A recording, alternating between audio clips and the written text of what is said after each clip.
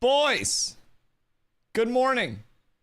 I played it super safe and I disabled all of my screens to start the stream today. I wanted to play super safe. Hold on, ready? Bam! Bam! Boys! We're good. We're truly up tremendous. And I appreciate y'all fucking being here today. My dudes, my lads, my guys, Leon, Master, Chief, Phoenix, Cap, Bap, Panda, Mick B, Jar Jar, Z. Good day, my boys. How are y'all? It is a beautiful, beautiful fall day. And by beautiful fall day, I mean I went outside for a few minutes before streaming. My face hurt. Fucking awesome. It's windy as shit. And some tells me it's just gonna keep getting windier out here. So, I got a lot to look forward to on my end. It's hoodie season all the time.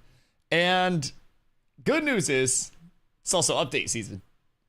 We have, presumably, a nice little PTR day ahead of us. Keith, how's it going? Dude, it's going fucking beautiful. It's going beautiful. I got coffee in me, I got water in me, I got weed in me, I got some outside time in me, I got the curtain open so I'm getting some photosynthesis and some sunlight today. Bro, it's a blast. It's a blast. We got a blessed PTR update on this fine Monday, and something tells me it's not the only update that we're getting this week. Because we do have many pending updates to look forward to. Heard the dooming side of the Steam thing. I assume this is a positive side of it. Game's doomed, everything's doomed, and I'm going back to New World to farm viewers. What up, Heavy? How are you, dude? I mean, so this is like the realistic side of it. I would say this is more the side of it where everybody's going, oh my god, but people are gonna think that the game's bad and the reviews are gonna be negative. And I go, well, the reviews are already really negative, and if you look at the comments on any of my YouTube live streams, all people do is shit on this game already. So like that's always my counter, and then people are like, you know what, Dusty, fair. Like, at the end of the day, would it be better if like Ashes was further along when more people heard about it in the first place? Yeah, that'd always be a better thing. But like, that's not the realism of like transparent development. And like, naturally people are going to see the scary side of it from like their little sheltered community, and like the people that are playtesting in happy little guilds that are just chilling and vibing on a daily basis and they're having fun. Like, that's great. A lot of people are protected from that. But I have people in my comments, literally nearly every single live stream over on YouTube, that will leave comments on the VODs and they're like, Dusty's streaming this dog shit scam ass game. This shit is never gonna release. This shit's ass. This shit looks like it's from 1994. The Undertaker threw this off a fucking Hell in a Cell through a table or some bullshit. Like, it already exists. That's my sentiment on it. I don't necessarily think the Steam release is bringing anything that Ashes doesn't already have, other than more players. It's gonna bring in more good playtesters. It's going to bring in more criticism. It's going to bring in more bad playtesters. It's going to bring in everything, you know what I mean? But it's also stuff that we already have. I understand where people are coming from with the side of, oh, like it's not as ready as the community would like it to be when it's in a very public facing spot. But also, I think that everything is already happening the same way that it's going to happen, if that makes sense. Like, it's already getting criticisms, it's already getting critiques, it's already getting the scam allegations, it's been getting that since fucking Apocalypse, it's been getting that since Kickstarter. Like, it is what it is. And like, I kind of talk about this, I just finished like the final touches on my script for my newest video that's coming out. I know I post a video once every like 8 months. I know, I'm actually doing it. I told you guys I was going to do it, and I typed out my entire, well, finished my entire script, I should say, today. Not typed it all out today. But finished the entire, like, script today. Got all the finishing touches on it. Tomorrow, I record the voiceover, and then it gets edited, and then we fucking cook. And I'm going to be real, I talk about a lot of the good and the bad about everything. And, like, it's probably not going to get any views, because it's not very exciting for me to sit here and say, yeah, these are the things that are available. Some of them aren't fully in yet. Some things aren't even in the slightest. But here's a glimpse of what we currently have. Here's where it's valid. Here's where it's not valid. Here are the positives, the negatives, and here are a few things to look forward to in the future, like the immediate future. And it's kind of like an expectation setting video, you know? I expect it to maybe get like a couple hundred views. Not really pop off too much because it's not really a clickbaity title. It's not like, is Ashes of Creation actually the best MMO to ever come to Steam? It's just like, it takes people through what's available. It's like, you're coming in for the first time and here's what you can expect. You can talk about, or we talk about like the early questing and how it tapers off, but how it has been better. Clickbait the shit out of it, 3,000 hours in game. Well, I talk about that in my intro. So like, I open it up with just like a little, you know, a hello to people, talk about the early access. And then I run through, introduce myself. And I'm like, I played nearly, I played roughly, I use the term roughly 3,000 hours in 2025. And you know, it's a little credential call, right? So that's the big thing for me is, you know, I'm not going to clickbait it. I'm going to post it under a title that is not clickbaity at all, but is informative for people. It's going to let people know exactly what the video is about, which are good and bad things about Ashes of Creation. At the end of the day, that's the type of content that I like to put out. And I don't really care if it has, you know, the best title in the world that actually like pops off and gets everybody to click. I don't do really well with clickbait content. I want to be real. Like I sometimes try to be like funny, half clickbaity title and stuff. And those videos always do worse. Like I can't embrace the clickbait meta. I'm not good at it. It's not my thing. So like, it's just going to be my normal informative content, man. It's just going to be a yap that's condensed down. I don't know how long it's going to be. I haven't timed it out yet. I was just kind of yabbing in the script. I try to keep it condensed, but you know, I talk about everything from like development cadence to the progression to the benefits to what actually lacks with everything along the way, and just touch on a few key points for people, just something like short and concise so they actually have some idea of what's going on.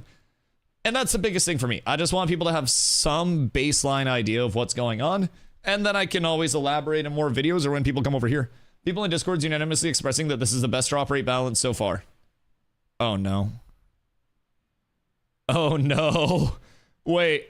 Sometimes that's bad. Wait. Oh god. Sometimes if Discord is in agreement that it's good, that means that it can be really bad. Oh, that scares me. What if it's just pissing out items? No, dude, if Discord is in agreement that this is really good, I would not be excited, Heinous. I'd be really fucking scared. I haven't got on yet. I'm sitting here in some yaps, but like, bro, if everybody in Discord is like, yeah, drops. What are the crafters gonna think? Think of the children. Oh, dude, we might be fucked. Oh, no. It is kind of scary how much people are getting along. Oh, no. Oh, no. I mean, hold on. Hear me out. Maybe people are finally getting past, like, the jarring surprise of wipes in Steam launch and realizing that it's not really going to change much in terms of a positive versus a negative scale. It's going to keep the same amount of positive and negative feedback because it's an entirely acquirable playtesting, like, access anyways. Like, you can get it through the Intrepid launcher or Steam. It's entirely accessible. Theoretically, the same ratio of, like, good and bad is still going to come in. Like, just saying, maybe people are finally getting over that a little bit. Maybe people are realizing it's not like the end of the world if Ashes goes to Steam with an early access tag, because it is effectively doing the exact same shit just without Steam in all of its past iterations. Oh no, they're enabling a cash shop. It's skins. If you don't want the skins, don't buy the skins. Like, I understand not everyone's gonna support a cash shop for a game that's unfinished, even if it's cosmetic only. Just don't buy the skins. Like, I'm someone who has personally, I understand when there's like no substance to the game and it's just clearly, you know, cash grabby. And I do understand the skepticism there. I 1000% do. I probably won't buy every skin. I might buy some skins if they look dope, because my gear set kind of look goofy. If I find one that looks cool on my character, I'm gonna be very susceptible to rock that shit. But I'm probably not gonna buy every skin that comes out. I'm taking out a mortgage to buy all the cosmetics. I just got like a pre-approval recently, and let me tell you what, they don't know where that shit's going. There's a scale though, from 0 to scam citizen, be somewhere in the middle. Yeah, I absolutely agree. And I think that over time though, just to kind of like take that and elaborate a little bit, I think that over time, it has gone from further on the scam citizen side to more of a like bad MMO by a studio that might not know all of what they're doing side, which I think is progress. If I'm being completely honest, like, I don't necessarily find myself saying, wow, this is such a bad MMO, but like, I feel like that's the more valid critique now from like, this is a scam with a completely unplayable product that will never be a playable product, to the side of, oh, well, maybe it's just a bad MMO. And like, that's my take on it. I think worst case scenario, like, they could launch the game right now on Steam and just take away the early access and say everything else is an expansion. It would not be a good MMO, but like, they have a product that they could launch right now. And at the very least, it would it'd be like a 4 out of 10. IGN would probably give this bitch a 9. Like, it would be a bad game, but it would be a game. I feel as though we have evolved from like you said, the scam citizen side of it, right? The star citizen side where people are just like, oh my God, it's genuinely never gonna happen. And I think now people that are a little bit more informed are like, oh, well, it could happen. It also could not happen, but it's getting closer to happening. In any way, shape, or form, it's getting steps closer to happening. Whether it makes it there the entire race, that's to be determined. We can't predict who's going to win a marathon off the starting line, but they're off the starting line. So for me, it's like, I don't have shit else that I want to play right now. I don't have much else that I believe in long-term more than this, especially in the MMO scene. Like, am I going to go play like Where Farts Meet? The fuck you mean? John, what up, dude? How's your poop? Hope you're having a beautiful day. People who run under the promises of a studio that never had the tools or experience to deliver those promises have every right to feel scammed. I don't necessarily know that it's the people who bought in earlier, though, that are saying it's a scam. Like, I understand that, like, people do feel as though Intrepid has been very late on timetables and stuff, because they have been. Like, timetables in development are also something where it's very frequently said, like, these could change drastically at any point. So I do also think that that's something to keep in mind. But I also think the other side of that is, like, if you did buy into something from a first-time studio that had 12 employees working on a system-ambitious MMO from a Kickstarter standpoint, then you kind of probably should have known what you were getting into. It's like buying GameStop versus buying Vanguard in terms of stocks. Like, you're taking kind of a meme play and hoping it goes well, you know what I mean? I think that's a big thing that people need to be cognizant of in terms of the whole, like, the scam allegations. I don't know, because I definitely understand that people may not be happy with, like, you know, if they've bought in a while back and then not entered, and then they see packs getting cheaper, but also the people that bought back in for, like, I mean, for example, my pack is like, I have the $250 base pack, and then upgrading to the $375 pack. The $250 base pack comes with 6 months of game time on launch. That's immediately like $90 in game time that I just get to save. So like, I got a lot of game time. I'm at like 3,000 hours. I made 150K on AMC during this game. Jesus Christ, good for you. What the fuck? AMC's my brother. I wish I made 150K off my brother. No, that shit's wild. Dude, good for you guys. I hope you make more in the next one. Just get ahead of it. But yeah, like, I totally see that. Like, see both sides of it. But Intrepid and Steven have said how many times do not get into the alpha. If you feel scammed, you're better off without the money.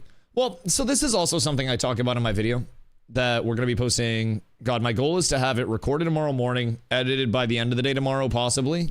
Because we're going to do, like, just some general clips of gameplay and B-roll and stuff. This is not going to be anything too crazy, just a discussion video.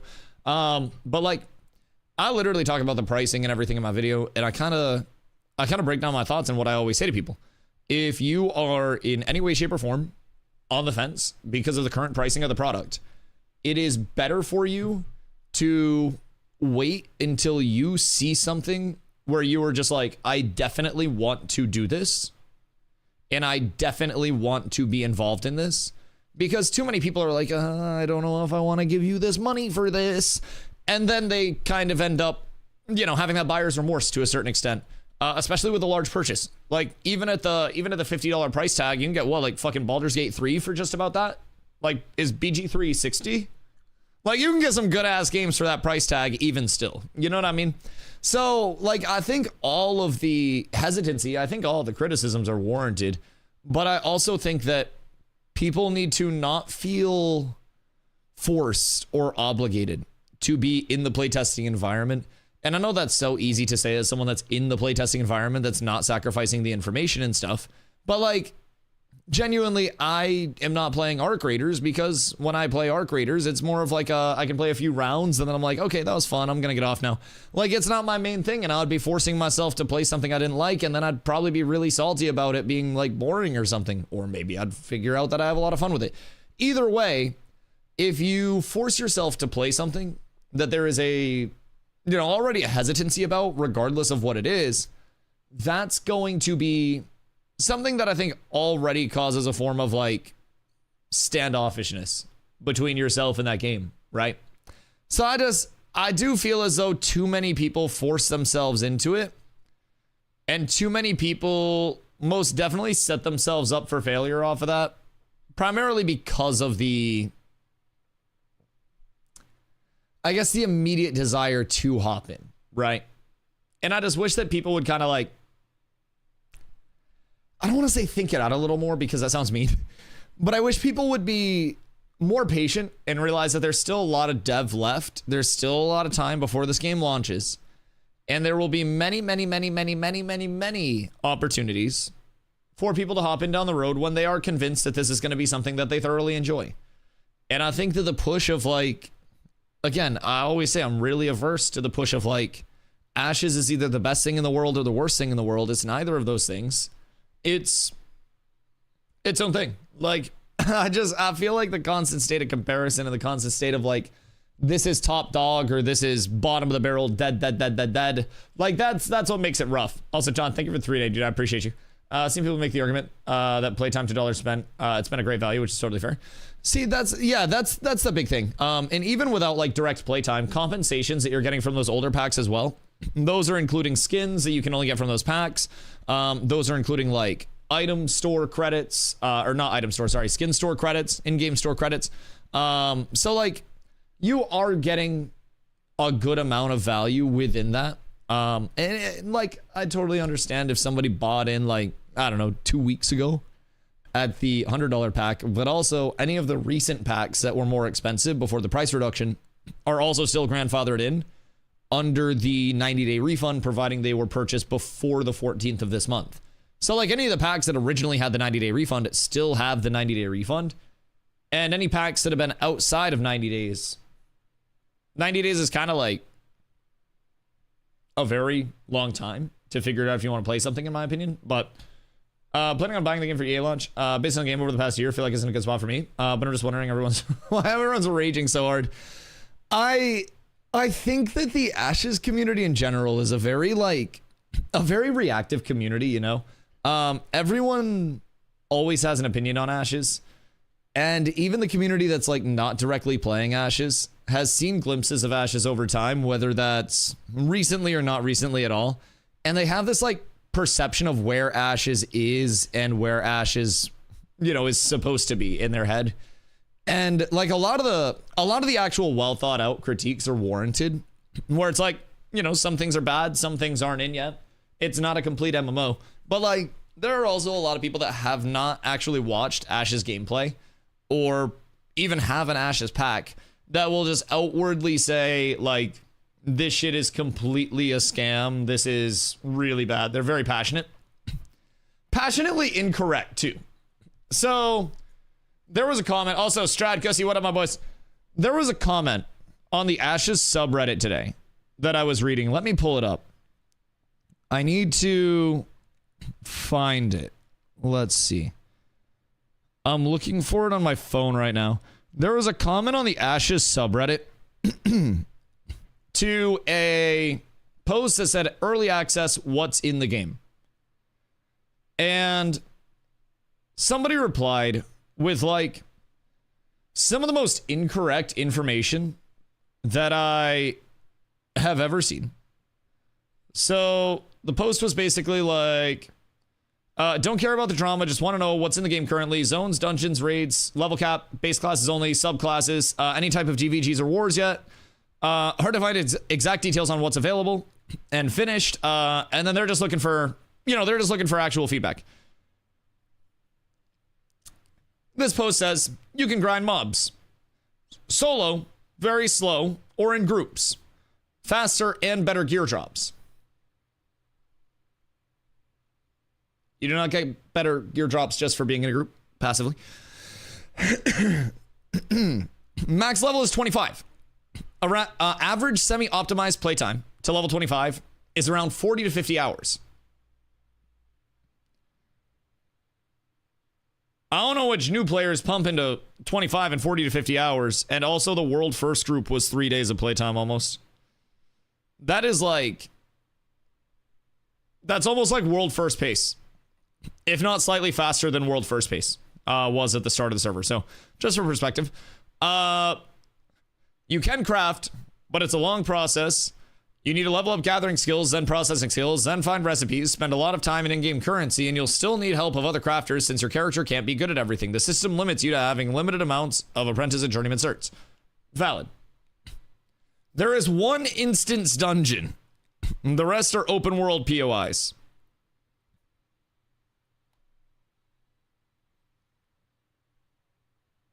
Is there, chat, can someone remind me where the instancing in Ashes of Creation currently is?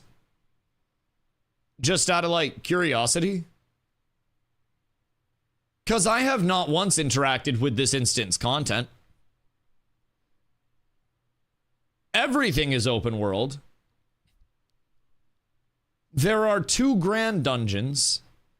And then there are many pocket dungeons. And then there are also elite and non-elite points of influence. Or, sorry, points of interest. My bad. I'm reading down the list a little bit.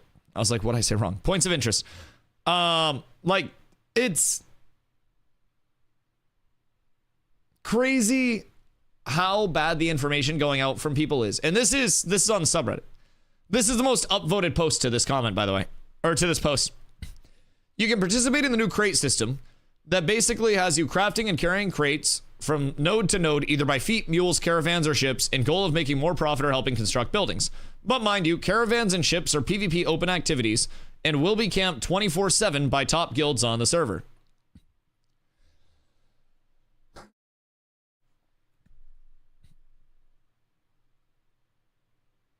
Motherfucker's not mentioning that crates are not flagged at all. And then just trying to incite that fear that everything is completely undoable. That you will not complete a single crate, a single caravan, no matter how careful you are. Let's see. Down their list a little bit.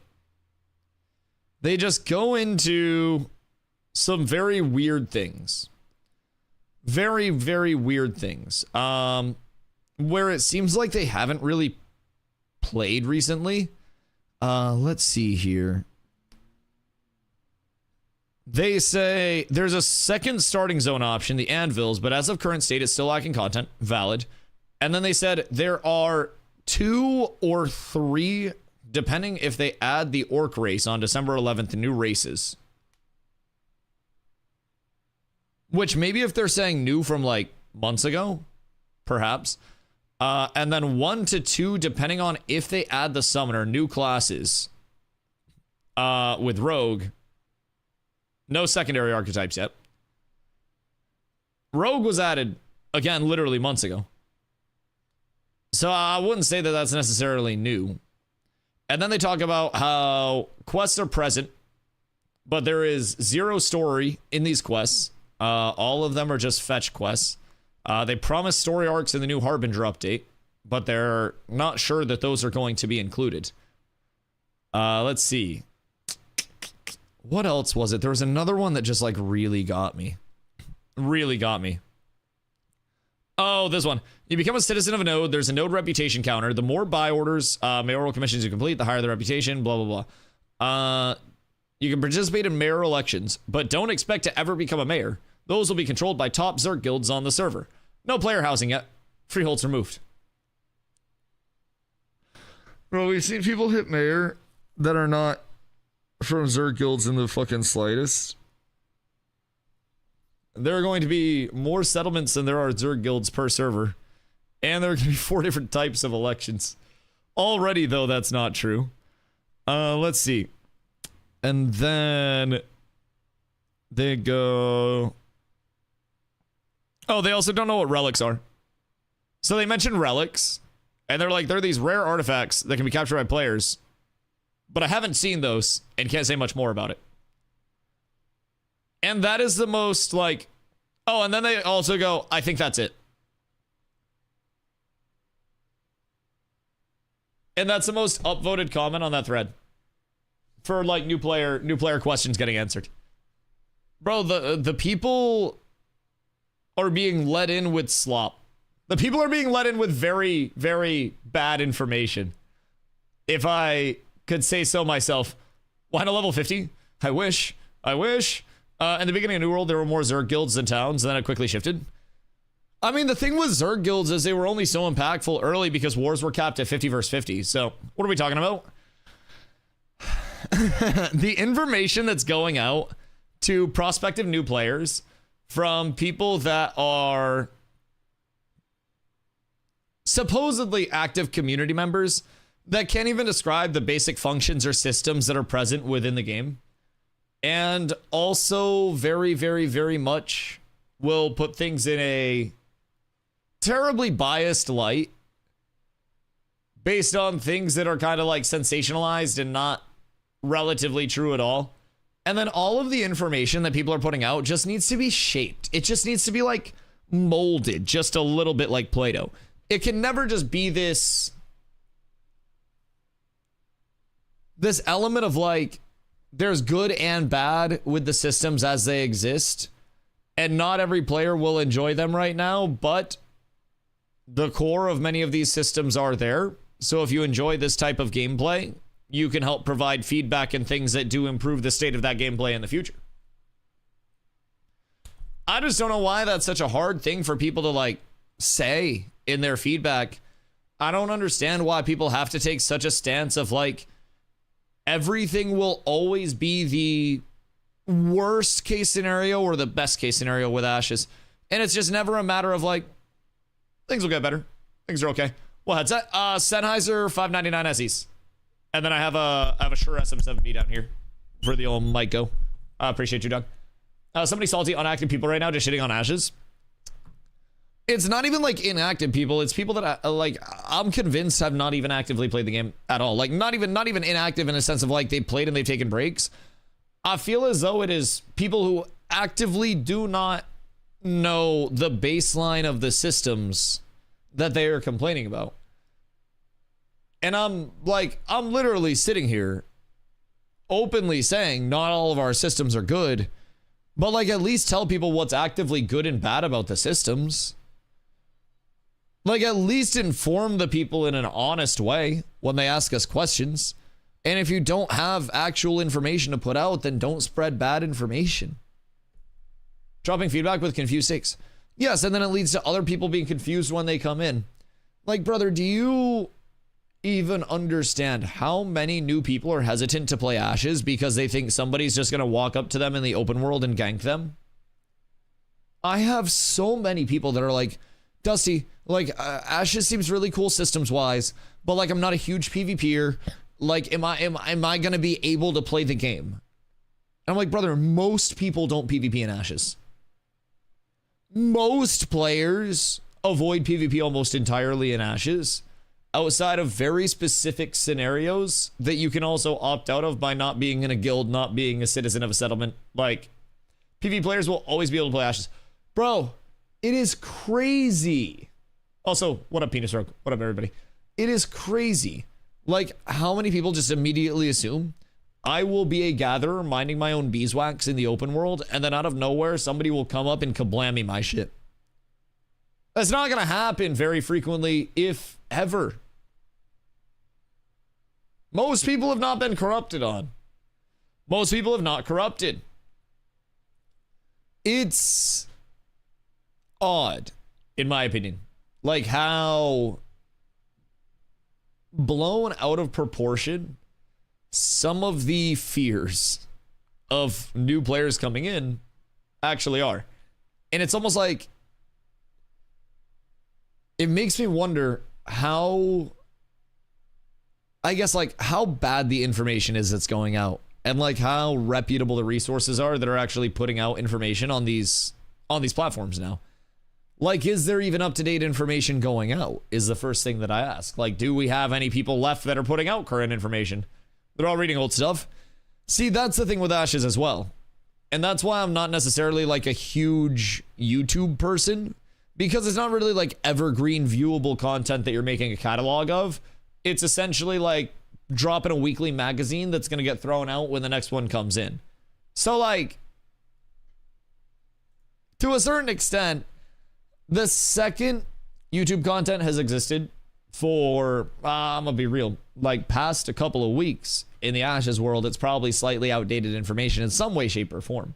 Some things exist for a bit longer, but go through people's Ashes catalogs on YouTube and look at all of the things that they make videos about that were part-time problems that are not a concern anymore, yet their videos are still up, and they never dropped a video that says, hey, just want to let you guys know, I made a video about this last thing. Well, Intrepid actually fixed it, and a slew of other things with this latest bug fix patch.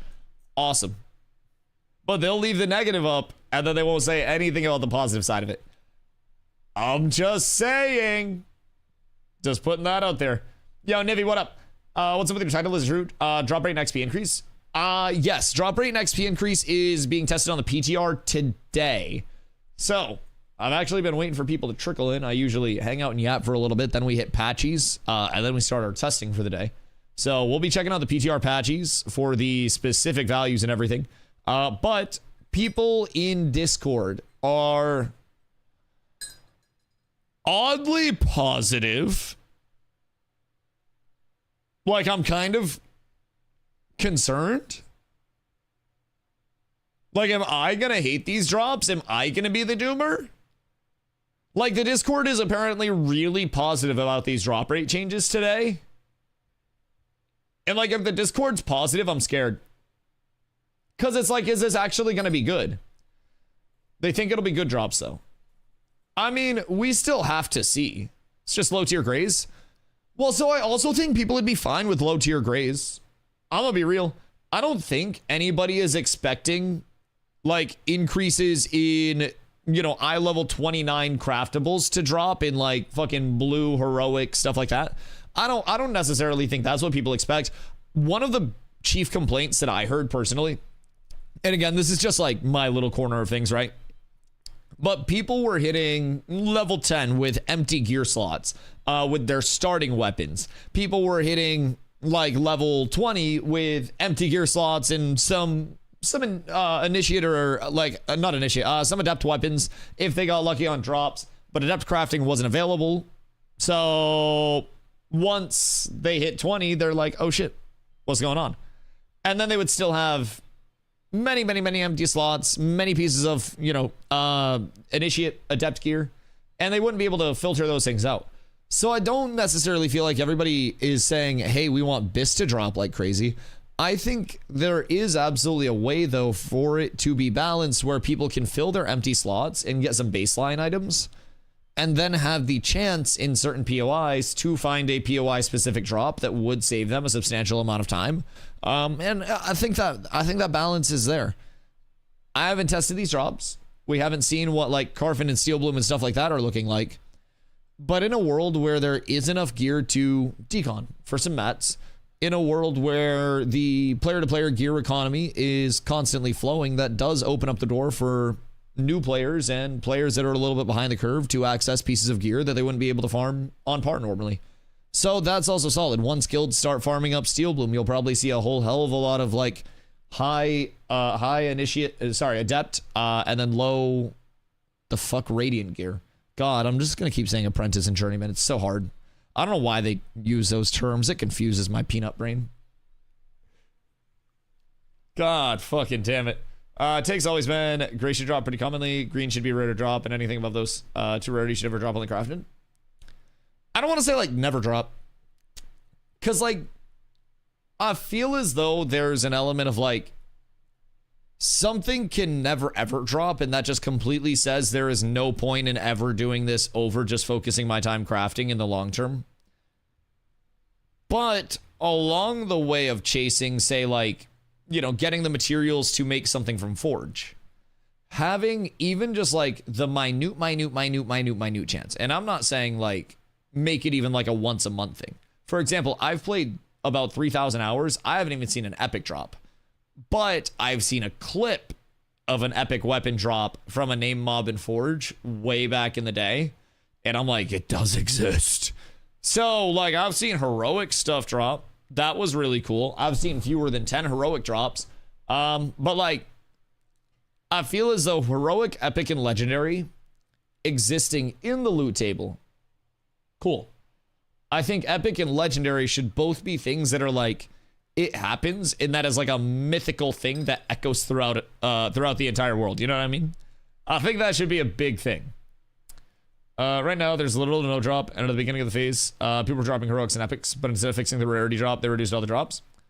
Well, yes and no. So I'd like to say, at the start of the phase,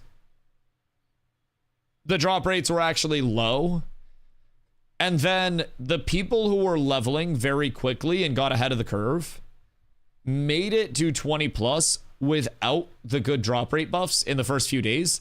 And then drop rates were buffed a few days in. And then from there, people went to Steel Bloom that were leveled. People went to Car Forge, wherever it was that they were going, and just got a shitload of drops, right?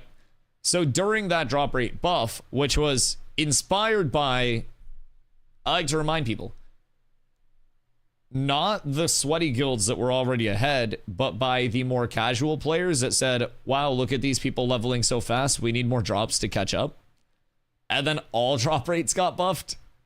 And then the gear grind went crazy for the initial sets. The emphasis on that was also because crafting wasn't available yet, because towns weren't established. No town had reached T3 when those drops were up. So all of those drops were very, very, very sought after early on. And you were just shitting them out if you had a community that was over there farming. And then after a few days of it, the faucet was turned off. And that was like the shink that just like cut it off. That was the decapitation of the drop rate. You know what I mean? That was the big thing. So I felt like as soon as those drop rate changes came in, I was immediately like, oh no. Oh no, this is bad. I was saying on stream I didn't like it. I was a very big critic of those drop rate changes, even though I was in a spot to benefit from them. I was a very big critic of them because I was like, this is going to be very bad because no towns were T3 at the time of those drop rates coming in. We didn't have any crafting available. We didn't have any, civilization set up. It was tough. It was tough. So in my own eyes. Oh yeah, no, there were pieces that dropped, Clue. There were pieces that dropped. Plus, Steel Bloom jewelry specifically was craftable early. So Steel Bloom jewelry was bugged in the same way that Akadira Valerion gear was this phase, where it was exempt from like the restrictions of the crafting tables that were necessary for it. So basically people, as soon as tables went up, were pumping out Steel Bloom jewelry in very, very, very high rarity. It was real easy to get up. And then there were also a good amount of pieces that were dropping decent rarity. I think one heroic piece and never any epic. Yeah, I saw 1 or 2 heroic drops in Steel Bloom during that time. Bracers, I want to say. And then something else. I didn't see an epic either. But I do know epics dropped. It wasn't like they were flowing out. I would say there were probably, watch out, like fucking 10 epics that had dropped during that time. I wouldn't say it was something where it's like, oh my God, you definitely saw this everywhere. But I would say there were probably like 10 in the days that they were on. But that was also with Steel Bloom getting absolutely like Bonnie Blued. So that was, you know, that was a level of capacity that we didn't even think Steel Bloom could actually support. They had to add more server workers in that bitch multiple times. They brought in the support. Our group saw 2 drop. Jesus fucking Christ. 2 is lucky. And like 4 heroics. Yeah. I mean, they were definitely, for some people, if you were in there 24/7 as well with a full raid too, outside of just like an 8-man group, yeah, you were getting set.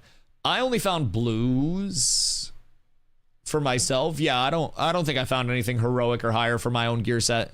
I found a lot of greens, some blues, crafted Steel Bloom jewelry. Wasn't in many raids for Steel Bloom. Oh, dude, the thing with Steel Bloom is you just go into that church pull, right? And then you pull everything up the stairs. And then you just sit there with a raid and insta-nuke every single mob that comes up the stairs. And it's such a good choke point. You can pull a 20 to 30 stack of mobs from in and around that building if you're holding the entire building down. It is a fucking loot pinata. Especially if you were early. Just to mess with it for leveling. Yeah, that's kind of the intriguing part with leveling. You can always sacrifice just like a little bit of your XE output, and then you can go over to super optimal drop place. You can find somewhere that's in between. It's intriguing how people go around it. Held on one of the towers for 2 weeks with a 5-man party, sold lots of drops and jewelry. Oh my God, dude, do you remember when Steel Bloom jewelry was like very, very, very expensive and then very, very not expensive directly back to back? It fluctuated like crazy. You had other POIs like Steel Bloom in other zones. Yeah, they're going to. They will. Right now, Steel Bloom also has like, it's got the benefit that it's a lot of mobs with very basic drop rates in buildings that have a lot of spawns populating them. Like a lot of the other POIs right now are like caves and cavernous areas and shit like that. And I feel like there's 1,000,000% potential for AoE pulls outside of Steel Bloom. It's just like Steel Bloom is very optimal, you know? It's a lot of mobs that are right at that sweet spot of level where they can drop good shit. Their loot table's good enough. It's gone down a little bit with the restrictions on loot table that they added in though, where you can't get like 20 plus items from level 18 mobs anymore, so that's dope. But yeah, Steel Bloom has always been a bit of an anomaly in terms of the mob density. I would be interested to see data on a total, like, I call them XP opportunities. So like things that you can kill, things you can gather, blah, blah, blah, blah. Like mob-based XP opportunities. So total number of mobs that you could kill in Steel Bloom at one time. And I would like to put it against other areas amount of mobs. And then I would like to see like the square, like, you know, the area of that place in terms of the POI. And then we could calculate mob density off of that. And I would be willing to bet that out of all POIs in the game, Steel Bloom probably has the highest mob density, like per square meter or whatever they're using for their metric. It's really fucking good, dude. There are just packs of humanoids everywhere. I think that if they're going to increase drops and pace, then crafting should also require less resources. I don't think crafting's that bad. Especially for the shit that's dropping, Kirito. Like, shit doesn't seem to be dropping in terms of endgame sets, but we also don't have boosts to check that. But in the drop rate testing that I've done so far, stuff wasn't really being slammed out of like, you know, Carfin and Steel Bloom in terms of the Rosarium Guard, Rosethorn, Bloom Warden, like those sets. Even in my testing that I did a little bit earlier, we didn't see a lot of that. So I don't necessarily know, especially if it's focused on the lower tier drops. It will be interesting to see, I think, if it impacts higher tier drops as well, like the eye level 16s and 26s, 29s and 19s. Like, if those are impacted, then that's going to be a substantial impact to crafting. But I'm also kind of the, I guess, of the belief that most if not almost all crafting, is going to be at least blue rarity. And not many people will pay the crafting and processing fees and time to craft something that is gray or green. Some will. But low grade gear, so first grade in the level range. Okay, word. I actually haven't looked at the patch notes yet. I have them ready to go. Like, I retyped them. But we're going to look into them, like, in deep in a sec. I wanted to pound my coffee and then go get another coffee for patch notes. That was the immediate goal. Yeah. We'll peep these guys, and then I want to get some groups together to check some stuff out. 1,000%. Because if mob grinding is XP buffed as well, then it genuinely might not be bad to push up to a point where we can actually do something. You know what I mean? Carf, I never saw a lot of drops either, but that was like week 2 for me, outside of the event. I love that outside of the event disclaimer. Wait, that outside of the event disclaimer goes crazy. I saw some Carf drops. Like, Streg got weapons from outside of the event. I got blue Blood Runner pants from outside of the event. I got 3 pieces of Blood Runner total after trading stuff that people had got for drops. Like, the drops existed, at least to a certain extent. They just weren't like super duper duper common, but I also don't think that's a bad thing. I do think there's a point where points of interest, especially like dungeon POIs that are supposed to have those specific dungeon-based loot tables, I do feel as though there's a certain point where those are devalued when their sets are not presenting themselves enough, or at least the recipes for those sets. But I also feel like there's a point where they can very easily flood it out. I got an Akadira cape from Carf Tower. Oh, did you now? That's very interesting. So, the cape is also eye level 29, right? When did you get that? Was that prior to these changes or after? Creepy, thank you for the 7-day. I appreciate you. What are you getting up to today? Chat, do I make Renkai or do I make a Nakua? Because, like, the Renkai are cool, but also Nakua. Because I'm kind of leaning Nakua. I just got to be like the Dwarven Piss Missile of a tank. I feel like that's the big thing. Still a bit confused about the grades. So you can't wear level 19 gear until you're 19, or you can wear it at 10. I got you. So, there are grades and then there are tiers. So the grade, it's confusing. The grade is either required level 0, required level 10, required level 20 equivalent. So those are your like initiate, adept, radiant, so on and so forth. 0, 10, 20, 30, 40. Within those grades, you have 3 different sub-tiers, which basically determine the strength of that thing within that grade. So you have item level 3, 6, 9 from the tiers within that initiate grade, which is required level 0 all the way up. So the function of that is essentially staggering, like, you know, the tiers of progression. Within level 20 progression, you'll have early 20 mobs and those base sets that are like eye level 23, eye level 26, and then if you do go to, like, you know, wanting eye level 29, that's typically going to come from somewhere like Carfin or Forge. Item level 26 is coming from Steel Bloom.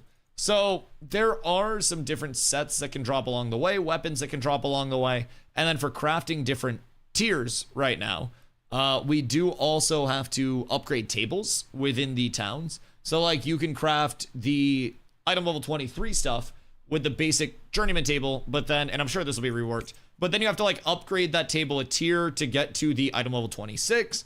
Then you have to upgrade that table again to get to eye level 29, but each upgrade of the table requires more buildings to be built with support points to support that table. So there's a lot to it, but essentially grade is item level bracket. Is level requirement bracket. Jesus fucking Christ. Grade is level requirement bracket. I need this coffee. And then tier is item level bracket within the level requirement. Level requirements are every 10, 0, 10, 20, 30, 40, 50. And then your tier will be within those every 10 requirements. I hope that helped. Made a Renkai so I can run around yelling, get in my belly to the dwarves. Bro, the Renkai are just like, they're too chonky. Renkai's confirmed the 11th. Yeah, Renkai's will be in. Summoner will be in. bunch of other shit, of course. But if you're looking for anything in specific, let me know. I'm over on the PTR right now, so I can always test. There's a lot. There is genuinely so much that is set to come in for the 11th that I could probably yap in excess for way too long about all this. Bazooka, what you getting up to, my friend? We're about to check out the patch notes for today's PTR update as well. Making my character over on the PTR right now. I got that somehow? Okay, cool. It's because you understand my wordiness. Oh, that's a new noise. How's the summoner? Supporty. Very disabler. Very like area controller. Very offensive support. It's kind of like it's a bard that's angry at you, so to say. So instead of giving a bunch of like buffs to my allies, it's going to have like silences. It's going to have some zone control. More or less, I think it's got like damage as a complement, zone control as the primary, if that makes sense. They can essentially make a single player want to go fuck themselves for about 15 seconds. They have their silences, of course, and then they also have a like ray of death that causes exhaust. Exhaust makes it so we can't use our stamina bar at all, no matter how much we have. I can't dodge. I can't block. I can't sprint. I can move unless I'm rooted. But mostly I just go fuck myself for approximately 15 seconds whenever a summoner looks at me on the front line. Are they going to come out with a big update in December for the Steam release? Oh, yeah. Oh, yeah. Oh, it's a chunky update. Like, you know Lizzo? Think like a couple Lizzos beside each other, just bouncing down the street. That's this update. If it hits right, that big, bigger. It's genuinely a massive update. It's fucking huge. It's got everything from early game progression systems, an entire gear rework, time to kill rework. It's got a stamina tree rework, which is more of a compliment to anything like anything else. But those that know previously, you could just get everything in your stamina tree, and they rework that to have like point cost to it. So that's a lot better. Full combat and movement rework. We've got sport fishing that comes in that can be done both in lawless like open ocean areas and freshwater areas if you prefer a little bit of safety with it. We have a lot, and surely more that is still coming in, and that's on top of like the summoner, that's on top of the world bosses, that's on top of dynamic gridding. Like it's, brother, it's juiced. It's a fat update. Like I wish I could break every single thing down just out of memory without a cheat sheet, but between everything that they have announced, because keep in mind, they have developed the 0.17 update, which was a huge set of bug fixes and crafting quality of life and stuff like that. Didn't deploy that on live, and then batch that into this 0.18 deployment. So we're essentially going to be getting 0.17, which is bug fixes, crafting fixes, recipe fixes, and then 0.18 is also going to be that massive patch. What level are you on PTR? I just made my character. I am literally in the ruins of Ayla right now. Wow, what up? All I care about is Renkai Cleric. Carf, why Renkai Cleric? You want to be big beefy cleric? Big beefy healer, man? Yes, you can be as strong as you want to be. Absolutely. Any new zones? New zones? No. Questing improvements and first time user experience? Yes. But primarily focused on like first time user experience improvements in the anvils, which is our second starting area. The anvils it's like that dwarven startup. So you start in the mountain itself. You're working your way out of the mountain through like a somewhat linear first time user experience. And then it literally and figuratively falls off a cliff. The first time user experience and your character in the anvils. No like leveling quests. It's the only way to level still grinding mobs. Oh god, no. There are leveling quests that will, at this point in time, it's so hard saying because we're also not like fully done what they're going to get in for the POI, you know what for the update, you know what I mean? There are going to be POI changes, questing changes, and like changes on the PTR that we still haven't seen implemented quite yet. So I can't say exactly like all of where the questing is going to be at after this, but prior to the PTR, questing could take you to like level 12 to 15 before getting really like empty.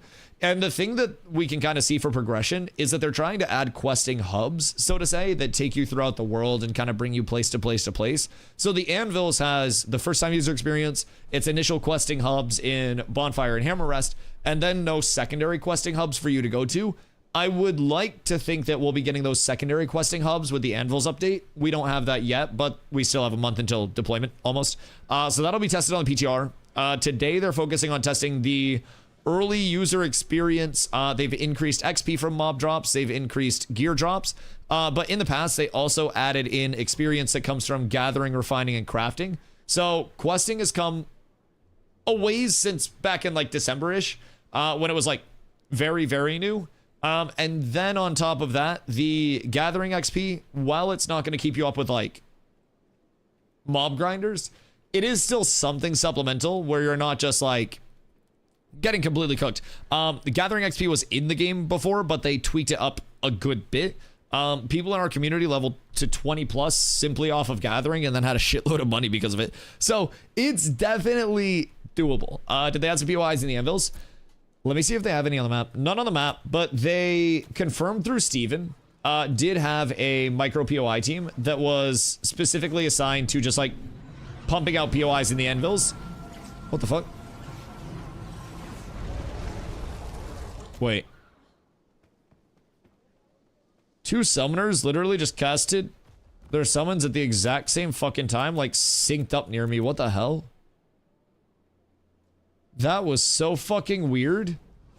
Like, actual multi-box levels of synced up. That was so scary. Holy shit. Anyways. Thought that bush was screaming. Yeah, that's how you know it's good rarity. That is how you know. Oh, wait. They moved the Ember Spring. Oh, cool. So in the Ruins of Ayla, the Ember Spring got moved from, like, the area to the left when you go in to, like, outside of the front door. So now you look out and you see the Ember Spring.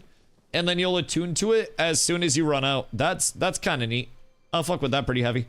It's just a small change, but I think that looks a bit better, and we'll make sure that everybody at least like understands what they look like.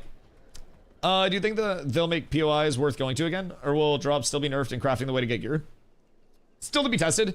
Drops on the PTR were already better, and then today they put in another pass for drops. Gathered 6 scrims, got 1 uncommon and 1 heroic. Goddamn! How's the XP from it? That is my question. But yeah, so they do have like a POI team that's assigned to the Anvils right now, and they have a team that is specifically working on the first time user experience out in the Anvils, trying to get that into a better spot. Hopefully, that's able to bring in some meaningful changes along the way, but also, chat, if anybody wants to do some just like chill mob grinding on the PTR and see what drops are, we can get a group going and go somewhere. I'm down to check it out and see what's what. Because like, questing's great, but I'd like to avoid questing as much as I can and just mob grind. I like mob grinding. How much will it be on Steam? From December 11th to the 25th, it will be, and it's going to be like the same pricing through the Ashes store or through Steam. Either one, you can purchase through either platform and be just fine. From the December 11th to the 25th, they'll be running a sale where it's going to be 15% off. It's going to be normally $50 from the 11th forward, and then it goes to $42.50 for the 11th to the 25th. So you'll be able to hop in at that price for that time. And then after that, it just goes back up to the $50 ballpark, gets you in for the remainder of development, and then gets you your first month of sub time when the game launches. It'll be monthly sub, no box cost, no DLC cost, no sub during development. So it gets you the first month of sub time included with that as well. If you guys haven't made your account yet, someone sauce an exclamation ashes in the chat for me real quick. I'm going to pop my coffee with a little bit more hot coffee, and then we're going to check patches real quick. Have they said anything about a beta date yet? No. As of right now, we have been led to believe that the plans are still the same as like early access tag. Basically the development like plans were for the end of alpha to represent a near feature complete state. And my guess was always that we'd be in alpha 2 phase 3, which started a few months ago, for upwards of 2 years. They've always said it will be 1+ year. So like bare minimum, if everything goes ideal fastest that they projected, it will be 9 more months minimum before we go to beta. But I say this with love. An intrepid 9 months can definitely be 18. So we prepare for that. Game development is hard, and they're doing it faster than I could do it. And I'm just thankful that I don't have to develop this shit myself. So I'm willing to wait, but I also like to kind of preface that it can absolutely be a good amount of time and probably will be a good amount of time until we move towards beta and before Intrepid is like, oh, this is near feature complete. So no shot it goes into a complete game state in 9 months. No, God no. God no. That was the bare minimum that Intrepid was like, before phase 3 even came out. They were like, yeah, we're gonna be a year plus in phase 3, not like 1 year to a year and a half, 1 year plus. And they're like, it'll be at least a year, bare minimum. So late to the party, and I'm sure you covered it, but if not, what all is the early access announcement about? It's mostly just going to Steam and a price drop, and then like a reset on the servers and a big update.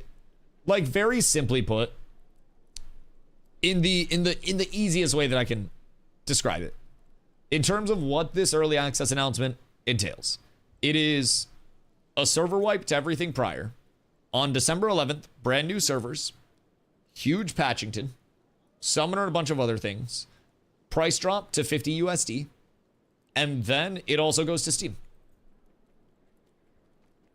Everybody freaking out, but like, regardless of Steam or not, this shit was gonna happen. Everybody freaking out, bro. We were still gonna get the fucking wipe. That's been known for a while. Not like a launch early access. Yeah, exactly. And it is confusing. Yep. You're goddamn fucking right, it's confusing. Early access is a term right now that typically represents something that's like close to launching, and in a lot of people's heads, like it's not something that actually means that it's close to launching. But in a lot of people's heads, they think that like early access means really close to launch and getting ready to launch. And that early access tag can lead a lot of people astray. A lot of people astray, man. Wait, Hector. The fuck? Hector. What the hell? What's Hector doing over here? Hi, Hector. Good day, sir. I just saw a random Hector run through. You playing on the PTR now? Yeah, I'm over on the PTR right now. This is not PTR that you guys are like seeing visually. That's a VOD from a few days prior to like the whole start of the PTR period. This VOD's actually solid. We started out in Forge, did some Forge stuff, then we do scrims, then we have Siege. So actually a VOD with some action in it, unlike the last couple days where I was just running around the world doing nothing.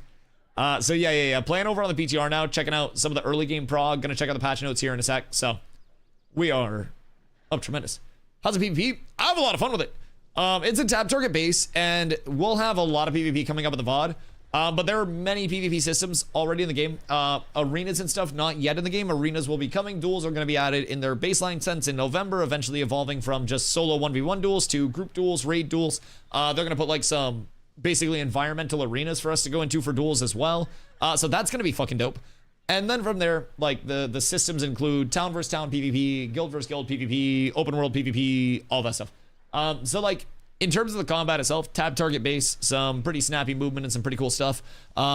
Every class is going to play very uniquely, but every class, every archetype will have a melee and a ranged weapon equipped at all times, and that allows them to play very, I guess like adaptably is how I would describe it. So you'll see me as a tank with my pew pew out a lot.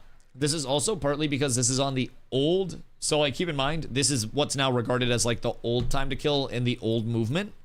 Whereas we have had movement and time to kill changes over on the PTR, the private test realm, which will be in for the 11th, that actually promote melee getting into melee range. So, Emu! Are you actually? Swimming to steel bloom as we speak. Oh no, just keep swimming, buddy. Just keep swimming. They can't catch you. Thank you for the 8 months, Emu. Thank you. Oh my goodness gracious. Oracle, are you hitting the full WoW RPs? I respect that. I'd rather you be hitting the WoW RPs than playing WoW. If I'm being completely real. If I'm being completely upfront.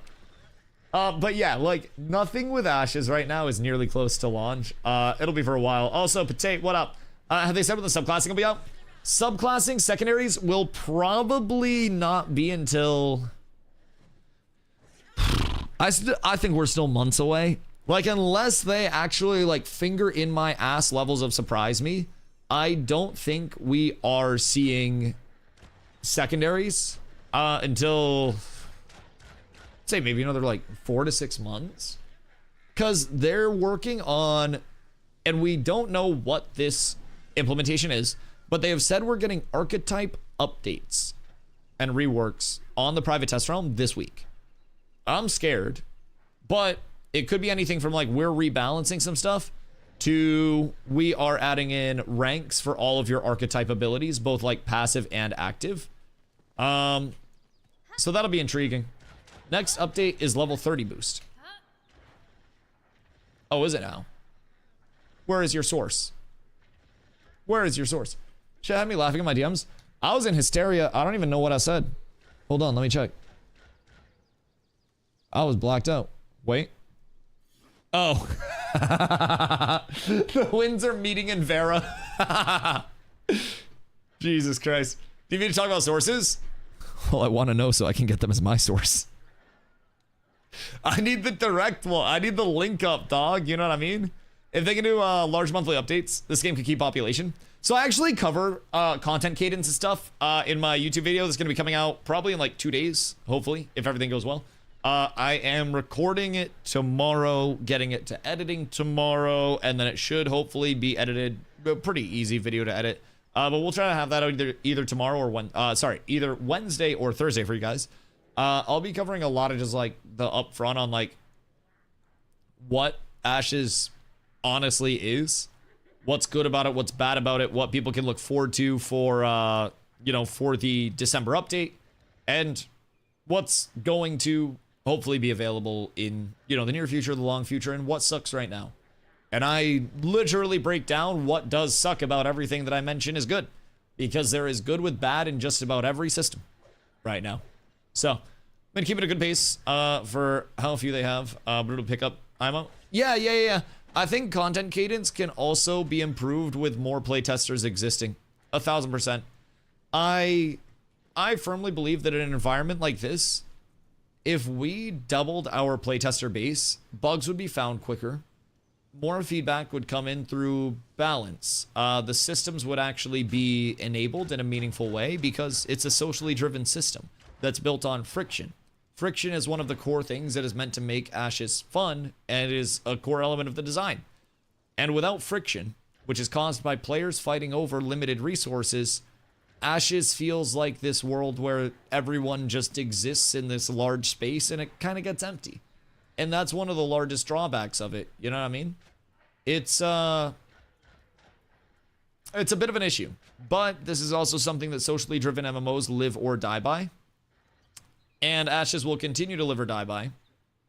And I think population will be very, very, very, very, very good. When can we get 8 to do some leveling route testing? Probably within 30 minutes. I'm going to fill up my coffee and then review patch notes.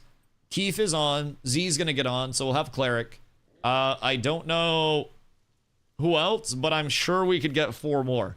And also, we might just be able to go AoE grind. If it's actually that good. Mackler, what up, dude? Excited for the Steam launch? I'm pumped. Like, there's definitely, benefits and drawbacks of everything. But I think for me, the benefits outweigh the drawbacks, and I think the negatives are, honestly, the same negatives we deal with currently. I think it's just about to be more people bitching about the same thing. So, yo, Saint, what up, dude? Was just genuinely wondering why there's so much drama from the Steam Early Access news. Following up the game, which is Prologue Go Way Back. Game for the same PUBG creator. Oh, wait, that's cool. Nowhere ready yet. Is launching on Steam in like 4 days, but there was no drama. Bro, Ashes has always had drama. Like, Ashes has always been the hot topic of like the scam game and the super ambitious title that's made by a developer that has no reputation. So like you mentioned, Prologue's made by the PUBG creator. Ashes isn't made by the anything creator. Steven ain't made shit yet in terms of like a title that's like his claim to fame. And so that's why people are very skeptical in the first place of like, how is this guy gonna make this game? And Steven's making shit, but in the world of, gaming, the difference between Intrepid Studios and those established, developer publishers, they are like the difference between me and XQC.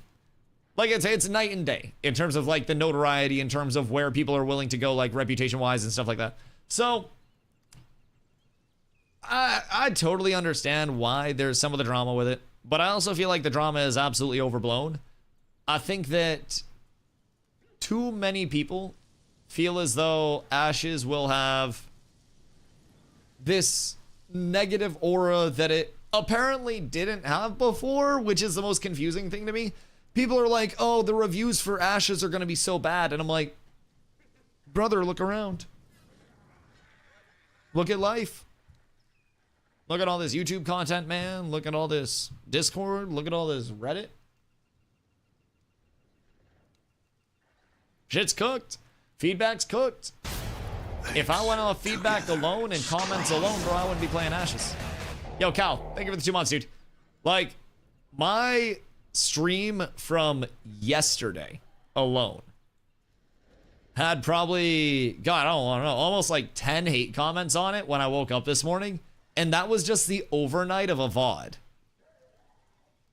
Like, motherfuckers hate this game, bro. I don't understand why there is such a large community of people who don't actively like playing something or believe in something that choose to stay here and just make themselves unhappy and shit on the product. But like, to each their own, I guess, man. It would be like putting something on and then saying, man, I look fat in this. And then they just keep wearing it throughout the day instead of changing. And then they just make themselves upset because they're like, well, everyone thinks I'm fucking fat. They're probably all looking at me all mean and assuming. And then they just start fucking spazzing out. It's because everyone has a voice now, internet and social media. I don't think everyone having a voice is a bad thing. I just think people feeling like they need to use their voice all the time is the worst thing. I think it's okay, and I say this as a complete yapper, to shut the fuck up sometimes and say, I don't know. And I say this as someone whose job is to sit here and yap. I yap more people show up.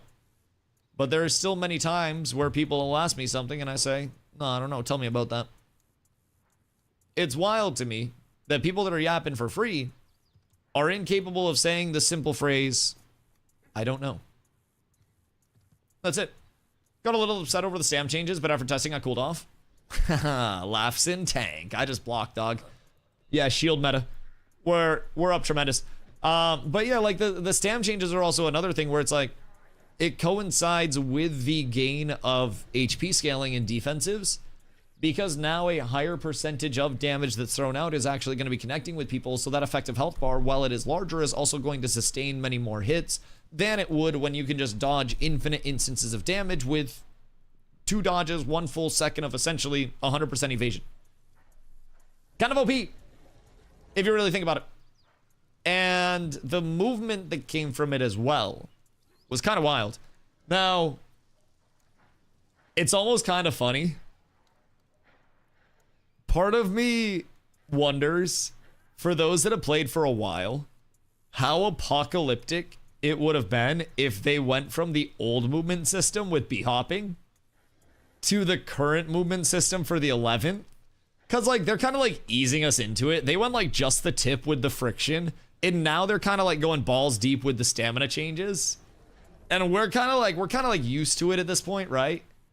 But what would it have been if they went old b-hop, 0 friction movement to dodge changes and all of the movement changes? Bro, it would have been fucking cooked. People would have actually been throwing rocks at the studio. Oh, it would have been crazy. But just a tip. Yeah, I mean, hey, we're ready for it now. We're prepared. We are decision makers, and we have deemed that we are all ready to go. Boys, I'm gonna get coffee real quick, and then we're peeping patchies. And then leveling loops. I also kind of want to check out Esfan's video.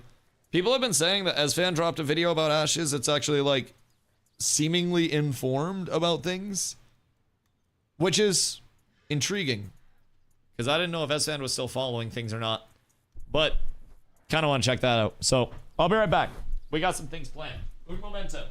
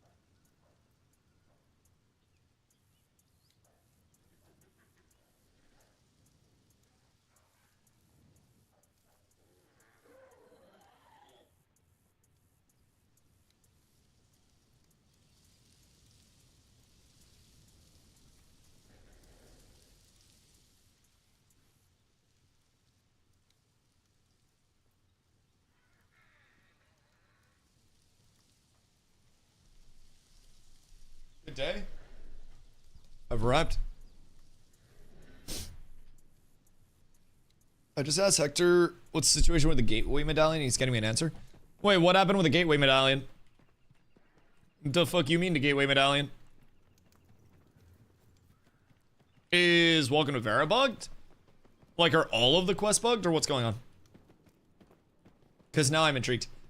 You don't get it when accepting the quest. They fucking run out? What do you mean?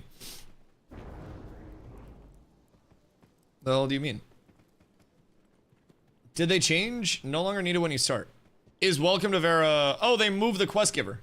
Oh, okay. It works, but you don't get the medallion. OG Gatewatcher Bronson. Wait. Wait. You guys see this, right? There's a Gatewatcher Bronson, and then there's an OG Gatewatcher Bronson.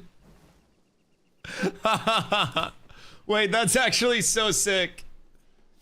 So they have the old NPC in while they work on getting the new NPCs in. That's actually so fucking funny. Alright, shout out Gatewatcher Bronson, bro. He a real one. He is actually a real one. So, yeah, they just don't give us a medallion. I mean...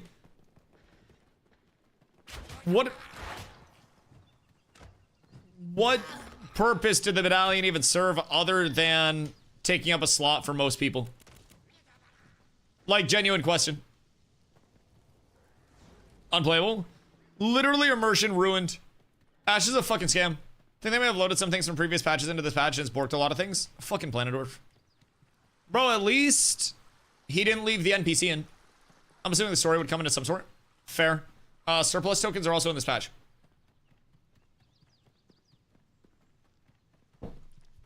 Surplus tokens are in this patch. Interesting. Very, very, very interesting. So, what are we finding surplus tokens from?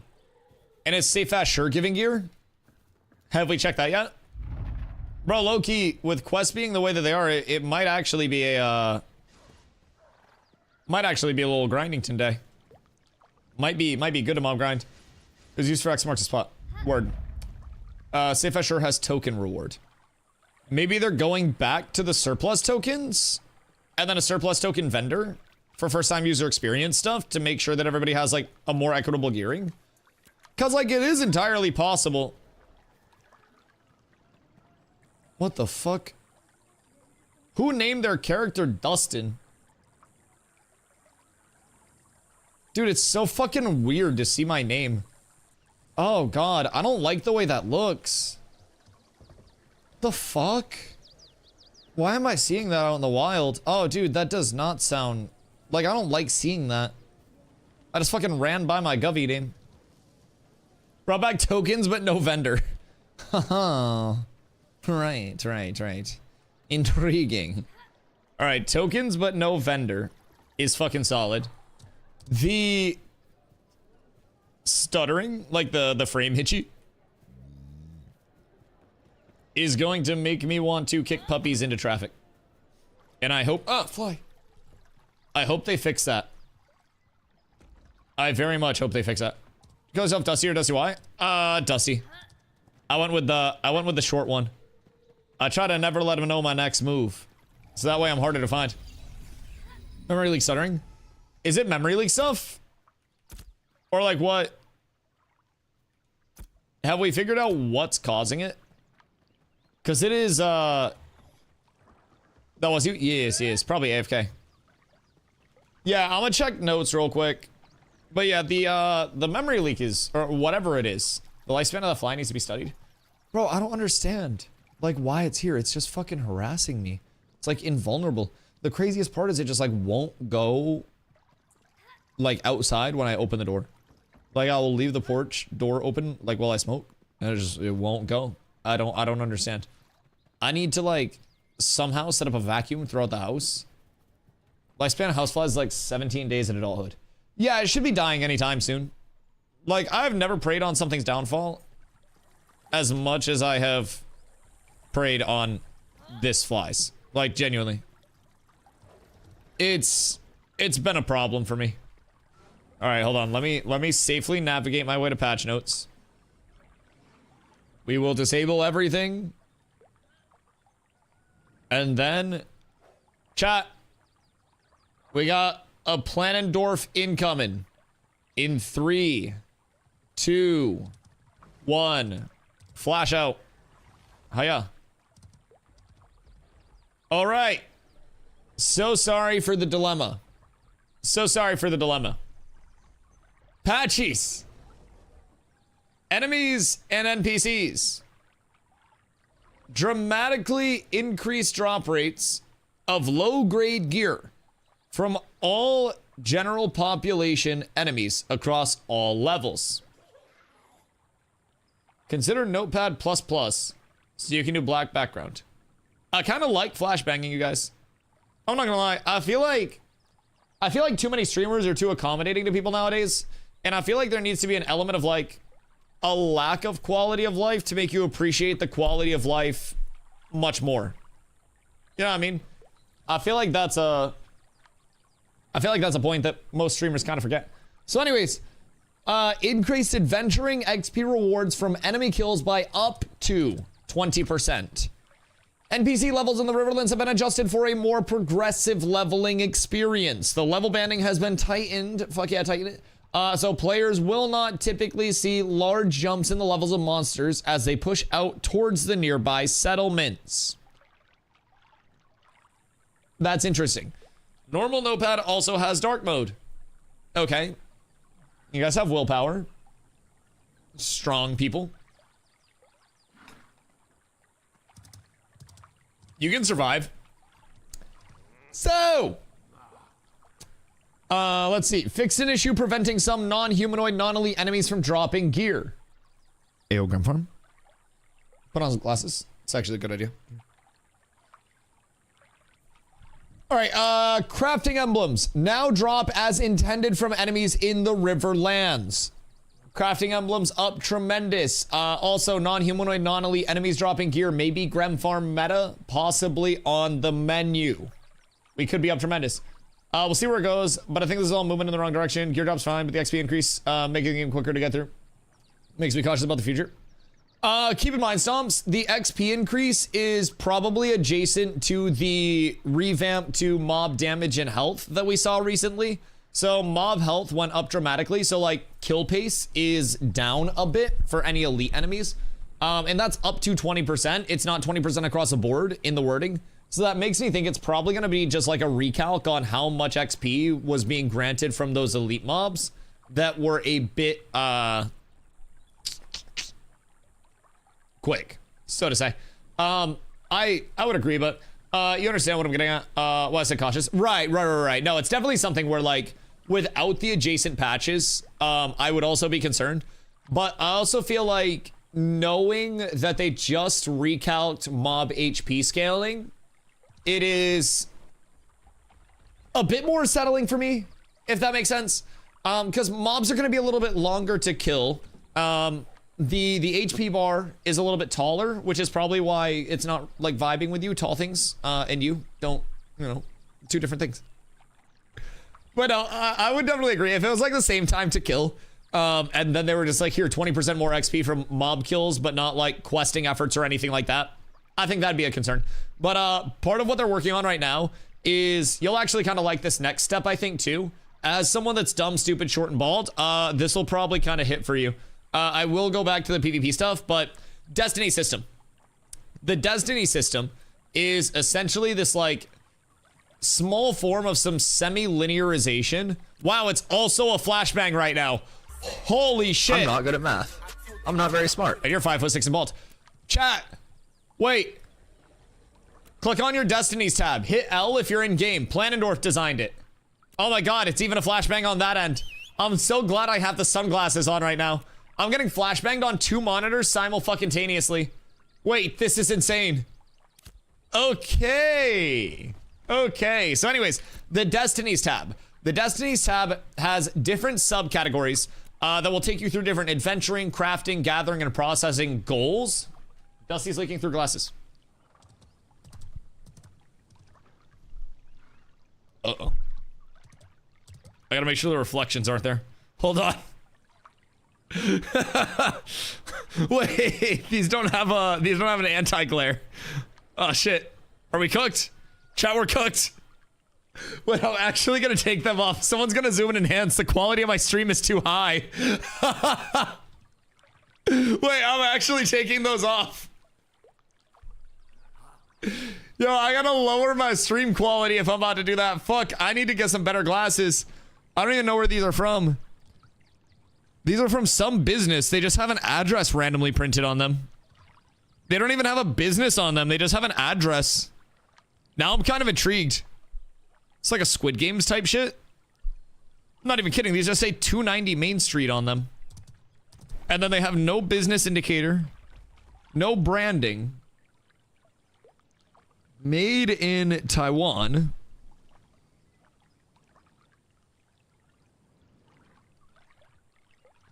Huh. Yeah, weird. Just leaked his address. They're so I don't get lost. These are the ones I have to take with me on walks. I'm out and I'm like, oh fuck. Oh, not again. Wait. Okay, we're good. God fucking damn it. No, you're right. You're right. It's got my little air tag dangly on him. God fucking damn it. Okay, so anyways, before I get banned for fucking sunglasses, the Destinies tab. Oh my god, it's so bright. The Destinies tab. I'm gonna go like shutter shades. The Destinies tab basically provides players with like some pseudo linearization and some like soft goal setting. So there are different tabs from like, you know, adventuring, first steps, crafting, gathering, processing stuff. And within that, there are different like goals. Equip a gathering bag to increase the amount of material of the given type you'll be able to carry. Use your fishing skill to catch 10 fish. You'll need to have a fishing pole equipped.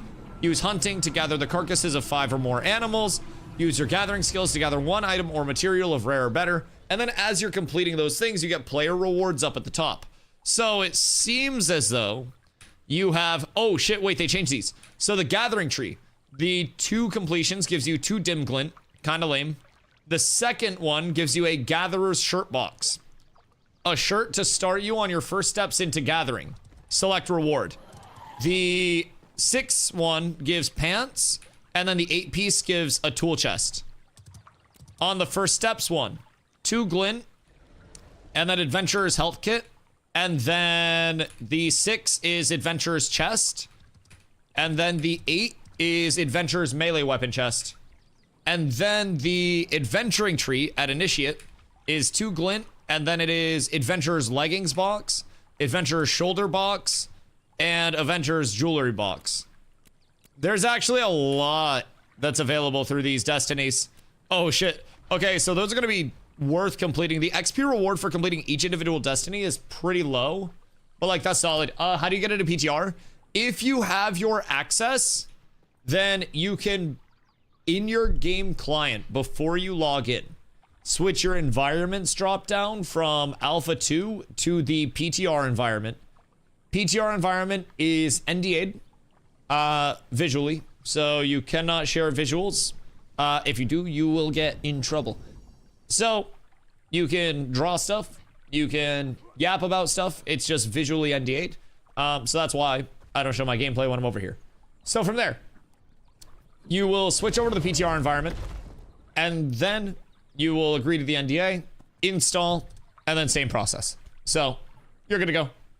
Yo, Creepy, what up? Got halfway to 7, got 4 set bonus and heroic wand and scepter and focus in 2 hours. Did you craft?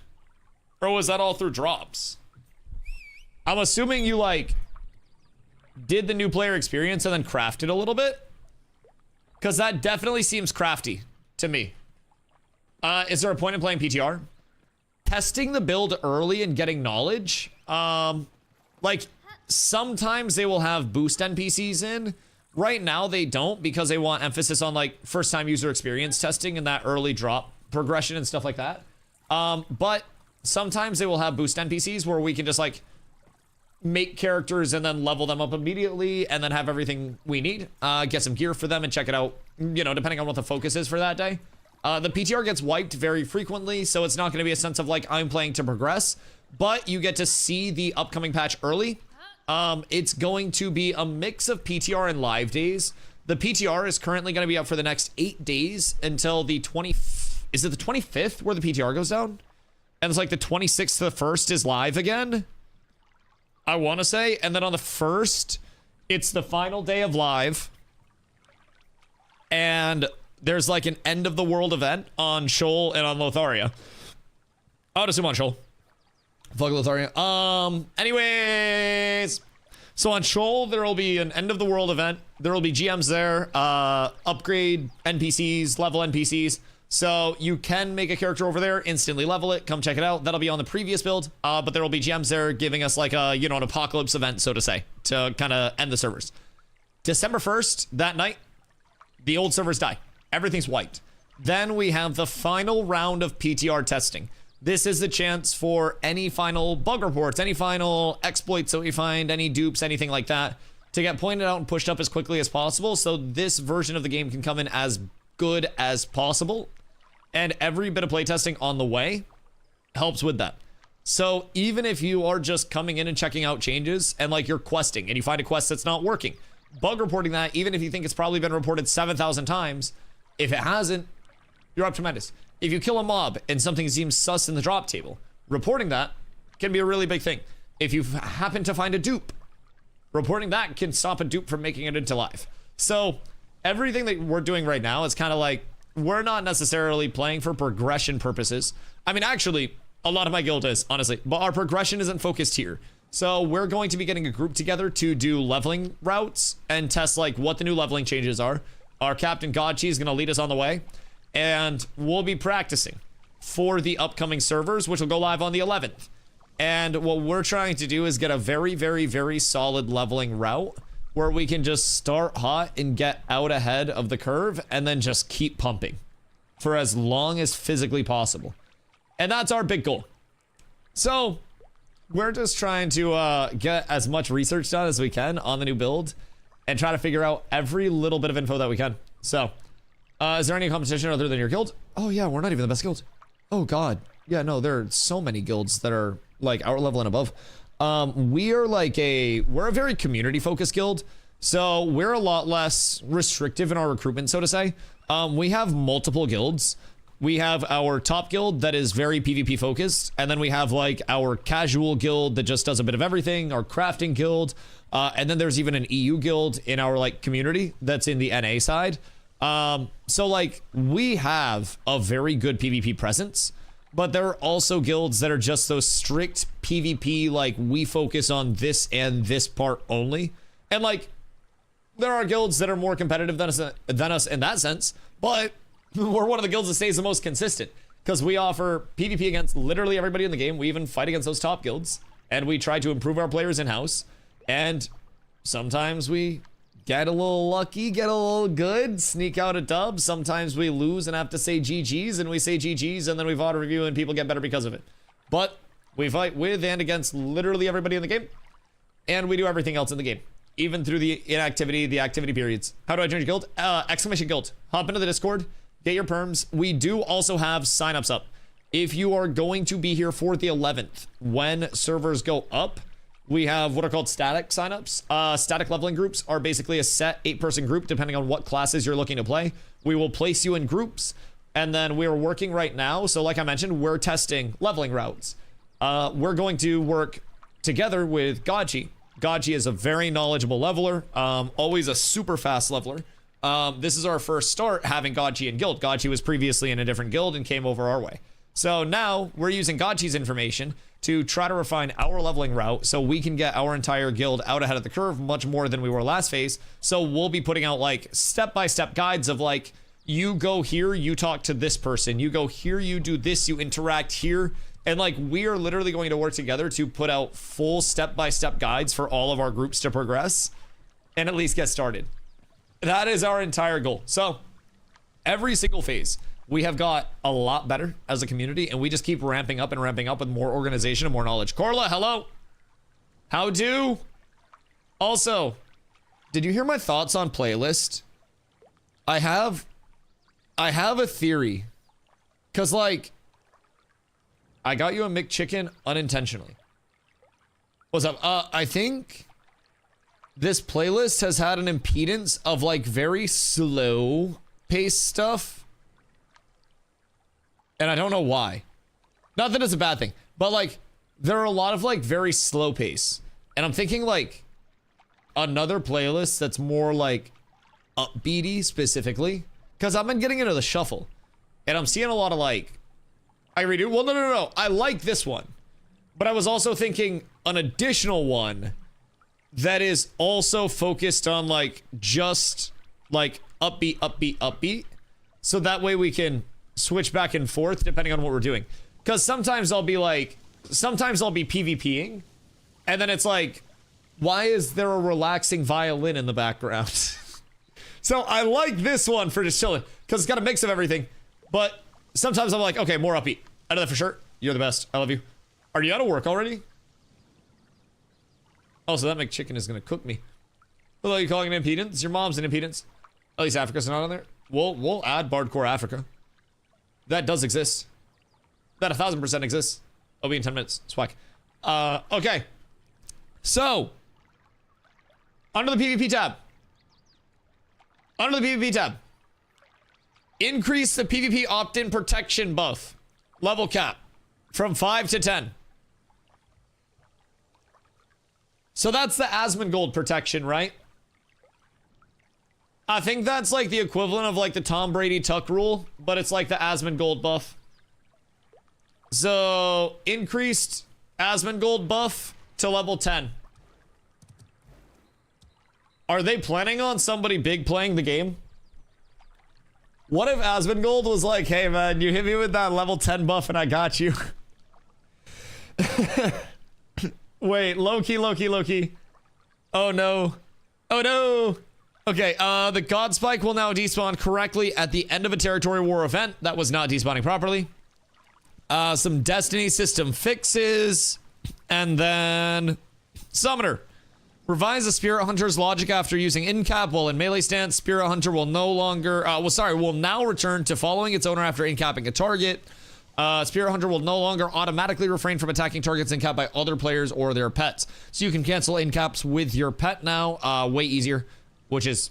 Gotta be cautious of that. Vessels now include and will be included in party and raid frame targeting abilities. General added chat command / emotes, which will now list all available emotes. Summoning your caravan with a beacon will no longer cause crates to duplicate inside the caravan. Crate dupe fix. Corrected the cost of the construction house's second expansion from 4 silver to 300 gold. Slight nerf to the construction house expansion. That kind of got cooked. All right, so those are today's patchy watchies. Primary things in this: the adventuring XP rewards from enemy kills and the increase in drop rates. The increase in drop rates is actually seemingly very noticeable. And I think we're about to test some of that out. So, I would say overall, like, mostly it was just bug fixes today. Not much other than that. But the drop rate changes I have been hearing are very, like, night and day noticeable. So, yo, Pokezi, what up, dude? Freaking love that Dusty's here every day because it's such valuable info about the game before deciding to buy. Yeah, of course, dude, I'm happy to help out. I would rather people be able to hang out in chat for, like, a month, watching and listening to me do literally everything before hopping in, because they're not 1000% sold, than hopping in and then having, like, a really bad element of, you know, that buyer's remorse. Of, like, man, should I have waited longer? I'm not having the most fun. I think it might be better later on. Like, I feel as though it's something that a lot of people forget as an option. And maybe people would have less volatile reactions to things if they realized that, like, they could just pull up to the stream and literally get all of the information that they needed to. So, you know, hopefully as Ashes continues to develop, I can get more info out there. Maybe if I get lucky with this YouTube video that we're working on, that'll get a good amount of, like, base information out there for people to set some expectations. And hopefully at, you know, some point in time, there's some clarity around, like, shit ain't perfect, but also ain't the worst over here. So, only snappy jerk reactions to the negative side of things. Yeah, that's true. That's true. I gotta rewrite my script for my video and also say how Steven stole my credit card information and then kicked me in the nuts. Yep. I feel like that would be valid. I spoke out about Ashes of Creation's bad systems, and then the creator of the game followed me around for a month and tried to grief me off of the game. We just string it all together, baby. We take him down. I was harassed by the creator of Ashes of Creation. It's just him killing me with a spear twice. Dude, he one-shotted me and then I got rezzed and then he came over and one-shotted me again. It's the perfect storm. I got that one in the sleeve if I ever need it. Forced to sell milk to starving children for profit. Told me he would kill me with a spear if I didn't and I tried to hold out. Notice how there's been no violence lately, dog. I know my role and I know my place. Way better now. And I'm thankful for that. Sometimes it's just a level of communication that has to be established. And without that level of communication being established, it can get a little rough. All right, where's Captain Godchi? We need El Capitan. Because I'm in Lionhold. And I'm just waiting on Godchi. How is the experience from mob grinding for people right now? Like, what are the overall thoughts on it? Because I'm almost feeling like it might be an element of like mayhaps slightly better to just get out and mob grind like crazy. Mayhaps. But it's okay. Is it okay solo or is it okay in groups?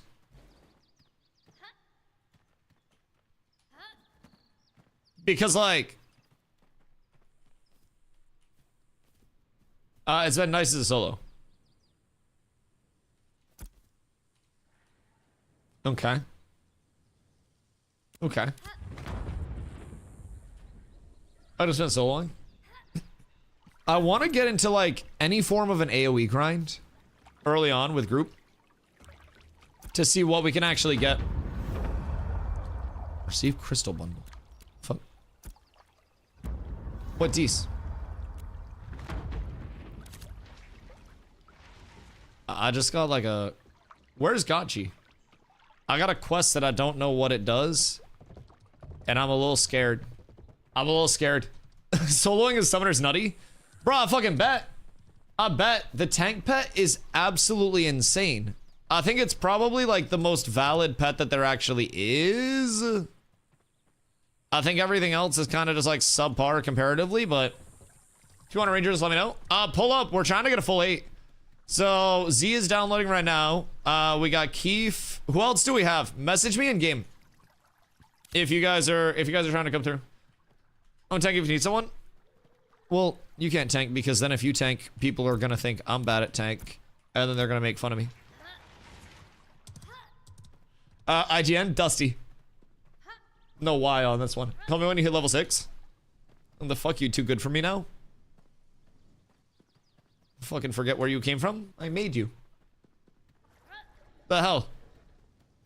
Alright, we got a bunch of DPS. Now we need 1 cleric. I don't think mana's gonna be a huge issue early. But like, the follow-up of bards needs to be studied. I feel as though there are incredibly few bards compared to what there used to be. Is there an NPC that's missing? Am I tripping? I could have swore there was an NPC like right where I'm at that had a quest.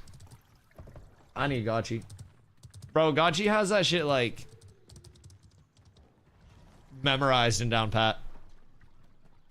I do not have the route down pat yet. I did like a route while I was yapping. And I'm realizing that either a lot of quest givers got moved or I don't really know where the quest givers are in the first place. So I don't know if anybody remembers the route. We did a run through previously.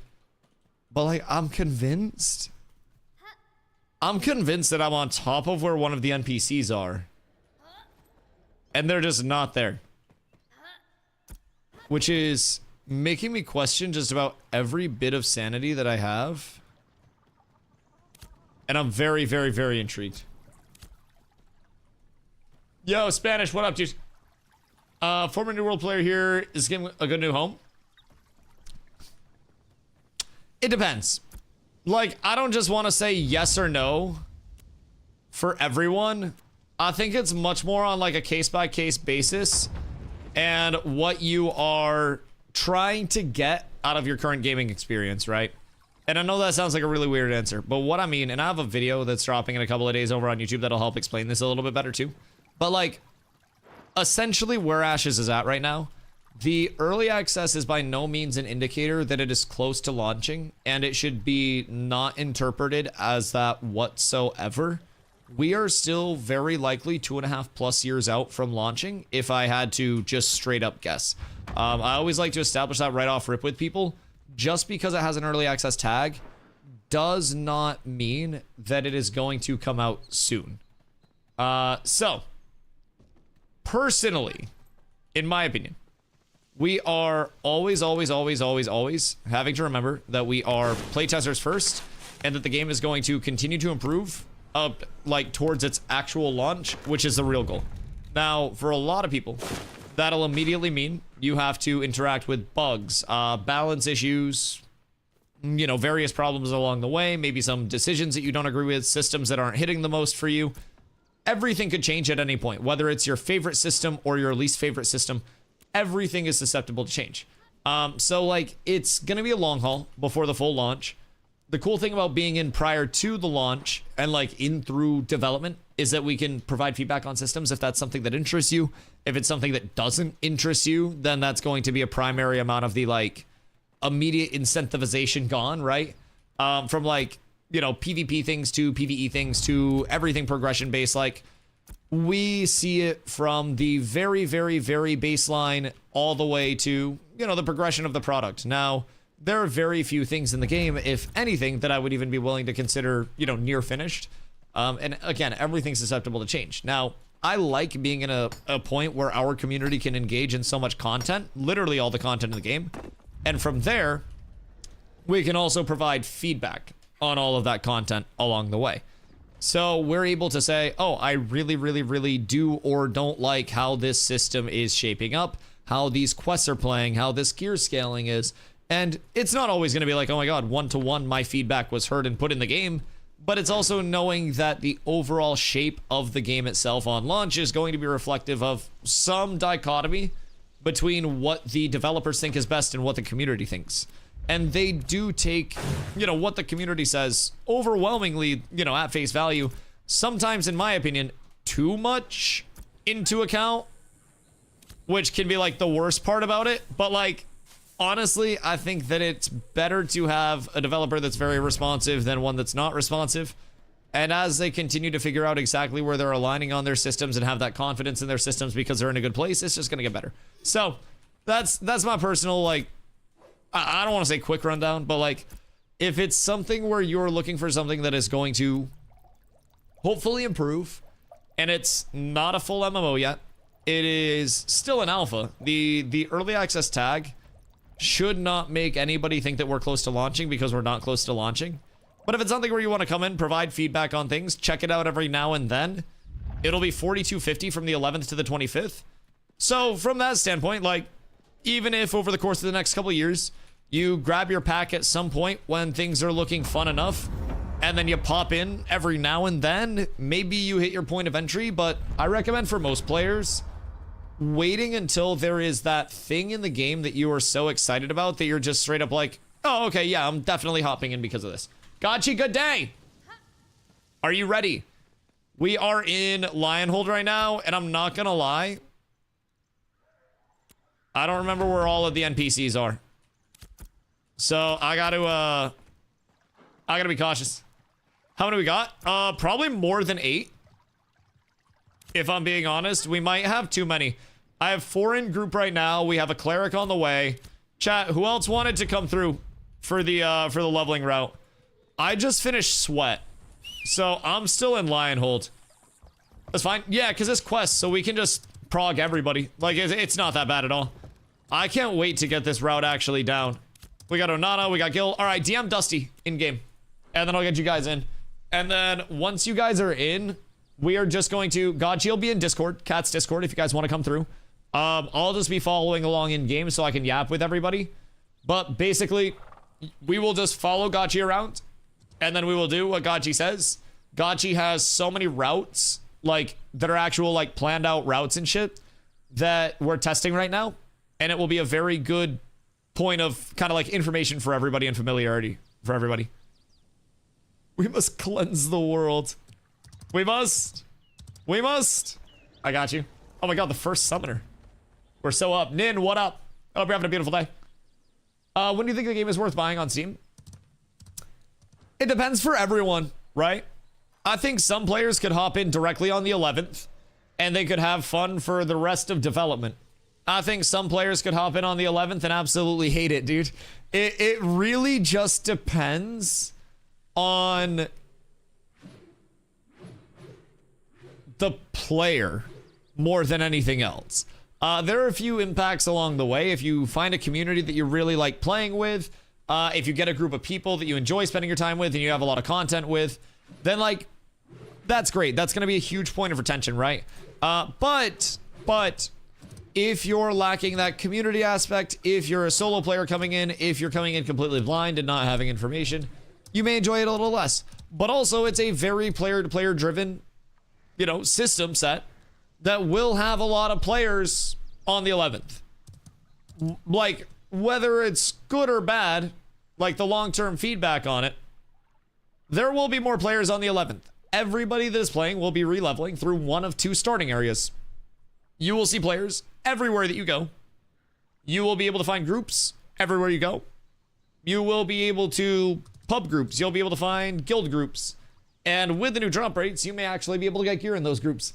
So I do personally believe in any true open world MMO, worst case scenario, a new server opening up is fun for the first few days.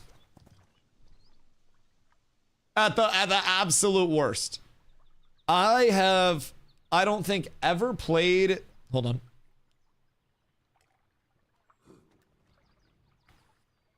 I don't think I've ever played an MMO that has come out with new servers where there were a lot of people on those servers and it wasn't at least fun for a little bit.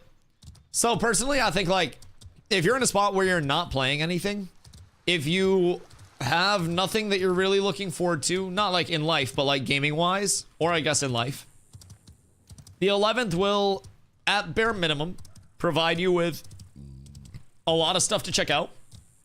8 base classes, questing experience, mob grinding, gathering, refining, crafting, guild experience, settlement, which is the towns and like being a citizen of those settlements and helping the world grow. Like there is a good amount of content. Is all of the content perfectly finished and polished and integrated in the way that it needs to be?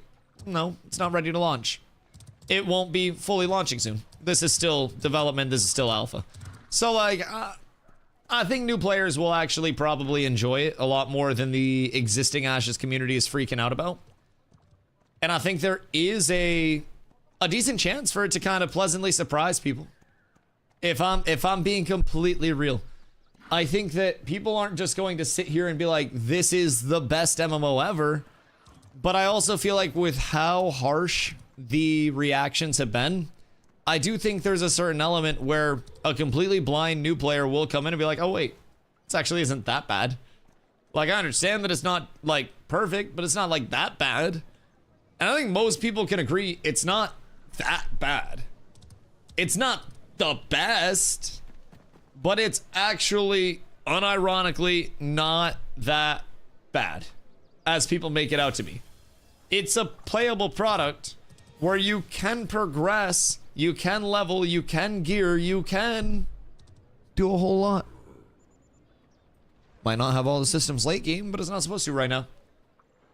Coombs Defenders gatekeeping rations is crazy. How much are they? Did they up the cost of food? Nah, bro, I swear to God. They're trying to control us. Like, Vera has a whole lot of trapped water as well. I swear to God. I'm a little 50. Huh? What? Just deleted my knee into a bed frame and want to die now? Were you talking bad about Ashes? Also, Vandalium, what up, dude? How we doing? I'm doing absolutely fucking beautifully today, man. I am doing wonderful. We are testing. And any day that we are testing, it is a grand day, in my opinion. I'm very excited for the 11th. And I am trying to get as much feedback in as I possibly can prior to that. If I'm being honest. It's not bad, it's the best neutral description. It's not. It's not. And like, hear me out. I feel like that's an honest description of things. Nin, thank you for the 90-day. But like, I feel like Ashes is not in a spot where it's full scam. I also feel like it's not in a spot where it should be hyped up as the next MMO at this point in time. And I know that's not like the most heated, you know, weight carrying statement, and it's kind of neutral. But I also feel like that's kind of just how it is. I know that sounds weird, but does anybody like not think that it's somewhere in the middle of like, it's got good elements, but also is lacking the elements that it needs to actually be put together fully? Like, does nobody else see that there is at least a little bit of life in this Frankenstein's monster of an MMO right now? It's in development. It's not living. It's not walking. It's not, but it's like, it's on the table. It's getting put together.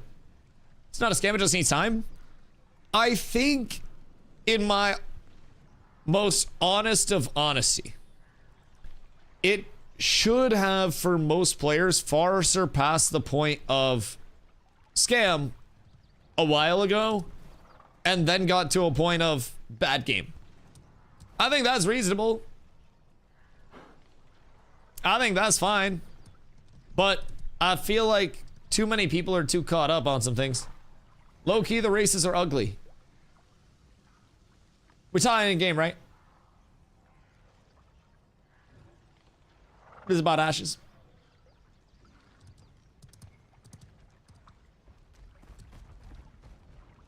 This is not an Asmon Gold stream. We do MMOs here. The character creator will probably go through multiple overhauls too, just for perspective. The Renkai just kind of look like scaly, like, I don't know, Renkais just kind of look like that one dad at like youth football games that's like yelling way too loud for his kid. You know what I mean? Game will never release. I already have almost 3,000 hours, dude. I don't mind. Like, I'm gonna just keep playing. If it doesn't release, I'm still playing right now. Like, I don't mind. You don't have to play it. Hunter, thank you for the hydrate. Everything in game is ugly. The attitude is ugly. You play a dead game, and you're watching me play a dead game. Which one of us is losing here? You're in a stream of somebody that is playing a game that you're trying to say is dead, so clearly it's not dead to you, brother. I wish I had better news. Got you. Message Dusty in game for the invite. I got you. Yeah, I wish I had better news, bro, but like, genuinely, if you don't want to play Ashes or you don't like Ashes, nobody's making you. I'm not sitting here saying it's the best thing in the world, but like, I have fun with it. Some people have fun going on morning runs. Some people have fun lifting weights. Some people have fun playing different games. Some people play games from the fucking 90s still. I think there should probably be like a reminder out there as a movement to let people play the games they enjoy. And if you don't enjoy a certain game that somebody's playing, that's okay. I'm not playing Arc Raiders right now. That's not the genre that I want to get into. I feel like we should worry less about what others are playing and more about how we're spending our own time. You know what I mean? Genuinely no play. We don't need to do Silver. I mean, I think it's fine for people to have like critiques and stuff, but there's just like, There's an element where it's no longer, is the pet still following? Yeah, the pet's still following. Yes. It doesn't like water, though. But there's an element where it's like, you're not trying to provide criticism to, like, improve the state of anything. You're just kind of, like, coming in to yap because you don't like something. But I just think they're never going to release. Why are you guys angry? I don't think we're angry at all. No, nobody's really angry. You're just, like, taking time out of your day to try to, like, shit on something that you don't like because you don't like it, personally. And I think that's just a weird mentality to have. Personally. Update website. Wait, what website? Like, I don't think anybody's angry. I think it's more just, like, pity than angry. If I could say anything. Like, pity that you find the best use of your time to be trying to go into Ash's... God, the seer. Go into Ash's communities and try to, like... Yo, Jenko, so thank you for the follow. I don't know, like, sway people's opinions by just spewing shit. We don't know if it will or won't release. It may. It may not. I'm not one to say yes or no. Am I hoping that it does? Absolutely. Am I confident in the product still? Yeah, 1000%. Zine, what up, my boy? How are you? Stocks are going down? Hey, yo, stocks are going up with Ashes. I'm liking this. Check Ashes of Creation website. Am I banned? Hold on. The update. Wait, hold on. Un momento. Un momento. Ashesofcreation.com.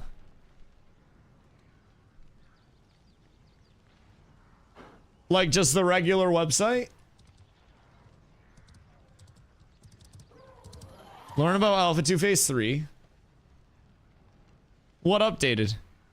Discover Vera, forge your path. Oh, wait. That art's cool. Uncover rich history, risk first reward, featured news.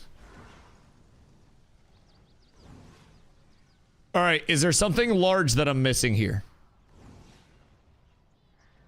Is there something I should be, like, on the lookout for specifically?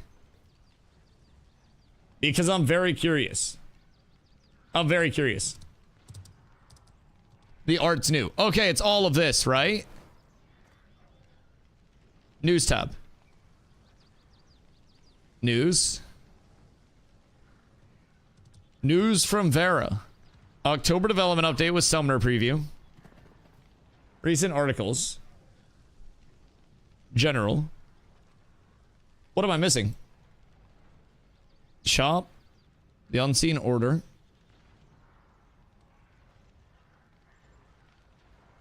What am I missing? The news tab. Did they just update like this part? Special events, general development shop. The shop, maybe? Go to the shop. Shop. Are you guys trying to leak my credit card information? Shop. None forgotten. Or are these all like... I think Dusty needs a bit more words to explain. Are these available or is this just a catalog? Go to your checkout and enter card info. And the 3 digits on the back. Wait, so like what's new? Check Ashes of Creation update. Or Ashes of Creation website, there's an update. Is this the update or is the art the update? Nothing. Why do I feel like I'm being like led on a wild goose chase here? Am I not being baited right now?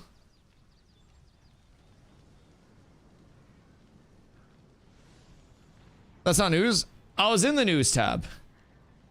It's the same article. It's the development update summoner preview. That was their stream. So before, oh no, you're good, you're good. Yeah, this is from the dev stream, I think.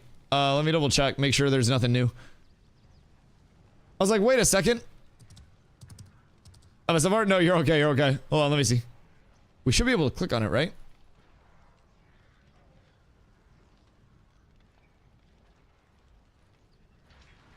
Okay. I can't actually click on it.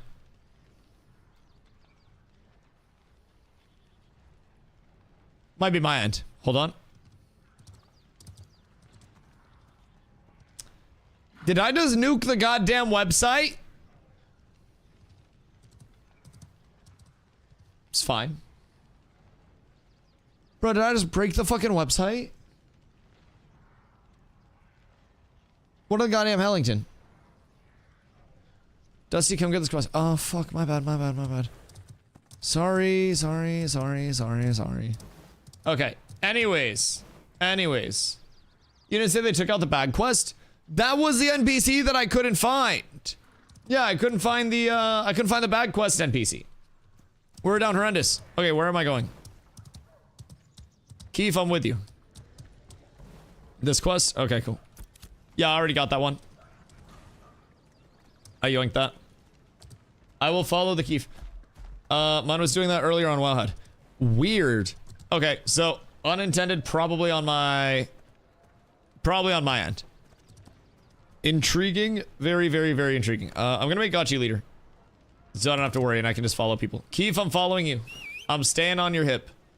Also, we need to mark Gotchi and not me. Gotchi needs his, like, sage book of wisdom. And then we all just follow Gotchi. Mr. Narver, oh no, you're good, you're good. I appreciate you. I appreciate you. No, I just wasn't sure. Is that, like... Does that have anything new in it? Because I couldn't even get it to load, like... When I tried to get it to... Oh, wait. It loaded.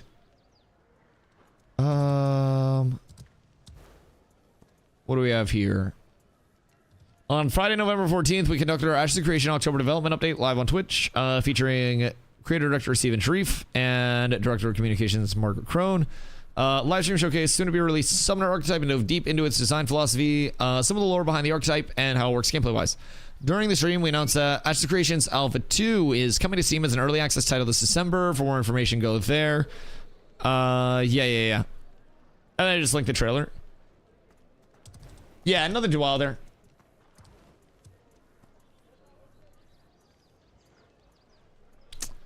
The shop? Yeah, the shop just has, like, articles in it, though, right? Oh, do third wave bundle. I think that's just... Like, these are just the old bundles, right? That's, like, the old one. Interesting. Yeah, I'll keep my eyes peeled, though. See if I notice anything new with it. Alright. Back to the PvP VODs! Because I gotta focus on quests. I must focus on quests. Open world arenas with ELO system. I don't know. Did they confirm that the open world arenas are gonna have like an ELO system? Because I don't know that I've heard that for the open world, unless I was like so excited when they were talking about the dueling that I just missed that. I could have entirely missed it. Was that from like the recent dev stream or was that extrapolation? Because they did mention like the open world arena areas for us to like go duel and shit. But from what we've been led to believe before, there are also going to be like 1v1, 2v2, or like 1v1, 3v3, 5v5, AV8 stuff. I'm tripping? Oh, okay, that's okay. No, so they were showing off the duels in the dev stream because duels came in and duels were just for, well, duels didn't come in. Duels we don't have yet. Duels came in on the dev stream. They were unveiled there as just like 1v1 duels. So they said that there will be group duels, raid duels in the future as full implementations. And then from there, we will also have arena areas that we can go to in the open world to actually duel each other as well. So that'll be kind of cool, not just having to, you know, duel out in the middle of fucking nowhere type of shit. So I kind of do look forward to that. Personally, I think duels are great and all, but like I can already pretty much duel just by having a caravan out. And so it's like, it's cool to not have people die to end the fight, but it's also like, is that truly a game changer for me? Not like that heavy, but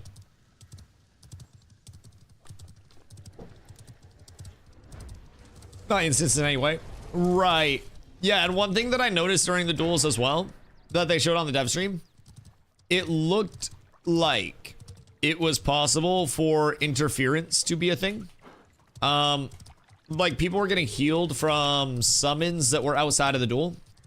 I don't know if that was just a summon bug or if you can just like run a duel and then like heal people and like stand next to people's duels and grief them.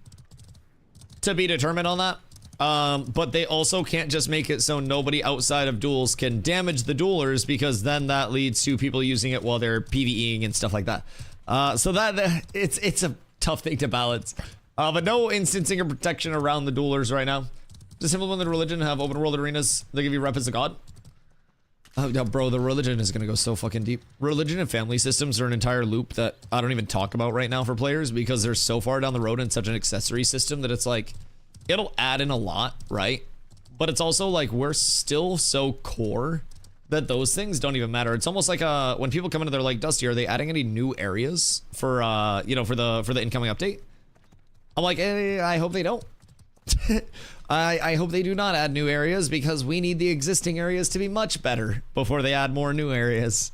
So, you know, it's all a bit of personal preference. But, oh god. Oh, I'm stuttering so bad. Ah! Holy shit. Oh my god. The game in some areas gets a little chunky on the PTR build right now, I'm not gonna lie. My PTR fluidity is drastically lower than my live fluidity. Just in terms of like the gameplay quality. Just for consideration. Certain areas have bad stutters.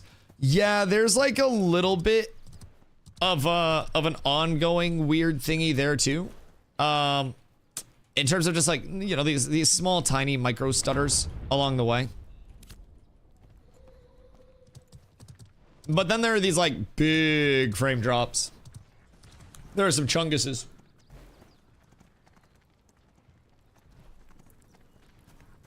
And I'm hoping they can get them ironed out. I mean, like, the occasional frame drop is not like the worst thing, but maybe dynamic gridding. God, I want to say these stutters were active before dynamic gridding too. Just right off the top of my head. I think it's just been on the PTR client. Even like pre-dynamic gridding, but need more steel blooms and towers of Karf on the map. More world bosses that aren't harbingers. Yeah, absolutely. If we can get multiple world bosses that are like not just the harbinger bosses, that'll be great. If we are able to, Z's finally in. Message Godchi the Seer, or just post in global and I'll have Godchi invite you. They're also in Discord, so we are like down towards Simia side. But yeah, once we get some more grand dungeons, once we get some of those areas that are actually like worth going to in the end game, that expand our current end game content and like the grind areas, oh my god. Oh, I can't wait. And it's just that there's nothing really pulling people out of the Riverlands. Pizza sucks is crazy. There's nothing really like pulling people out of the Riverlands at this point in time. And I think that's part of the core issue. Everybody can stay in the Riverlands 1 to 25. Never have to venture out. You can get suitable gear along the way. You can be near the most developed settlements. Like, there's nothing to really differentiate the areas right now. And it's all just Riverlands, Riverlands, Riverlands, Riverlands, Riverlands. So, y'all rating delivery quest. Listen, everything is fine. Everything is perfectly fine. I need you not to worry. I think I got the delivery quest. I think I got everything. I do believe. I follow Gachi. I go where I'm told. Is that a new, like, item or something? Why are these dropping like crazy? What these? Because these are interesting. But yeah, I just follow Gachi and I follow the group. And then hopefully by the time this launches, like, I'll be in Discord for runs once the loop is ironed out. But there are a lot of quests right now that are just kind of like borked.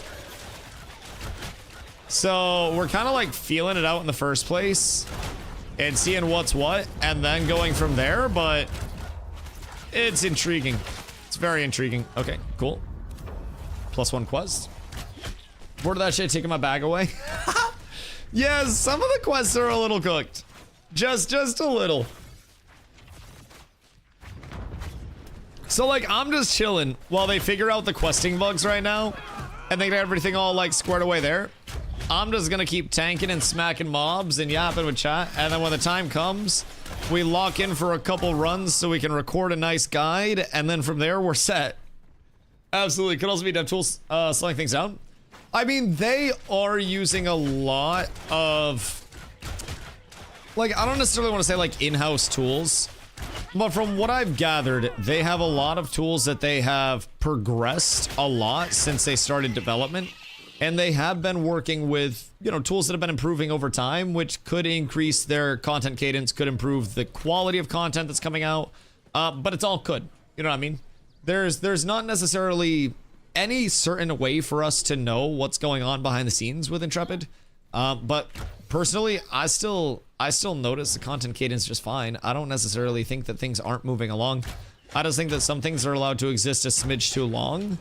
But that can also be like the triage list and so many things behind the scenes that we're not necessarily, again, seeing. So, I don't know, man. I don't necessarily buy into the whole side where people say this content cadence is ungodly slow. Like, I really don't think it is. We get a lot of bug fixes. We got major patch implementations. God, I'd say, what, like a few weeks to a month on a cadence for like relatively large patches.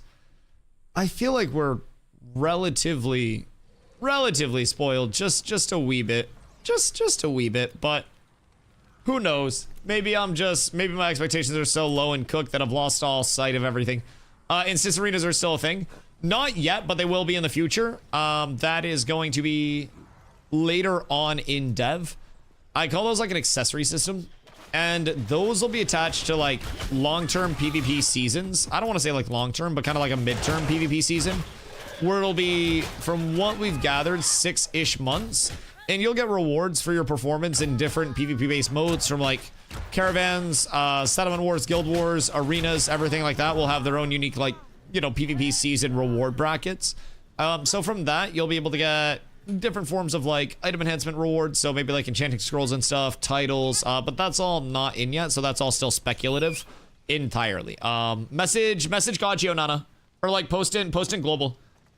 Aesthetic changes are nice. What are you liking so far, Leon? I really love the crafting UI that they put in. I think the new crafting UI is vastly superior to the old crafting UI. Actually being able to see... Wait, how are you guys so high level already? What the fuck? Have I missed stuff? I think I may have missed stuff along the way. I'm gonna set Keef on auto follow, because I have to get more water and I have to change my fan spot. Dude, my fan is just blasting me in the fucking eyes. But yeah, instance arenas, God, I don't really know necessarily like what the timetable would be for them deploying them. I didn't think they'd prioritize duels for this like for the December deployment. I did not expect that, especially with how other things were going. So I guess they could shit out arenas whenever, but I guess that would be primarily predicated by like them having a matchmaking algorithm in, them having instancing in, which we don't have instancing in the game yet. It's all open world. So like at this point in time, I do feel as though we're still a good bit out from arenas. But when arenas come in, you bet your sweet Bippy I will be a happy fucking lad. A very happy lad. All right, I'll be right back. I gotta pee. I gotta get more water. Un momento.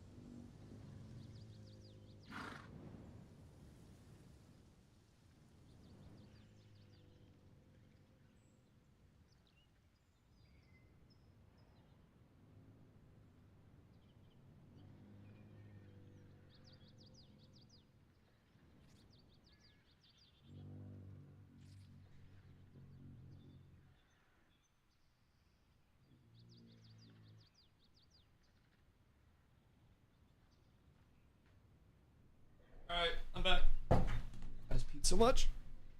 How's Dusty moving if not at PC? AI. I was playing from the bathroom. Yeah, no, I went potty real quick. I had to piddle. They added bears. Wait, are these bears new? Oh my god, wait. Is this low-key a banger grind spot? Game has autoplay confirmed? Well, only if you get the full self-driving package. Yeah, that's the monthly subscription that everyone's been mad about, dog. Good golly. Yeah, no, so the visual is from a VOD from like a few days ago. Because I'm playing on the private test realm right now. The private test realm is built around being able to get access to the changes that are coming in prior to them actually coming in. So, if you have any questions about like what's, you know, slated for the patch or like what we're thinking is gonna happen right now, I'm more than happy to help, you know, yap about whatever. Because there's been a lot with Ashes that's come out lately that a lot of people are gonna genuinely have so many questions on. But today there was a patch on the PTR, the private test realm, that increased drop rates of, you know, intro level gear across all levels. So once you get level 0 gear, you'll be able to get baseline level 0 gear easier. You'll be able to get baseline level 10 gear easier and baseline level 20 gear easier all along the way through progression. So that's going to be something quite exciting, I think, for most players to look forward to. Is not just having to be naked when you're progressing through every bit of the gameplay anymore. So that's a huge change. Some XP gain from mob kills as well, and some bug fixes today. So excited to see what is slated for the rest of the week, because later this week we're supposed to be getting some archetype reworks according to Intrepid. And those archetype changes, as we all probably know, could bring in any fucking number of things. So that's quite nice. Should change the text color from yellow to yellow or red at the top of the screen, with it being winter on last slash the bot. Nah, fuck them. The disclaimer's there. It's like fine print. Sometimes you gotta look to see the fine print. You know what I mean? So right now there is no boost NPC over on the PTR, and I'm trying to figure out where the hell my entire group has gone, because we're checking out leveling prog, and I think some things are a little borked right now in terms of like layouts for quests changing, which is honestly probably Godchi's dream, to be able to figure out new questing routes and paths along the way. But we're trying to figure out some form of pathing and some route that'll get us off to a really good start when the servers do go live on the 11th. The fuck? What the fuck was that?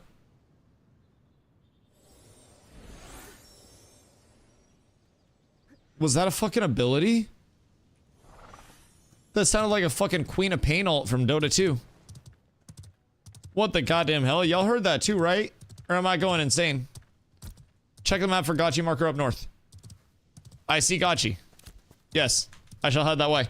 Yo, Lil Death, what up, my boy? What you getting up to?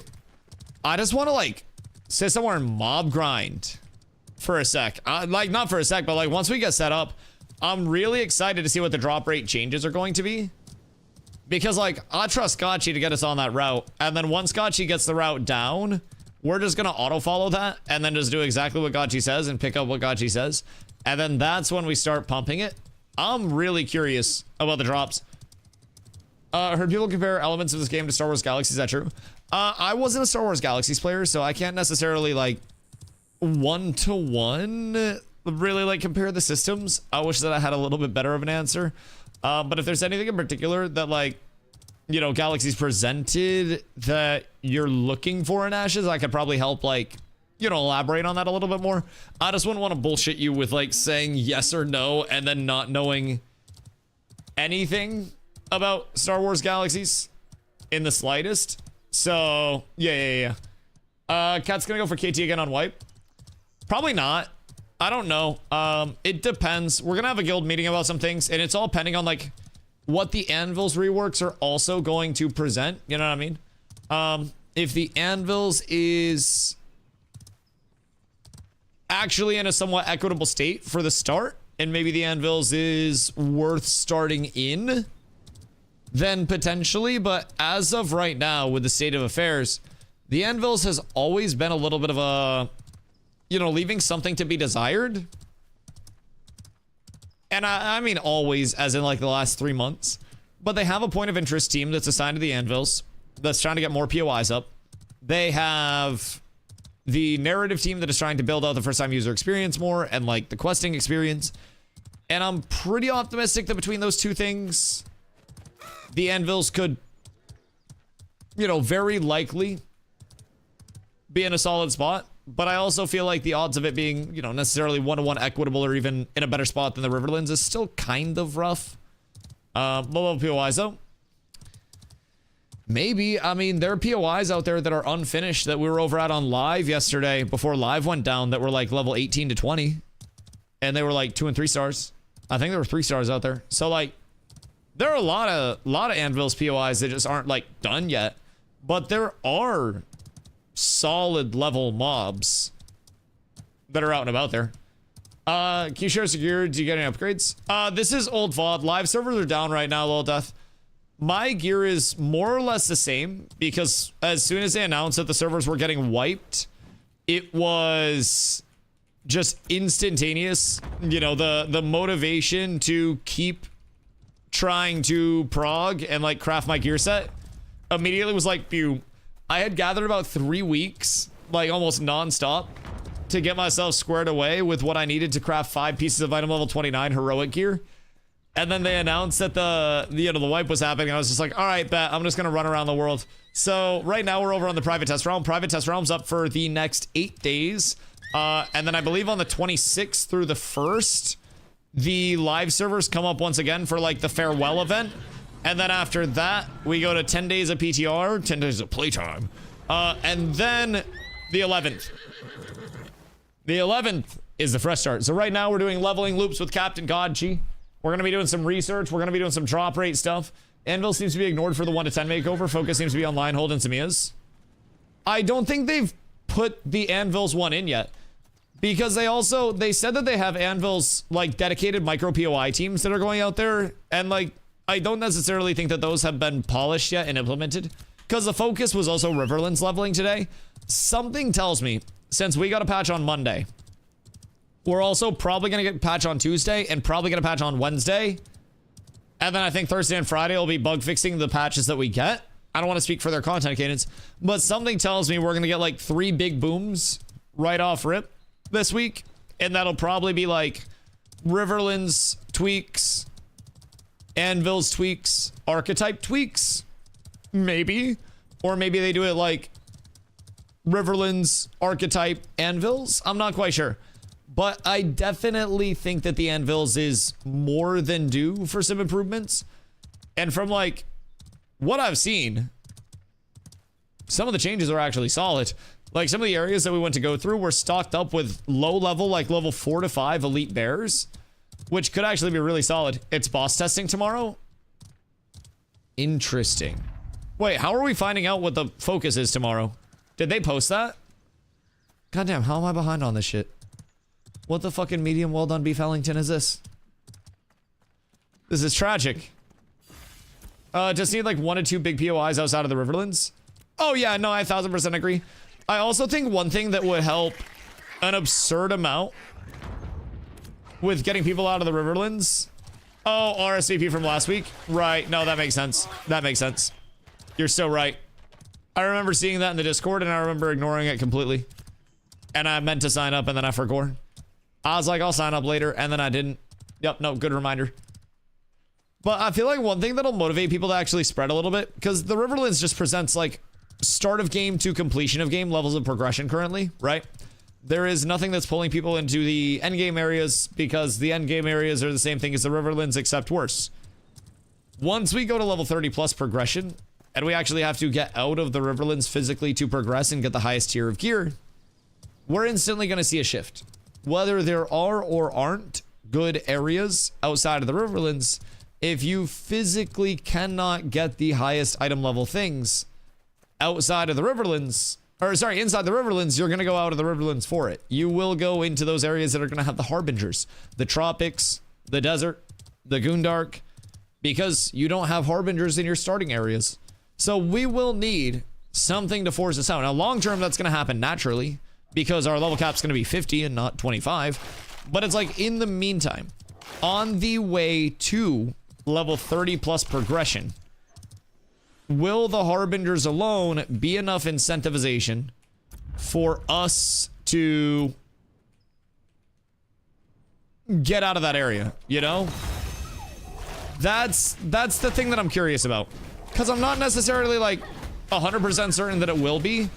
And part of my fear is, like, mayhaps the Harbingers just kind of go unchecked and ignored because nobody really goes out there in the first place. Type shit. But it'll be interesting to see how far it spreads. Because I don't think it's going to spread into the Riverlands. The Harbingers start and exist exclusively outside of those starting areas. But I'm also like, I'm curious, can they impede on those starting areas? And I don't know that they can. Quest chain from Anvil start to Hammerrest gets you to level 7 if all the quests work and takes less than 30 minutes. Oh god. Yeah, no, it's actually, it's very efficient. Now, even going out the bonfire side, like, I was timing out the bonfire side scape, and the bonfire side was also ungodly, linear, and fast, and could get you out of the mountain very quickly. I think crafting importance and also how to classes jobs work in Ashes. Galaxy is very free flow, and you can flow between different roles and classes. Crafting importance, absolutely a massive thing. In Ashes, there's a saying, crafters make the best shit. And, like, the way that the drop rates are structured, you're able to get something, you know, a glory bound bow, for instance.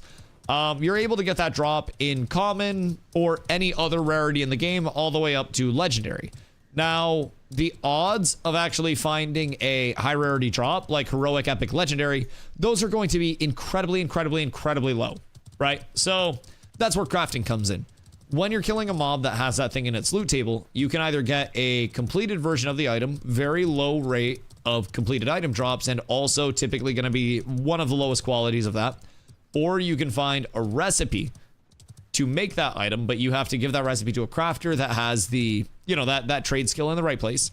Then from there, some mobs, like named mobs and bosses, will also have a unique material for their specific craftables that you then have to, you know, get to be able to craft those things.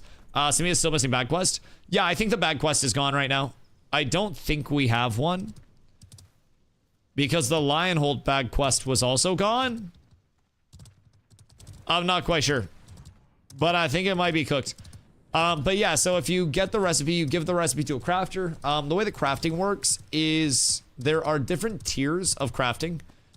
Essentially, all 22, well, not just crafting, but all trade skills.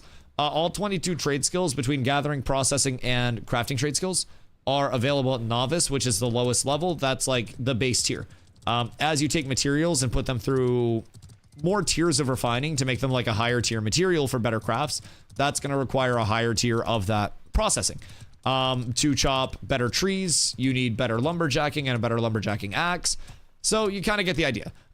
Novice is level 0, Apprentice is level 10, Journeyman is level 20, Master is level 30, and then Grandmaster is seemingly the 40 to 50 bracket all at once. We'll see how that works out in the long term. Kind of intriguing there. But you have those progressions. Right now, our level cap is 25. So you're not going to run into, you know, the need for anything other than Journeyman. So when you are leveling up your trade skills, you have to kind of like choose ones to specialize in. You can bring 5 of those trade skills up to Apprentice at level 10. And then from there, 4 of your Apprentice can go to Journeyman, 3 of your Journeyman can go to Master, and then 2 of your Master can go to Grandmaster. And overall, that'll leave you with like 2 GM, 1 Master, 1 Journeyman, 1 Apprentice in the long term. So you do have to kind of like specialize in terms of what your like what your craft and what your, you know, your trade skill is going to be. Now with the very heavy, very heavy intent on like, you know, crafter validity, especially for anything high rarity, gathering is the root of everything. If you are ever not sure what to do, gather. My current 4 journeyman skills on this character, this is my main that you're watching gameplay from, include lumberjacking, lumber milling, hunting, and herbalism. I get wood, I get flowers, I kill animals, I refine wood. Other than that, I'm out. I'm letting somebody else handle it that's an expert. In terms of the classes are like a little more restrictive over in Ashes. So like when you pick your primary archetype, which is all we have right now, eventually you'll be able to augment that with a secondary. When you pick your primary archetype, that determines kind of like what your active abilities are actually going to be. And then from there in the long term, we'll have secondaries where you can augment your active abilities with, you know, tidbits of that secondary archetype, bringing you to your total class output. So you will have a lot of kind of like decision making, I guess, on that class side in the long term. As of right now, you're just restricted to like your base archetype, base class. And then abilities are a like I select or deselect this ability, but at some point soon TM they will be putting in a rank rework to abilities where we'll be able to select like the base ability, and then we'll also have ranks that we can then put into our abilities and kind of like specialize our archetypes from there. So these drops are cracked. Are they actually that good? Because if they are that disgustingly good, it now becomes the race to level 10. I'm gonna be honest. The entire server is the race to level 10, and then whoever gets level 10 and gets level 10 weapons first snowballs like crazy. Like absolute mad, my brother. Are the drops actually that good? I have been hearing that the drop rates are much better. Define drops, White River Stalker loot, or Namob loot. They looked at all drops on baseline tiers, like basically low quality of drops are dramatically increased from what they've said. Steven Sheriff, Jesus. But yeah, so they have dramatically increased the drops from all mobs across all level brackets for like the base quality of those drops. So you're very likely gonna get like item level 3, item level 13, item level 23, just from the dramatically increased ones.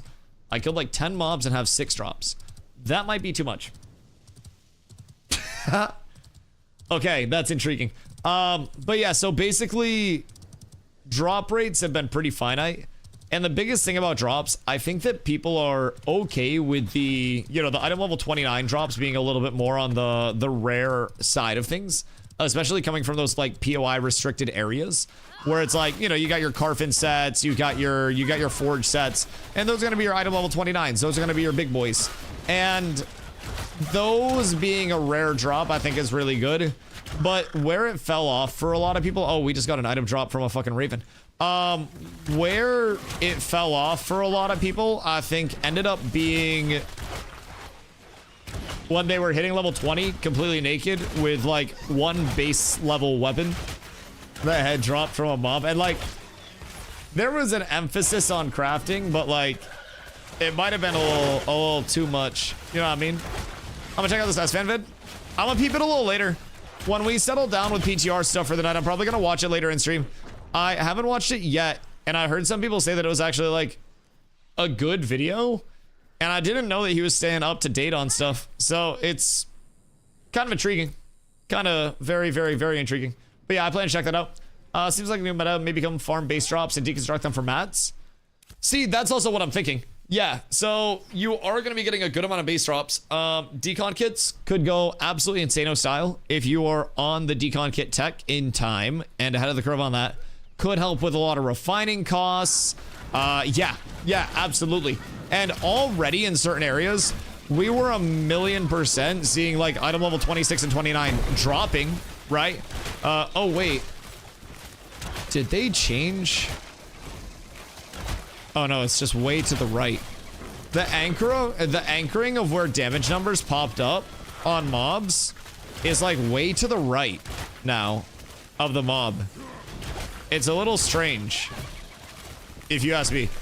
I think that's a bug, but like the damage text is anchored like just a smidge off to the right. And I don't want to say a smidge, it's like that far off to the right. It's like a substantial amount of the screen off to the right. Intriguing nonetheless. That shit like really far away. That's the other thing, they're all off Grems and birds and shit. See, that's very intriguing because one of the patch notes today was increased, or no, like fixed drops from non-elite, non-humanoid mobs that were not, you know, properly functioning. So Grems and Ravens and those non-elites might actually be insane. Like, if you're a hunting main, going to where I was doing my hunting loop for those 3 weeks and then just spam pulling those might actually get you a really good set of drops early on, man. You might be able to get rich off of that. Holy shit. That's intriguing. Yo, Charles over on YouTube, what up, dude? I was just curious on why so many people are upset about Ashes going to Steam Early Access. As far as I can tell, it's not changing how you actually play the game or the cost. Well, it's actually reducing the cost. So, like, how you play the game is still going to be the same. The price is going down 50%. The largest thing that people in the Ashes comm seem to be worried about that I can gather is that, like, it's too early, according to some people, where they feel Ashes is going to get review bombed if it's on Steam. And my counter to that is Ashes is currently getting review bombed everywhere other than Steam. So why not include Steam in the mix as well? And then just get more feedback from the few people that are going to actually provide good feedback? Like, I don't think anybody is expecting it to be this perfect sunshiny state of affairs where everyone comes in and it's like, oh my god, this is the best MMO I've ever played. But I also do not think it's as dramatic as people are making it out to be, you know what I mean? And I'm always kind of like aligned somewhere in the middle on these things. Oh, fuck me, the mob just reset. And I should probably have more dramatic takes for the sake of, like, getting reactions and stuff from people. But, like, I don't think it's that deep, man. People could still access the game with the price reduction and the wiped server through the Ashes website. The only thing that's changing is that they can now also access it through Steam, which, like, adds more accessibility and I guess more, like, public-sided affairs to the mix. But I also don't think it's a thing to get too crazy about. Also, it seems like they might have adjusted HP scaling values. Let me check something real quick. Because a novice salve is giving 41 HP, and I don't think that it was giving 41 previously. Glorybound longbow is still the same. Let me peep, alchemy, and then mana salves and health salves are 41. What are they at journeyman is my question. 2,052 health for a potion. 316 for a salve. Chat, is that right? Like, does that seem correct or does that seem higher? I feel like it was not that high on live previously. But that also doesn't seem all that high comparatively to the state of, like, where HP scaling was taking us on PTR. So I still think that's like a drop in the bucket overall, but intriguing nonetheless. We just hit level 4 killing these fucking spiders. I personally have no actual drops yet, but I do fortunately have a recipe. Am I going to use that recipe? No. But it's like 1-star elites are seemingly not giving us anything too crazy at this point in time. Mayhaps they will soon. Oh, okay. Oh, this mob DUI is being very weird. Oh no, spot opens up. Message Kachi. Yeah, message. We have one in group right now, and we can always just like get more people in. The weird part is we just like started a questing route, but we can just catch you up with mob grind when we go there. He said full. Oh, word. Weird. Maybe it's because we're like already like halfway through the route or something. Oh, Jesus Christ. Where are you going? I didn't know we were pulling it up to here. I thought we were going like out there. It might be cooked. It might be cooked. By salve, I live. Novice LSL on live was 27. Okay, so they did adjust the values.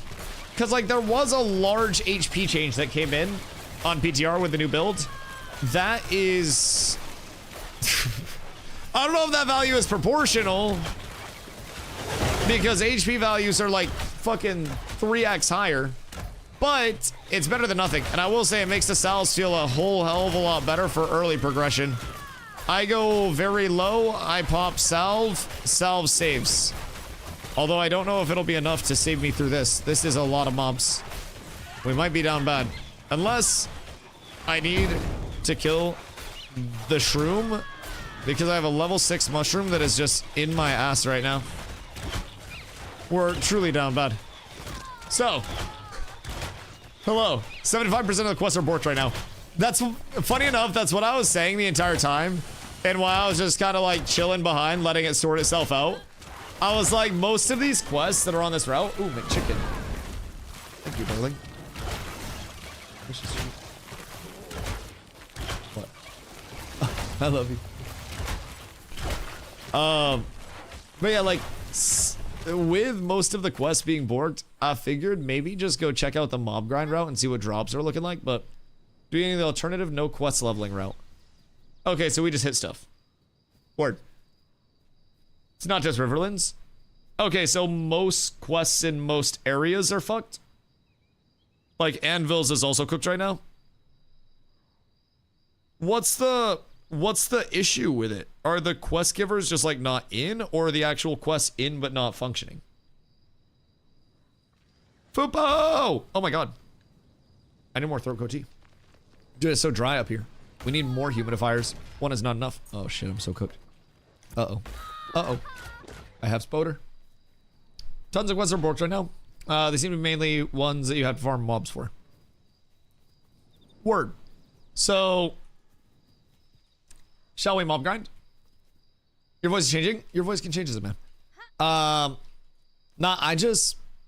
it's very dry up here. And I think I need a humidifier in the stream room. Because like, bro, it's bone dry up here. I wake up every morning because we have one in the bedroom now, which is great. But as soon as I go into the stream room for the day, I'm like, I can feel how dry it is. And then I go outside. Oh my god, it's so bad. It's so bad. My voice isn't changing. My voice is running away. It's seeking the moisture. Maybe the drop rate change borked it. Quests were bugged before the drop rate change, though. Like, there were a few quests that were still quite dicey when we were doing the loops before this. So, I feel as though it may just be... Keep in mind, Gachi. People are saying that the... Also, I have no threat gen right now. Be aware. People are saying that the... drop rates from non-humanoid, non-elite mobs are really good. So like Grams, Ravens, shit like that. So get a portable nebulizer. Vocalists use them a lot. Seems kind of smart. Soften up the vocal cords type shit. Don't even want to gather. Yeah, it'll definitely be interesting to see like what ends up happening with the first time user experience. Like if certain quests are going to be disabled on the Riverlands side to maybe like even out the parity between the Riverlands and the Anvils. Maybe they thought the Riverlands had too much. I'm not quite sure, but it's definitely intriguing that some of the quests that were just like staples are missing. We must know more. I hope we'll figure it out over the course of this week, though.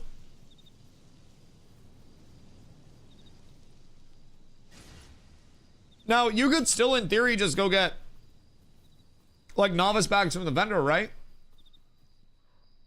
Because I feel like just doing a couple of quests at the start gets you enough glint. Or, like, commissions to get your novice bag set up. Also, did you see that they put rewards on, like, the threshold completions for the, what are they called, the Destinies tab? So, like, now if you're doing gathering destinies and you complete a certain amount, it'll give you a crate that gives you, like, crafting gear. I should say gathering gear.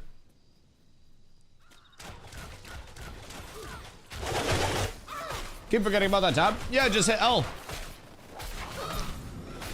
So now you can get, like, shirts, pants, and, like, a harvesting tool from the gathering tab, which, hear me out,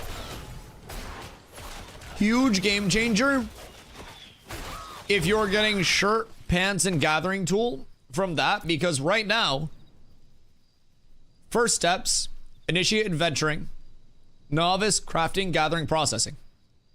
Initiate crafting, gathering, processing would give you an initiate tool.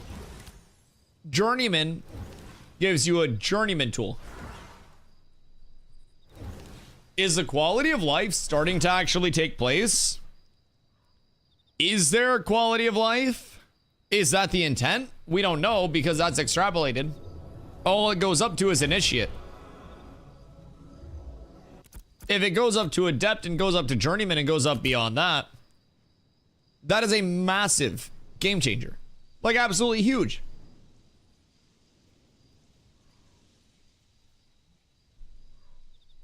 So at that point,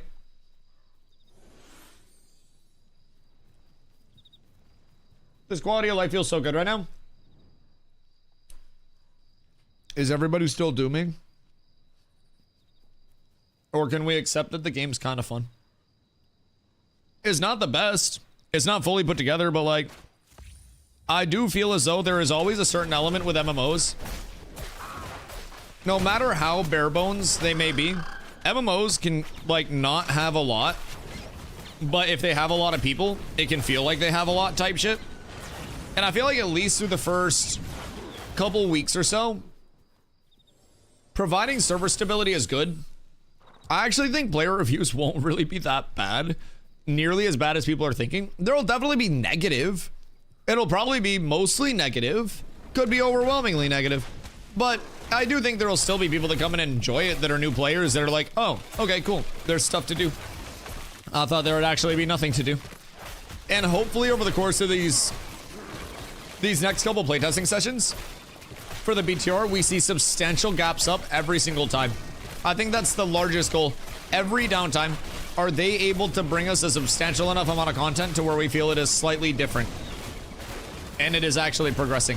And if they can hit that leading up to the 11th, I think it'll be in a good spot. Yo, J-Rock, thank you for the prime. Much love, dog. I appreciate it.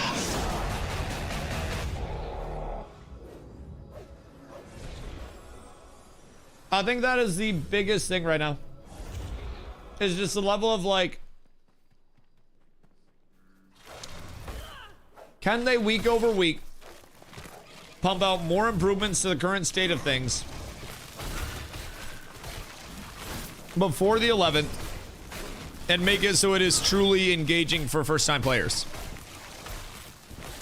If they can, might be pleasantly surprised.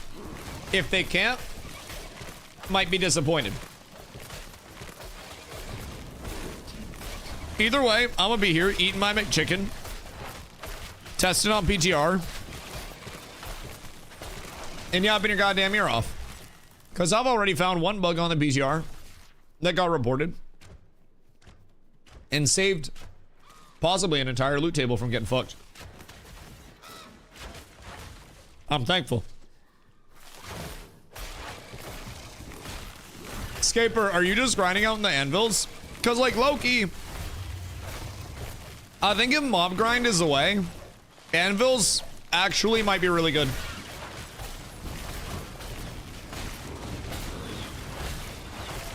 Like, I think it might be really good.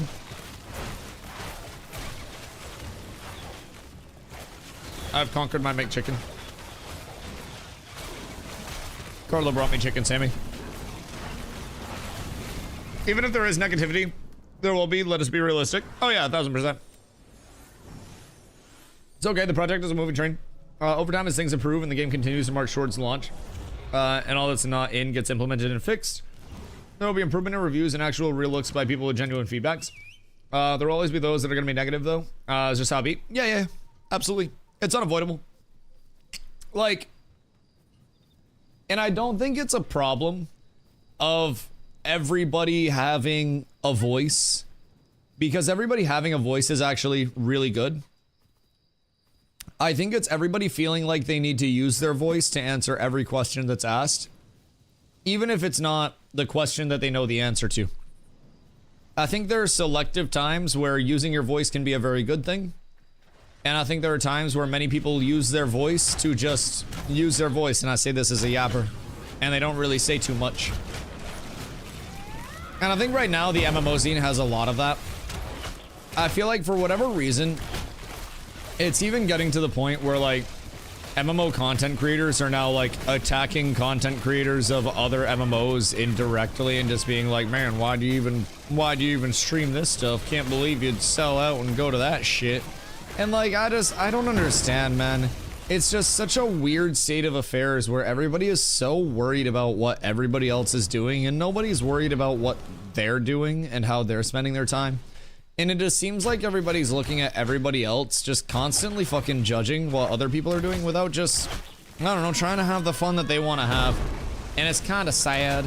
It's kind of sad. Way less ravens. That's good. Bard solo mob grind is the way to go. Is it? What do you have for gear? Because we're killing 1-star elite spiders. And we ain't seen shit. Recovering from travels and things. Felt like you were run over by a truck. Oh my god, wait. How many lives do you have left? Did you get like travel flu or something? How far did you have to travel? Hope it wasn't too far for a cat. It's a lot of walking. It's a whole lot of walking. Just sent a nice bug. It made me giggle. Stated open Destiny stab and got flashbanged, and this time it wasn't Planet's fault. Oh no, this was definitely the Planetor free design on flashbangs. On the Destiny stab. Yeah, he 1000% oversaw the background team for that. No, anything that is flashbang is Planendorf all the time. Just 1-to-1. You can absolutely assume that. Spotted 9 new highwayman camps. New clusters of camps have appeared as well. Oh, wait. So they repopulated parts of the anvils with like new types of spawns and new distributions of spawns? Oh, fucking really now? Because that seems even more intriguing. Are those... Scaper, are those elites or are those non-elites? Because if those are elites, that adds a lot of validity, but honestly, if they're non-elites, the drops might be insane. Even when I was out in the anvils, like, for original anvils testing, and I was just testing drop rates way before these drop rates. Oh my god, dude, the anvils in certain spots just gushed out drops. It was unfucking believable.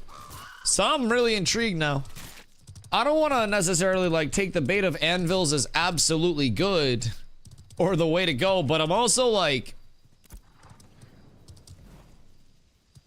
what if it's Resident Sleeper of the Year? What if the anvils actually does fuck now? Quite a lot of non-elites. Are you getting good drops from these non-elites? Because if you're getting good drops from those non-elites, you might be onto some tech. I saw what might be the best 7 to 10 leveling spot in the game. The fuck do you mean? Wait, why are you hyping this up and not telling me what it is immediately? What do you mean the best 7 to 10 leveling spot in the game? In the anvils? What level are you right now? Through like just mob grinding? Like, are you actually speeding up like crazy? Cause like low-key, I feel like going to a spot where you just AoE grind things. 3 camps in the same area, level 9, and also a level 9 giant. Oh, that's really solid. Bro, I feel like you go to an area and you just AoE everything, and then you're set. Like, a bunch of non-elites. Because, like, XP per hour, I feel like it's actually going to be better on a bunch of non-elites than it's going to be on elites right now. I know that might be crazy for me to say, but I feel like elites present too much of a, I don't know, too much of like a time to kill loss for the XP gain that they provide, you know? With non-elites, you can just solo, and you can, oh my god, you can AoE pull as well, which the AoE pull might even be the largest part of it. Just being able to stack up, I just died. That's okay though. Being able to stack up multiple non-elites, if you're level appropriate, is so good. I also feel like there's a certain element of getting starting weapons and then just grinding. I think like craft starting weapons, grab gathering commissions while you craft starting weapons, and then go mob grind. I low-key think that might not be bad. I imagine 1 to 10 to like 2 hours over efficient, maybe 1 hour. Best is still does it for the Warhorns and Zerkers, but that's group leveling. 7 to 10? Aren't those like level 12? Are you talking about like... I just want to show you my map. Fucking dumb, Dusty. Are you talking about the ones that are like at the lake near the north side of the desert? Drop rate's gonna be crazy with this many mobs? Right, that's almost what I'm thinking. Because like, it's kind of a race to the tropics. I feel like. Maybe the goal is to do it entirely in the Riverlands, but All elites got a buff. Everything got a buff. Literally everything. So I do feel as though we have the potential to just mob grind and like shit out loot. Drops a bait. I'll bait to you. How do you feel about the anvils? If it's shitting out loot. If a certain place drops loot. Well, everywhere's dropping loot right now if it's not elites from what we've been gathering. I'm not getting shit for drops, but from what we've been gathering, a lot of loot's dropping in certain areas. I want to talk to you. Everyone gonna come anvils now? No, listen. Just keep talking to me. Talk to me nice. You tell me all about it. Where is the best grind spot? What is this super amazing triple camp place? Just tell everybody so they all empty out of the Riverlands. Wait until I drop my 3 best leveling spots for December 11th video, and they're all directly on your fucking head. You're done, mate. You're cooked. There's one place that the loot drops are 3x better. Is that the little volcano island area? I shouldn't leak. I shouldn't leak.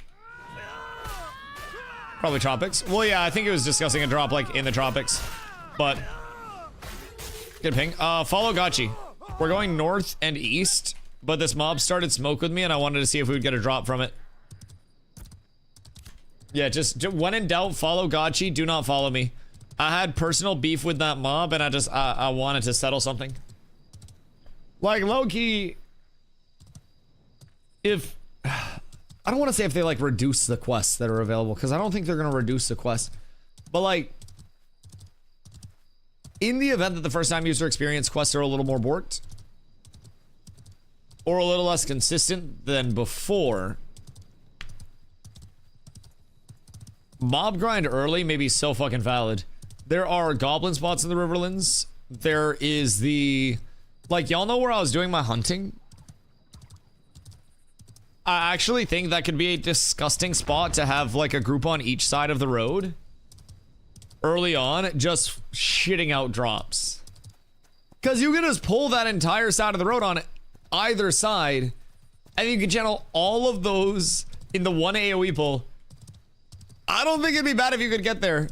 And it's like, it's far enough disconnected from everywhere that you might be able to like get there and get isolated enough to like hold other people out of it.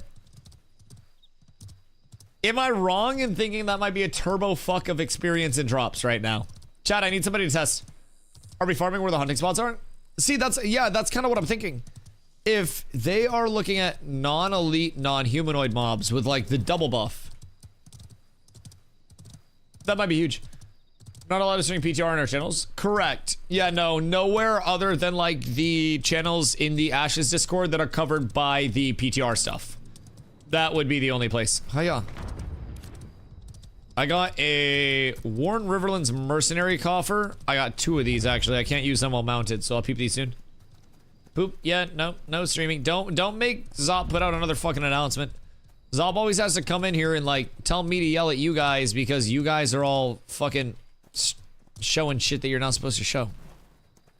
Fucking dummies. I swear to God. I swear to God. Can't find hawk huntables for the life of me. Did they reduce burbs more? Cause I know there were still a lot of people that were very unhappy about the burbs. People are in shambles over the Burbingtons. Oh God, wait. Are we trying to peep the XP from this? Got you doing the science here. I kind of fuck with this. This could be the absolute Tekkington if it does work. If it works. But it's very experimental Tekkington. Very experimental Tekkington. Nothing from that first one. Nothing at least to note. But we're well on our way. If it works, it works. There's maybe 1/50th of the burbs. What? Wait, they like nuked the birds? So did they just did they just like switch out all of the bird spawns with like humanoid packs and like the roaming packs in the camps? Would that, I mean, that's better, right? Although maybe now with the drop rate buffs, people are gonna want the birds back. Because if they're not elite birds, those might be up. Plus spots don't have ads that used to. So is it more empty in the anvils now? Or does it still feel like there's plenty out there? Because we're in the Riverlands right now. A little bit IMO. Interesting. Does it feel like it's emptier? An unusually low amount of herbs. Does it feel like it's emptier, but things are a bit more like decisive in terms of like, I go here and I can hit a bunch of mobs here? Like, does it feel like there's still the same total opportunity to make experience, like to gain XP, or does it just feel like it's missing things now? Feels that way because of how many there were before. Right. So like the perspective, Keith just got smacked by bear. Like the perspective of what there was before comparatively to what there is now makes it a little bit weird, but a new player coming in that doesn't know that there were a shitload of birds won't be able to tell the difference. Actually, way better for that. Right. Okay, cool. Cool. So it's a little bit just less like birds everywhere all the time, no matter what. And now it's a little bit more of like it seems to make the early game easier. Did they now? Because I'm getting my fucking shit kicked in by a bear that won't stop gang stalking me. I'm dead. Pain and suffering is all I know. So anyways, we're experimenting right now. Gathering's much nicer now. Oh yeah, how's your rarity gathering? Because I bet that was kind of like an auxiliary buff to XP gain as well, right? Because you're getting the you're getting like the new scaling on all of the rarity. So you're probably gonna find like more rarity early on just from like, you know, RNG farming. Interesting. Yo, Havoc, what up, dude? Just getting home and starting the update. How's the leveling looking? Hard to discern right now because the starting questing experience is a little bit cooked. There are a few quests that like aren't working right now, and there are also a few quests that had some changes come in. So we're kind of like running around data gathering, seeing what mobs we can hit, what mobs we shouldn't hit. They did a big improvement to like drop rates today, from non-humanoid, non-elite mobs, and then also every other mob in the game had dramatic drop rate increases for like low quality drops. So that's kind of swaggy. Very excited about that. From there were some bug fixes around Summoner, the Asmongold rule got extended up to level 10 instead of level 5. So I don't know if they're prepping for Asmongold to come back and make his grand arrival or what, but the Asmongold rule is extended up to level 10 for the PvP protection stuff. So level 6 Herbalist, but I started 3 hours ago with Gathering. Did like 30 minutes in town stuff. Like, I kind of just want to see. We need to wait till quests are either back, and if they won't be, then I'll make a leveling route. Okay, well, I'm just going to take people and go mob grind somewhere and see how that is. Because, like, the starting leveling route is what it is.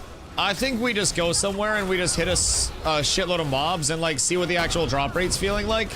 Because I'm going to be real, like, if the drop rate is actually, like, that good, then it may be worthwhile. Commissions are nice right now. They upped commission XP a little bit, right? Because, like, I have commissions that are, like, fucking 2,800 XP. I have commissions that are 6,600. Oh, wait, no, never mind. 3,200 is the highest that I have. They fixed static resources. Yes, static resources on the PTR are fixed. They have a new, like, roll system for resources where the rarity is determined on gather. So that has fixed statics. As far as we know, that's working pretty well in terms of like the intent and where it's shaping up. They have increased drop rates. They are actually like, they're cooking, if I'm being completely honest. A lot of the changes that are on the BTR, there are some issues with like some memory leak, stuttery stuff with the client itself. That hopefully gets fixed because that's a big annoyance, more than anything else, like very big annoyance. From there, I do genuinely think a lot of the changes that they're bringing in are a really good sign, really positive and encouraging thing as well. But that's just my take on it. Shadow farming still work? Nope. So no visual indicators work based off that new system because your rarity is determined like on gather. instead of when it spawns. So even if something did look like slightly different, that wouldn't be any indicator of its rarity before the actual, like, you know, the gathering of that thing, because it's determined when it's gathered. So that's one of the largest changes, I think, if I'm being honest. We had to fight 3 levels higher in quest reports. Usually every level is like an hour for every level. If we get drops though, might be a little quicker. We'll peep it though. I'll bring the lads over and we'll go drop farm somewhere. I think we go hit. I have a spot where I think we might be able to get up tremendous with some non-elite mobs. And then there are also some elites there too. I'm quite curious, but we shall see. We shall absolutely see. But yeah, it's 1000%. If you're going outside of ±3 mobs, it gets really, or ±3 levels on your mobs, gotcha, it gets real rough. I also think ±3 levels is where drop rates are getting really restricted. If you're getting within 3 levels of the shit that you're trying to hit, then it's really good. But like, outside of that, I feel like it's not that great. If it doesn't take me 3 years to get it on mob grind with you. You have an update to run? Because, like, we're just exploring stuff, honestly. We went to try to hit some, like, higher level mobs to see if we could skip ahead a little bit. And the skip ahead process did not work the best. So now we're going to go find some lower level mobs, and we're going to go check that. Like, we're not even trying to, like, master Thum up, so to say. We're more so at this point in time trying to just feel out what drop rates and stuff are feeling like. And where everything's lining up, so. I noticed a significant improvement in gathering feel. Not just saying it because it might be a little bloated because of an infills, but there's other gatherers here for sure. So you just feel like the gathering's actually like a little bit more impactful and meaningful, so to say. I mean, honestly, depending on what the spawns are right here, these are level 7s. We can farm level 7s easy as shit, I think. Should be easy then. Not to mention the recipe change. Oh my god, the crafting UI is so good and I'm not even a crafter. Yeah, I, as a non-crafter, can now look at all of the materials needed for these things. Oh, God. We pulled a level 11 bear. Oh, God, we tapped to 2 of them. All right, everybody run. I think everybody runs. We all reset. Definitely getting cooked here. We pulled 2 level 11 bears there. That might be slightly dangerous. So I'm kind of curious. How long would it take us to start characters, sweat of your brow, craft weapons, and then meet up? Or at least like one weapon. Because I feel like starting weapons might be a big thing. Wait to test that till I get in? Yeah, I think what I kind of want to do is have us all start fresh. Just go through the basic intro, like get out as quick as we can. You need money to craft? Right. So what I'm thinking is we'd have to do those deliver crates. Well, we could, or Ultra, thank you for the hydrate. Hear me out. Sweat of your brow, grab commissions, go have everybody independently gather, make their weapons along the way. Should be fine to make something. We just need to figure out what's easy for people to make in one spot and like what's efficient, right? Because if we have to have people bouncing around to each spot throughout the map to make shit, we're cooked. But what we could also do is have certain people just craft X amount of the things that we need. So like if we have a group, Safe Fast Sure. Safe Fast Sure is now tokens as well. Yeah, so Safe Fast Sure will be a start. So I think we grab Sweat, we grab commissions, we grab Safe Fast Sure, and we grab the quest to talk to a storage person. Complete those. Gather and break up the gathering to craft to get started out, because like Brooksteel stuff is just ash. It's ash and daphos. So if we split that, we have bows. And then if we go weaponsmithing, and then we just make a bunch of general two-handers. Let's see. Is there a Brooksteel weapon that has max HP on it? That is the question. Brooksteel Tide Slicer, magic speed and healing crit chance. Magic speed healing crit chance. Oh shit. All right. Brook Steel daggers, copper and ash have 147 max HP on them. So that's probably a huge up early. Okay. I'm not too opposed to that. Because the Ironhearth stuff is outside of the Riverlands. Daggers have nice plus health. Yeah. So what we would need is... Oh, the thing about the daggers is we need basalt weapon molds. So we would need to basically like break up all of these because like basalt and oak. We would need each person on a specific set of these gatherables. And then we would all just kind of like come together with the gatherables to craft the shit, if that makes sense. So when everybody's on, if we want to see how fast we could just shotgun these out and then go mob grind, it might not be the worst. Somebody say come. Not yet. The stream's not done, buddy. You still got hours left. Lock the fuck in. Better start thinking about somebody else, Grenton. You bald fuck. Took me 30 minutes in the anvils. Wait, okay, cool. So like low-key, am I crazy to think that that could be valid? Now, what would be easier to craft in one spot? Because, like, we have... do a Q group. Gonna remake in a few and try a new strat. Bows might be easier. I'm wondering, like, Arcane NG? But there's no max HP in that.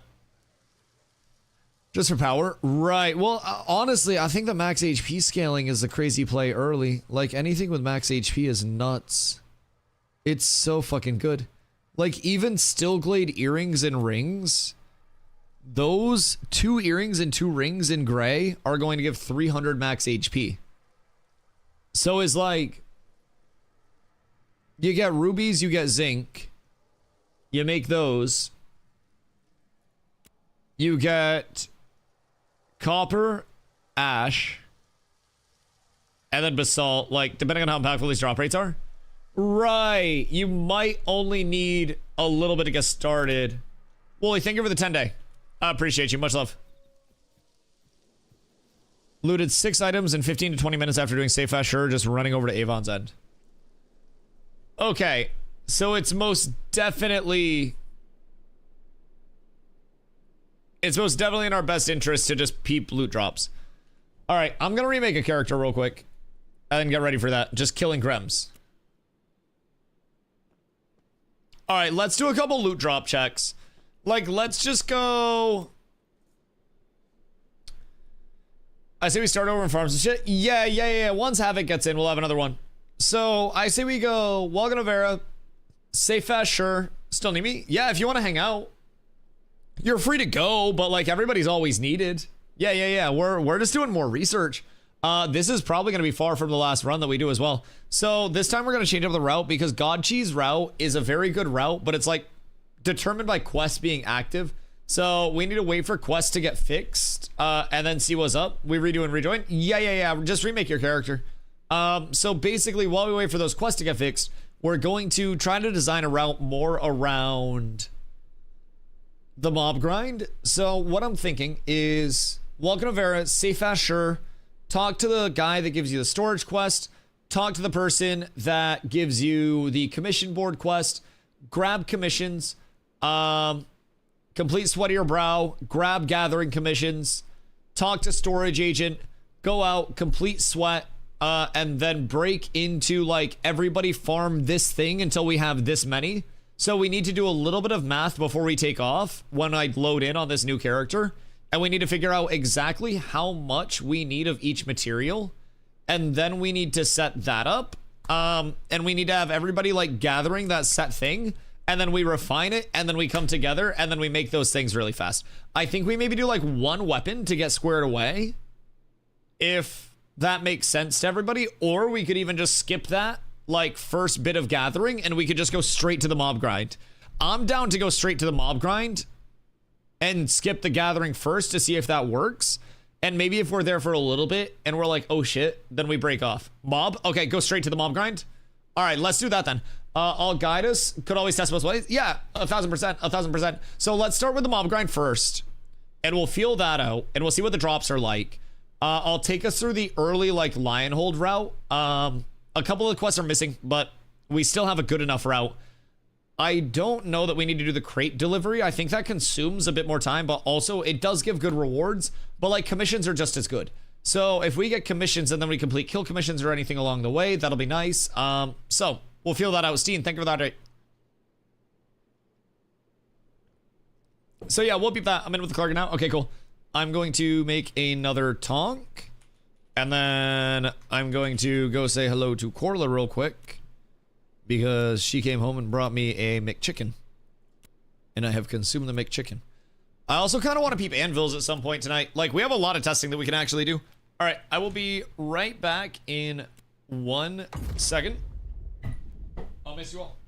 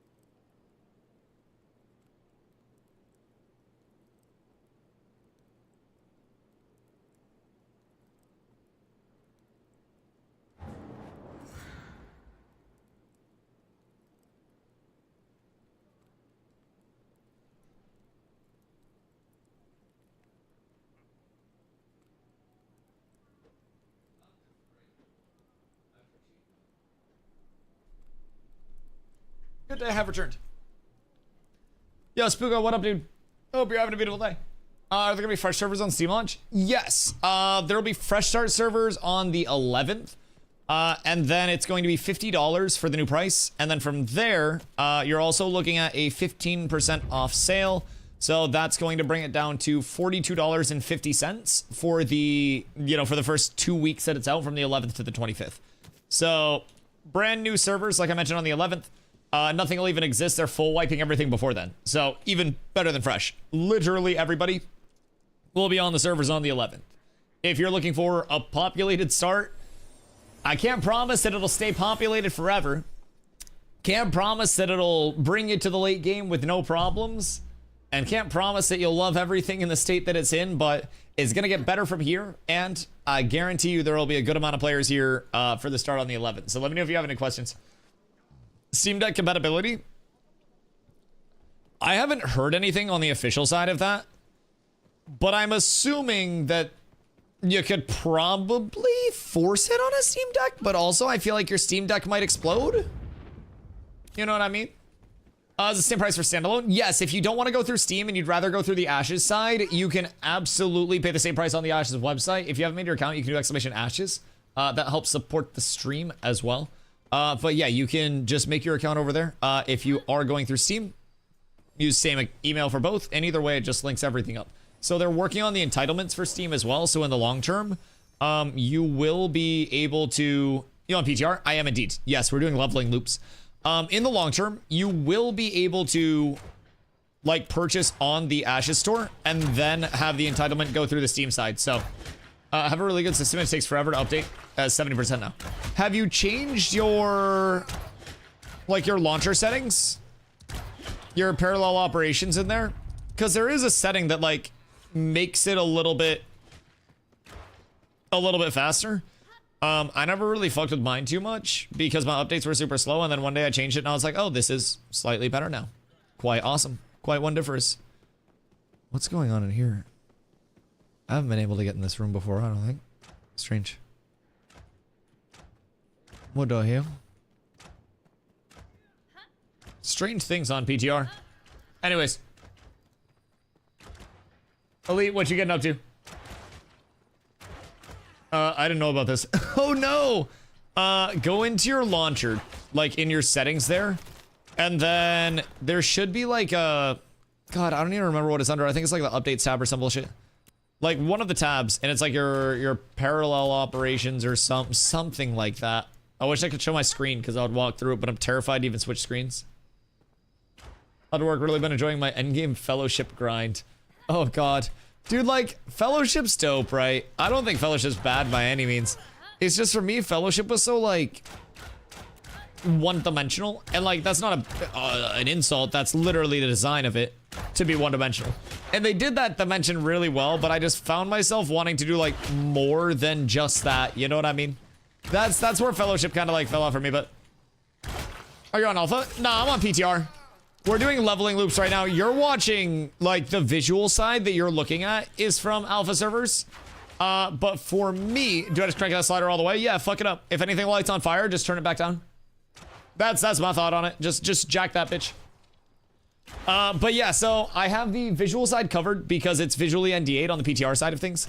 But we are testing leveling loops. We're testing the new drop rate changes. We're testing just about everything in existence that we can get our hands on now until December 11th, because there is genuinely so fucking much that it's going to be changing along the way. Later this week, we are expected to get some archetype changes, which will give us a new look at some class stuff. It's just going to continue to evolve. And we're trying to get as much info as we can, as early on as we can, so that way we're as prepared as possible on launch to, you know, get out ahead of the curve and actually make something happen. So, they fucked the summoner tank aggro up. Wait, what happened with it? Like, too much or too little? Because aggro's been a little weird. I don't know if this is another pass that they're, like, anti-mob train stuff, but it seems like they have increased the initial threat from the first person that hits the mob and decreased other sources maybe, but I don't know. It seems like that initial snap threat is really strong. Better be Bard buff. No Bard buffs. Bard's gonna get hit with another fucking nerf bat, as it should. Take away Bard's fucking singing abilities, make it lose its voice. I feel like that's the Bard buff we need. No instruments. They just gotta duke it out. I launched 3 taunts on a mob and it didn't grab the enemy. So, like, our taunt, though, also keep in mind, our taunt scales a little differently than, like, a conventional taunt does in MMOs. A lot of taunts are an instant, like, threat jump, where it's like, you are not rank 1 on threat. It makes you rank 1 on threat immediately. And so, like, from that standpoint, we can just walk and start on our sweat. Actually, I'll wait for Havoc. Once Havoc gets in, if you guys are trying to come do the mob grind testing with us, message DustyWhy in game. We're just sitting here killing goblins outside of Ruins of Ayla while we wait for Havoc to get in. I had the health buff from my gear. Oh, word. Yeah. So for those that don't know, like, our tank taunt isn't like the traditional taunt. It just builds threat equal to 2x our max HP. So, like, as tanks get more max HP, that scales us up really well. But leading up to the point of actually getting that HP, it can be a little rough. But 80%, you're vibing. We are pumping right now. Oh, wait, there's an AoE grind here. Oh, shit, wait. The Goblin AoE grind. We're literally sitting outside of Ruins of Ayla just Goblin AoE grinding right now. The XP's not bad. I don't think we've seen an actual, like, an actual drop, but I'm kind of fine with it. Well, the head on health of everyone. Weird. Now, was it just that you couldn't, like, keep threat once you had it? Or was it just that first hit? Message me. DustyWhy. Yeah, we remade. So that way we can do, we're gonna do a different, like, quest startup. We're basically gonna try to get the fuck out of, you know, out of, like, Lionhold with the bare necessities. So I'll take us on a little loop there. And then we're gonna go immediately into mob grind to see what we get from there. So shoot me in-game DM. I've got you all. Somebody's trying to trade stuff for magic equivalent. So I'd say these mobs are actually dropping stuff. But we're just smacking. What class do we need? Oh, whatever you want. We have room for literally everything. I have... How many do we have? We have 6 in group right now. So I have room for 2 more of anything. We have bards, we have clerics, we have DPS, we got tanks. I got you guys. We can just get whatever we want in here. As long as we have 8, it's even more efficient, because then we can just pump down AoE pulls as quickly as humanly possible. And I do feel like AoE pulling, like low elite to no elite, is probably the play early on.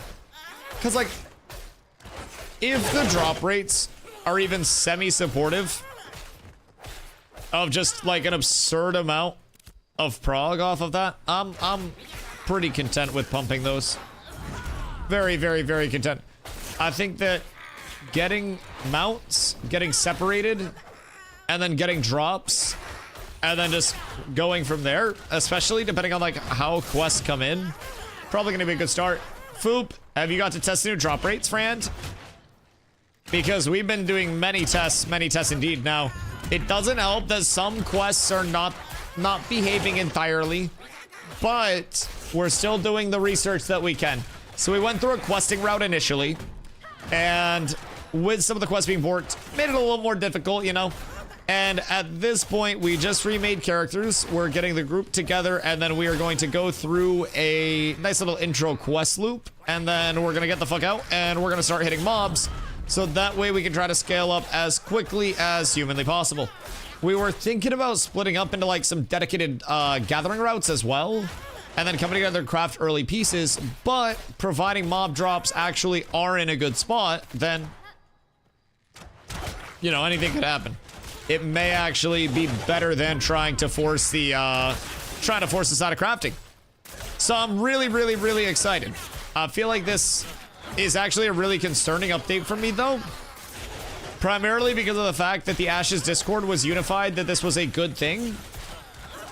And I'm never really convinced that the Ashes Discord is unified about anything.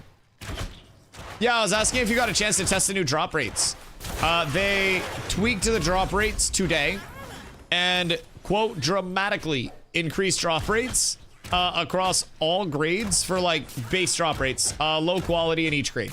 So, many drop rates are being had by France. And, seemingly, it might be enough to, you know, be that startup that people are actually looking for. So, some quests are borked right now. And we're kind of, like, leading into that. There's a high likelihood my leveling group will be starting Anvil still.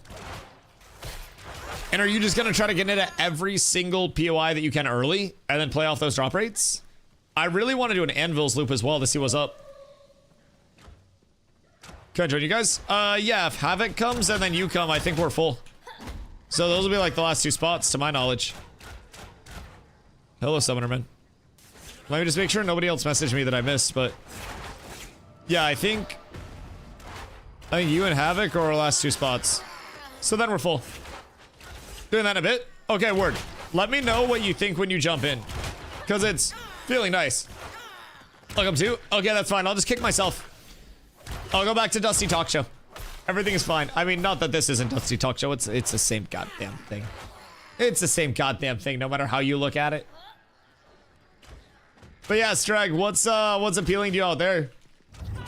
Scape's been out there a lot. And he feels like the burbs have been substantially reduced. Fupo had some snacks.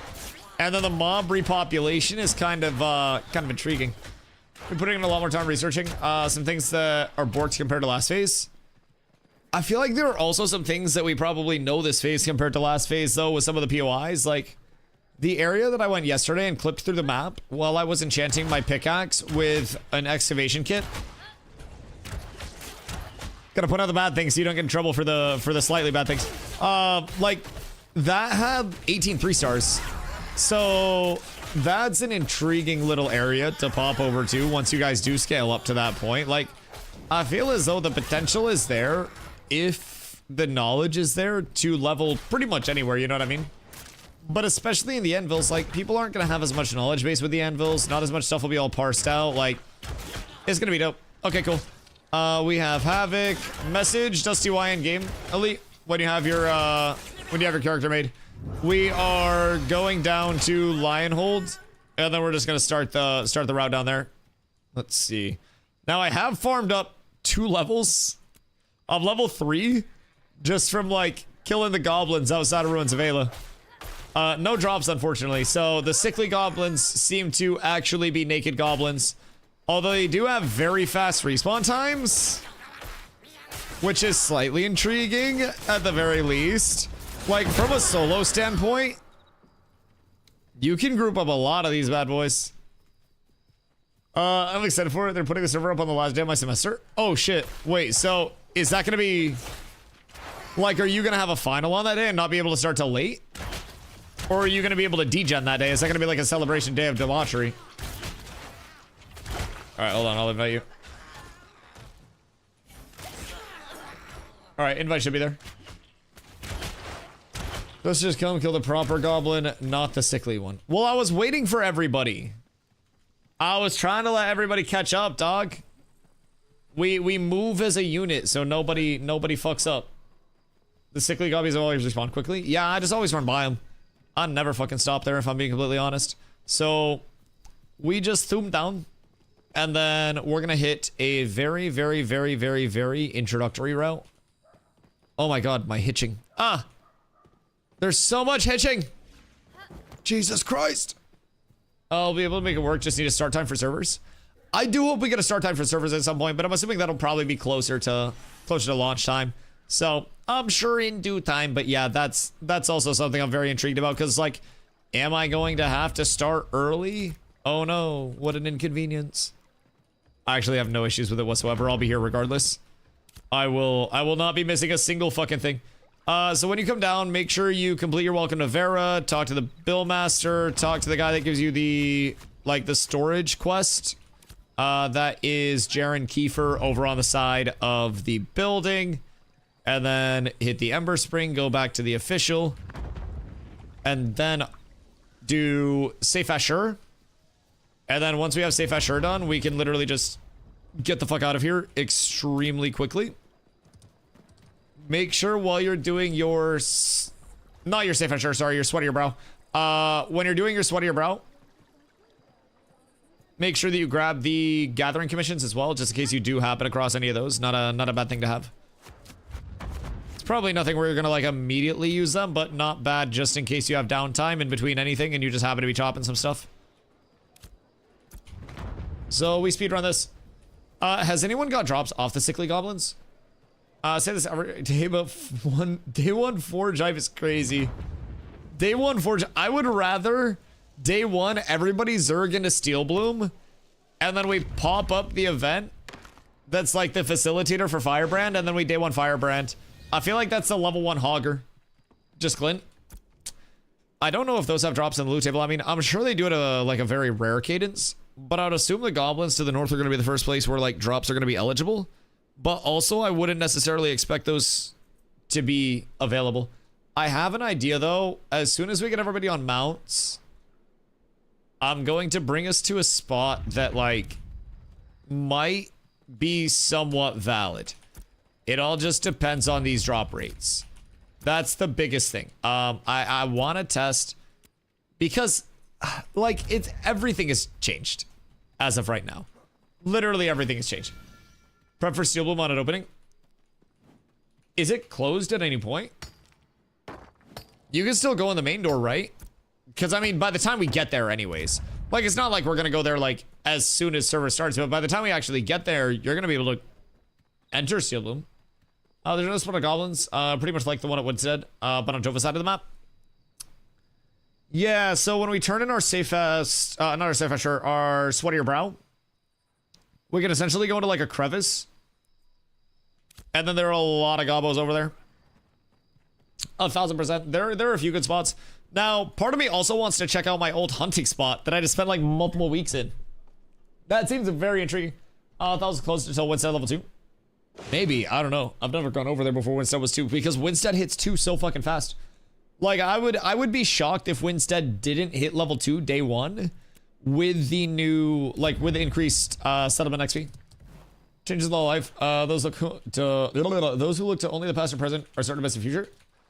I am evolving, Fupo. I am constantly evolving. I am the peak of evolving gamer. No, Z, my flowers. Fucking Z took my flowers. We gotta do something about this, Z. God damn it. I gotta run and get my flowers now. Z took the good flower patch. My speed run. But yes, change is always going to happen, Foop. And we adapt to the change. Everybody just keeps testing like crazy. And we just try to do what we can with the information that we get. And if we can get the entire community with the same mentality, in my opinion, like some people will want to pursue that, you know, that first on the server type progress, right? We're going to support that along the way. But we're also going to have a whole lot of people that just want a little bit of guidance so they can prog through and have fun with all of the new changes and see it evolve. And we're also going to have a lot of support for that. And I'm really excited that we can actually provide a place for people to, I don't know, just go about playtesting in a way where no matter what they're doing, no matter what route they're in, they will genuinely have a group of players who also want to play in the same way that they'll do. Or that they do. And it's just like, it's a cool feeling. Will Glitch already be level 25? Already fully equipped? Okay. No. Nothing like that. Nothing like that. No grief. You wouldn't do that anyways because you're a nice friend. You wouldn't do that. There's no grief in Ashes of Creation. There is no war in Bossing, say. Everything is perfectly fine. What's today when yesterday's tomorrow, Streg? What do you have to say to that? Okay, get your mount and then pop over, talk to storage person real quick before we leave. The bag quest is no longer here, but grab your mount and then go over and we turn in sweat. Just make sure that you also grab Safe Asher from Darlata while you are on your way out. So I'd go out the north side and then go over there.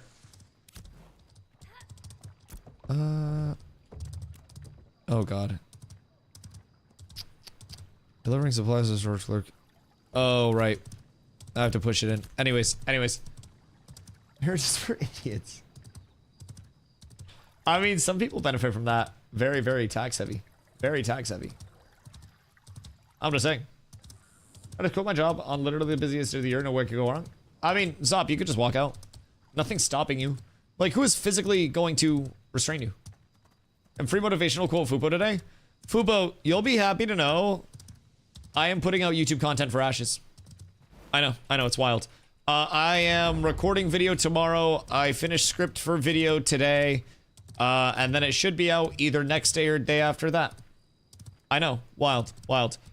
It's like fucking Michael Jordan coming back to basketball type thing. This is a sign of the end times. This will be my last Ashes of Creation video. Honestly, anyone could be because I might fucking die at my cadence of putting them out. But no, it's just like, it's a crazy little what's good and what's bad. And you know what's crazy? We can talk about both. Wow. One video acknowledging things that are both good and bad at the same time and encouraging people if they want to wait before entering to please wait before entering the playtest and to not feel obligated to enter the playtesting environment because they will probably hate the game if they force themselves in. That's just my personal take on things. What dirt does Steven have on you to cause you to make YouTube content? It's much less the dirt that Steven has on me, although he does have some. It's much more that I feel like there's a lot of slop that's getting all of the views from the Ashes of Creation search generation right now.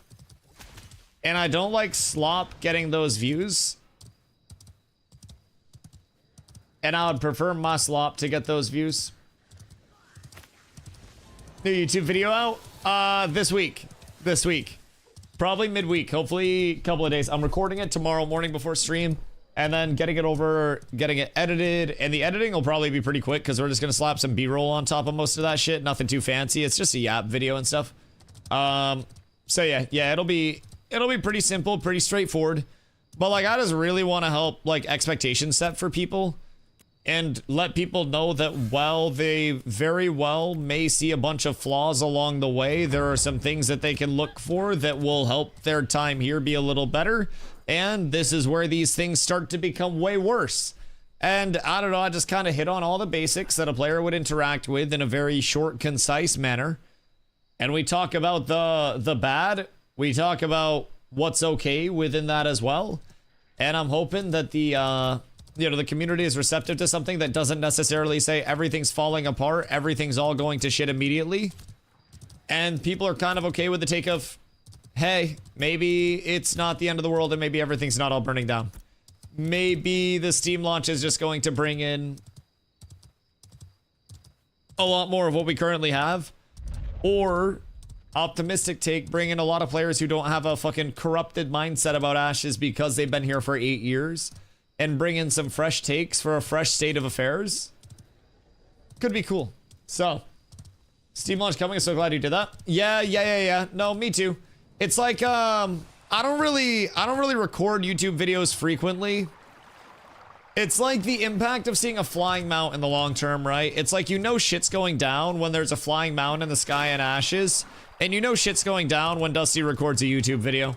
Like, there are recession indicators, and this may be one of them. Spooko, thank you for the follow. Appreciate you. So yeah, that'll be out midweek this week. It'll probably get 200 views. It'll probably have like 8 comments telling me to off myself and 6 saying that Ashes is a scam, as most YouTube content for Ashes does nowadays. But you know, it is what it is, man. I look forward to it. Happy to be out here putting on for the squad, the city. Just represent. Maybe like a metric fuck ton of players for December.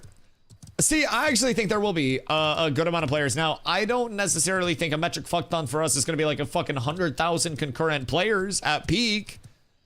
But with our community being as small as it is, if we get 2,500 to 5K between like Ashes Launcher, between Steam as like new players, that's still a lot of players. That's still good. The video I saw that was 24 minutes of a guy looking at a Reddit post about Steven's MLM history and then saying it's a scam for another 20 minutes. Oh yeah, absolutely. And I guarantee there was no actual like gameplay within that video about how it's all a scam and stuff. Yeah, no, always. It is what it is, man. I absolutely understand at this point in time that like people are always going to be saying that, you know, saying that same shit. They will absolutely always have that take until Ashes launches. And at the end of the day, instead of like, I don't know, a lot of the community seems to get very like argumentative when people take that stance. And I feel like instead of argumentative, we just need to be understanding that people don't really have the same level of understanding that we do as internal everyday Ashes players. And kind of like simply pose the question of like, what is a scam about this, you know, this product? Is it a scam or is it a product that you just don't like? Because there are actual scam products where you do not get a playable product, but like, I have a playable product that whether you like or not, I actively enjoy. I could be playing Arc Raiders right now, but I am sitting here playing Ashes. I enjoy it. Now, if people disagree with monetization schemes, if people disagree with where the state of the game is at versus where they want it to be, that's fair. But I just feel like the quickest way to invalidate your opinion, in my mind, is just going off of the like, oh my god, it's a scam, Steven's a scammer, nothing's ever gonna come to fruition. It's just, it's such an intriguing approach. How to get to level 25 so fast? You're not looking at my character over on the PTR, but typically level 25 can be done within a few days. At least it was this phase. For most people, myself included, this phase it took a lot longer, but that was the world first phase. From there, you have other things that factor in, but like this phase, I don't necessarily know if it'll be faster or slower, depending on what the drops are looking like. But we will definitely be feeling it out and seeing what's what. Now, honestly, if drop rates are good, I feel like leveling to 25 could be quite quick, but also it's not going to be a matter of like, oh, wow, wait. We just killed a single wolf and got a Brook Steel shortbow. Okay. So we killed Highwaymen for a few minutes and didn't get a single drop, and then the first wolf that we killed just gave us a drop. I have a theory. I have a very intriguing theory. Wait, did they kill the spawns here? Oh no! All of my hunting spawn density's gone. Oh wait, no it's not. We're good. Never mind. Someone's probably just farming it in that area.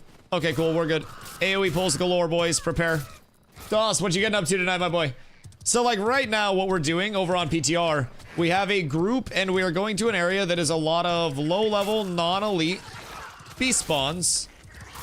And we're going to try to kill as many as we can in very large pools all at the same time. Also, I have a theory. I have a very large theory. If the snap threat truly is as good as it is, like that initial, you know, I am the first person to aggro this mob, I get a lot of threat from this mob, people are gonna sit on their mount and then run around and then just kite things around on their mount the entire time to level. I think that might be the tank tech. I'm gonna try it this next pull, but providing I can keep enough distance between myself and the mobs, I think I might be able to hold threat on the mob the entire time without hitting it once. I don't want to like jump to conclusions. We need to test this, but the aggro range on these mobs is also very long, so I could literally just like run loops. Yeah, the mobs will stay on me even if I don't hit them. Alright, I found a bug. The snap threat. I don't know if this continues at higher levels, but in a group, I can tank just by riding horse. I am God. If the mobs can't hit me and kill my horse and I just aggro them, then I do enough damage. Then my group does enough damage and I have enough snap threat to just hold threat on the mobs the entire time. And I think because I think they might have like changed mount like threat algorithm on pulls, because I am grabbing threat over my mount now and my mount's not the first thing to get hit anymore. So I'm not sure if that's something that changed with the mounts, you know, exclusively, but very interesting nonetheless. I group up all of these beautiful mobs and then I just run them around in a circle. Oh no, the Grems are coming for me. Wait, no, this is actually absurd tech. I just need to run and I need to get these wounds off of me.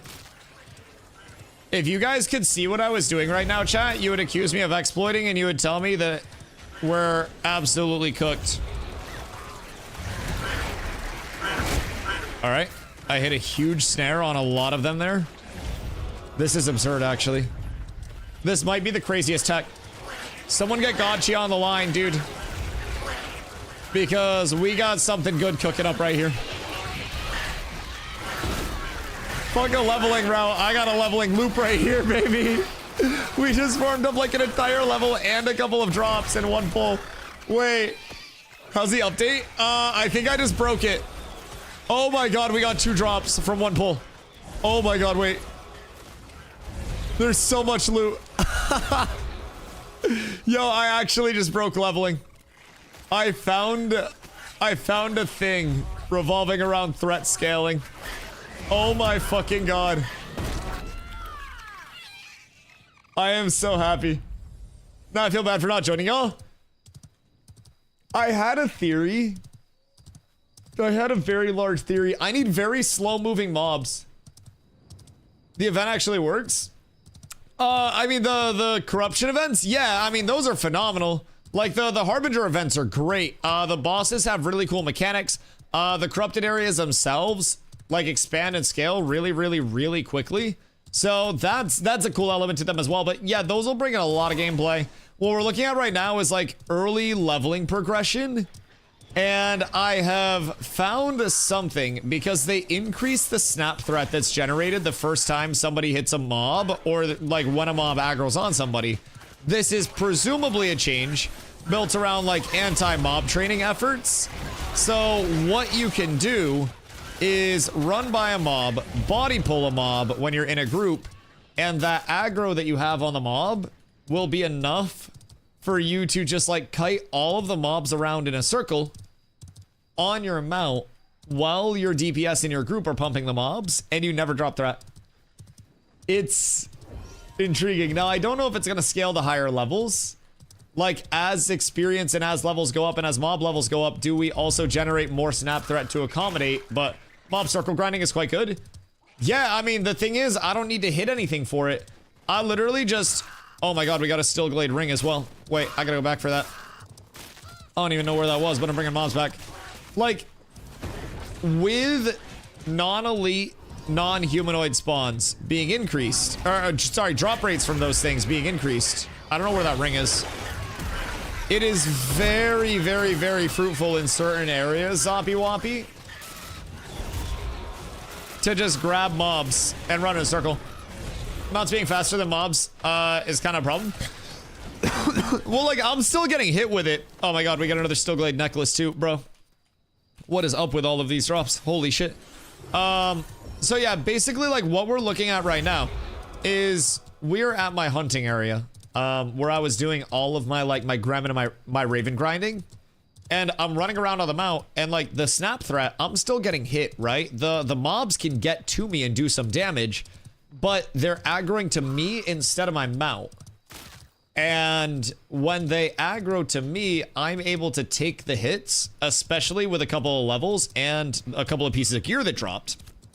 I'm able to tank the damage as it's coming in. My mount's not getting the aggro, so I just grab aggro on everything, and like before I could take the damage, I could just do these massive pulls. So it's gonna be intriguing to see how it continues, because like right now, like since I've got a couple drops already, I can just AoE pull and I can hop off my mount and then I can face tank stuff. But like the drops are fucking insane. Also 4x droppings off of a single Grem. Just for my crafter lads out there, just for your consideration, 4x droppings. I did also just complete 3 commissions all at once from being out here. And then I have 3 Warren Riverlands mercenary coffers. I will open these bad boys up. I get crafting XP scroll, dull glint, and I think more dull glint. All right, we're down horrendous.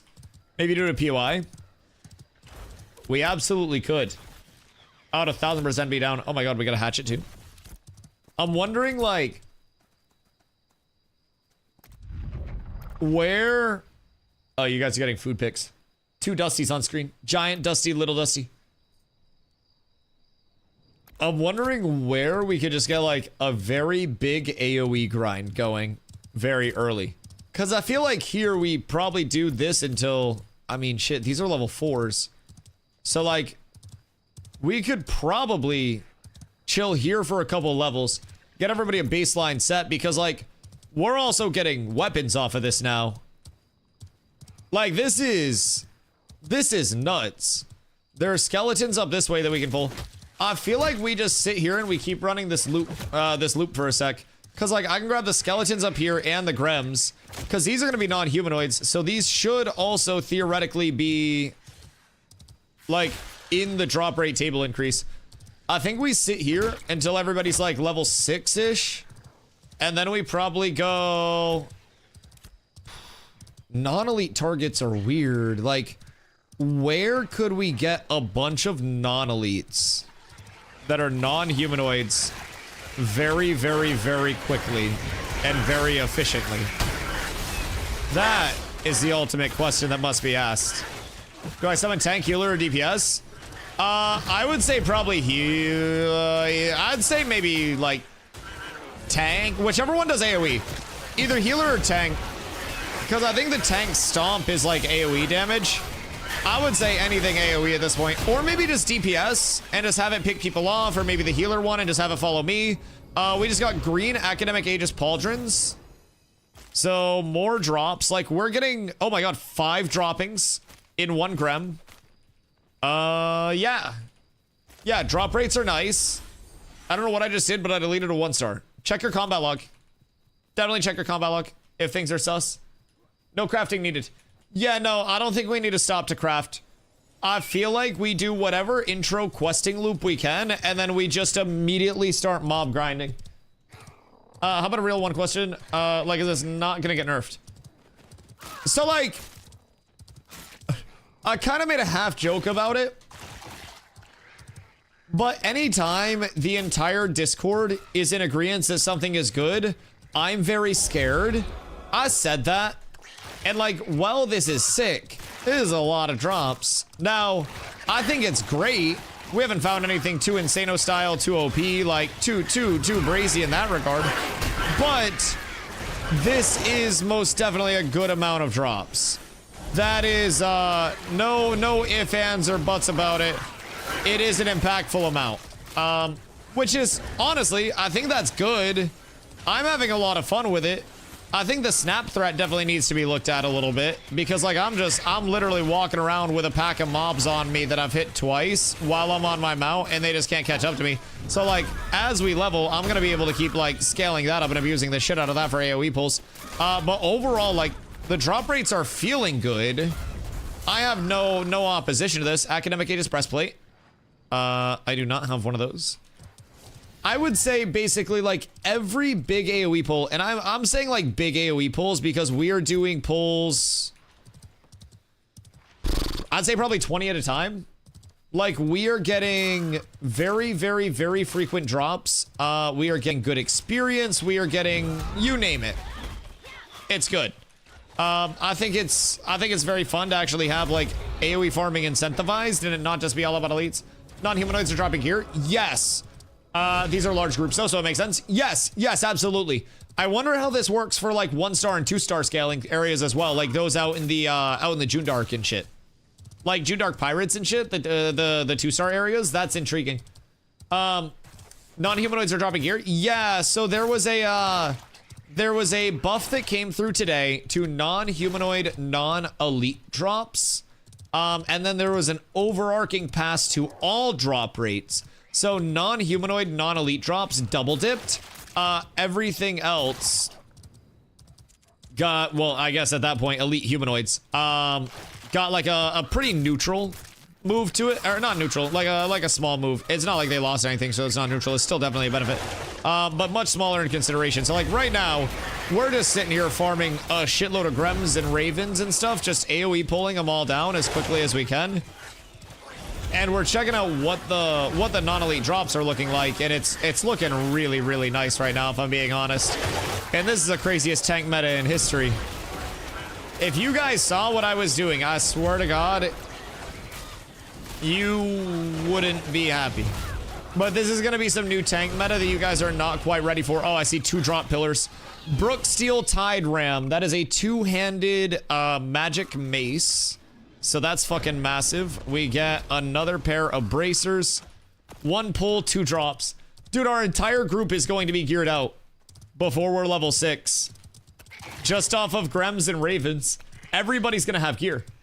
So now beginning crafting is pointless again, except for leveling skills. I mean, I don't necessarily think it's pointless. Because while we're doing these farms, you do also have people in the group that are stopping and gathering the flower patches and stuff. And from there, we've got like Lego Davos and shit like that in the group already. So like, if you did want to craft those early items, it is still doable and it's still an upgrade. But also if you're someone that's just progressing through like crazy, then you're not really going to spend too much time in the novice or like initiate range. You're very frequently going to be looking into that, you know, that adept range, that apprentice range for your first set of crafting, and that's going to be dependent on like, you know, tables existing. So, bro, some tank is trying to steal my fucking threat over here.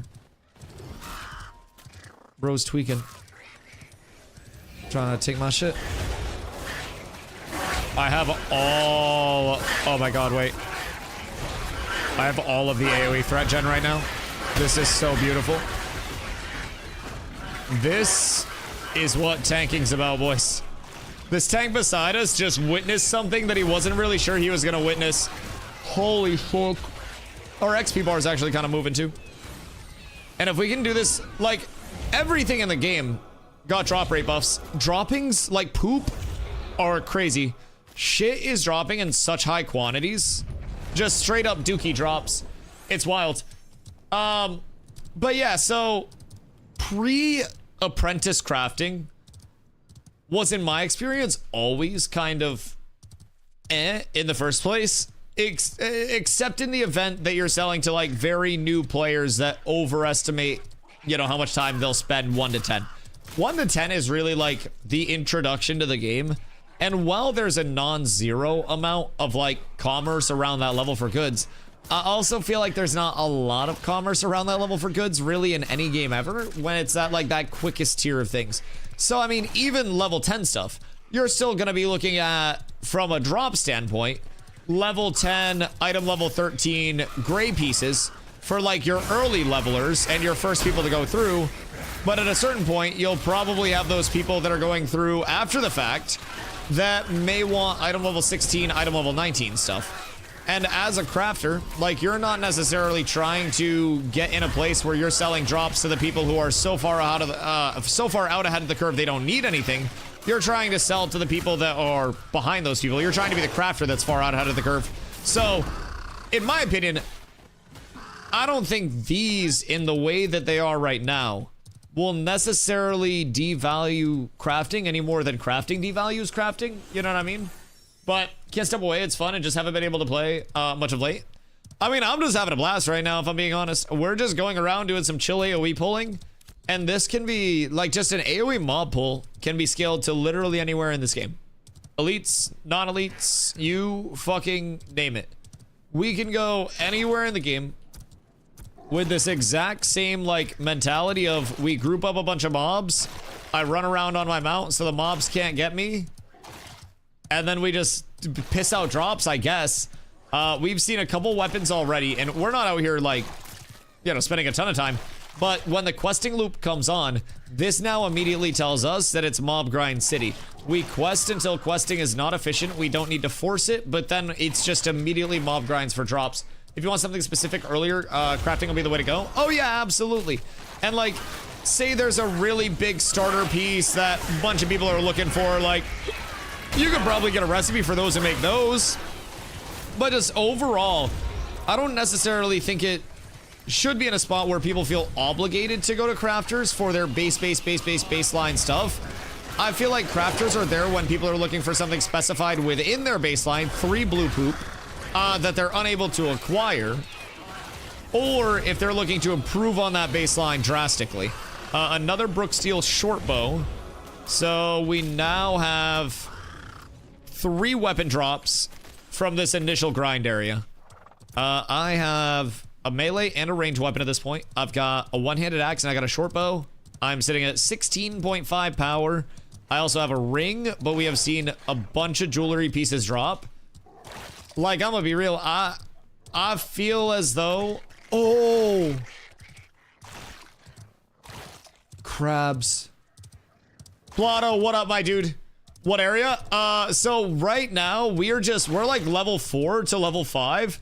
I am running around in that area that I did hunting for like 3 weeks with the Grems and the Ravens and the Wolves, because there was a double pass to drop rates today where drop rates got dramatically increased by all mobs of all levels across all ranges for like low quality gear in the lowest tier for each grade. And then non-humanoid, non-elite mobs also got an additional buff to their drop rates. So I've got a group of lads right now, and we're just running around AoE pulling a shitload of Grems and Ravens and Wolves, and like, it is pissing out loot. I'm telling you, like, every single pull that we're making, granted, I'm running around on my mount, and I am pulling a bunch of mobs and we're killing all of those mobs at the same time. But the amount of loot that we're getting is nuts comparatively. We are level 4 in this group. And I have a melee weapon, I have a range weapon, I have 2 steel glade rings, so I'm now sitting at 728 HP. We've seen multiple other weapons. We have seen armor pieces, we've seen a green armor piece. Cypher, it's a good day. It's a beautiful day. And it should be said, green is the highest gear rarity we've gotten. Yep, I like it a lot. I don't feel as though we should be getting a lot of high rarity stuff, but I feel like low rarity, low grade, like, you know, low tier, high quantity stuff is good. Early crafting should be filler for specific needs. Yeah, absolutely. And I think that should apply to each level bracket too. I feel like when you hit level 10, you should have an expected amount of, like, by the time I am done progressing level 10 to 20, I can farm up a, you know, an acquirable gear set for that level 10 to 20 progression that will prepare me to take on 20. And I feel like from 0 to 10, this is actually a good standpoint to get up to, you know, get up to that level 10 threshold while being able to complete that level 10 content in a meaningful, efficient way. I think that's quite good. I think the state of affairs that we currently have is by far not the worst with these drop rates. And it'll probably get tweaked. I mean, everything's gonna get tweaked at some point. But I'm really liking the fact that we can actually just start out and not be completely poverty. You can craft if you want to, but you don't have to. Gonna put it for time off for the wipe, but that was made easy for me because I got laid off. I mean, now you're not limited on your time off, and you probably get paid for your time off all at once. So, like, congrats. Also, 07, I'm sorry. Hope you land on your feet. But severance packages do go crazy depending on where you're at. Now, did you work for Amazon Games by chance? Just a random question. Got 30 magic power? Ayo. You're actually kind of pumping. I feel like that's more than you usually have. No severance. Oh, God. Oh, that's tragic. That's tragic. Well, hopefully you have many prospects already lined up. But in the meantime, more ashes. 550 L, 660 mana. Ooh. Yeah, I'm sitting in a nice cool calm collected 728 max HP right now, which I am more than okay with. I feel like... What level are the first crabs? Like, at what level could we just say, fuck it, crabs? Because I feel like it's like 10-ish, no? Because I actually feel like just spamming non-elite beast mobs is OP right now for getting baseline sets. And then maybe elites, but I think 10, 12-ish earlier. Earlier, you say? Really now? You can go to the beach at 8.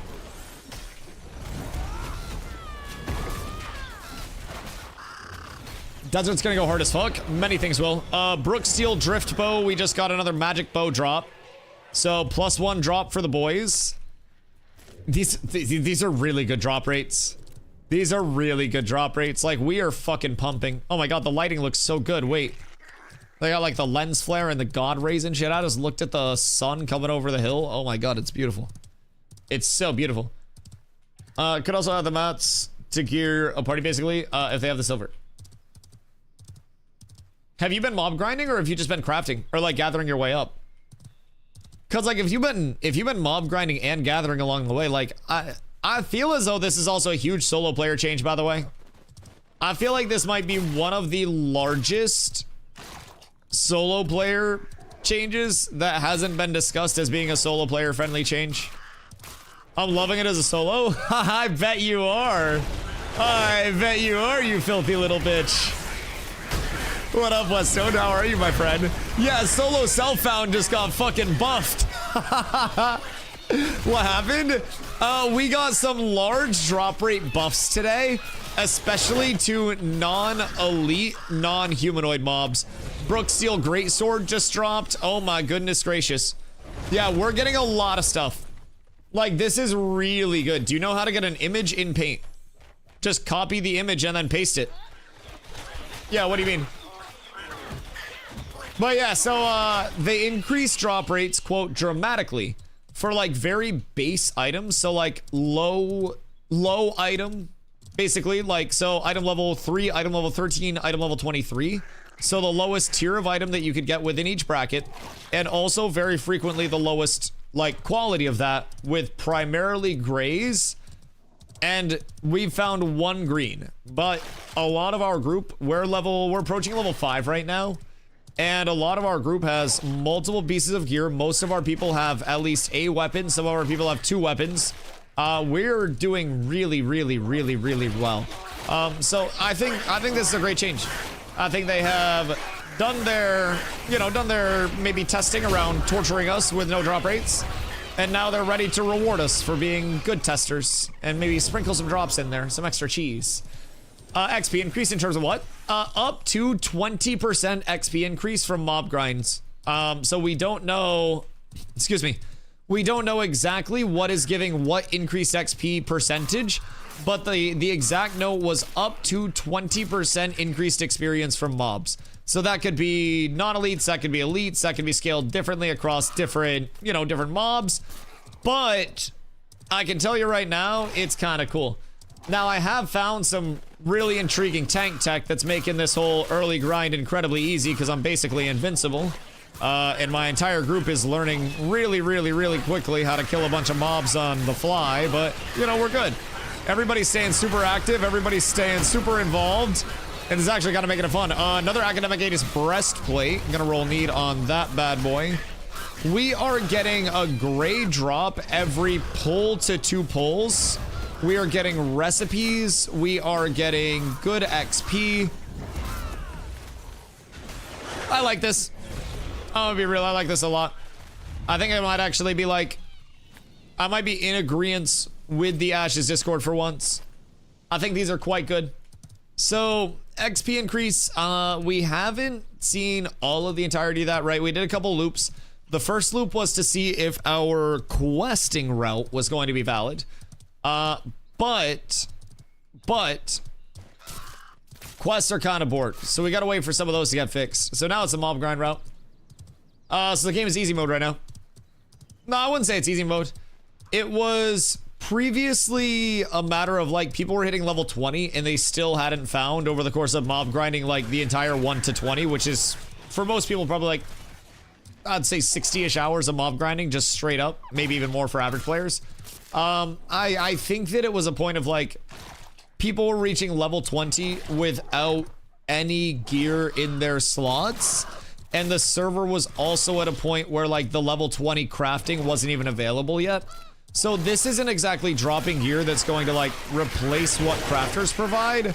This is more so dropping gear that's like going to be used pre-crafting, and allowing people to progress through, the tiers of the game, different level brackets, while having some, not like an expectation, right? But some reasonable expectation or some reasonable chance to at least like fill out their slots over the course of leveling. And I think they've had periods where like it was loot fountains of higher rarity stuff, but we have found every piece of gear that we found has been gray except for 1 green, and that was a set of shoulders that was green. So like, I don't really think anything that we found is going to devalue anything that was crafted, if I'm being completely honest. But everything is, everything's kind of nice in the drop rates. We should see if any dev is on to show them. No. The fuck? Why? This is my tech. If you're crafting gear going heroic plus, maybe blue if it's high end game. I mean, honestly, I think early crafting could also go blue before quality and stuff, but so focus level 20 plus gear for crafting, use drop sell then. Yeah, I mean, that's personally what I would say if you're leveling fast. Crafted gear only crowd, I can go play phase 3 again. I mean, I don't even think it's a matter of that. I just think it's like, if you are a player that is focusing on progression to the max level, why would you stop progressing to the max level to go buy crafted goods when at the end of the day people are going to either just grit their teeth and get through it until they get to level 20 and then pray that they get level 20 drops? The fuck?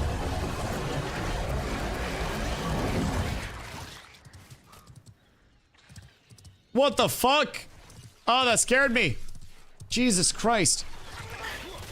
Anyways, I have no idea what that is. Is attack something other than being mounted? No, you just mount and then you grab the snap threat on mobs right now, because it's giving you an absurd amount of threat generation just for like, being the first person the mob targets. And then you can just run around on your mount in a relatively small circle all of the mobs will circle up perfectly, and then you just don't get hit very much. And they changed it so like the mobs are no longer aggroing to mount first, they're aggroing to like your player first. So essentially all I'm doing is running around with a bunch of shit on me, and I am grouping it up, and then I'm running it in a circle, and then we're not dying. Everything's fucking wonderful. And this can theoretically be scaled up with any mobs. The slower they move, the better. The more melee exclusive they are, the better as well. It's quite intriguing. Another Stillglade ring drop.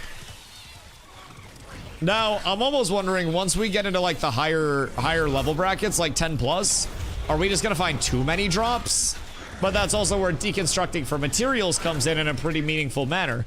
Because then we can prep for crafts at least in a baseline level before those things are available. Maybe get ourselves squared away with some mats. It's going to be an intriguing change. A very intriguing change. Also, I want Dr. Pepper for this hydrate. No, thank you. I appreciate you. A Dr. Peppy hydrate, best hydrate.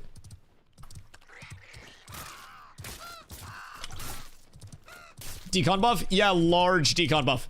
Yeah. So, level 20 plus. Now you're going to be thinking about all of those super high quantity items, maybe in a slightly different way. If we are in a spot where we're seeing maybe things that require emblems to be crafted dropping. Maybe essences, if they're hard to come by. Yo, Generic, how are you, my friend? It is a beautiful, glorious day in Vera. The drops are flowing. The Discord is happy. It's a little strange, if I'm being completely honest. I haven't heard people this cheery about Ashes in a very long time. And all it took was a simple drop rate change. And now everybody thinks that we're fucking ready. Everybody says it's good to launch. Nobody's worried about Steam anymore. As long as things are dropping from mobs, we're good for Steam, says the Ashes calm. And I'm here for it. Making me hype. Yeah, who would have thought we were just a couple drop rate tweaks away from launching, man? Fucking miraculous. Oh god. Also, we killed the guy for Skin Stripper at level 10, so all our DPS had it early. I didn't really craft until late game. I'm curious what those drop rates are gonna be. But like, an area like Oaken is now really intriguing. Now, something else to consider for all the fine viewers out there. In your Destinies tab, if you hit L, you're now going to be able to claim and receive rewards for not only those individual tasks, but also those threshold completions, which you can claim up in the top right. So you'll notice under novice crafting, is that a fucking summoner ability? Ah! What the hell? Ah. I'm so scared. What keeps doing that? Oh my fucking god, I'm so terrified. Anyways, if you hit L, that brings up your Destinies menu. So you have first steps, adventuring, crafting, gathering, and processing. But under your novice gathering, novice crafting, you'll notice under the player rewards, you get a crafter's shirt box, crafter's pant box, and then you also get a crafter's recipe chest. So you get recipe chests. Under gathering, you get gatherer's shirt box, gatherer's pant box, and then a gatherer's tool chest. So they may now be handing out, as they come in with more tiers to that, keep in mind, because this is just the novice tier. They may go up to apprentice and journeyman, so on and so forth, and then hand out tool chests and stuff like that for people as they hit those tiers. Which would then allow people to potentially access that a little bit easier.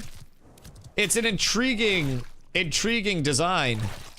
Because then those initial craftables, in terms of the tools like those grays, those will also be a little bit devalued from the crafter side of things. But I actually think that could be a really good change too. I think that could be really well received. It's very interesting. Very, very, very interesting, the state of affairs over here. So I, for instance, just completed my my adventuring one for the 4 completion. So I got the Adventurer's Health Kit. I pop that open and it says, select a reward. 5 novice salves of health or mana, 10 rations, or a novice scroll of constitution. Low-key, I'm gonna take the con scroll. Because, like, that novice con scroll gives 26 con for 180 minutes. It's 3 hours, and con is now 4 to 1. Like, 4 max HP to 1 con. So, like, I'm gonna take that. That's kind of huge. More hyped about today's patch than anything else. This is a really big patch for game feel. This is a really, really, really big improvement for game feel, if I'm being honest. I am extremely happy with how the grinding has felt so far. And I'm excited. I actually want to get us up. Fuck, I want to go a little bit higher here. Maybe just to like level 6 or 7 and then move us elsewhere. I have a couple ideas of where we could go. But like, I genuinely want to just keep pumping levels right now. This is very fun. And I'm just running around on my mount, grabbing a bunch of mobs and just spinning them in circles. Didn't even need drops last phase, but we lost so many players because of drop rates. Yeah, I'm gonna play regardless. Like, I'll be here drops or no drops because I'm gonna get to max level along the way. And like, then I'll get my drops. But like, this is something that's going to make it much more engaging for the players who are, especially solo, newer players, less okay with the, like, we have an entire group that knows how to play the game and do everything optimally, so we don't worry about damage because we're all GG good at the game. Like, I think this is a really good update for the general player base at this point in time. Oh, items. Academic Aegis shoulders. Yeah, we're getting stacked. We're getting very stacked. I'm solo and it's been very fun. Yeah, like quests are pretty borked right now too. So like if you're solo, commissions are quite good to keep checking in on and grabbing along the way. Especially if you're getting like the gathering commissions too. Those can give like a couple thousand XP a piece early. So kill commissions, gather commissions, not the worst. Drop rates are fucking awesome. I have been so incredibly happy with these drop rates in terms of getting established. Now, keep in mind, I myself, I have 2 weapons and 2 rings. I'm not even necessarily out here getting stacked like that, right? I'm just at a point where I'm like, I'm seeing the drops go out to my group. And I remember phase 3 launch when we were grinding Steel Bloom and we had people that were 30 healing power. And like, we were fine because like, we just had to adjust how we were playing. But like 30 healing power in fucking Steel Bloom was a little bit rough for our clerics. And like, well, there was the element of having fun because of everything that, you know, you were just progressing towards. The route there could have been, I think for many people, a bit more enjoyable and a little bit less unengaged. 18 with Starter Scepter. Yeah, I'm sitting at 17.4 power, but I got 800 HP almost, so. Level 5 and I have 3 half sets. Half sets, you saying? What the hell you mean? You talking about me? I mean, shit, you name the cleric. Every caster was like tight about gear. Every caster was down bad at the start of the phase. Like every single one of them. There was no hope. Everybody was just like angry. Everybody had no power scaling. Heals were hitting me for like 10. Remember I had starting scepter for ages? Oh my god, dude, it was bad.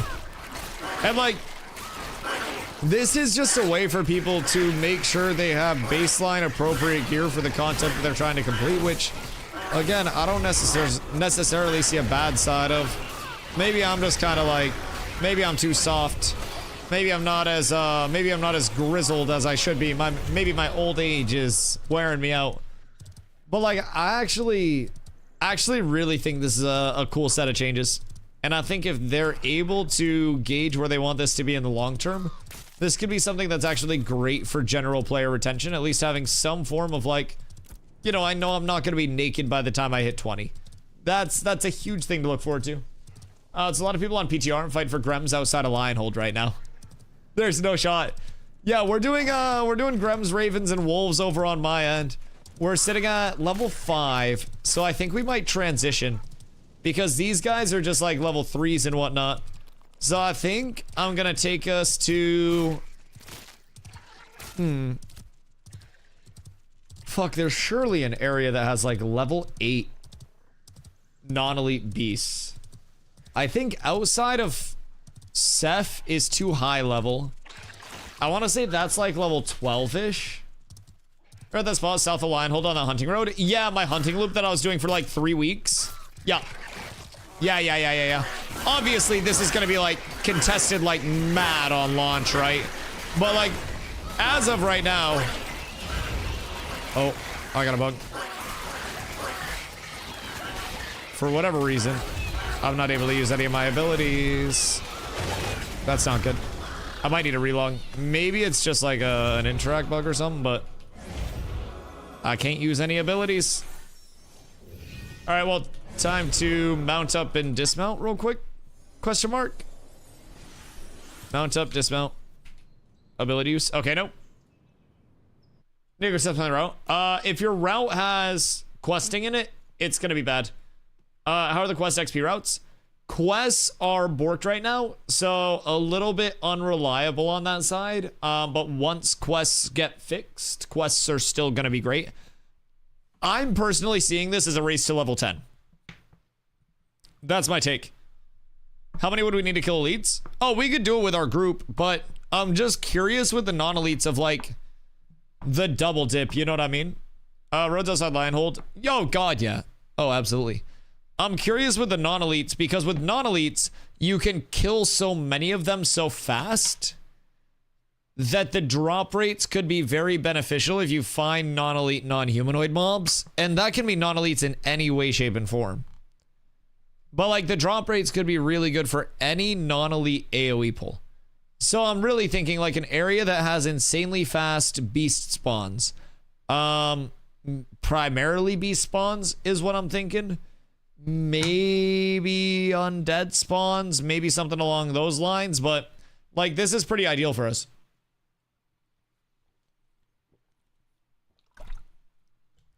Thank you for that, Dre. All right, quick smoke real quick. 1 sec. And then we rotate. Hold on.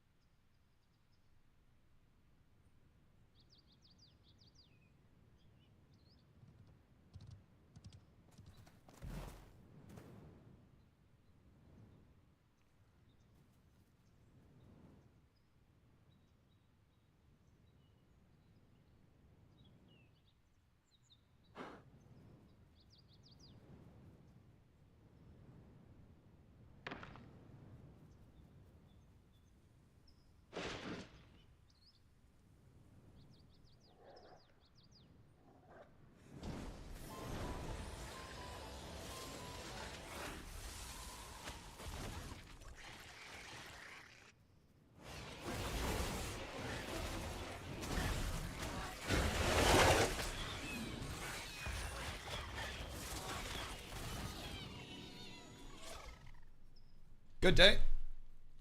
Can I use abilities now? Yep. Okay, cool. I couldn't use abilities before. Is Summoner playable this current PTR? Yeah, Summoner's playable right now. Absolutely. 1000%. With Summoner, it's probably going to receive balance passes. We have some archetype like reworks and updates that are slated for this week. So I would assume we're on pace to get many updates this week. We got one today revolving around drop rates for a lot of mobs, which feels phenomenal. I think we'll probably get a couple of tweaks tomorrow. And then maybe Wednesday, archetype updates. But they said archetype updates this week, so I'm thrilled for that. But Summoner's playable right now. The Harbinger system is in right now. The only thing around the Harbinger system right now is that the boost NPC isn't in. So, like, you can't just boost up to level 20, but... it does say they're pulling an item and pull from Ravens. Oh, yeah. Well, I would say, like... I would say consistently an item every other pull. But, like... We're getting a lot. We're getting a lot. We have multiple weapons. Pretty much anything we could want. Let's see.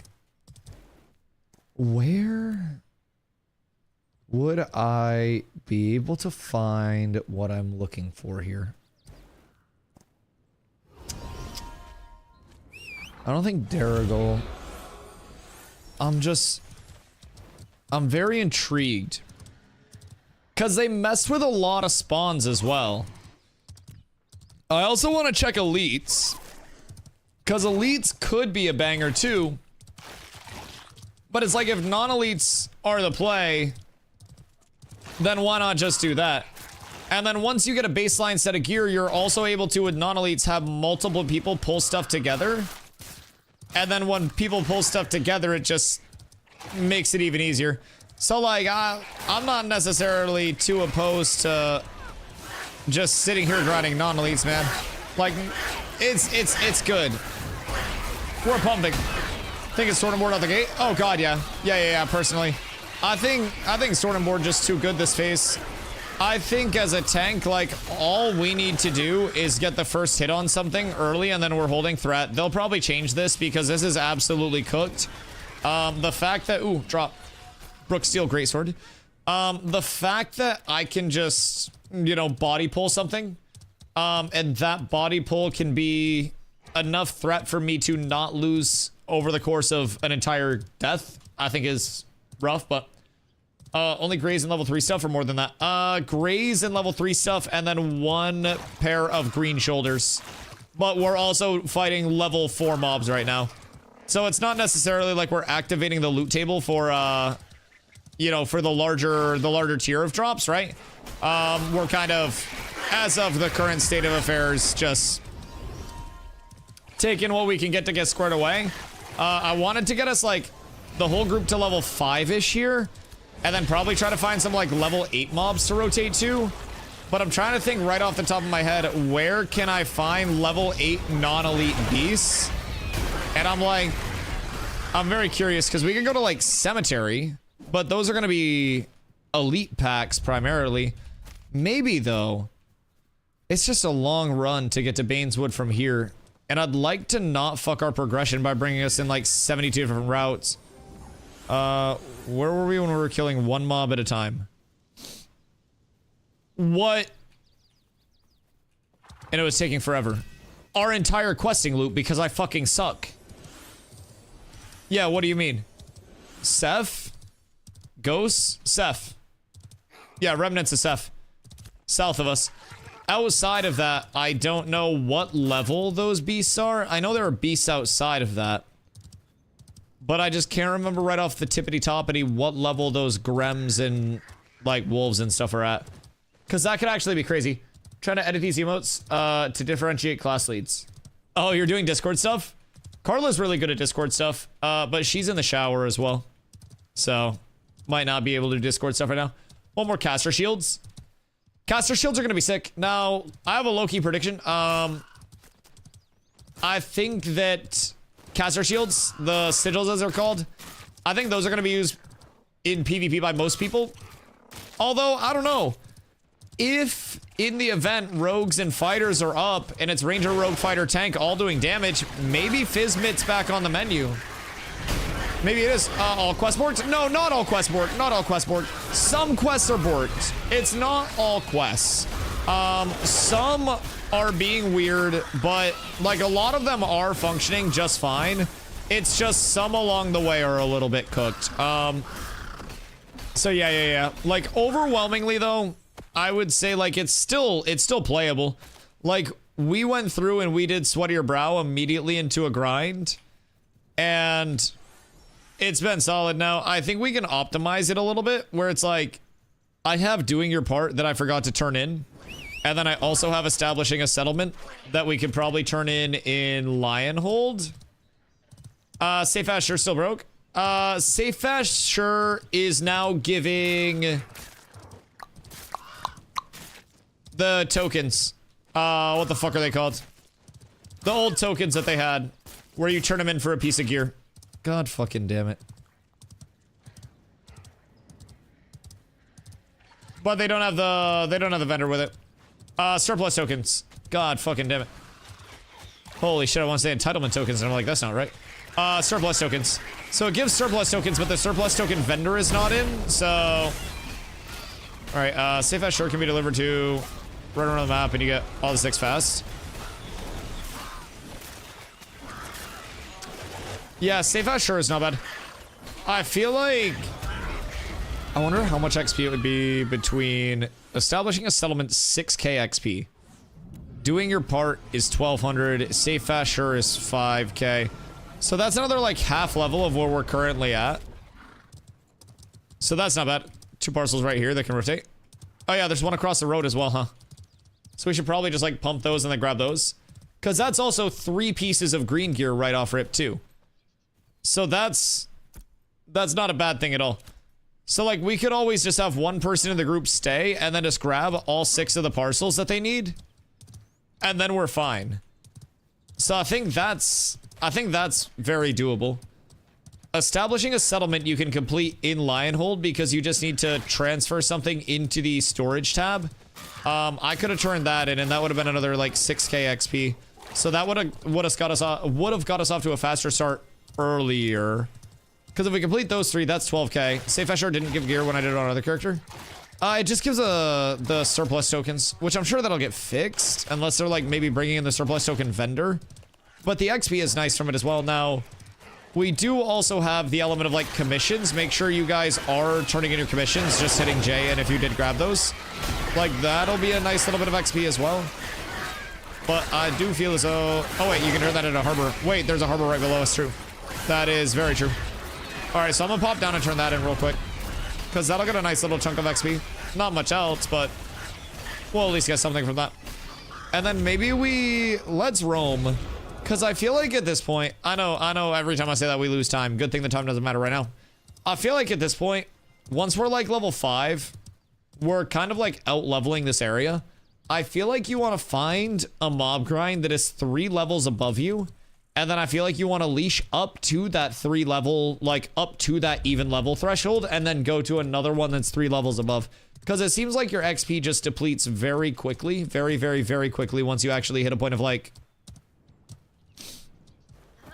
I don't know, being above the level of the mob, you know what I mean? That's the big thing for me, but, let's see. Ready for my practice crate. Okay. And then we go over here. Make sure you run through this quest as well.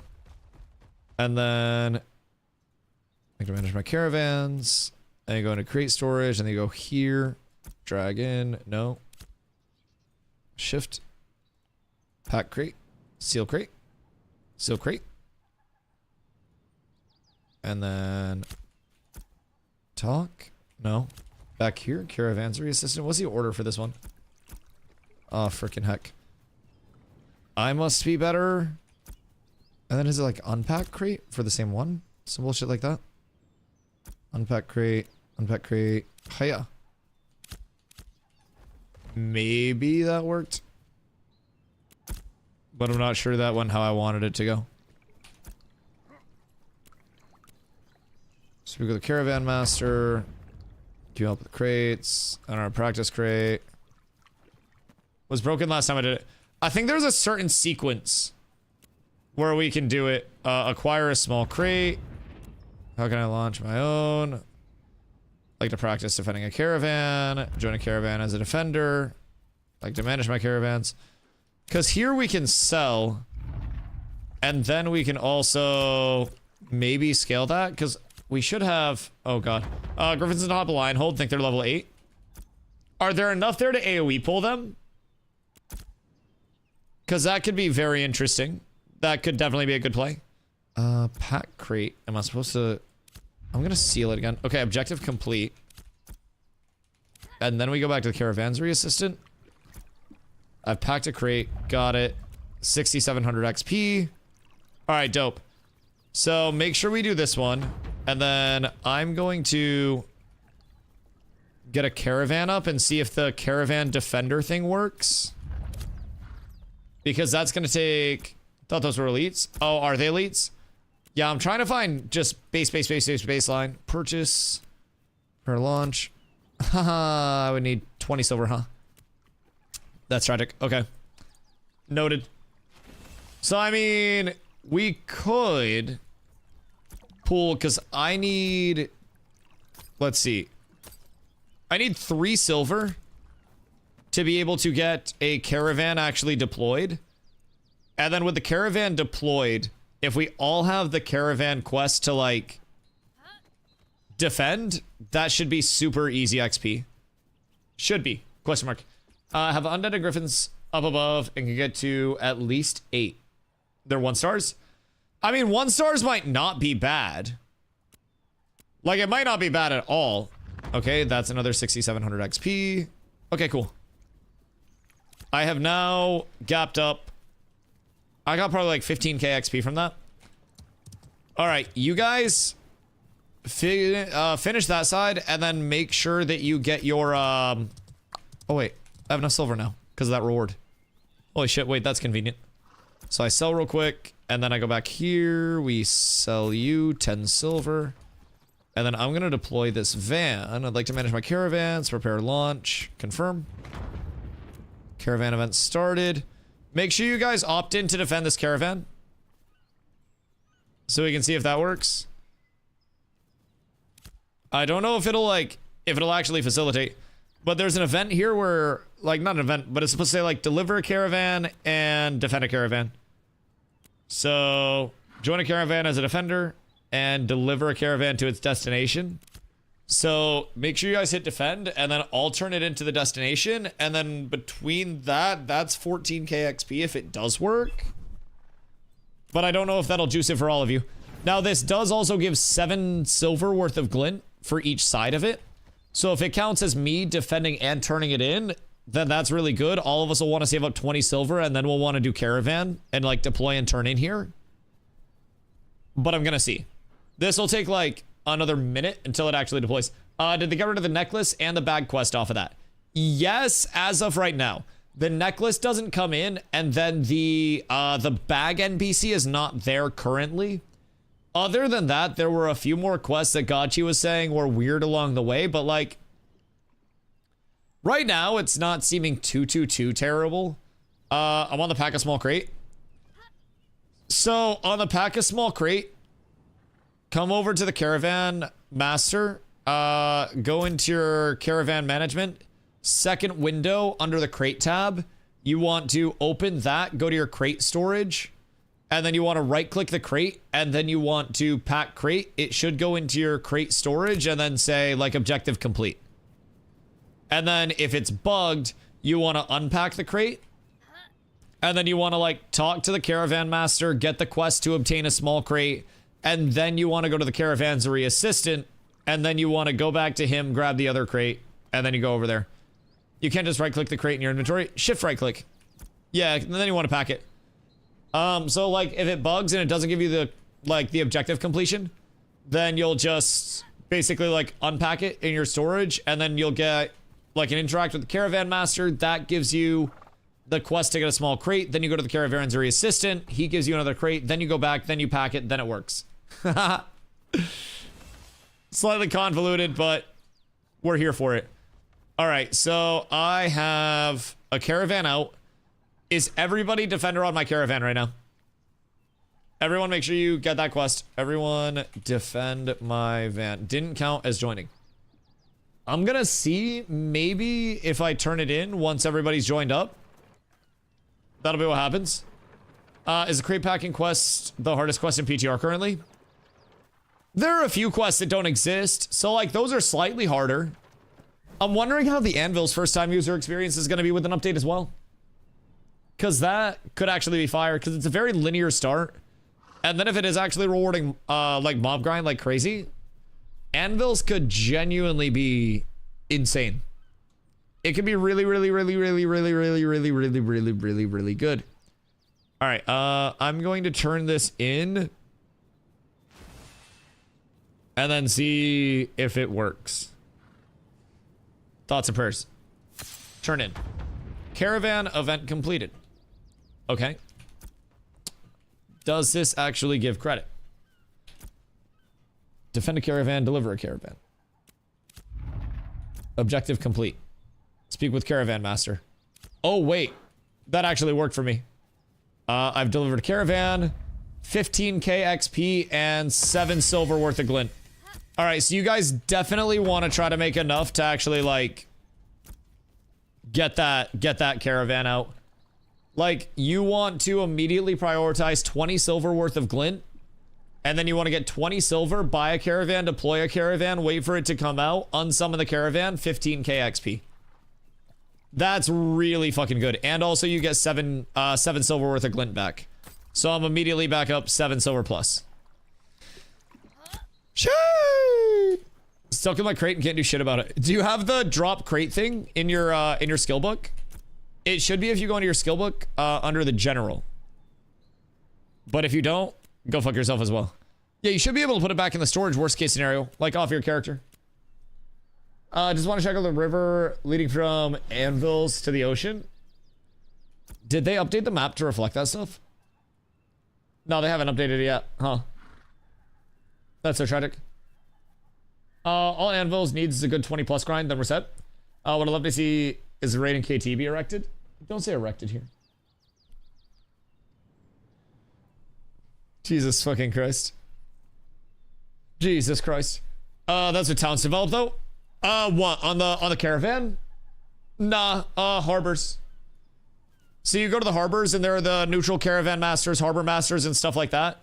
So at the harbors you go caravan master, you go caravansary assistant, you get the crate packing, and then you do that through the caravan master, and then you sell your glint through the caravansary assistant, get 20 silver, go to the caravan master, pack your crate through there, complete that objective, and then you go back into the caravan master, 10 silver to buy your van, 10 silver to deploy your van, unsummon your van, and then you have 15k XP. So what I'm gonna do when Havoc's van spawns is try to opt in there. Harbor should probably not be built to start. It's intriguing, to say the least. It's very intriguing. I don't necessarily like... I don't think it's the worst because it also provides more storage for people until towns are built. Because a lot of people are going to fill up their storages very, very, very quickly. Very quickly. If people need money, you can trade it around. Yeah, 1000%. Because like once one person deploys a van and then turns it in, that's another 7 silver. So it is not bad at all. Need 3 silver? I got you. Maybe I camp with a storage person. Yeah, I mean, you have lion hold storage, but like, I don't know, I like the harbors. They're like a nice little neutral hangout. Need to build a place. What would build the harbor though? Like the server as a whole, because it doesn't go under like the jurisdiction of any settlement. So it'd be like a state maintained road versus a town maintained road. You know what I mean? We'd have to have like the fucking the Department of Transportation up in here. Get some sort of quest to do.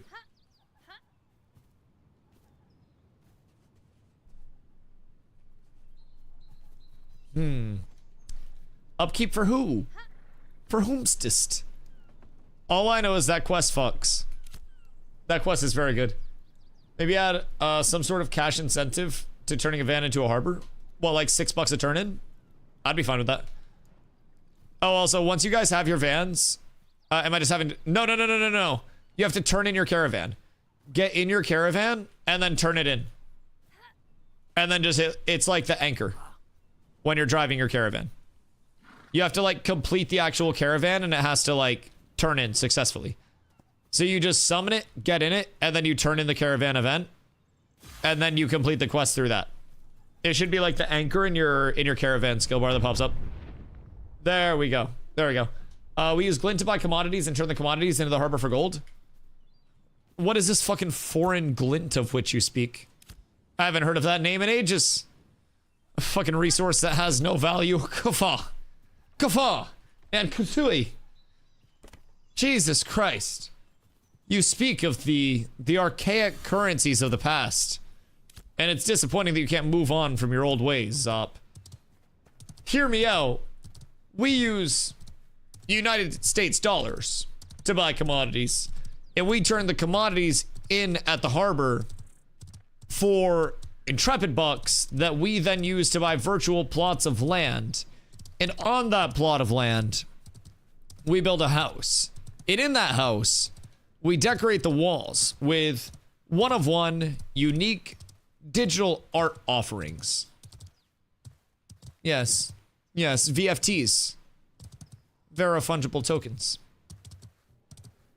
And the VFTs can be exchanged player to player, but only the quantity that exists. There are different attributes on these VFTs.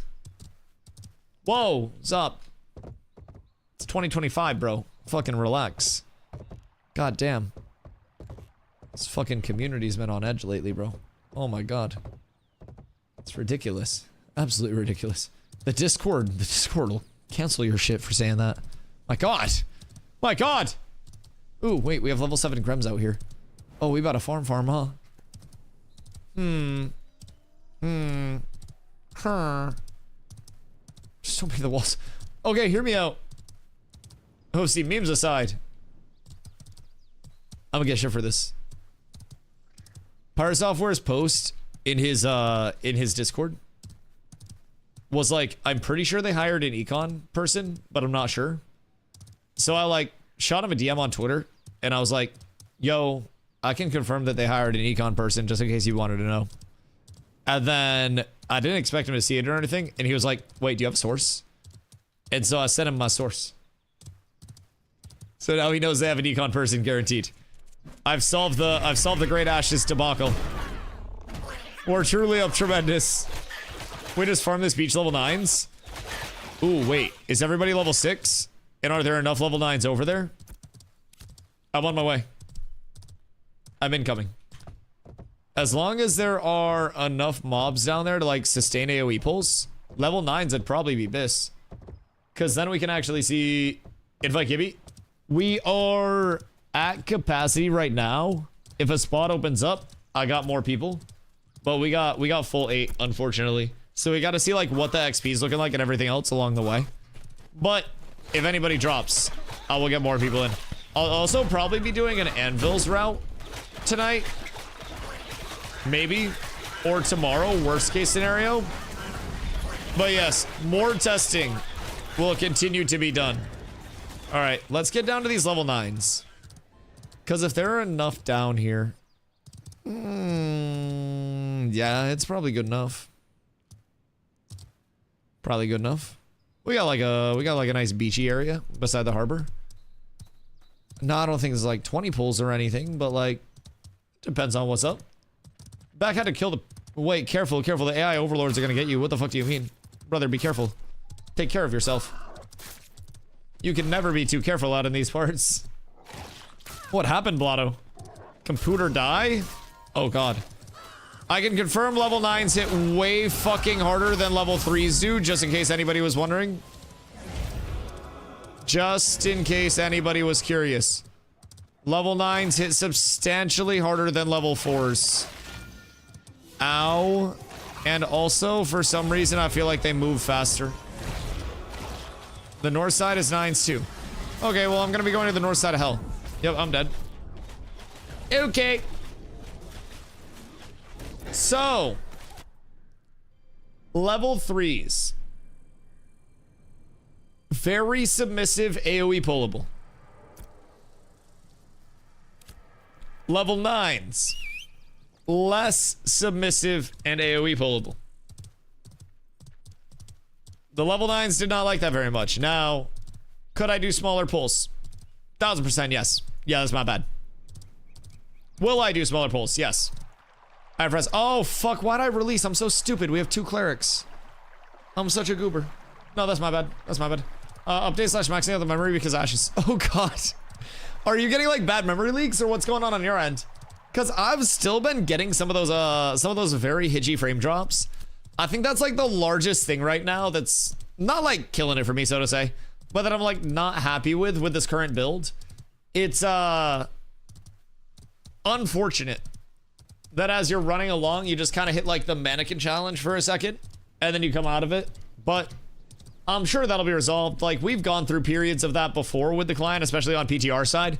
So I'm not too worried about it. It is slightly fucking annoying though, especially when the game lags and then I just get chunked for like half of my HP. That doesn't help too much. Game gets better if you play while taking a shit. I feel like many things get better if you do it while taking a shit. Just refresh driver / reinstall. Is that fixing all of the stuttering on PTR again? Because this is something that's been happening for everyone. This isn't just like a me thing. Like, I think everybody's been having it really bad this time around. Maybe it's just me, but my live wasn't doing it. I just did a clean install. On your drive? And I get that still. Okay, so not drive related. Wait, what are these? Oh, those are level 4 Griffins. Level 4 and 5 1-star elites.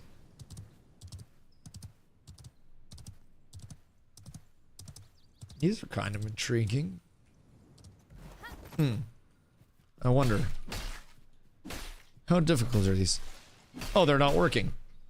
Oh, easy. So, what's the process for these? Because now I'm curious. I'm gonna kill a 1-star real quick. I haven't gotten any stuttering. Really? It's a Riverlands thing? Yeah, maybe. I haven't been out of the Riverlands to see, but Griffins will be heavily contested on wipe because of commission. Right. I mean, right now they're not. I'm more so just trying to check research instead of like plan a route out. I'm just trying to like see how things are feeling. But I mean, yeah, I'm gonna be real. Everything's gonna be contested on wipe. I don't think there's gonna be a single thing that is not highly contested unless you are so fucking far ahead of the curve that no one's near you. Yo, Muscles, what up, dude? You see more T1 drops out? Oh, yeah. Yeah, absolutely. Especially from non-elites. So we're just kind of like going around right now. One of the patch notes specifically mentioned that they buff drop rates from non-elite. I didn't get XP for that Griffin. They buff drop rates from non-elite, non-humanoid mobs. So we had an idea to check out a lot of like Grems and Ravens and stuff like that early on. I think the Griffins are bugged. I also don't think they're counting for anything. Yeah, the Griffins are bugged and they're not counting as actually dying when they die. Weird.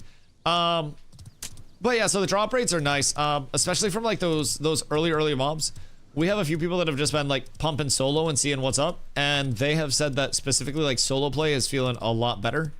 We did a little bit at some like level 4 Grems and Ravens and shit. Hit a quest loop, got up to like, we're level 6 right now, just chilling. And then we're gonna venture off. Right now, we're heading over to a beach to hit some level 9 mobs. So we're gonna see what the level 9 non-elites are giving, if I don't overpull and die again. And then, if we get up, you know, level 8-ish, another level or so here, we can go into some level 10 plus mobs and see if we can actually find ourselves some weapons on the apprentice side. Because, like, in the time that we were doing, we have a group of 8. In the time that we were doing, like, the Grems and Ravens and stuff, we got most people at least one weapon, a lot of jewelry drops, many good things. So, got it with the group. Yeah, that's what I'm saying, bro. That's what I'm saying. I just try to AoE pull to keep the tempo up. But, yeah, it's solid. I think a lot of people are feeling way better about where the drops are at right now.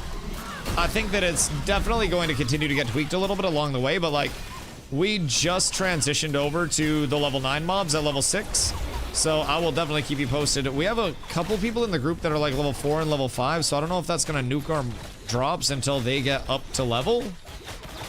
Because like, we're fighting level 9s and 10s right now, so it may be worth it for us to go like level 7s or 8s. Say we come back here in another level or so. Because not everybody got all the quests done, it looks like. Because these drop rates might be borked for a little bit. Until like our group average level is a little bit higher. Especially since we're killing like, I don't know, so few comparatively. We just can't get as many in the pool. Let's go over towards Ceph real quick. Because there should be good density over there. It was looking quite nice. And there are some humanoids that are right nearby too. It's like level 7s and level 8s. That we could check out comparatively. Unless this level 10 otter drops me a level 10 weapon, we're going over to Ceph. I will update. Nope, no level 10 weapon. Alright. Over to Ceph's side. Because there are level 8s over there. And I think the level 8s will be a good mix of like higher tier drop rate potential, Because what I'm curious about here is we haven't seen anything outside of like, you know, the Brooksteel set, the Stillglade set. So like we are getting exclusively item level 3 drops, which makes sense because we're killing low level mobs. Now what I'm curious about along the way up, as we go more towards level 9 mobs, are we going to get item level 6, item level 9 very commonly as well? Or are we going to be stuck at level 3 drops? It's going to be a graphic design major somewhere in here somewhere. What? Bro, just copy the fucking image. Like, Nin, what are you trying to do? Are you trying to get the image in good condition? Go Windows key, Shift S, and that brings up your clipping tool. And then clip the image with that. It puts it on your clipboard, and then go into Microsoft Paint. Snipping tool, sorry. Snip it with that. I need them in black and white. Why?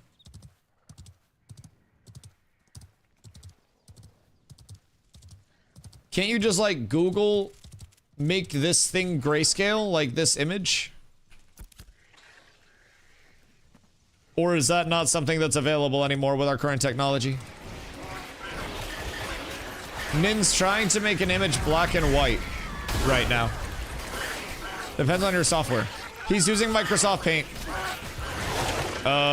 So Z, that initial threat is really strong, by the way. I just want to put that out there for people's perspective. That initial threat snap is so strong. If you grab threat first, you are cooked. You're cooked. Saw the notes for a new Destiny system. Have you tried it? Oh yeah, the Destiny system fucks. The Destiny system is basically like these little quests that you get along the way. Not really quests, but like these small objectives that you can complete and turn in for a little bit of XP. And then on the like threshold turn-ins where it's 2, 4, 6, and 8, you get different rewards that are kind of like some larger scaling rewards. I haven't seen anything too crazy from them at this point in time, but like it is definitely a cool addition.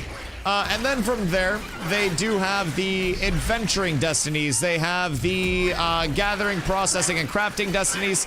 And cool note with the gathering destinies, right?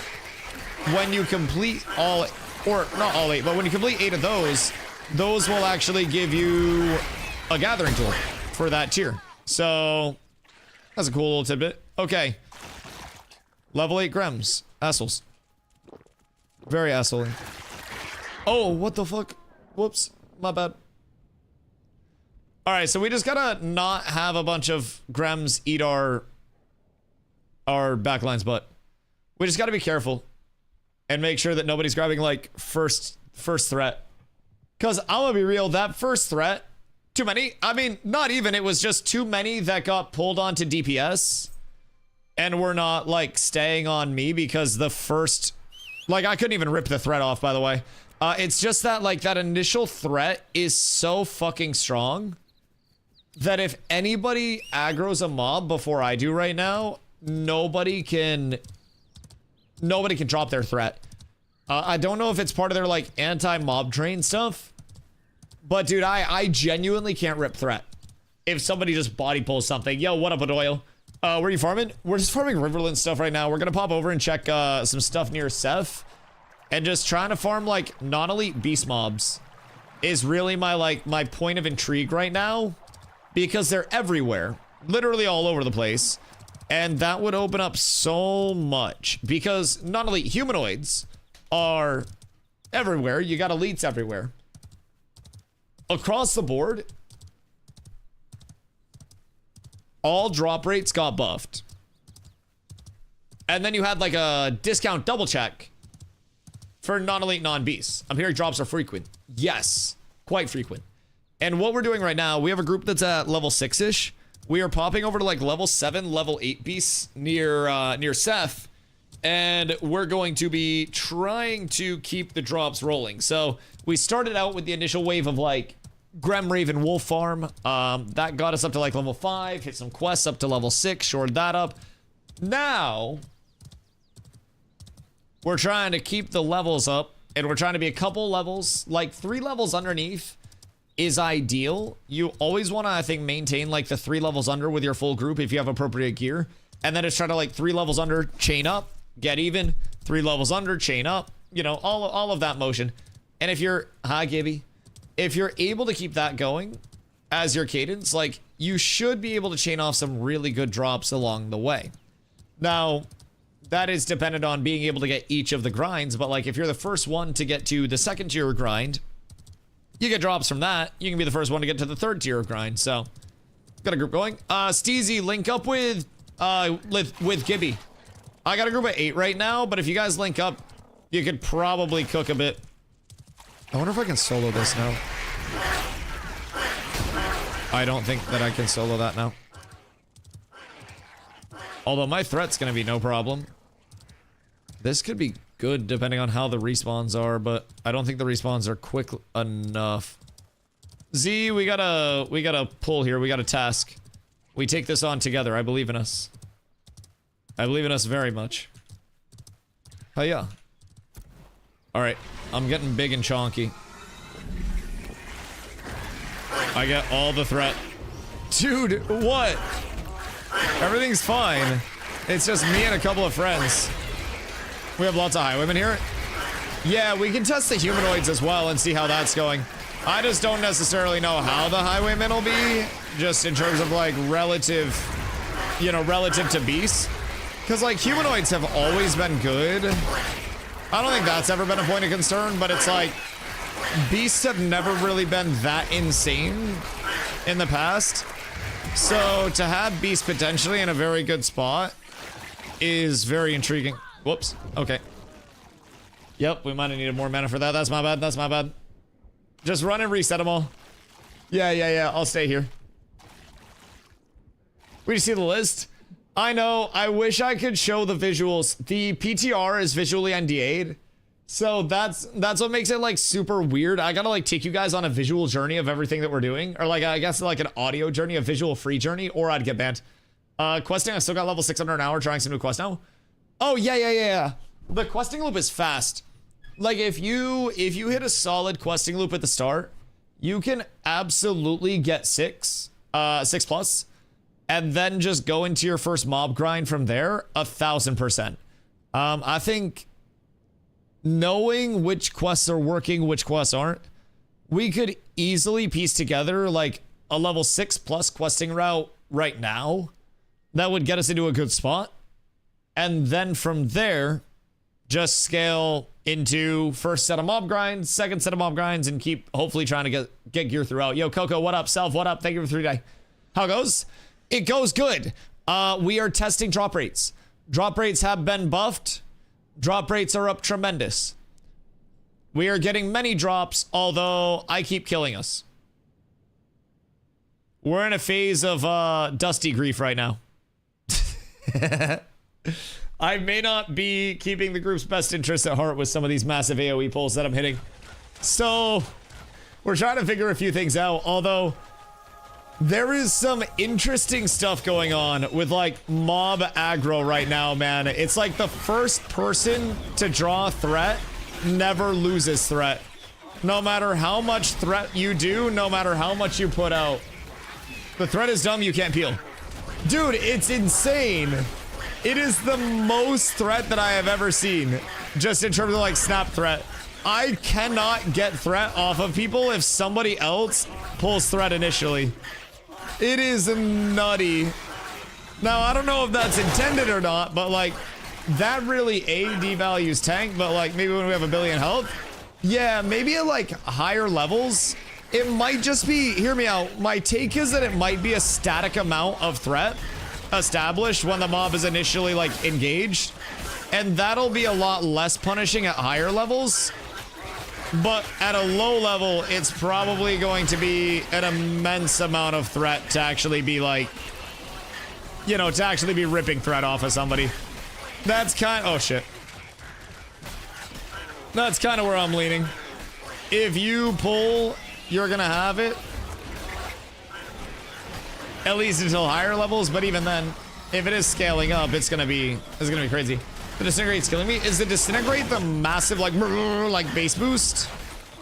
Because holy shit, that shit goes crazy. Yes, I will agree.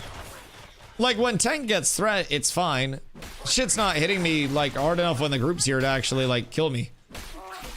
But also, nobody can get threat in any way, shape, or form other than that initial jump. That's the big ouchies point, but all right, we got it established now. We're back on top. Groups together, nobody's dead, everything's fine. Ooh, level 11 bears. Do we? Summoner tank, can't even taunt off summoner. Yeah, it's just the initial threat establishment. Say bug the threat to make sure they know about it. Because that might not be wanted. Oh, I doubt it is. I think it's probably just that initial threat scaling being based off of like, I don't know, like my thought is that it's a hard number, like just a flat number instead of a percentage of something. Maybe like a flat number divided by level or some not divided by, because that wouldn't be good, that would make it worse. But like a flat number like times player level, and then maybe scale it down early and then scale it up later. But as of right now, it's legitimately just like the first one to get aggro retains aggro no matter what, no matter where, no matter how. Which I, as a tank, again, I'm fine with it. I don't have to work very hard at all for that, but like might not be in the best interest long term. But I do like this. I mean, like you said, at least they're trying to address mob training to a certain extent. These are level 13s. Word. What am I looking for over here? I saw ones that were higher level. Oh, it's down across the road a little bit, huh? Because these are 5. So we can go to the south a little bit. And then we'll be gone. I'm just losing it. Min, how do you feel getting bested by a very simple image? Absolutely getting fucking throttled by that. Min, you poor, poor kindred spirit. Could be a way to force mechanics. Maybe, but meh, because that just devalues like all of our taunts and stuff, you know? That's kind of the tough part with it. I don't think to this degree it's intended. Like, there was a big problem with mob training in the past where people would just like group up packs of mobs and then deposit them on other groups, and immediately, you know, the other groups would just die because they wouldn't be able to sustain. And I think that it's probably another round of, you know, attempted combat to the mob training epidemic. But I also think that it might be a little OD. Might be just a little OD. Okay, this stuff hits hard. This stuff hits very hard. So, low-key, I think you will want to farm drops from like level 3 to 5 mobs as much as you can before you go above that. Carve wasn't safe for mob training. Oh my god. Carve, Steel Bloom, like you fucking name it, man. Mob training has been a part of Ashes of Creation launches since the fucking dawn of time. It has been, I think, every launch. Do all mobs drop items or just humanoids? All mobs. All mobs, yes. We've been farming beast mobs exclusively to try to see like what's going on with it. It's a very intriguing set of circumstances, if I do say so myself. And I am kind of happy, if I'm being honest, because it just diversifies like what you can actively farm. Let's do some highwaymen farm here, because these highwaymen will probably have pretty solid respawn timers. Maybe. Hit a little bit of these across the road. Beast def drop more now, it feels. Like more than humanoids or more than before? Because like, they absolutely drop more than before. Feels like we're gonna grab anything now. I mean, we're not gonna get as many drops now if it's all the same tier. The thing that we're looking for now is like, when we do get a drop, is it item level 6 or item level 9? Or are we getting item level 3 drops? Because if we're still getting item level 3 drops, then that's an indicator that you're gonna want to kill mobs like early, get your set, turn in a bunch of quests once you're out leveling those mobs, and then jump up to as close to 10 as possible. And then once you get 10, you'll try to scale up into even more drops. But like, if you get into this limbo where it's like you're level 6-7 with no gear, 6-7, you're level 6-7 with no gear, and then you're trying to scale into harder mobs, and you have no HP, no gear, no scaling, you're gonna really quickly wish that you had some gear. Really quickly. And I feel like a startup, like low-key, where you go somewhere, you farm up a few pieces of gear, a couple of weapons for your group, and then you hit the quest turn-ins, might actually be more optimal than people are thinking, but might also be me trying to overcook something that doesn't necessarily need to be overcooked, but no disintegrate, please. God damn. God damn. Recipe for stone bark bracers. Okay, so that is a higher item level recipe. So we found a recipe. We're fighting highwaymen now. Just for perspective, we found a spot with highwaymen and then we found a spot with wolves. So this might actually be a really banger spot right now. If we just go back and forth between these two. The XP is not that bad, but you wanna fight highwaymen? Listen, Billy will stay in there, bro. Billy will stay where he is and he'll like it. No disintegrate? It blasts my ears. There's a bug. It gets fucking base boosted. It's awful. That's the only reason. Probably good ability, but holy cannoli, my ears is so loud. Yeah, so if we start getting drops from these wolves, then this will be a decent little spot. It's just, man, everything is going to be so con on launch day. Genuinely everything. But if we can at least figure out, like, what's looking good for things to kill, then that's going to help out a lot. And I kind of want to see, like, what drop rates are looking like. Just get there first? Well, that's the goal. That's the goal. Hit a banger fucking questing loop to start out. Do what you need to do to get, like... Because, again, this is the big thing. If these, like, level 7, level 8 mobs that we're killing are going to give us item level 6 or item level 9 gear, then that is going to be absolutely massive because you'll just quest up as high as possible and then you'll try to get, like, higher item level, you know, initiate gear before you take off. And if you can do that, then that'll be a huge point of like, oh, okay, awesome, I love this. If you're unable to do that, and you need to kind of like be cognizant that you don't out-level all the gear drops, because if we are killing at a slower pace right now than we were before, right? And then we're also getting like the equivalent gear or worse than we were before. Not necessarily to be worse because it was base, but like quantity would be worse than we were getting before, you know what I mean? Then that's going to be a huge kind of like double-edged dampener on what we're actually trying to accomplish. So I'm not necessarily the most excited about the prospect of that, but you know, we just feel it out. We hope for the best. But this shit hits hard. Like wolves and shit be chonky. And we haven't seen a single... Oh! Haha! Alright, we've solved what we need to solve. At least this is small sample size. But we're killing level 8 wolves, and we just got a Brook Steel Rapier drop. So, well, that's not an immediate level of, like, this is most definitely the same gear.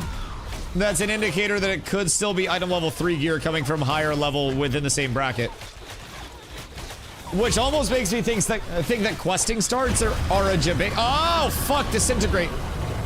Almost makes me think that questing starts are a bait. Like low-key, high-key. Get in, make characters. Although, I guess you could just quest and then get so far ahead that you go back and then gather to make a weapon real quick. And then you avoid that route of it, but like... That's also going to be a little tough. Tithebrook emblem. So we're getting like emblems and essences out here, but... Part of me is very intrigued. We'll be able to settings check new people. Oh god, the settings checks are going to go insane. Settings checks are going to claim too many victims. If I had to guess. What are your item drops so far? Me personally, I have 2 initiate weapons, and then I have 2 Stillglade rings. We have seen a lot more than that drop, but I just haven't won it. We have a group of 8 that are farming right now. So we've transitioned, like we are level 5 to 6 in the group. So we transitioned over to like east of Seth to some wolves over here, but it looks like we've got 2 weapons now from the wolves. They're level 8 and level 7. We've got 2 weapons since we've been here, but they're both Brook Steel weapons. So they're just like the item level 3 weapons. So I don't know that that's necessarily going to be the most worthwhile. Although, like, I guess if your group is able to do them smooth, then great. And if everybody's pumping, then that's awesome. But it definitely seemed like drops were going to be better off from, you know, the lower level, like the level fucking 3 to 5 mobs early on. Just get out a lion hold, hit mobs, get sets, and then go from there. You can craft full set faster. That's also very true. But what's the crafting gonna leave you with, like, XP? Yeah, that's true. You probably would just hit questing route, get far ahead, and then if you wanted to double back to craft. And then from there, just ball out. Although I wonder if their goal is to maybe make it so you have, like, different synonymous routes to start. Full set, where's that money coming from? That's also true. That's a lot of processing. No way we'd have a full set right now. No, that's valid. Quest and craft versus mob grind. I like the options. I mean, quest and mob grind, I think is gonna be the balance that people are hoping to achieve in the long term, but that's also gonna require an optimal questing route, getting your mob grind spots early, and then just staying in those spots until you run out of space for them, so. But yeah, the gold cost of things is definitely something to keep in mind, but I'm gonna be real, if it's just the minimum item level things dropping from each bracket, then it almost makes more sense. I hate this spell. God fucking damn it. But yeah, like, I almost think that with everything looking how it is right now with the drop rates, if we don't see any conclusive evidence that we can farm up item level 6 or item level 9 from just like random drops out in the world, which I don't think we'd be able to based on the gearing and how they're trying to set it up, where under, like, X6 and X9 are reserved for elite mobs and stuff like that. I really feel like you just kind of, you try to find a spot where you can AoE pull non-elites if you are trying to get drops, but like, that's about it. And I know you hate the sound, but it's a beam. I know it's a beam, it's just so loud. It's just so loud. It's clearly too loud. Hit some rocks and just get basic jewelry is pretty quick. Yeah, no, that's also valid. Because, like, you can also... One thing that I was thinking about was maybe trying to hit questing route at the start and then double back to craft weapons. But at that point, it's like, why not just hit the questing route at the start, get ahead of people, and then just grind and hope you get the weapon drops at that point? Shadow Wolf, thank you for the follow. I appreciate you. Because, like, once you're ahead, you tend to stay ahead. You tend to snowball.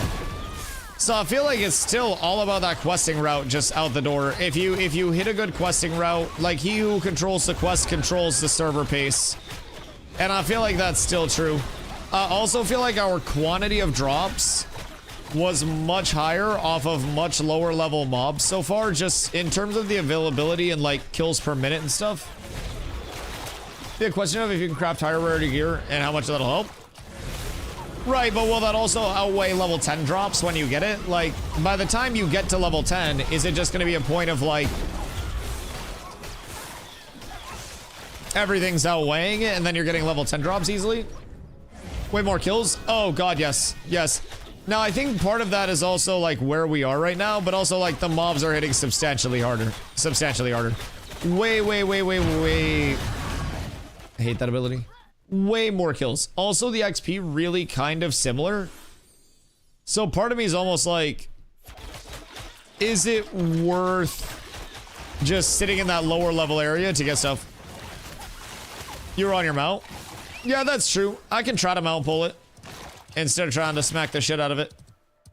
I can give it a shot. I just don't want to, like, over pull because the wolves are fast, you know? The wolves still do damage.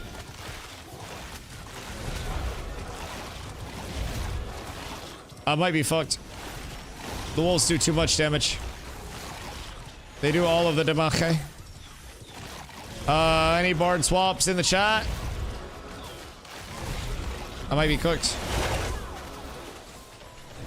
Uh-oh. Uh-oh. Everything's bad. Everything's fucked. This is very not good.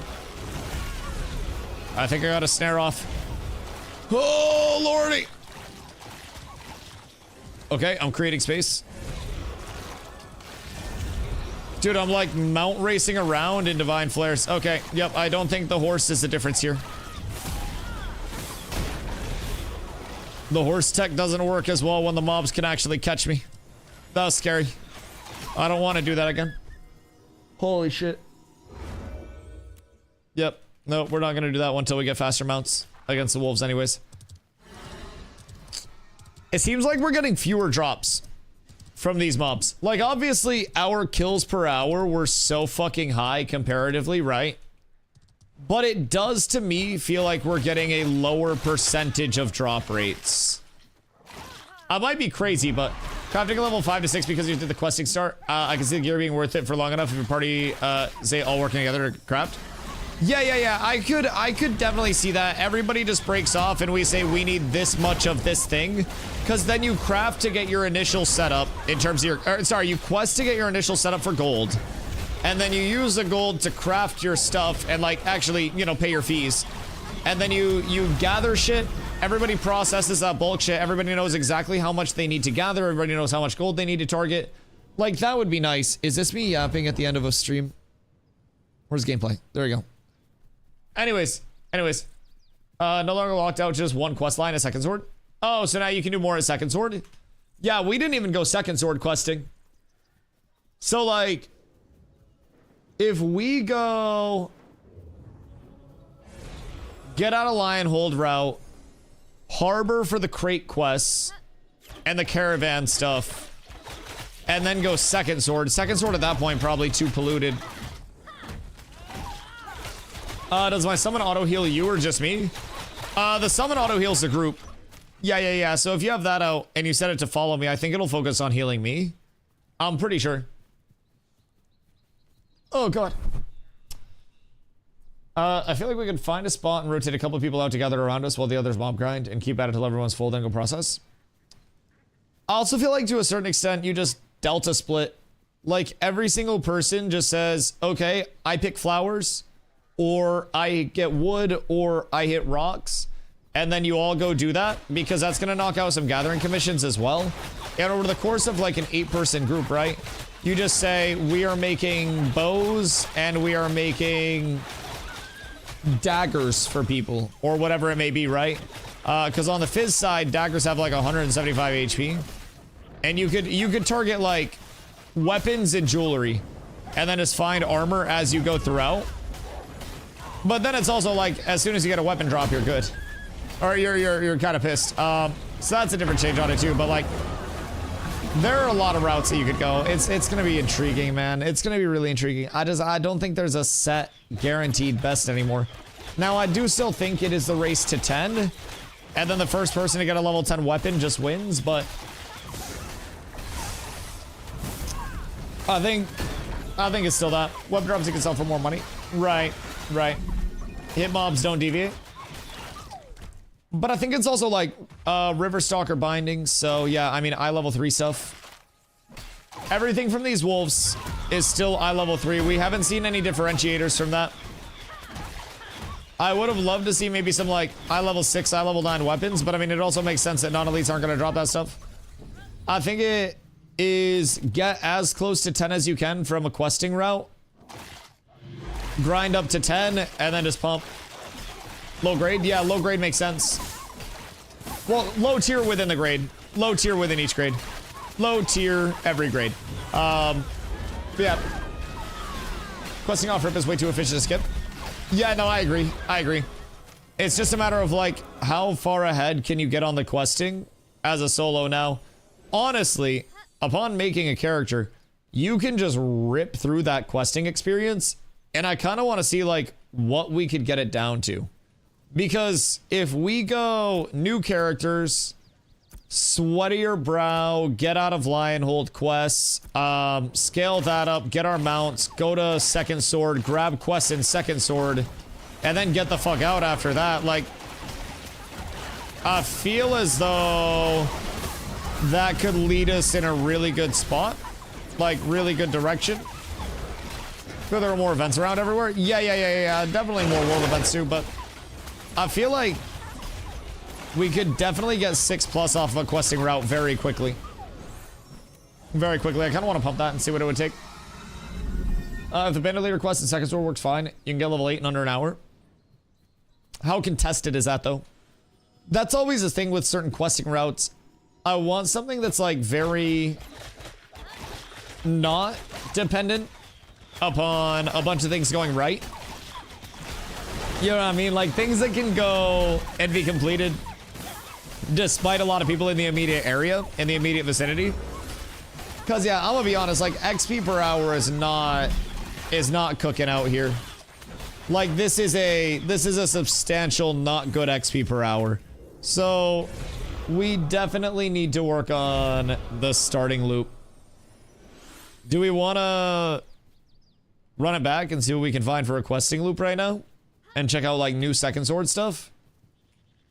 Because this is definitely like not going to be #1 option.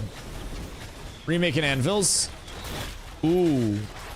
I want to wait till the anvils has a pass though. Anvils focus testing day will probably be the time to remaking the anvils for a questing start. I think 6+ is a good fast bet you can get without being contested. Yes. Anyone look at XP curve? Does the XP curve scale up exponentially? Because I know it has like post level 5. I know that's always been a little bit of a thing.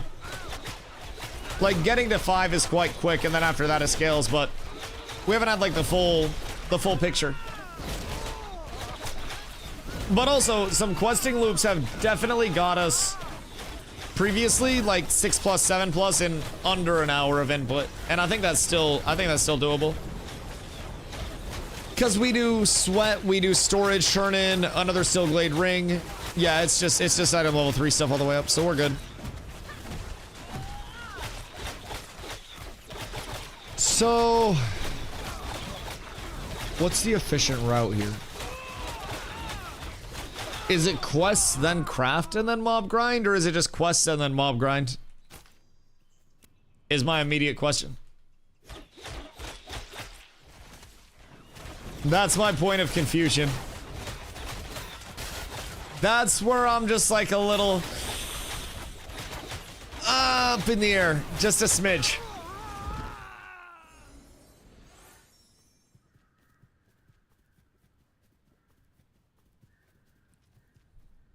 Quests and mobs. Yeah. Now, do we think questing is close to 10? Can we quest to 7 as a group and get into level 10 mobs? That is the thing. Questing to level 7 or level 8 and getting into level 10 mobs wins the game. Anywhere. If you get a single level 10 armor drop or weapon drop, you're up. I've gathered enough to craft bow and melee while we're here hitting these level 8s. Oh, you just been smacking trees? Must be nice. I've been actually pulling shit. But yeah, somebody in the group could always be grabbing gatherables on the way too. But also, any gatherables that we can save up that we can then use for like level 10 stuff down the road or level 20 stuff ahead of time is always huge too. So like that's definitely hyper efficient. Like if we are in a grind spot where people can just gather along the way, yeah, 1000%. 7 then to church. Church is gonna get overrun so quickly, dog. So quickly. You do not want to go church. Like church is great for just like a general guide of like an outline of what to look for and where to go to. But going church on a like an actual like practical server launch means that everybody is going to be there immediately, and you've almost got to find these like off the beaten path areas. Then we drive them out, and then you're losing time PvPing. Yeah. You let the goobers PvP each other while you get to level 25, and then you PvP everybody being stronger, take all their shit, get rich, and then no one can catch you. You need to be able to get ahead of the curve so far that nobody can contest you in the first place, and then you don't have to worry about pushing people off because people push themselves off. Yes. May want to nuke your SFX volume. What's that? Everyone gets white icons, class leads get colors. It's kind of cool. I'll fuck with that. I'll fuck with that very heavy. Hope you're having a good day, 116. The summoner bug kind of cooked. I do agree, but not bad enough to nuke everything. Not quite bad enough. Highwayman, yeah, I mean, Highwayman Hills kind of goes crazy. In the event that you can get to Highwayman early, that could be a banger drop, like just a banger drop farm. I have been impressed with Beast so far. It's just like, once you get into that 7 to 10 range and you don't have the questing push, it's tough. Loot out of Highwayman is fire though. Yeah, loot out of Highwayman is banger. Now, Highwayman docks maybe could be really good as soon as you can get there early. I meant Lion Mount. Oh, Lion Mount. Word. Things spelled out for us pretty clearly in the notes. Get gear and grind elites in that order. Why elites? And like, it's not necessarily a matter of spelling it out in the notes. It's a matter of finding out what's the most efficient, brother. Yeah, that's why we optimize. Because if everybody that is thinking your way says, I farm up stuff and then I just go hit elites in the straightforward areas, then since it's open world, there's opportunity cost. We're trying to prepare groups to speedrun, not to get caught in the curve. So, that's a big thing. They got out the plus XP percent, because these don't. Right. No more healer. Okay, maybe I remake. I might remake and then go check a questing route then. Yes. I think that might be the play. We remake, we peep quests at the start, and we see maybe what like a soloable quest route can do. And then have everybody just kind of like break off on quest routes and see what we can do. Starting fresh? Yeah, I mean, we can even group up for it so people can get familiar. Like, I'm basically... New Ayla Crab's still good for XP? Yeah. New Ayla Crab's still really good as well. There are a lot of areas that can be kind of crazy. Many areas that can be kind of fucking crazy right now. I'm curious about many of the crab spots, because crabs are also going to get a massive buff with the non-beast, non-elite. Or sorry, non-humanoid, non-elite buff. Because that's the big change that everyone's kind of curious about. That's the big change. Elites are not able to be done as well without gear. So, like, I guess I'm curious, Ozington, like, what are you referring to in terms of, like, they spelled it out? Are you saying, like, the most efficient route through progression? Because, like, elites frequently are not going to be your most efficient route through progression, especially with the difficulty increase, because it's not worth XP per hour wise. Now, it could change in that sense, but yo, Dry, thank you for the follow. I appreciate you. But yeah, basically what we're doing is just testing a shitload of different routes along the way to try to facilitate growth to the point where we're farming level 10 plus mobs. And then while we're farming those level 10 plus mobs, that's going to give us a chance to get eye level 13 drops. Eye level 13 drops scale into our level 10 gearing, which then scales us through 10 to 20 faster, which then gets us to 25 faster. So for us, it's not a matter of like, how can we progress in the way that like Intrepid, you know, has told us to, you know what I mean? But they, in the patch notes today specifically, mentioned a buff to non-humanoid, non-elite drop rates, as well as an overall buff to like low tier drop rates within each grade. So I feel like the optimal route is genuinely to try to push to 10 as fast as possible, or like at least 10 mobs. Level 7, level 8 from questing prog. Level 10, level 11 mobs. Get weapon drops. win game. That's the route. Literally the route. I'm gonna go pee real quick. I just made another character. We're going Alien Divine Gate again. I'm gonna fill up my water. I'll be right back. Chat, Twitch Prime.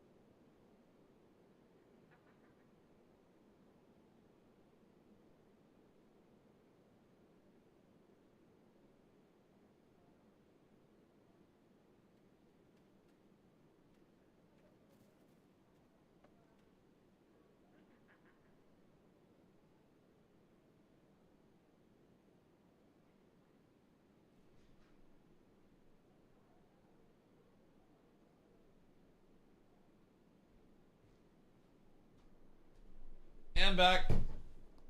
We up. It's questing mobs. I don't think we should craft if we're trying to get ahead.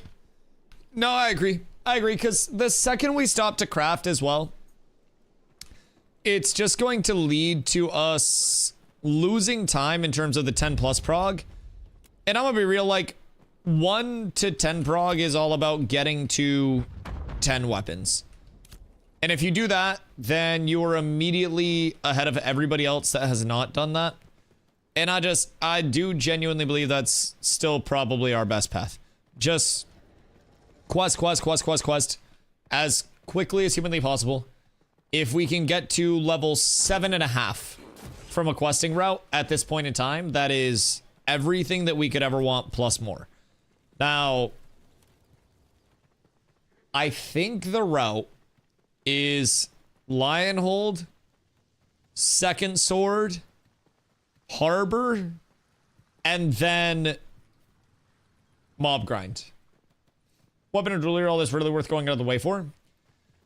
Like, yes, to a certain extent, but then you also have, like, Force, Fortitude, Finesse bonuses, and then you also have, like, the percent mitigation bonuses, you know? Like, those set bonuses at 5 are nice, but those are also, like, 5 or nothing. Like, an individual armor set's not gonna pump you that much. So, like, I totally agree on that front. Like, weapons and jewelry are the large facilitators. And I think other than that, everything else is kind of like a small complement along the way. Much more than it is like a core facilitator, you know?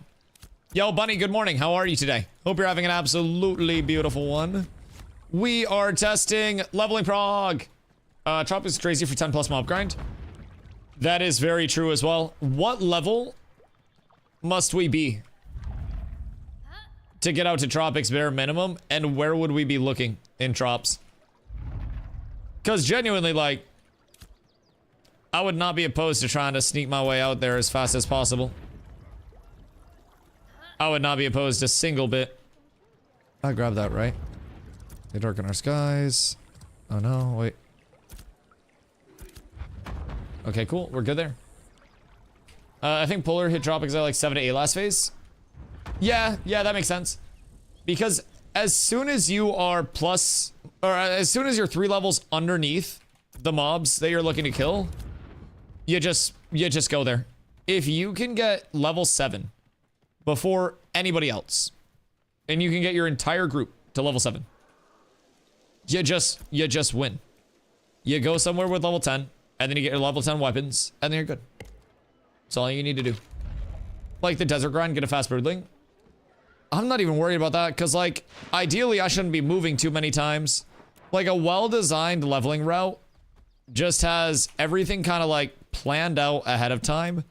Everybody knows where they're going. Everybody knows what they're doing. Like, it syncs up in a different way, you know? Just did a 70k XP quest in Jova pretty easily, but city would have to be up to get it. Oh my god. The fuck?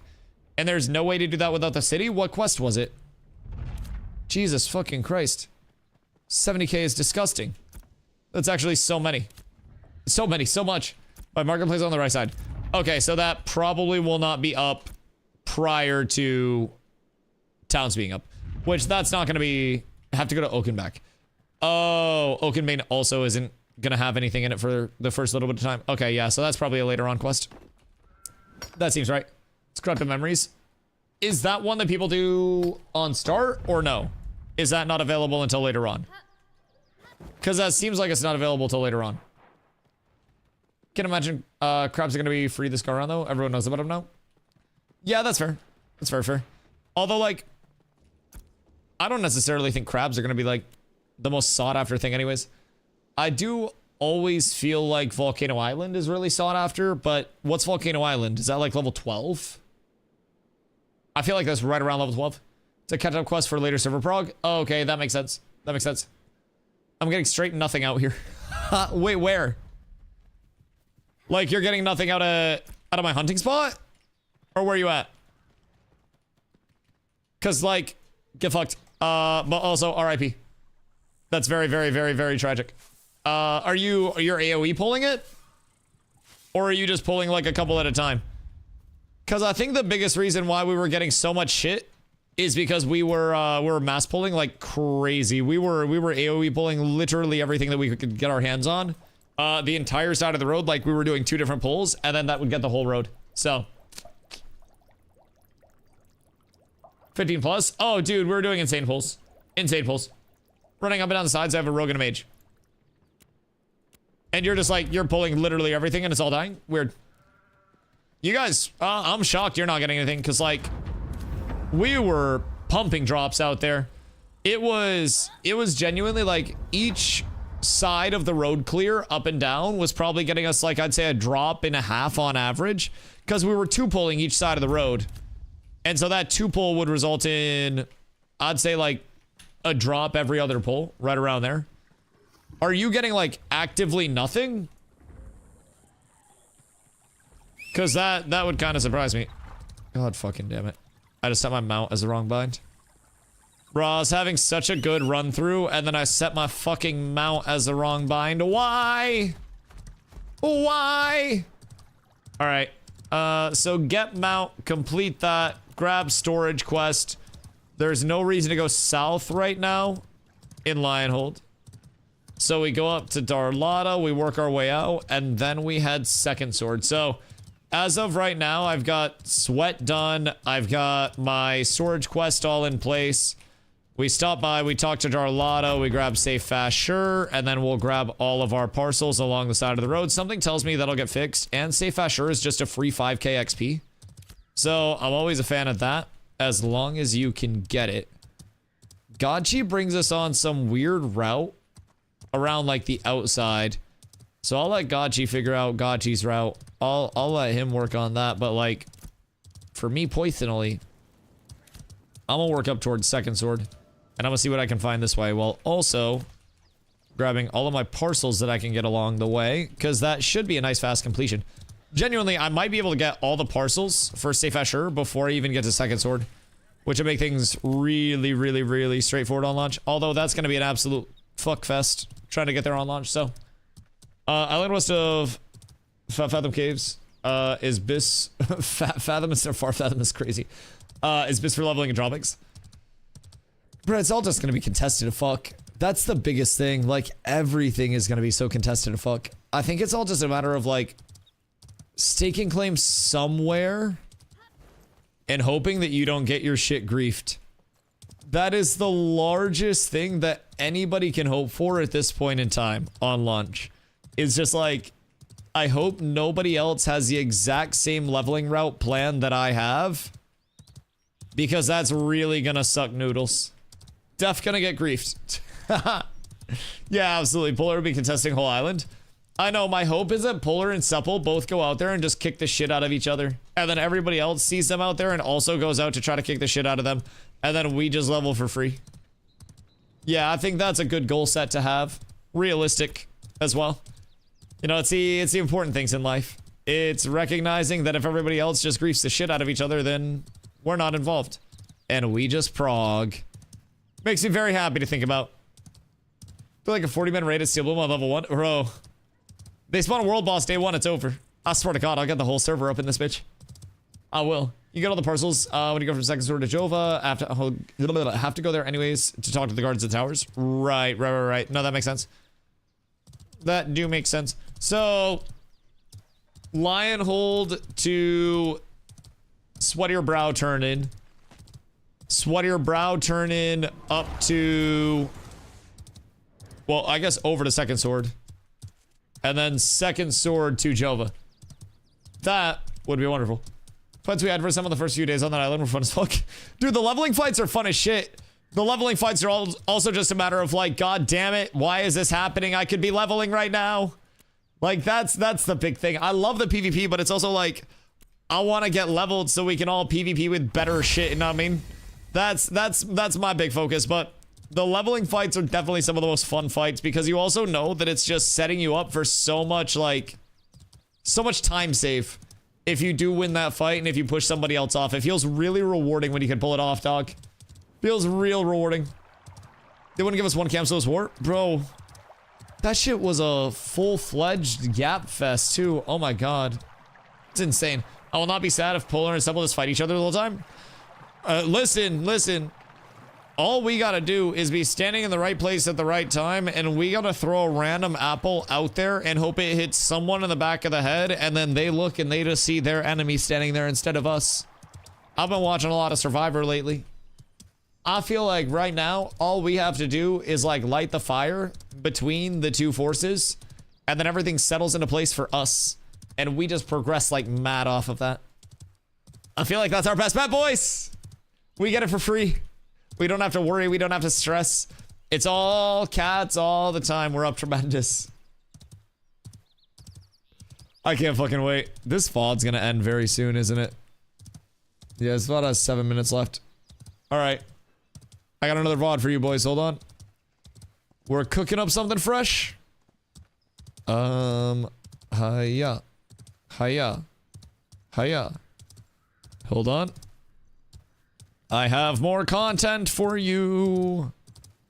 Let's go here. Actually, fuck it, I'm gonna just restart it with the Forge stuff. We're in Forge right at the start of this VOD. Here you go. You guys got PvE to look at. Hiya! Alright, we're good. Everybody stays satisfied. Everybody stays happy. What level are you? I just started this run through. I have turned in Sweatier Brow. So I'm level 2. But we're working our way up. I'm heading over towards second sword right now to peep like if anything has changed at second sword or how the pacing for that's feeling. Then we'll work our way up towards Jova, see what the quest turn-ins are there. The thing about Jova is it just takes us so far from the harbors. Like, what is the actual road to Jova payout and incentivization if we are going all the way up to Jova? Because we could also just work our way down to like Nuela or something like that along the way. And then we could avoid all of that. So, I mean, I'm just saying. Many options along the way. That quest I mentioned for 70k also gave me corrupted materials. So, says I can purify them. Corrupted Exoria and corrupted Residuum. You want to know what's nuts? With, some of the corrupted stuff? Some of the corrupted stuff literally leads to you being able to upgrade and acquire any type of carcass in the entirety of the game. In any rarity. Is quite good. Is very strong. Not necessarily like the most efficient. But is definitely an option that can scale like crazy. So essentially in the corrupted areas when they pop up, those will transform the gatherables, the materials that are around, all of those things, right? So you can go in and you get like corrupted carcasses, for instance. and 3 common corrupted carcasses can be upgraded to uncommon, 3 uncommon to rare, so on and so forth, all the way up to Lego. And then you can take a ratio of carcasses and you can convert them to like non-corrupted carcasses, which are like, you know, the ones that you're going to use for shit. In that rarity, which is going to be Lego.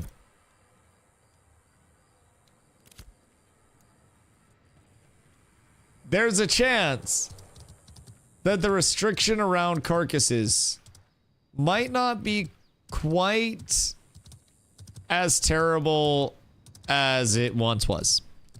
We may see some unironically very good changes coming in here. Just gonna do it all myself? I mean, you could. You 1000% could. Quicker you get through Briarmoor and Corlock quests, quicker you can get to farming mobs. Corlock quests. The fuck is this Corlock quest? God damn. Yeah, God, she's gonna be doing a lot of looking at what we can do for, you know, our intro route, so to say. But I am very excited. So we need to go grab the remains within the rings, and we can just interact with the skellies for that, right? Yep. Yep. Yep. Okay, we got 3. Oh wait, that's 2 out of 3. No. All right, 3 out of 3. I'm up. We're set. Oh, they reduce the amount of damage that mobs do to mounts. Very intriguing. I don't think they have mounts eligible for like the damage discrepancy based on levels, because my mount was just getting hit by mobs and not getting one-shotted. So that's kind of a cool change. Kind of a very cool change. What are the XP and loot buffs? Up to 20% more XP from certain mobs. All loot drops across all levels dramatically increased from all mobs. And then non-humanoid, non-beast mobs. Sorry, non-humanoid, non-beast. Non-humanoid, non-elite mobs also got buffs. So, we're looking at a few very, very, very intriguing bufferoonies that could lead to some pretty nice game feel that we're testing right now. Right now, I am on my, like, my 3rd run-through of a character. Okay. Solid. Welcome to the Lord. Just pumped a bunch of XP for me. So, just like that, we're level 4. I have envious power leveling route that got them ahead of the crowd in phase 2, 2.5. Yeah, I think Godchi has basically like all of the combined like envious and polar research, and then also like all of his research that should hopefully allow us to like adapt to the new changes that are coming in with all of, oh my god, this fucking fly, dog. But like with all of the changes that are coming in, hopefully allow us to adapt to everything and then have a really solid route for the whole guild. That's the goal. I just whatever he says. Yeah, he's cooking right now. He's said that a few of the quests he wants to target are a little bit borked. But like, I'm gonna be real, as soon as we get the route down, it's gonna be so fucking easy. We just have to wait for everything to be in place, get a group together, lock it in for like a day of reps for it, and then we will. There's no patch notes. There are patch notes, but they're over on the PTR channel. That's visually NDA'd, so. More than cleared both sides of the street, not a single item. What level are you? Are you like right around the same level or no? Leveling drops feel good, maybe too good? Yo, that's what I'm saying. Like when chat told me that the Discord was like all together now enjoying the updates, I was like, this might be really bad. This might actually be not good. When I heard the Discord was happy, I got terrified. Terrified. 5 now came at 4. Weird. And you have no drops yet. That's so strange. My luck was so good over there. Maybe you're just getting fucked? Someone in party saying more bodies in the party ups it. I don't know if I believe that, because like our solo players were getting, like we have a lot of people who have been solo mob grinding just for science as well. And even our solo players are getting really good drops. So I don't know. I'm not quite sure. Maybe you just have really bad luck. Mayhaps. Do you have the loot rules to roll on gray gear? Oh, wait. Yeah, Blotto, have you done that? Cause like if your loot's fucked up, that's gonna not be good. A bull rushing minotaur. What? Speak to the sentry. And then explore the meadow. Oh, I need to explore the meadow and then we go. Okay. Jesus Christ. I got distracted reading chat. And then I lost where I was on the quest chain. And then I almost got full lost. Good day, sirs. And now we threw him away at max speed. Okay. The drops increased just the drop just increased for PTR. Are we talking live? Well, nothing on live has changed yet at this point. Fubo's doing a solo run and have plenty of gear drops. Foob, where do you start your solo run at? Very intrigued. But yeah, so as of what we know, all of the changes that are coming in on the PTR are at least being considered for the live build. Now, it's not necessarily a guarantee that something makes it in for the live build one-to-one because it was on the PTR, but I don't think they're putting in any like experimental PTR only changes with the intent that they never go to live. This does seem to be something that they are trying to address for the long term, which I also think adds in, oh, hi Keith, which I do also think adds in a whole lot of fluidity in the experience for new players, especially solo players. Goblins level 3, mass kill until level 6. Right, just try to say that plus minus 3. So like, what are you finding for gear? Just a mix of everything? All item level 3 stuff, I'm assuming? I'm solo, I got scepter, chest, shoulders, necklace, green earrings ×2, all before level 4. Jesus Christ. I mean, somewhere Blotto is fucking punching a wall, but goddamn. Goddamn. Yeah, that's a solid bunch of things. Holy shit. I would say maybe Blotto just has worst RNG in human history. Am I supposed to investigate the wagon or not? Part of me's like, mayhaps? Oh wait, it's down in the river. God damn it. I'm gonna solve. They fucked up the fault loose setting. Bruh. So you guys unironically, like, you guys were getting drops, and then nobody looked in their inventory because they were all gray? I hate you. Blotto. Blotto. It was funneling to a rando. What do you mean it was funneling? Nah, somebody stole your shit. Somebody stole your shit. There was no funneling involved. It was embezzling. It was fully embezzling. That motherfucker knew. Alright, so Blotto's loose settings were cooked. So, I like everyone having gear like this. I like people not having to worry about leveling in additional, like, higher level tiers without any baseline form of gear.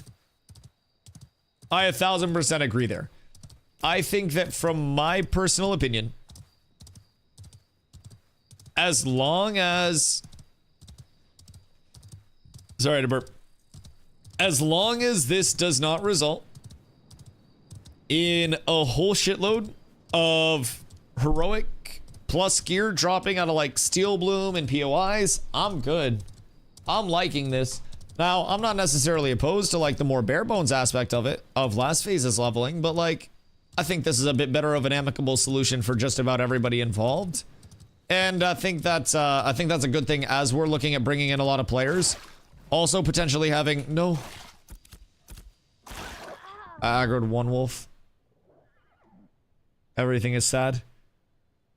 Road to Jova is scary. Fucked up and aggroed one goddamn wolf. Getting plate T1 at Highwayman off Lions. Wait, south of Lion? Oh, wait. Sorry, Highwayman south of Lion hold. Okay, cool. So you're just getting that, like, that eye level 3 stuff? What set is it? That's second swordsman? Yeah, that stuff's been dropping plentiful as shit. Wonder how valuable some of such people could be by crafting a bunch of higher rarity level 3 or level 6 gear to sell to new people due to the queue times if you get in first-ish. People won't have money. Like, what are you going to sell it for?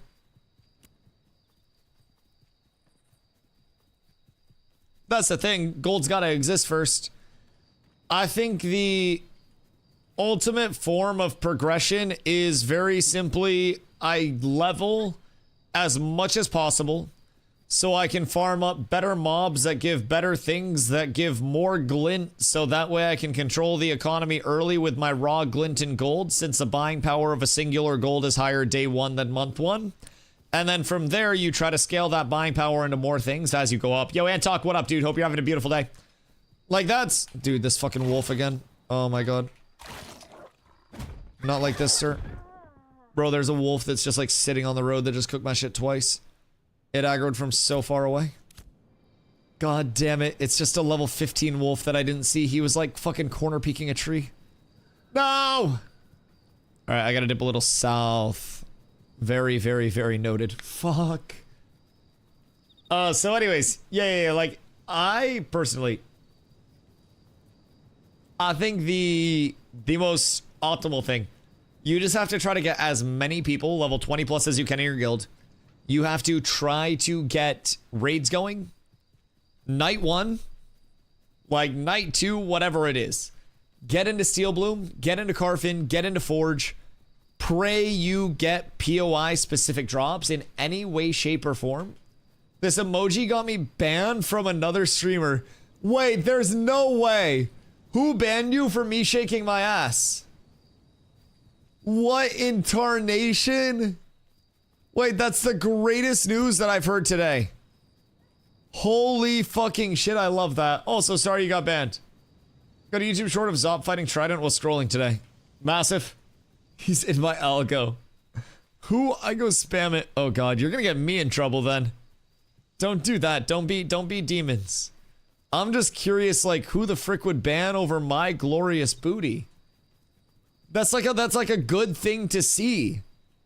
I just don't understand in what world somebody's like not happy about that on their daily. That seems like a good thing. Local radio streamer that I always tune to. Maybe he doesn't like the visuals then. Maybe he doesn't like it. Maybe he's more of an audio-only guy. Maybe he just wants to hear the claps. Cat with abs is absolutely. Yo, Jordan, thank you for the follow. I appreciate you. Much love. I think it was his own channel. Oh, God. So, other than my ass getting people banned, back to PTR testing so we don't go too down that route. I'm having thoughts, but I'm not going to pursue those thoughts. Is it not launch today for phase 3? What, today? Phase 3 was a while ago, brother. Yeah, phase 3 was like a few months ago. And then on December 11th, we have a wipe and new servers coming up. But like the phase 3 launch was a while ago. Now there is private test realm testing that's happening today. That is visually NDA'd, so like you're seeing my high level character from the live servers. Those were like the, you know, this was a few day old VOD. But yeah, no, phase 3 has been up for a while. And then from there, you're going to be looking at December 11th for the new servers. Up until then, there will be some days where like the live servers are available, but today was supposed to be the patch though. November 18th was a big patch. Well, today's the 17th.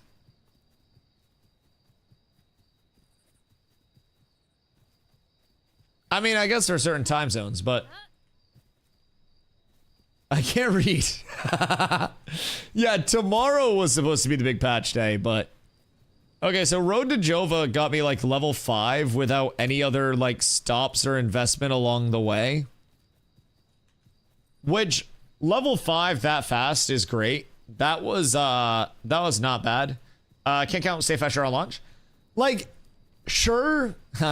But also, if you manage to create space in between yourself and the other levelers, you should be able to quite easily set yourself up for some success there, but just watch the vid from Lazy Peon. Oh, I got you. Sorry. So, if you're coming in from like the Lazy Peon stuff from a while ago, no, you're good. That makes a lot of sense. I know why now. I know why. So, basically, previously, the large patch that we are getting now on December 11th, that was supposed to come on November 18th, But instead, that patch was moved back so they could work on it more, aka it was running late. And also, we now have the early access launch, it's called, where we're going over to Steam as well. So, back when Peon made that video, the original plan was for the Harbinger patch, which is like that big patch that we have coming up, to be on the 18th. That just didn't end up working out that way. So, here we stand. As of right now, the emphasis is on the private test realm, the PTR, like I mentioned before, that's visually NDA'd. So that's what I'm playing on right now. As I mentioned, you're seeing visuals from a stream a few days ago, so it's still pretty recent. It's still leftovers worthy. But I'm over on the private test realm right now, checking out different leveling routes at the start, checking out different forms of progression, checking out drop rates, just really giving some things some thought so we can try to optimize our start and get off to a really, really, really solid pace. To get ahead of the curve when things do go live on the 11th. So we've got about a month to prepare, and in that time, if you already have your pack, it's all fully accessible. Any playtesters that have their, their alpha pack do also get PTR access, so that's good. Intrepid changed the next date again to December. Yeah, we'll be there though. It'll be fine. But yeah, that's kind of the. Oh my god, I need to fucking kill this fly. I need to kill this fucking fly. That's kind of the tough thing with Ash's content, though. Like, from the YouTube side, a lot of the YouTube content can get outdated very quickly because development does move very, very, very rapidly, like, point to point to point, both in terms of things sometimes being completed and sometimes things being pushed back a little along the way, So I always just try to remind people, like, anything can change at any point. While right now it's December 11th, that could also change. Fresh level again, gather again, yes please. I'm excited. Me personally, I'm actually pumped. Now, I feel as though our routes are gonna be kind of similar, but is there a subscription on Alpha after paying the 100 USD? No. And also for the new news on December 11th, I'll be talking about this in my upcoming video as well. But on December 11th, the entry point goes from 100 USD to 50 USD. And it'll actually be on sale for the 2 weeks after deployment for $42.50. It'll be $15 off. So in less than a month, it drops to half price, and it's gonna stay at that price, or maybe even go lower at some point again in the future for the remainder of development. So really good time to get in is now, December 11th, in my opinion. Much higher value there, and that gets you in the remainder of development. No subscription that you have to pay while the game is in development. What you get with that pack, on top of being in the remainder of development, no matter how long it goes, is your first month of sub time when Ashes launches. The sub starts on launch. If Ashes never launches, sub never hits. But providing Ashes does launch, which I'm optimistic that it will, you will see your first month of sub time included in that pack. So, did we get some cool skins? No skins yet.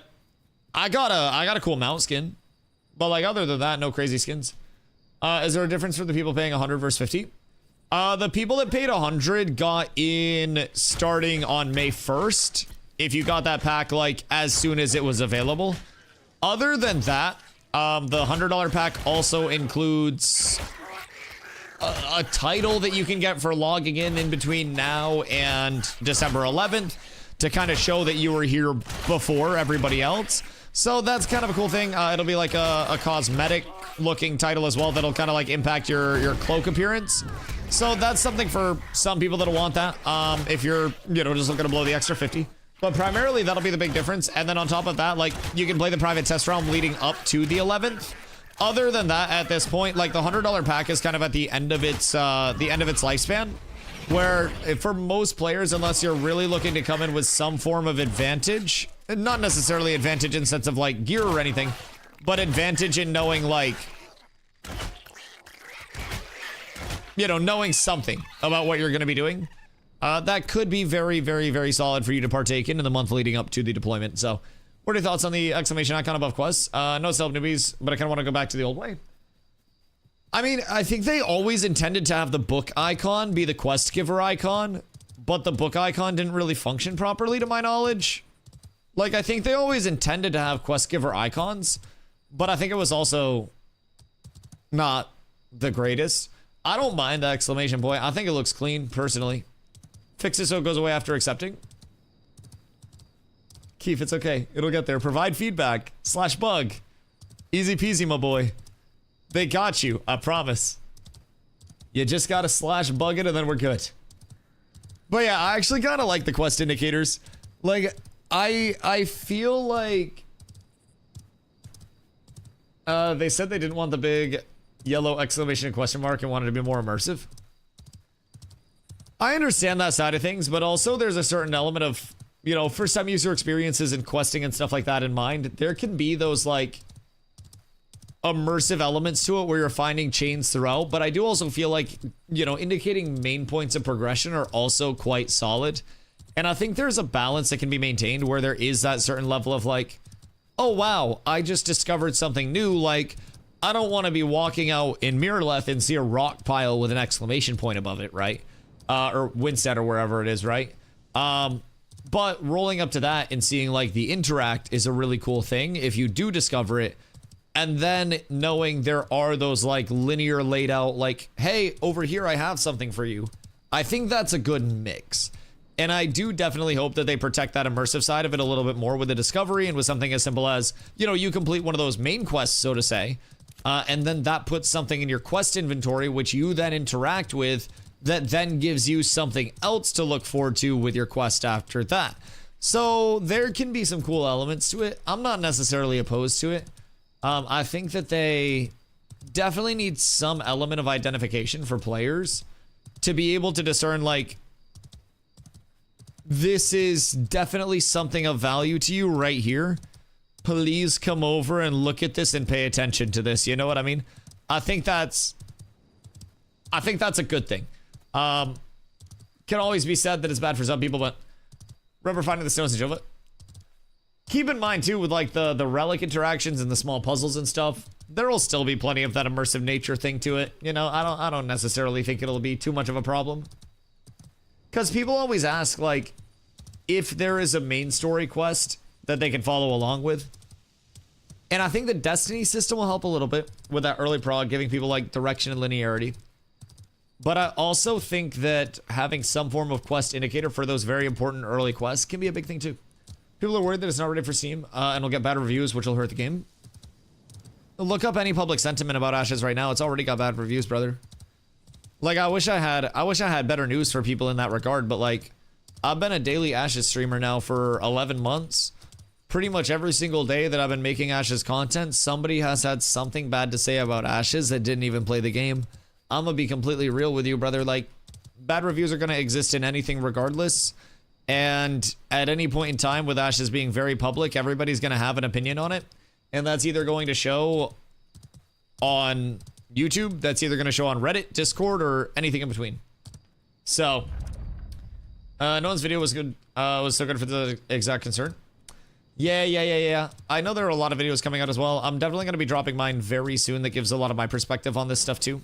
Just like as someone who's literally always fucking here, just on the live side of things.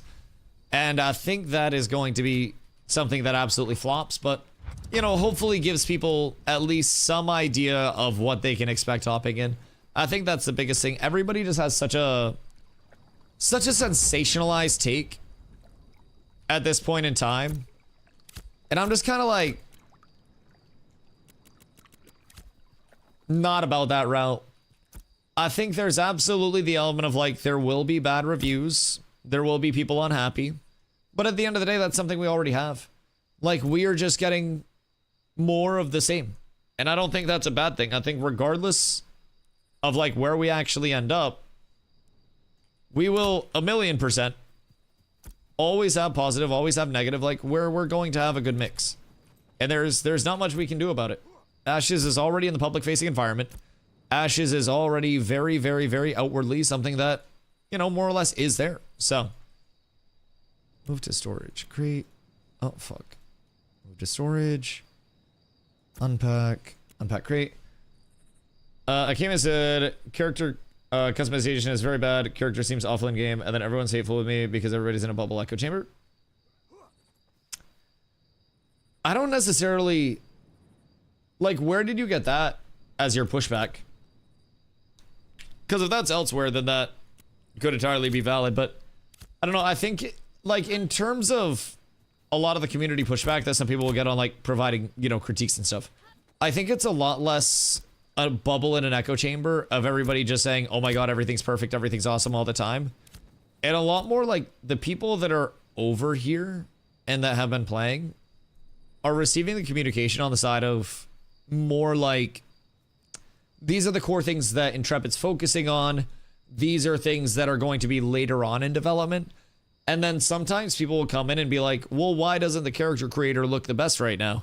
And then like, you know, some people will just explain, oh, well, that's something later on in development. That's not a priority for people or for Intrepid right now, but it's something they've already improved a little bit and will continue to improve on, right? And from there, there's either the element of like, oh, okay, I understand that. Thanks for the feedback. Or there's the element of like, oh, well, why does it look bad right now? Why aren't they prioritizing it right now? It'll be blah, blah, blah, blah, blah. And then that's where people will typically get combative, I feel like. Because Ash's community, you definitely do have some very passionate people out there that'll kind of like defend whatever blindly with Ashes and are very afraid to say anything's wrong with it, which I also think is quite bad. But no one cares about feedback. I don't think that's necessarily true. I think a lot of people very much value feedback in the Ashes scene. I also think there are a lot of people in the Ashes scene that like do value multiple avenues of feedback, whether it's somebody that is a bit more competitive minded, whether it's somebody that's a bit more casual minded. Like, there are a lot of avenues of like feedback that are very, very, very, very, very valued, you know? And I think that devaluing anything there is not necessarily the wisest thing, because there is genuinely a very large amount that does get passed up directly to Intrepid that is very community based, that is very driven by, you know, people in the community that are just pushing ideas off of each other. And I think that's a really, really, really cool element of Ashes that not many games do have. So it's all personal preference, man. I may be seeing things all sunshine and rainbows and shit, but I'm gonna be real. I think over here, feedback is a lot more welcome and a lot more received than many other environments. And I think while Ashes is inevitably going to have its difficulties, I don't think anybody that's in their right mind over here is going to try to tell you that shit's perfect. I mean, I sure as hell won't, and I apologize on anybody else's behalf that tells you that it is, because, like, they be lying to you. Just straight up, they're lying to you. So, I don't know. I never want people to come in with a false impression. I never want people to just, like, think that I'm trying to purvey to them that things are perfect, because, bro, shit's janky. Shit's very janky. Oh, wait. We might actually be very up tremendous with this starting route. I am almost level 6 off of this, and this could definitely be optimized more. But I might hit 6 off of this. Yeah, I'm gonna hit 6 off of this. And that's without going to the Samiya side. I just did Second Sword. I did a few quests in Lionhold. I went Second Sword, did Road to Jova, and then immediately came down to the harbor, which I'm sure I could optimize. I probably like Lionhold, but like not going to Second Sword would be so rough. It's just hitting the harbor is so good. You get like a level worth of XP for hitting the harbor. Is there a quest in the harbors? Yeah, so you do like the crate intro and then you do the caravan intro in the harbor. The thing about the caravan intro is that you need 20 silver to be able to like buy your caravan and then deploy your caravan. So essentially you do enough questing to get yourself 20 silver or enough like commissions to get yourself 20 silver worth of glint. And then once you have your 20 silver worth of glint, you do the caravan intro. You get glint as well from like, you know, the crate intro from the Caravansery Assistant. Go through that, complete that loop. And then from there, deploy your caravan, turn it in the same spot. And then you turn that in. That's going to give you like, I don't know, 15k XP-ish. And then that'll also give you 7 silver worth of glint back. What was the time it took to get 6? Oh god. First run through, not knowing some objectives. I could remake a character right now and do it faster and actually time it out. God, I would say no more than 30 minutes. Like I can smoke a bowl real quick and then come back and actually time one out. But yeah, this was kind of me just going, I wonder what's available and I wonder what's not. I could absolutely pace it out a little faster. I took some inefficient routes. I also died 3 times to a wolf. That wasn't very cool. But PTR updates feel too good. PTR updates feel good for me as well. Shadow Wolf, what up, dude? Do you know if the Summoner class will be able to have abilities similar to like a Druid class? Which abilities would you be looking for in that sense? Because like Summoner has a pretty diverse ability set. Like it has kind of like an entangling, like a fucking entangling roots type shit. But it's on like a single target, so almost like a Druid roots or like Druid vines. But it depends on what you're looking for. Like shape-shifting and stuff like that, not so much. More in terms of the Summoner built around, God, I would say like disables and like crowd control stuff and like zoning through that and just generally being annoying as shit. If I could label it in a certain way. All right, so that's level 6. And then that also leaves me with about 8 silver. Actually, right on 8 silver. Level 6 with no mob spot. Don't have to kill a single mob for this. And if you don't lose your horse, it's gonna be a whole hell of a lot more efficient.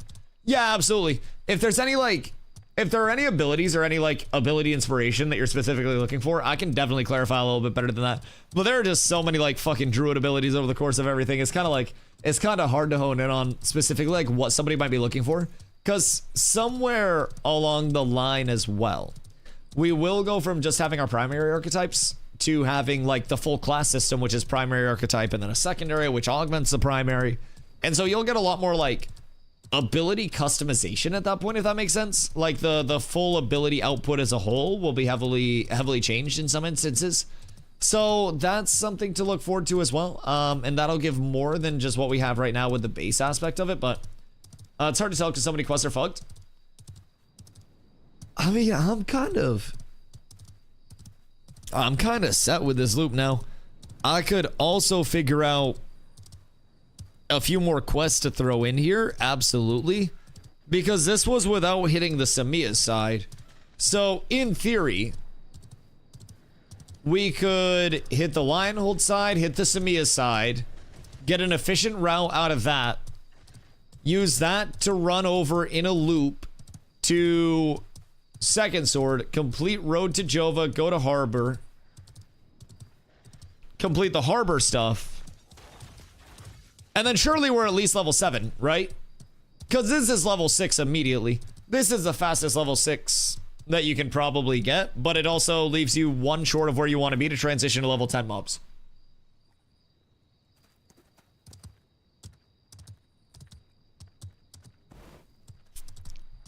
So I'm thinking,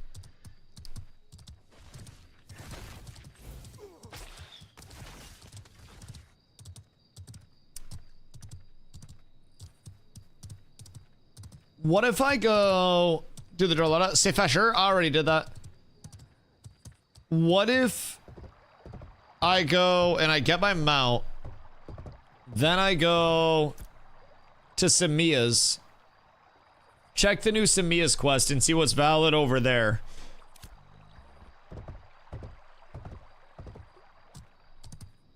And then maybe we need like 41k XP to get to level 7. So that is going to be a lot of quest XP. Ooh, wait. Where's like the Golem quest? Not the Golem, but like the Aberrant. On like the little island with the gravestones. We need to figure that out. Because that is like, I think that's like 30k plus XP. Are you going for group first 25? As long as Lazy Peon doesn't get characters boosted up, I'm going to use all of my content creatorly powers to instantly poof to 25. Yes, indeed. Yes, indeed.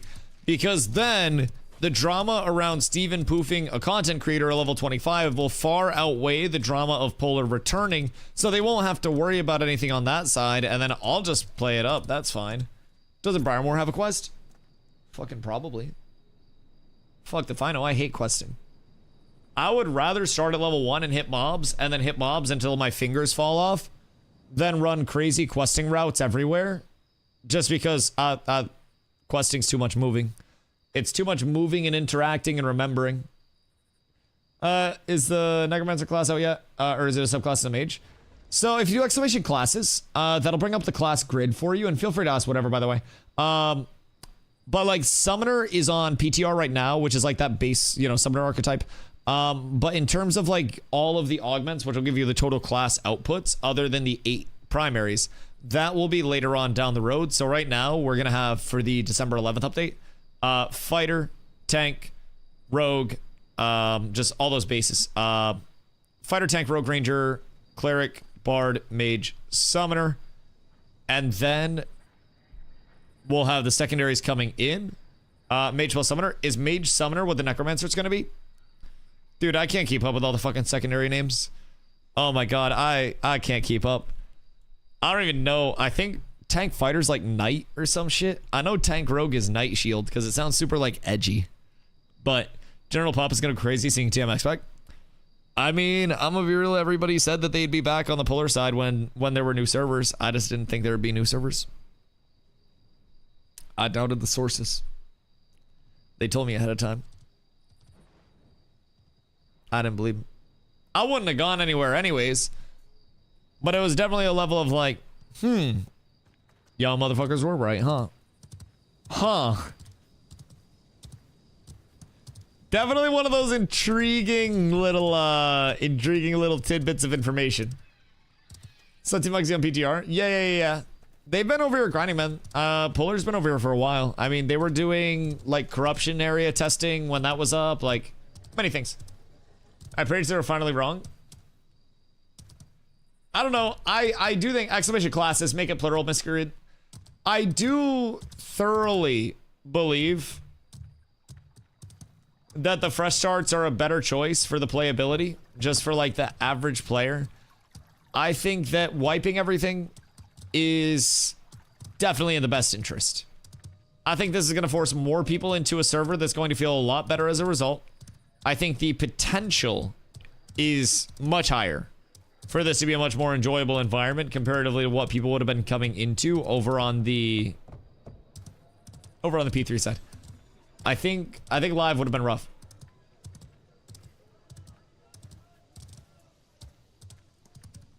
For Steam early access launch, it kind of had to be a wipe. Yeah, no, that definitely makes sense. That 1000% makes sense. Summoner cleric equals necro. It's kind of what I thought. Yeah, summoner cleric, right? Because then you'll be able to specialize in either like one of 4 augments. Now, what they had originally said was you'd be able to specialize in either like the life or death side of the summons coming off of that, but it'll be interesting to see all of what they have. I worry for Steam numbers. Do Steam numbers matter that much though?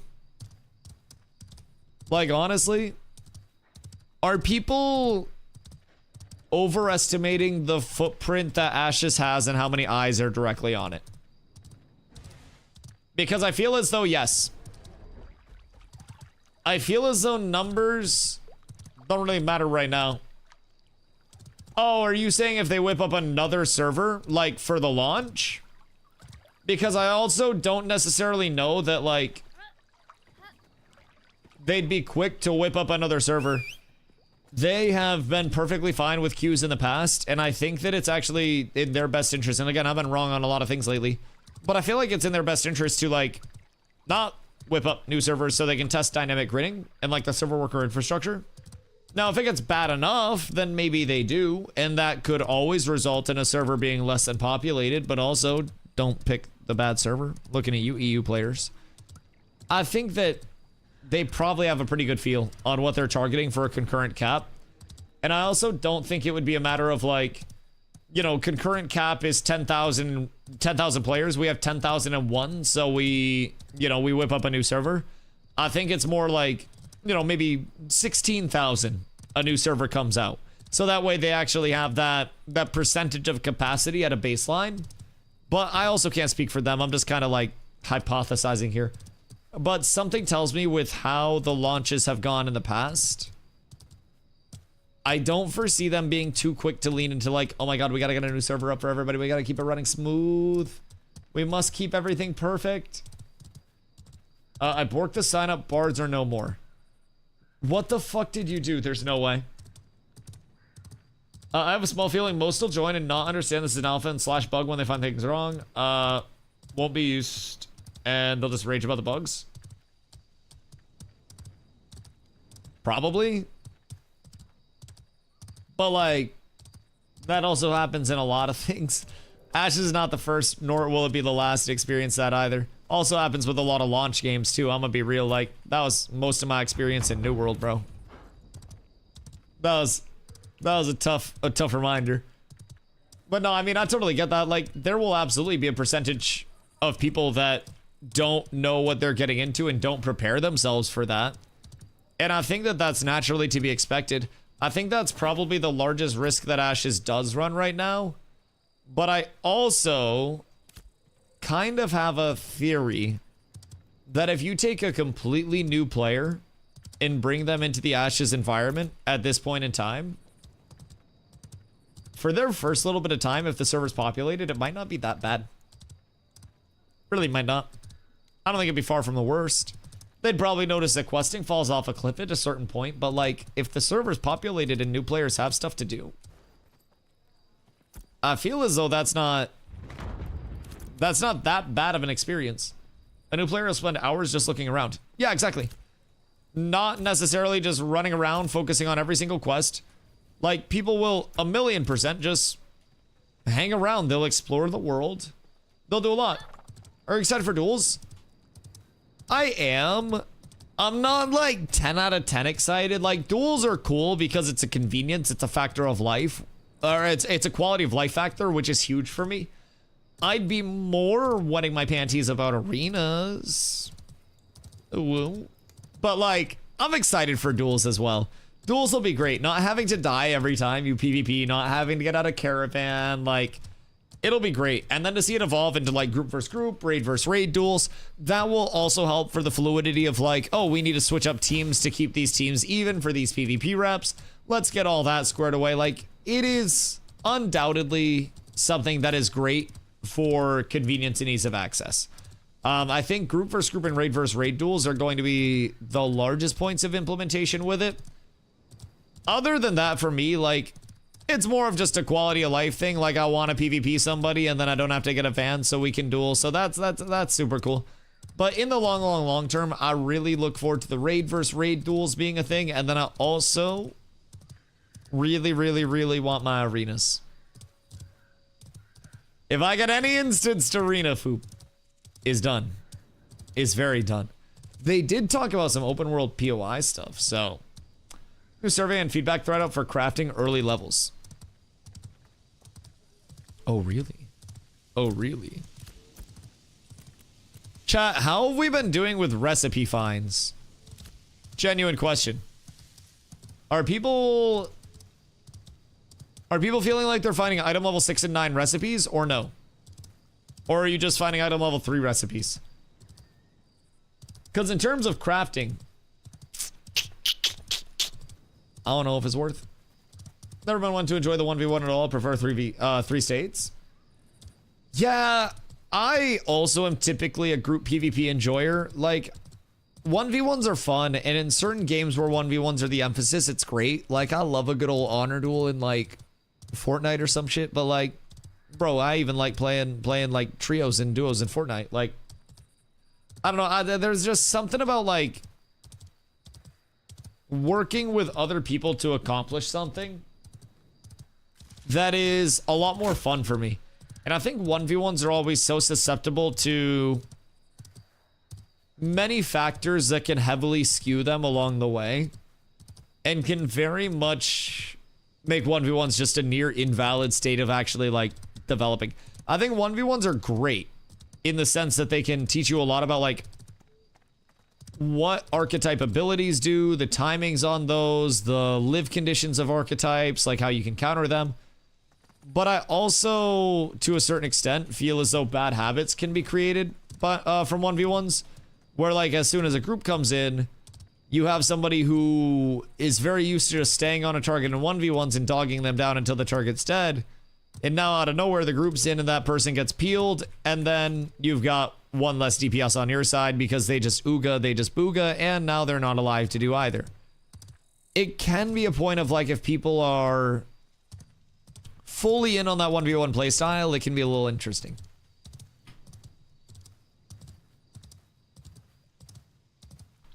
Peep screenshots in your Discord. Bro, I can't change screens while it's fucking PTR time. You know this. I get so terrified. Hold on. Hold on. Hiya. In my Discord? Or which Discord? Screenshots, my Discord. KP Deluxe Cheesy Roasted Garlic Mac and Cheese.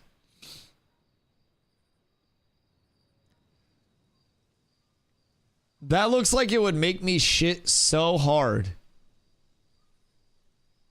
That unironically looks like it would make me poop my pants. I wish I had any other news. It's like a kit. Does it have like dried cheese product in it? Like, what do you mean it's a kit? Is it like Kraft mac and cheese but bougier? Because Kraft mac and cheese is not good mac and cheese, brother. I don't know what to tell you there, but my fucking god, my good golly gosh and gadzooks. It's all separate.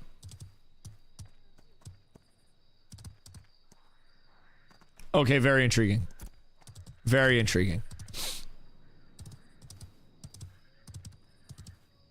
I guess make it and report back. But I think the largest thing is like report back on your stomach. In like 3 hours after. Noodle, cheese stuff, and toppings. How much is that kit though? If you say something like $5, I'm gonna make fucking fun of you. I thought it was cool, so I copped it. Like you just combine stuff. I mean, that's easy. Will we ever sign up to the guild for PTR shit? It should. Do they have guild-wide signups for PTR shit right now? Let me see what's up. I don't think they do right now. The raid bosses. I'll see if I can get us in.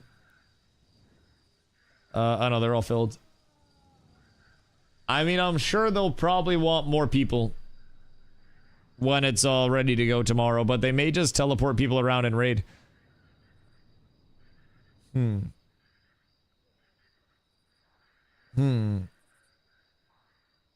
Between 25 and 40 people is intriguing. So maybe they're trying to do like small closed encounters. If we can get 25 to 40 people for anything, let me know. Shit, I'll be happy as hell right now. Yeah, next time they put signups up, we'll get a sign up in the guild Discord and see if we can get people on for it. I think that'd be nice. Yo, GP, what up, dude? Personally, switch to a fancier mac and cheese that includes liquid cheese. So like Velveeta? Why? Also, why the milk cake? Like, I get lactose-free milk. Cause like, I'm lactose intolerant. But it's basically Velveeta. Velveeta shells and cheese go fucking hard though. You just boil the pasta, and then you put like the cheese liquid in, and then just stir that shit. And it's fire. But again, my tummy a few hours later. No bueno. No bueno. I don't go through milk fast enough for the milk to not go bad. Yeah, that's fair. That's very fair. I typically don't. And like when I was using coffee creamer, I was not. But then I started putting milk in my coffee, and I just do milk and sugar in my coffee instead of like a coffee creamer. And that helped me go through it much faster. Because like for cooking, I use it for some stuff, but there's not a lot. So, you know, I totally feel that side of it, GP. I totally feel that side of it. You're spitting to me. All right, so Samia's side of questing. I'm not necessarily... Oh, my hip just popped. I'm not seeing 42,000 XP worth of quests over here. I'm just going to be up front there. I'm not seeing 42k. So I almost wonder if like a level 8, level 9 area is best first. Level to 8 and then jump immediately into 10 plus grind. Because I feel like level 6 questing prog, go to level 8, level 9 grind to level 8, and then go to level 10 and level 11 grind. Level 10, level 11 grind will get you 10 plus items. weapons, armor, and then from there you just power through literally everything else. It's just a zero problem. Grind to 10, get gear, go to 10. Unless your group's chilling. I mean, yeah. Like, although, do you think you grind to 10 before you go to 10? I think you go to 10s and 11s at like level 8.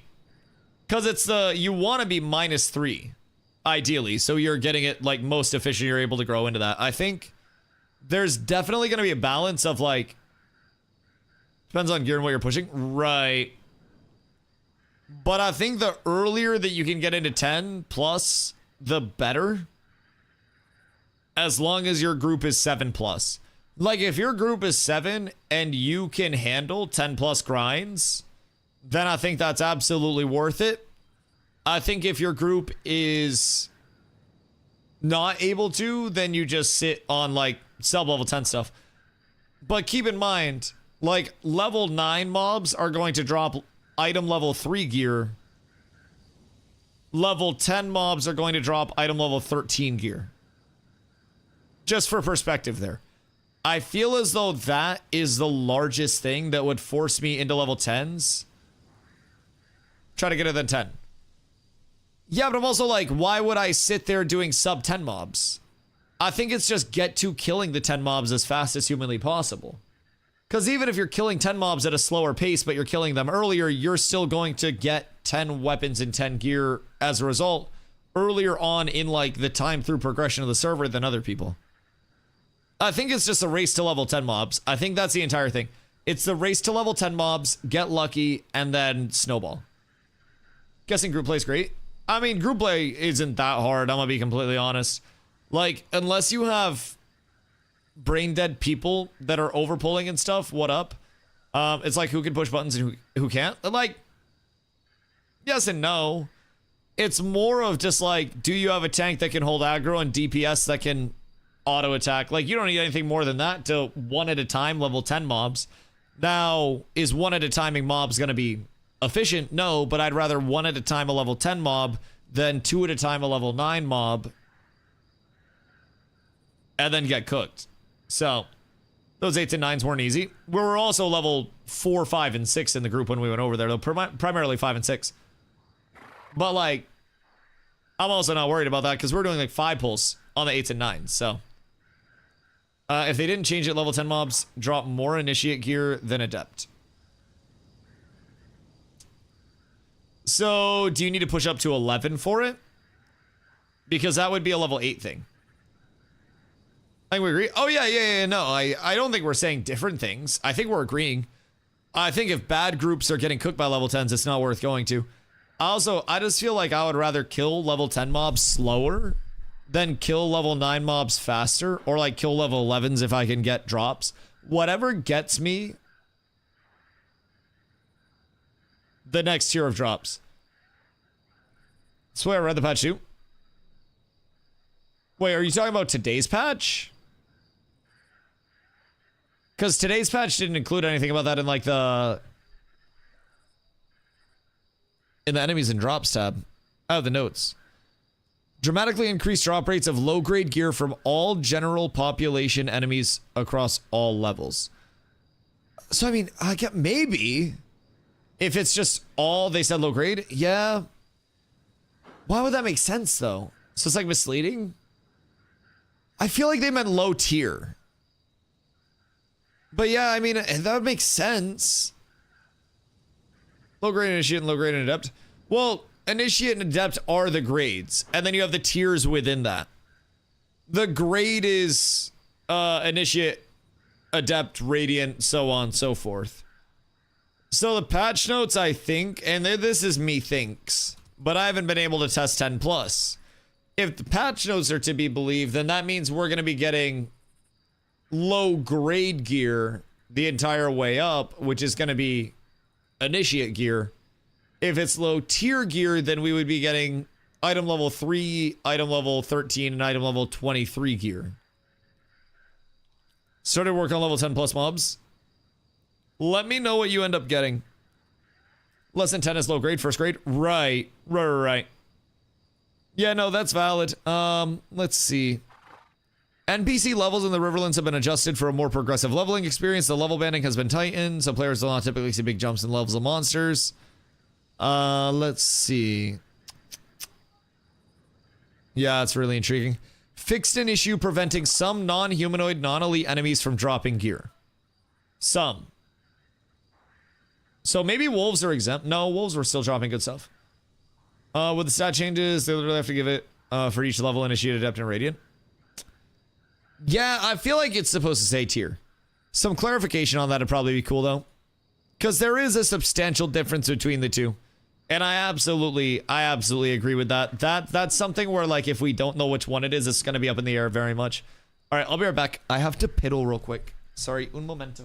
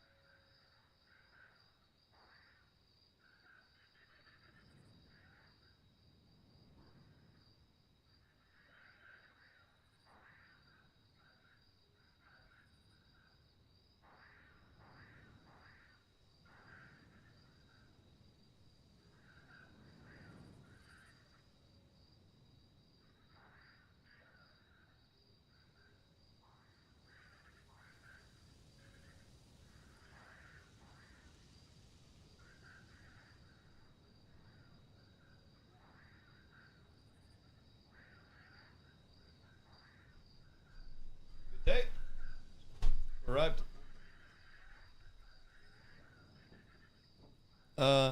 Level 25 cleric without gear has like 500 HP. Yeah, I mean, 586 HP is like a level 1 cleric. I mean, there was something wacky going on with the base HP scaling if you were naked at max level, I will say. Like, I don't know how high the base HP scaling or the base stat scaling is or how low it is. But like, as a naked tank at level 6, I do still have 720 HP with 0 drops. So like, it is low, but I think the gain is definitely primarily through gear. And they did say that they were reducing the scaling through base stat scaling, so like it do make sense to a certain extent, but I absolutely agree that each grade should have low tier stuff dropping.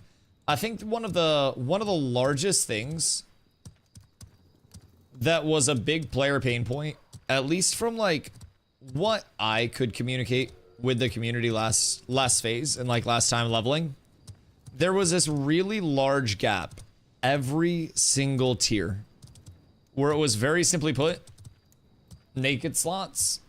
People could not fill their slots up with gear before it got absolutely cooked. And I feel like that was probably one of the core issues that people got hit by, where you were literally level 20 and you were looking at 30 healing power on your clerics in your group if you'd been mob grinding the whole time. I want to figure out level 8 plus best leveling spot. There are many best leveling spots.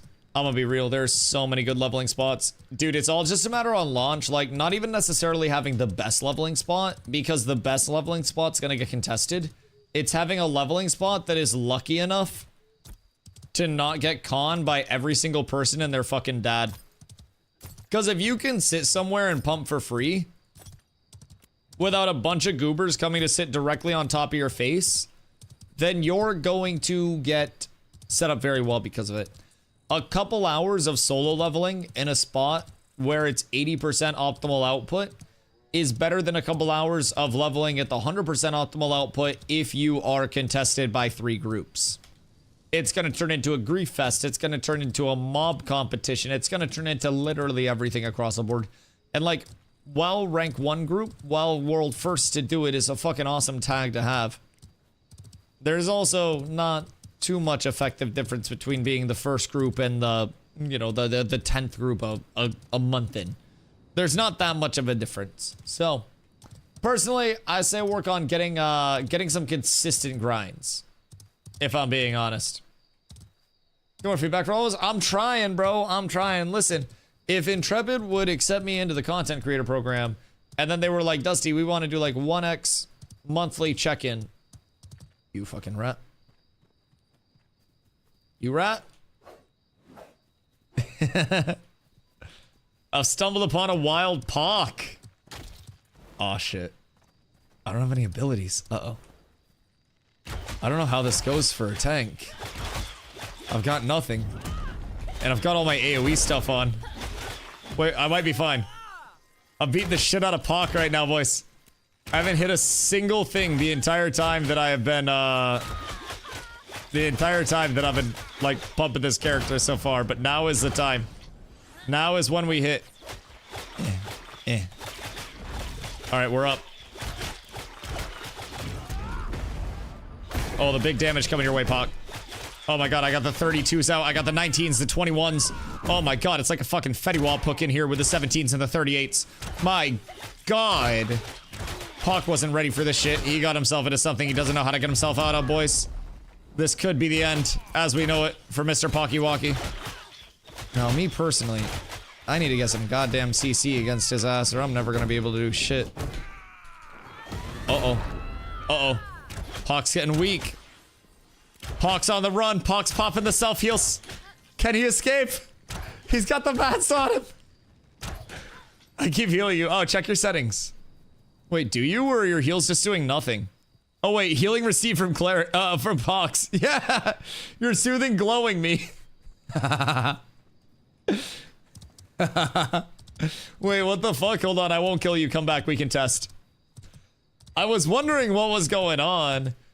I want you to know you were healing me for 8. Hold on, we can test. So is it just like going on me when you cast it? Or is it like, how is Soothing Glow supposed to work? Discord's a crazy place. Oh no, what happened in Discord? What's going on in Discord? Check tech on tech. Gameplay, combat. Wait, go uncheck, check. Versus PvP to use harmful abilities. That shouldn't matter though. Just humor me on it, maybe? Uncheck, check. And then I can peep. Nope. Okay. Nope, that definitely just healed me. Can confirm. 1000%. They think level 10 PvP protection protects crates as if crates were a PvP event. I mean, perhaps from, like, corruption? But, like, you could also just do that with a level 1 character previously. Like, you're still gonna have a level 9 character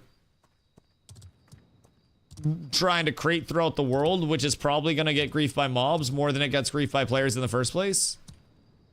Like, I understand that. Like, but also, I don't think that's that big of, like, a use case problem, you know? I don't think that's something that's actually gonna be a practical issue. I think that's more of a fear issue.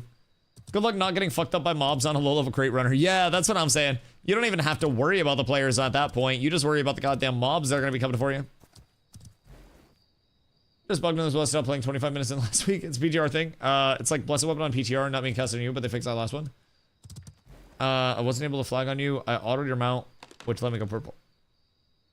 Weird. Very weird. Why do they want to be able to attack a level 10 running a crate? No, well, easy crate. Easy crate. But I think they're saying more along the lines of like, people will just do it so they can't get attacked on a level 25, maybe. But I don't know if I'm too worried about that. Yeah. Which is why it's a crazy place. Nah, I mean, I feel that. I feel that. It is most definitely a wild world where you have a lot of characters and every character has their own unique traits. Not every trait's a good trait. Not every character is a good character, but every character is definitely a character. Dude, I can't pull threat off somebody. I literally cannot pull threat off of somebody right now, no matter how much threat I put into them. Oh my fucking god. Yo, Mel. Thank you for that, eh? Where's Free Dry 2? Oh my god, I'm dying over here, dude. I need to get another humidifier. Like, low-key, I might get off stream tonight and then go look at another humidifier or two so I can put one in, like, the living room area and then put one in the stream room. Because, like, I'll be dry as shit. Where's Dr. Pepper?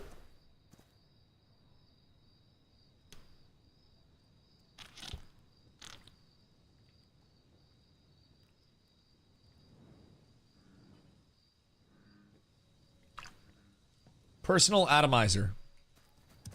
Why does that sound like something Hoofsy would tell me to smoke weed out of? Hoofsy really likes dry herb vapes. Is a personal... Is that just like a... Like I put water in it and then I rip that shit? Because honestly, if I can fucking haul my personal atomizer, that might be a good quit smoking tool. Yeah? Oh, so it's like a vape except it's water vapor. You might be onto something. Like I was telling you earlier. Now, would drinking my bong water have similar effects? Just something to like wet the whistle? Or does it specifically need to be the vapor? They want to grief like in WoW Classic, kill anyone anywhere, basically. Bro, I'm not gonna lie. A lot of people, at some point in their life, saw the Make Love Not Warcraft South Park episode and decided they wanted to be the person that was going around killing all the noobs. They wanted to gank noobs and show them what it was like to be elite, to be the bad guy. And by God, I respect it. I respect it. Steven Sharif just rode past me in PTR. I feel like someone should get smited. Was it Steven Sharif or was it Steven Sheriff with 2 F's? Because I have no confirmation that Steven is anywhere near us right now. Everything's fine. There will not be a smiting. And I've learned that if I don't stop moving, GMs can't teleport to me. I think that's what I saw then, and there was no GM on it. Was it the 2 F's? Because there's somebody with 2 F's in their name that they were fishing earlier. I don't think that's Steven. I think he needs to get smited. Oh, he gets smited. Oh, I thought you were saying me get smited. I got scared.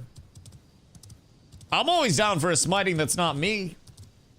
Shit, I think that's great.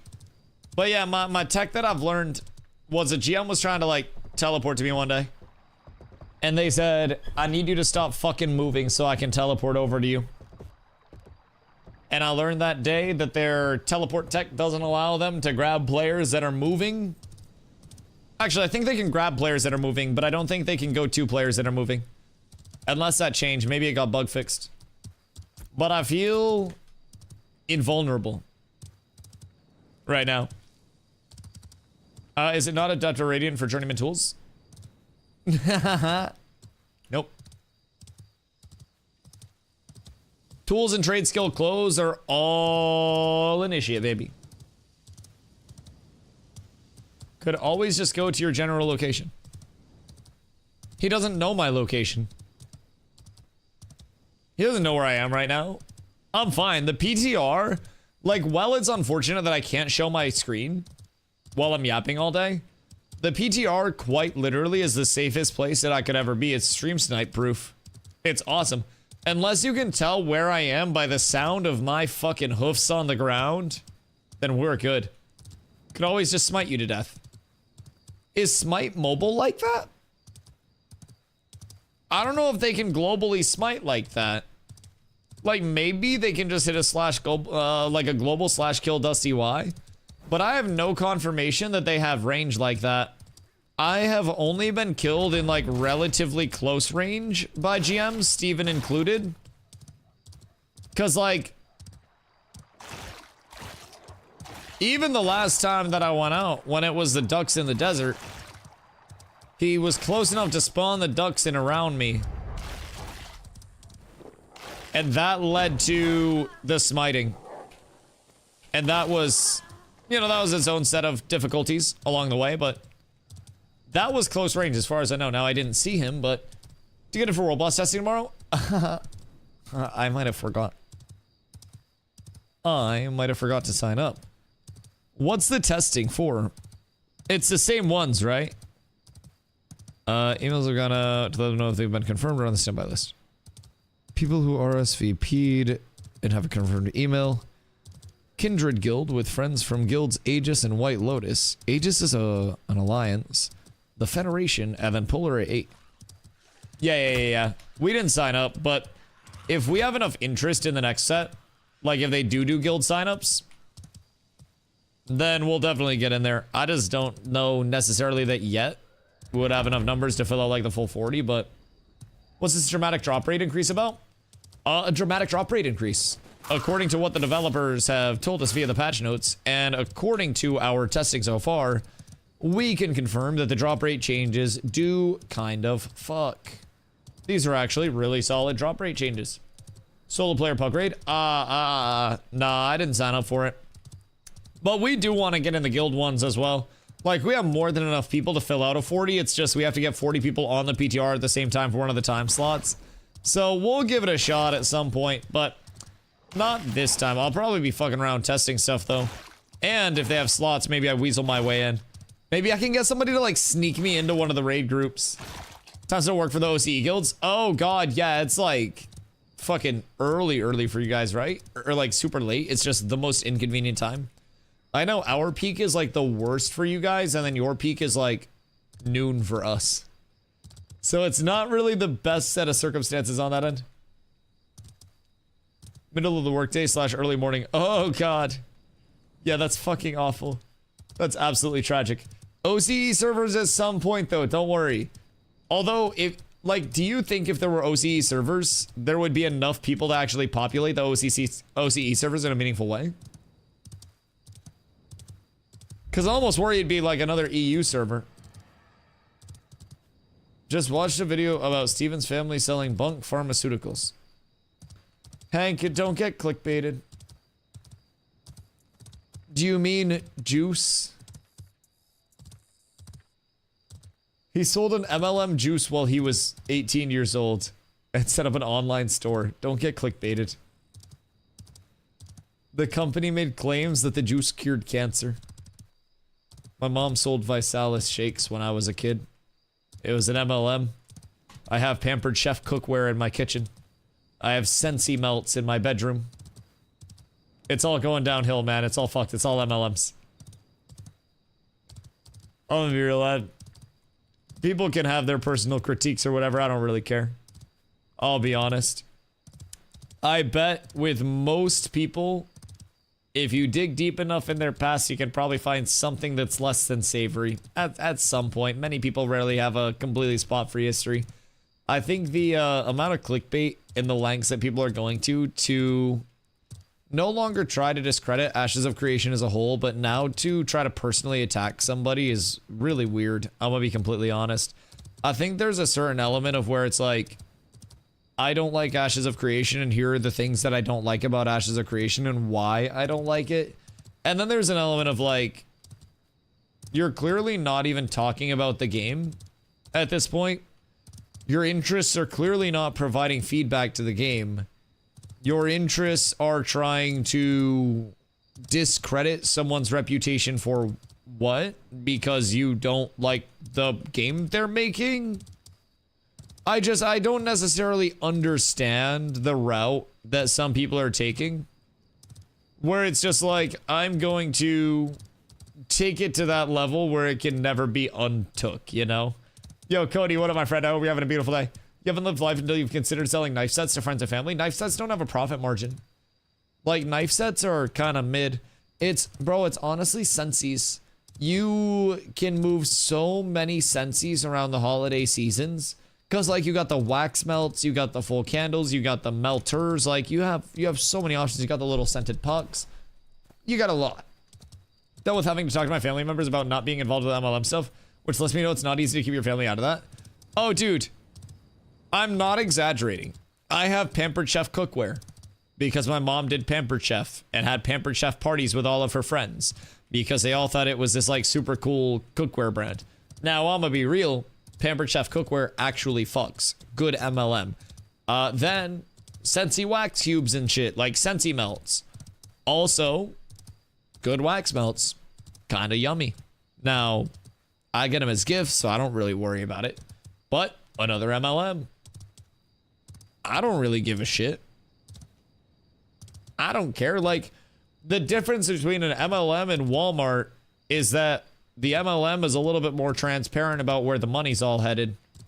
Walmart just has all of the sellers already integrated underneath it. And instead of individual proprietors, they're all different companies and different sources that then provide the stock to the Walmart. It's all just MLMs. It's just which MLMs are allowed to exist versus which MLMs aren't allowed to exist. I hate to break it to y'all, but I have the Harry Potter Hogwarts full castle. Wait. Oh, shit. What, the goddamn Hellington? Are you on that Scentsy collectible game, Mr. Cody? Bro, Scentsies. Yeah, Google it. Google my name right now. Bro, that's fucking clouded. Okay, wait, maybe I need to step my Scentsy game up. Okay, so hold on. I'll give you a Pampered Chef silicone spatula. I'll give you one giant Labubu sealed box.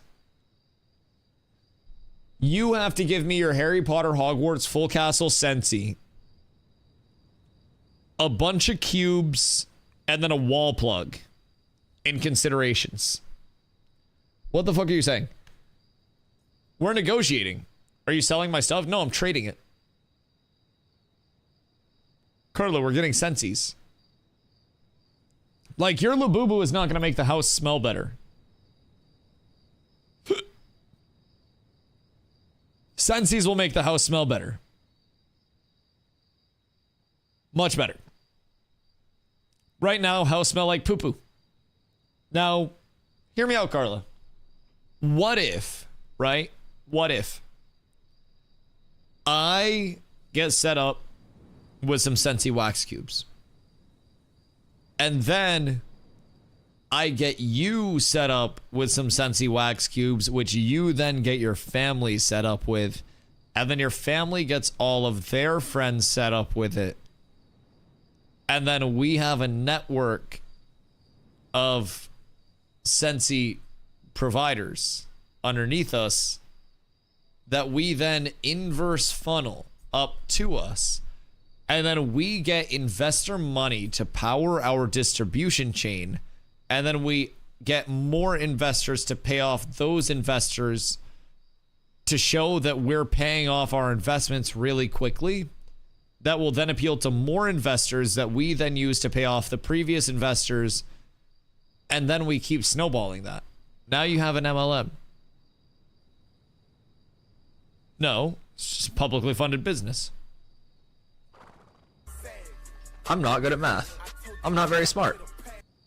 No, but I know general business structure. You just get more money. Jolly! Is it Lafufu?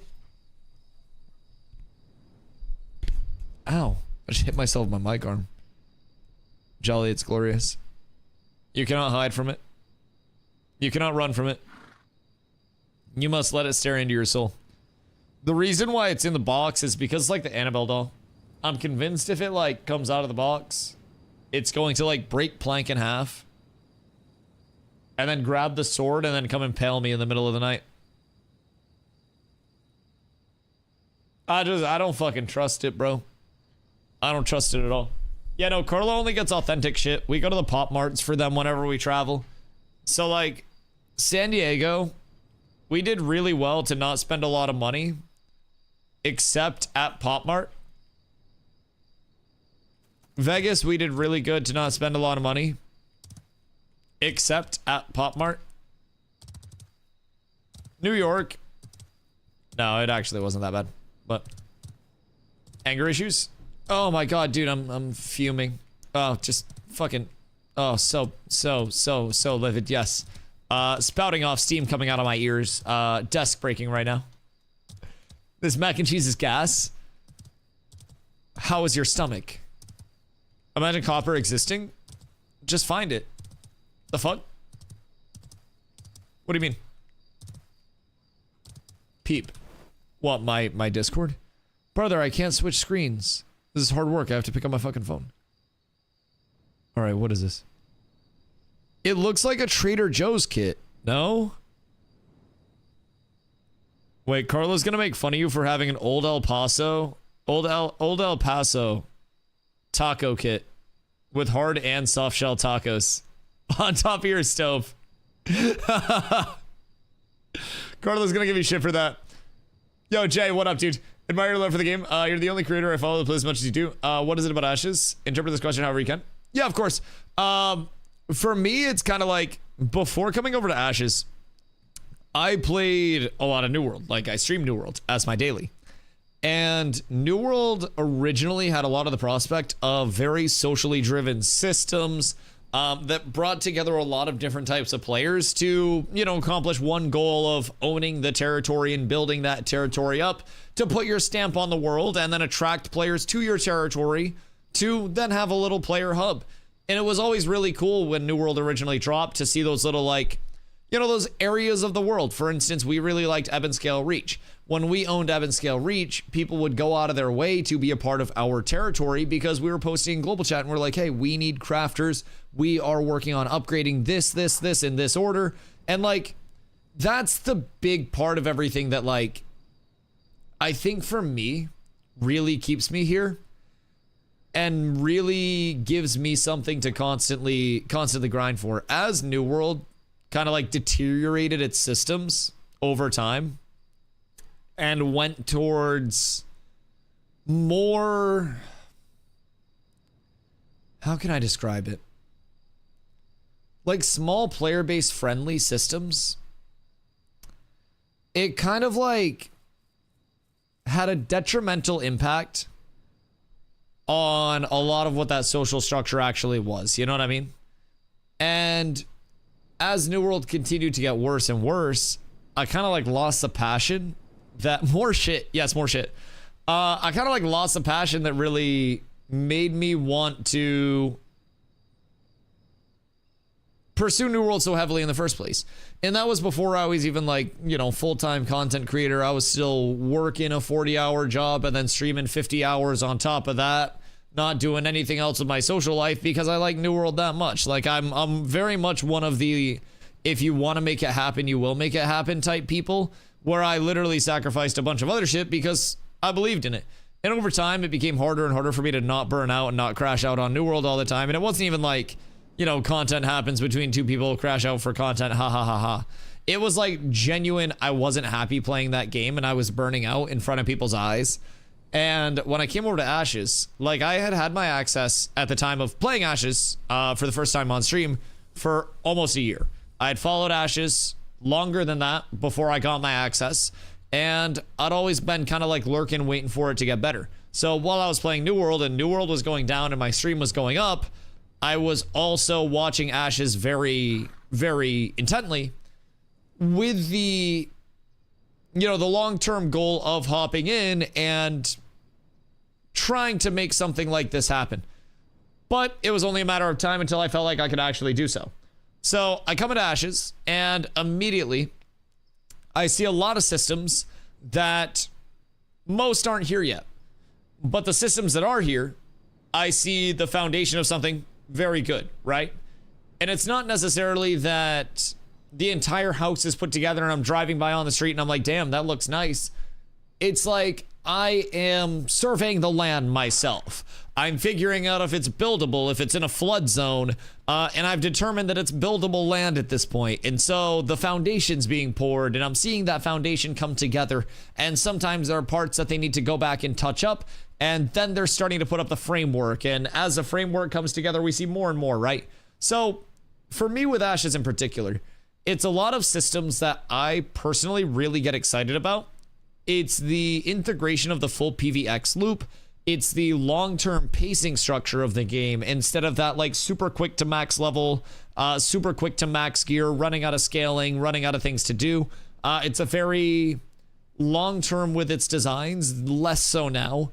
A very anti-meta design where every server is going to have independent states of progression that lead to different weapons and armor being used at different times, where you don't necessarily wear the same stuff in the same slot at the same time that I do. And all of those things for me are enough long-term to be like, oh wow, there is that carrot on the stick. I feel like there is more to come with Ashes. And if you run out of things to look forward to in anything, you run out of excitement and you run out of passion. And I think whether it is a career, whether it is anything in life that you're aspiring for, if you're really investing a lot of time in something, but you run out of things to look forward to with that time investment, it becomes less fun. So for me, I not only have a lot of things to look forward to in the immediate, you know, progressing my character, given all the changes, but then I have a lot of things to look forward to in the long term where it's this system coming online. It's this system getting a little bit more refined. It's anything from, you know, a simple arena system coming in, giving me 8 hours of repeatable content a day, where instead of doing 8 to 10 hour streams, I do 10 to 14 hour streams daily because I do 8 hours of arenas and then get into the actual content. Like, there is so much that will actually continue to come online with Ashes, where right now I definitely recognize that it is not for everyone and that it's not always the most fun.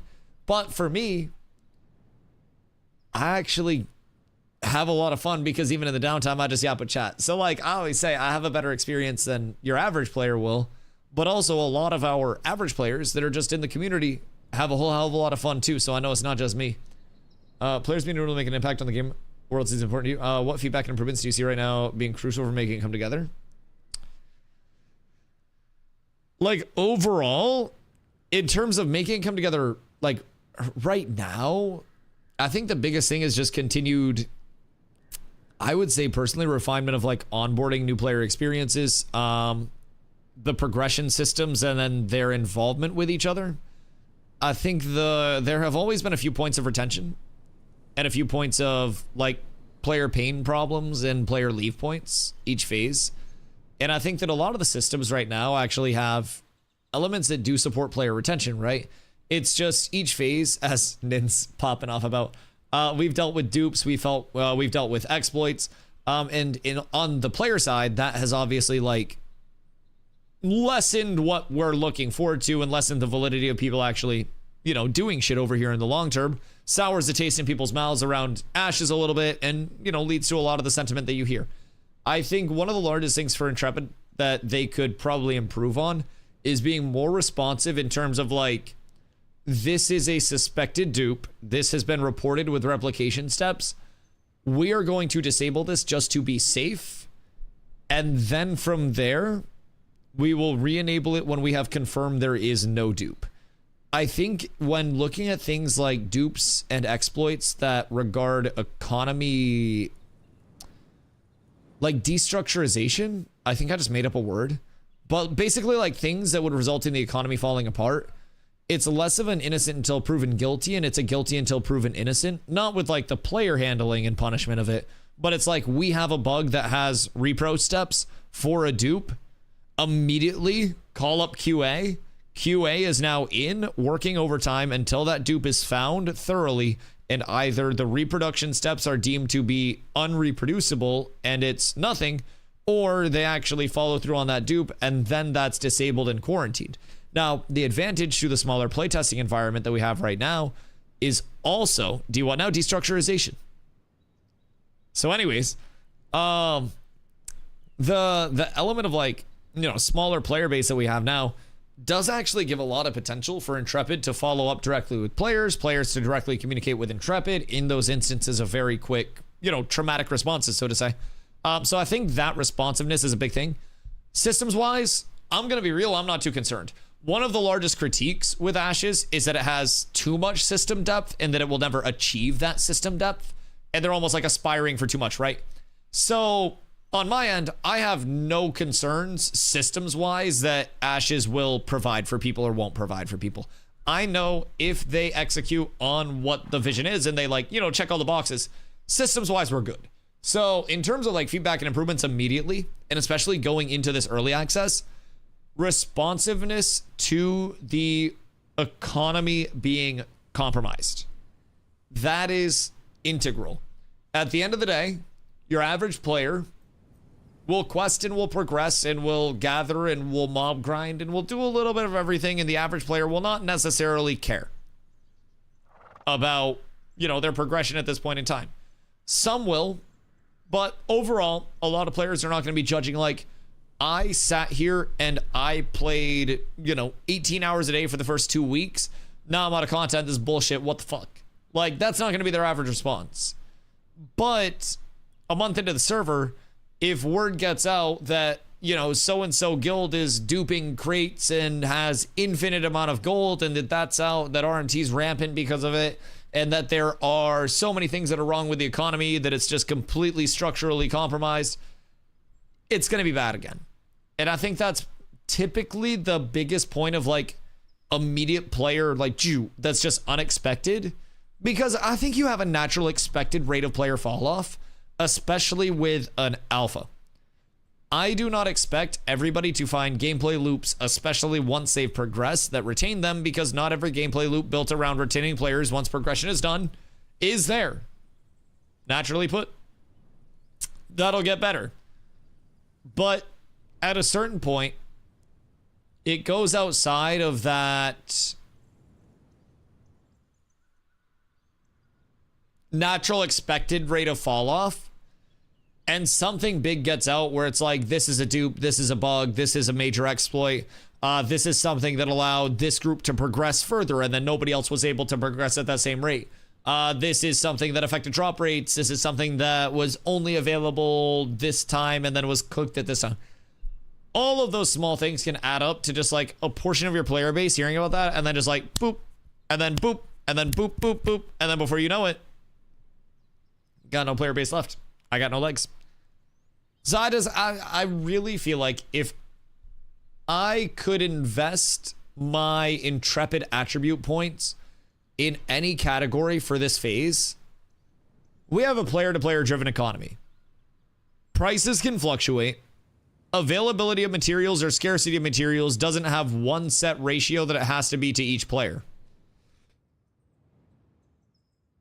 The world ebbs and flows and scales and evolves with that just fine. What kills it? Dupes, exploits, bugs, going unaddressed for any period of time and escaping the vacuum that is, this is discovered, this is passed up the chain. If I could say anything, it's that, man. Novice weapons were too involved and everyone was just over leveling them. I think even if you make novice weapons absurdly cheap to craft, people are just going to prog through them, though, in all fairness. Like, I don't necessarily think novice crafting is ever going to be something that people, like, stop for in terms of a normal, just average player experience. Have the textures improved with the new updates? Let me put my settings up. I usually play on low settings. Let me actually check. I will say, I don't know what it looks like on cinematic, but, like, the lighting has definitely improved. Some textures and stuff are looking much better. Some are still the same. I'm not going to say it looks like a brand new game.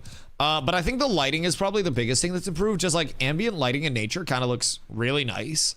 I don't know what's different about it. Maybe it's like something with shadows. But like it does look a bit different over here. I'm not quite sure. It almost looks like more actual sun instead of just like everything is lit up like fluorescent. So it is kind of cool in that regard, but they have to fix them quickly. I don't even think, like, fixing them quickly, yes, of course. I think their triage response needs to be more prompt. There were some dupes and bugs and exploits that were allowed to exist since, like, phase 1, and that's naturally going to happen. But I feel as though when a dupe is readily accessible, the component that is facilitating that dupe should probably be like, you know, you cut the legs off and it can't go anywhere. So if there is a dupe that is revolving around caravans, maybe duplicating crates, but the crates without the caravans aren't getting duped and you have no indicator that there's an exterior dupe there outside of the caravans, then maybe like disable caravans, for instance. Like, not that that's necessarily, you know, what happened or anything, but just like an example, right? I feel like that could be something that, while you don't want to go willy-nilly with disabling everything, how New World did with the auction house on launch. Well, so like, keep in mind, having lived through the New World stuff, we also had memes about how much the auction house was coming down.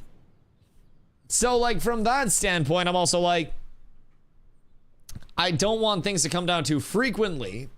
I would love it if it was like dupe is reported, repro steps go out, and then they have a very prompt like, oh, I know how to fix this moment, like a eureka moment. But that's also not gonna happen with everything. Like, that's not gonna be like that's not gonna be an every bug thing where someone just looks at it and then they Goodwill Hunting that shit, right? So that's just a little bit of an unrealistic expectation. And I don't necessarily know that shutting it down is the route either, right? Like, I don't think like killing off gameplay loops and accessibility to certain things is that bad part, but it's just like,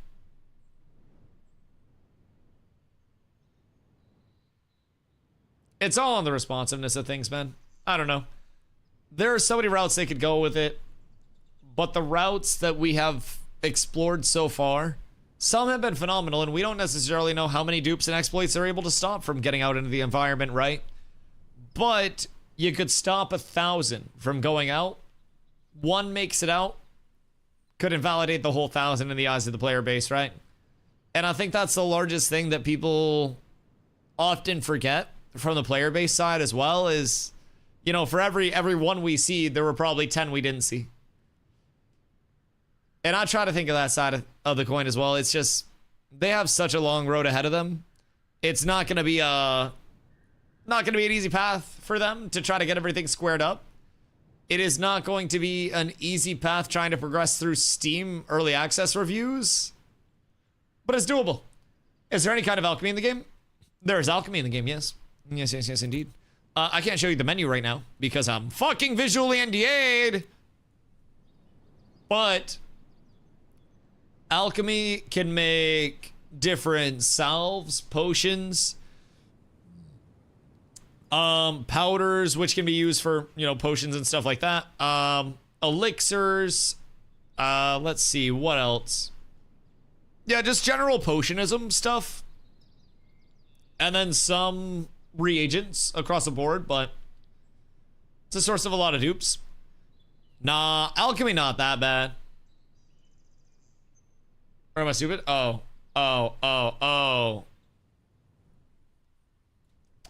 Ink for scrolls? Yeah, that's also true. Like salvage? What you mean? Are you talking about like deconstructing? No, I mean, a lot of the dupes around Ashes typically tend to be honestly accessory system based. Like sometimes there are some weird interactions with what are called like server worker borders. Sometimes it's just like an interaction with transferring an item or something into this menu from that menu at the right time. Game's gonna be playable early December. Well, is playable before early December, in all fairness. Just to put that out there. It's playable before December. It's playable right now. For instance, like, I'm playing on PTR right now. You're watching a VOD in terms of the visual from a few days ago. But big patch on December 11th. It's also coming over to Steam. And if you don't have access yet, the cost for access goes down to $50 USD. So I would wait up until the 11th to hop in if you don't have your pack. Save the $50. Right now it's 100 USD. December 11th it drops to 50 USD. So personally, I'd recommend chilling out, waiting until that comes through, and then from there, you're good to go. Scam? What do you think about it as a scam? Like, I'm more than willing to hear you out, but like, what is your definition of scam, just personally? And like, everyone's welcome to have their own opinion. I'm not gonna like shame you for that, but just genuinely curious, because I've heard, you know, obviously pretty much everything being a Daily Ash's content creator, like, you're not the first and you won't be the last. But sometimes I just try to give like people the floor to articulate their thoughts, because like, I'll hear you out, shit, you might be able to convince me, but I'm also gonna counter with some information too. So if you'd like to defend the point, feel free. But I don't know. I don't know if there will be any thoughts articulated. And it's not even something, believe me, that gets me any sort of insight, and I'm just more curious. But Tokyo, I appreciate you checking out Ashes, brother. Much love. What you're witnessing right now in the VOD is what we call scrims. So we break up into a couple of different groups. Yo, Kinky, thank you for the follow. Much love. We break into a couple different groups, and then we run PvP reps against each other within those groups. So that way everybody can get some repetitions, everybody can get some familiarity with things. So it's a fun time, Doc. It is one of many forms of PvP. This honestly being like the most friendly form of PvP that there is right now. But in November, we're getting the first of our duel system, which will eventually blossom into raid versus raid duels, which will make this a whole hell of a lot easier in the future. So this is part of the gameplay that we had from this day. Earlier in this day, we were in a dungeon called Befallen Forge, grinding out a shitload of mobs, getting some reagents so we could craft. And it was a full-ass day of gameplay, much as every other day is, so. Let's hear the word. Hey, I respect it. They're on the hustle, man. At a certain point, you just gotta respect that there are still some people dedicated to it. Does Unga Boonga Rage Baiter want to talk? No, people don't like to try to articulate thoughts in a meaningful way. Personally, I think that people don't actually like meaningful like debate or discussion, even when it's like coming from a respectful place of like, oh yeah, I'll hear you out, I respect that side of it. Like, people don't look for that. People just look to try to get some form of a reaction and then go, haha, you're an idiot. But got that loop done in 35 minutes. Need 38k to 7. Yeah, 35 minutes is about what I thought. And that's not bad at all. That's not bad at all. Yeah, I'm sitting on right around 38k to 7 as well, without doing any of the Samia's quests. So 35 minutes to that means that we could be in and out, because that's no interacts either. Like, the only things we would need to interact with would be Safe Fast Sure, which that's gonna nuke 5k XP, which won't be the worst. So worst case, complete that 35 minutes. We could probably get it down to 30 minutes with familiarity. Get the fuck out. Grind 2 levels. Get up to 7 or 8. Go to 10, 11 grinds. Take that up to 10. Jump up to a 13 grind. And then from there, once you're done with the 13 grind, you're in like base Steel Bloom. That's not bad. True Scamus Cats with Abs. I've been sending in 20 a month for tech and mats and I haven't gotten any yet. Listen, I'm getting some kickbacks. Trust. Do you want to slot your party? Might as well. What, for launch day? I mean, probably. We just gonna need people that are willing to actually like pump. How much of the game is PvP? I've been looking forward to trying this out, but some of my friends don't do PvP and just want a PvE. If you are somebody who wants to avoid PvP, you can very, very, very heavily avoid PvP with a few just like cognitive decisions. If you are in a guild, that guild can have guild versus guild wars declared upon it. But if you don't really have beef with anybody, then you won't really see guild versus guild wars. Settlement versus settlement wars can also happen. if you're not a citizen of one of the pop-in settlements, then you're probably not going to see many wars, and you can always not be a citizen of a settlement and just miss out on some buffs and stuff. So on the other side of it, you have the open world flagging system. There is the potential that someone comes up to you and just decides to kill you. Now, before you just say, oh my God, that's so bad, that doesn't really happen.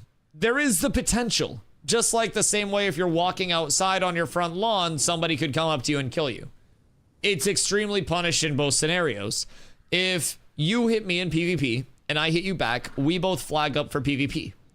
If you hit me and I don't hit you back, you are flagged up. If you continue to hit me until I die, then you go from purple, which is flagged up, to red, which is corrupted. Corruption locks your gear on your character. You can't unequip it. You cannot trade with other players. You cannot go into towns. You're heavily debuffed, and you show on the minimap for other players. So when you corrupt, if you ever corrupt, other players will chase you down and they will kill you. That is the only time you will ever drop pieces of your equipped gear, is on death when corrupted. Other than that, any deaths are just a percentage of your materials tab. No items, no like gear, nothing like that. So absolute worst case scenario. You are very unlucky, wrong place, wrong time, or you really piss somebody off and somebody decides to corrupt on you. They're going to lose way more than you lost. At most, you'd lose, what, 25% of your total mats if somebody corrupted on you? And then from there, they're going to lose gear. Now, corruption, genuinely, from a... Like, I am near 3,000 hours on stream played. I have seen or heard of fewer than 10 intentional instances of corruption the entire time I've been playing. It does not happen a lot. And if it does ever happen, it literally is like an, oh my God, did you hear somebody did this? Like, it's usually a big deal when it does happen. So if you are somebody who is looking forward to more of the PvE aspect of it, you can play this entire State of Ashes with very, very, very little PvP. Me and Zombie corrupted 3 times each while leveling on purpose. Yeah, absolutely. But it's not going to be an everyday thing. And those guys were also probably contesting your shit. If they weren't there, then they wouldn't have got corrupted upon. You know, if you don't want to spin O block, don't go to O block. It was supple. Oh yeah. Sup fuck. Wait. Suck fupple. I can't even say it. My brain's falling apart. I think a bunch of new players do it once to see what happens. Or because they don't know. My first PvP interaction in this game was I just did my Lion Hold first time user experience. I go south to the Highwayman area. And I'm like, I'm blopping some Highwaymen and somebody dies next to me. And I'm like, oh cool. I'm going to loot their ashes and see what comes from it. I loot their ashes. I flag up for PvP. And then I look next to me and there's a mage that's just like looking at me. And I say, oh shit. Because they're higher level than me. I get absolutely blasted. Absolutely blasted. Sometimes you gotta fuck around and find out a little bit. But yeah, there's genuinely not a lot of forced PvP at this point in time. With the exception of if you were in a guild that gets a guild versus guild declaration. If you're a citizen of a settlement that, you know, happens to get a settlement declaration on it, which you can always renounce your citizenship. You can always leave your guild. So those are options too. And then the off chance of corruption. But a lot of time corruption is going to be like, don't put yourself in the way of that. And you won't be in the way of that, right? Genuinely, like, even as a PvP player myself, most of my gameplay loop on a daily basis is PvEing. Because, like, the PvX in Ash's PvX gameplay loop doesn't necessarily denote that PvP is always turned on. It's more to say that, like, you have to PvE if you want to PvP on the highest level.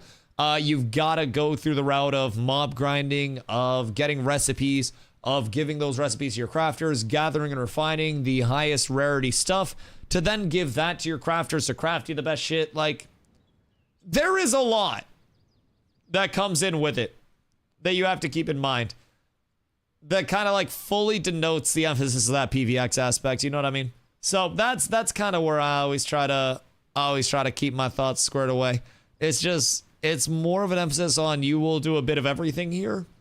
And on the PvE player side of it, it's like you can show up to your PvE areas, but if there is a group of people there that wants to contest you, if there's a group of people there that wants to, take your stuff, you might have to either PvP or leave that area.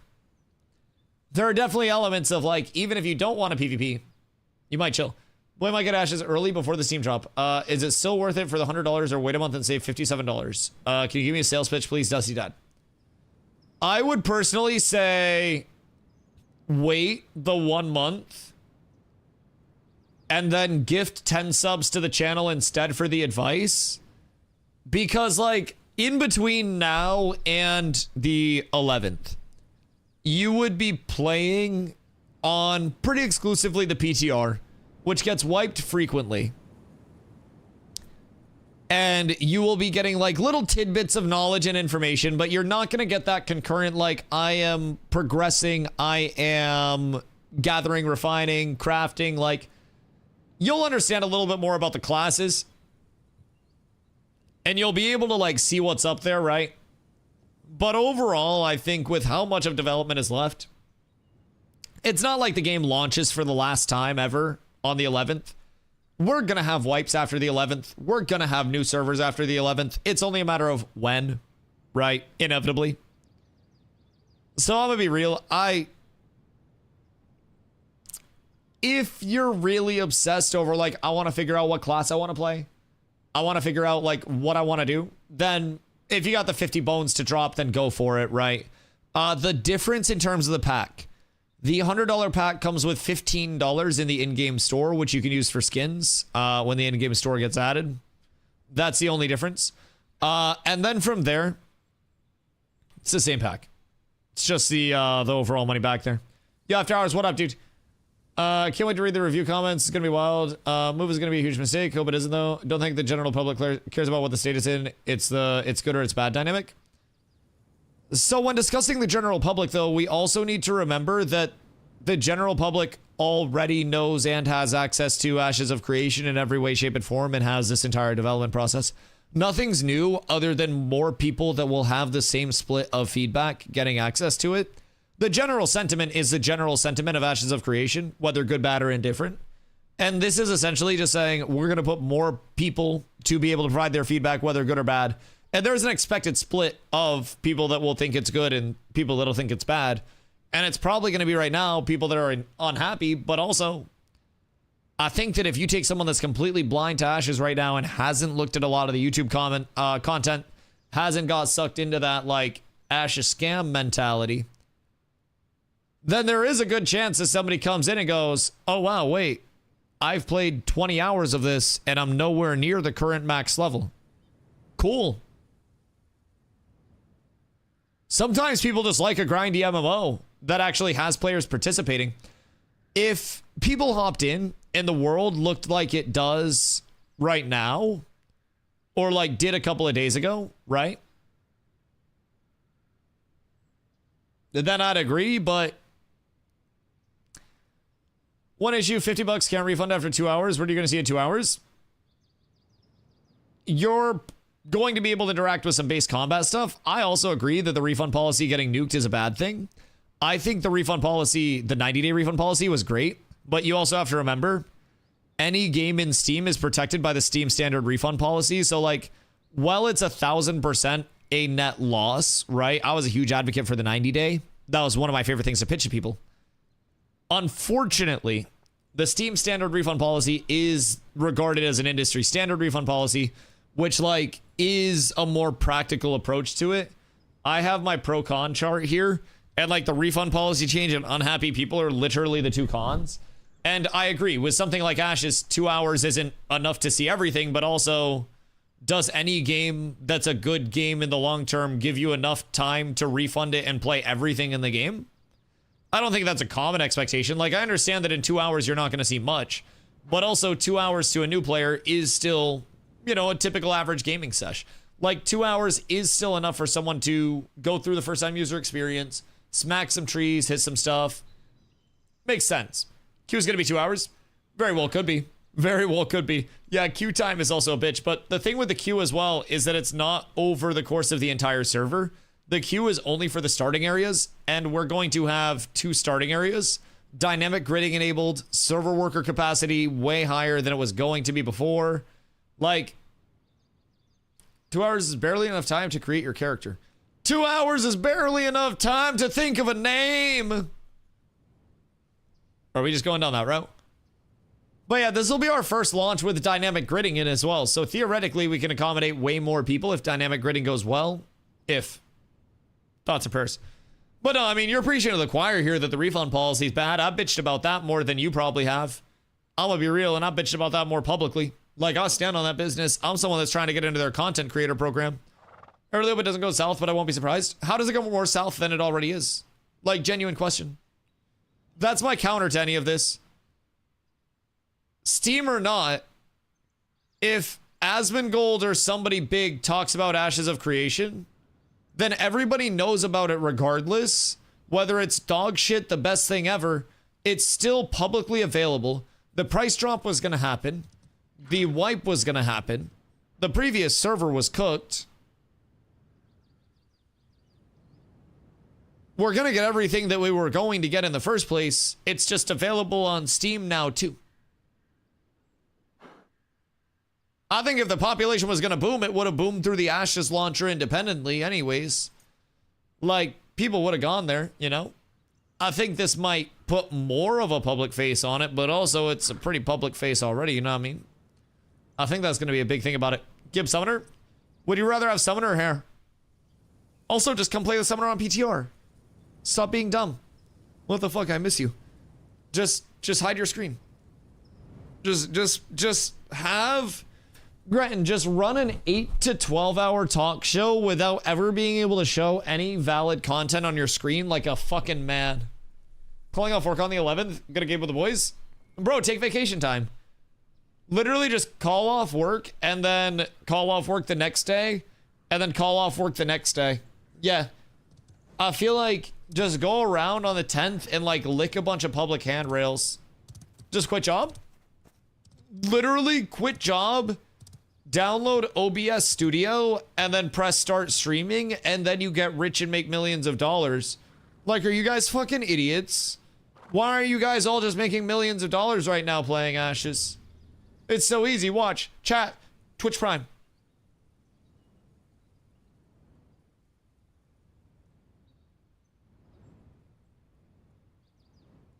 All right, I'm gonna work on that one with you guys.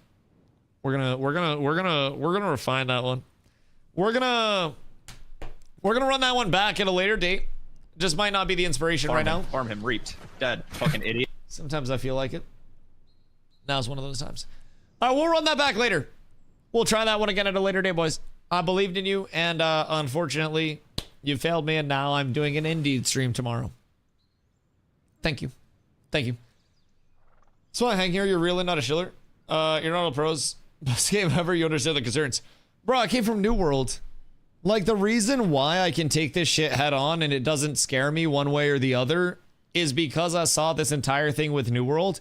And I also have my optimistic, like, skepticism because of New World.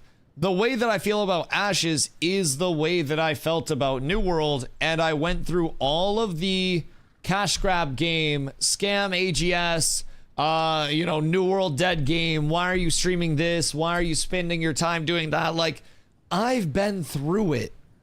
I grew a community through it already. I went full time through it. Like, this is nothing that's new to me. And I play what I enjoy and I play what I believe in. But you would be so shocked how many people would still be, like, convinced that I am just sitting here shilling something that, for whatever reason, they think I'm making a bunch of money on the side to shill, and that I'm coping just because I say that not everything's as on fire as everybody thinks it's going to be. Like, bro, I'm gonna be completely real. Y'all want to see some crazy shit? My YouTube VODs are like the cesspool of people that are very clearly unhappy with themselves. And the comments on my YouTube VODs are always like the most uninformed demonism that actually comes out. Ready? This is yesterday's VOD. It's a big-ass world. It sure is big and empty. If they launch the game in December, that is them giving up on it. It's not a launch, and that would not be them giving up on it. And we also clarified multiple times over the course of this VOD that they were watching that this was basically showing off different parts of the world, taking unpopulated routes throughout the world to show it off without having to fight a bunch of mobs. Too little, too late for this game. There's absolutely no way it will even live up to the hype that it once had. It will release, people will play it for a week, and at most, and realize, why did I wait for so many years for this garbage to come out? The standard MMO development cycle.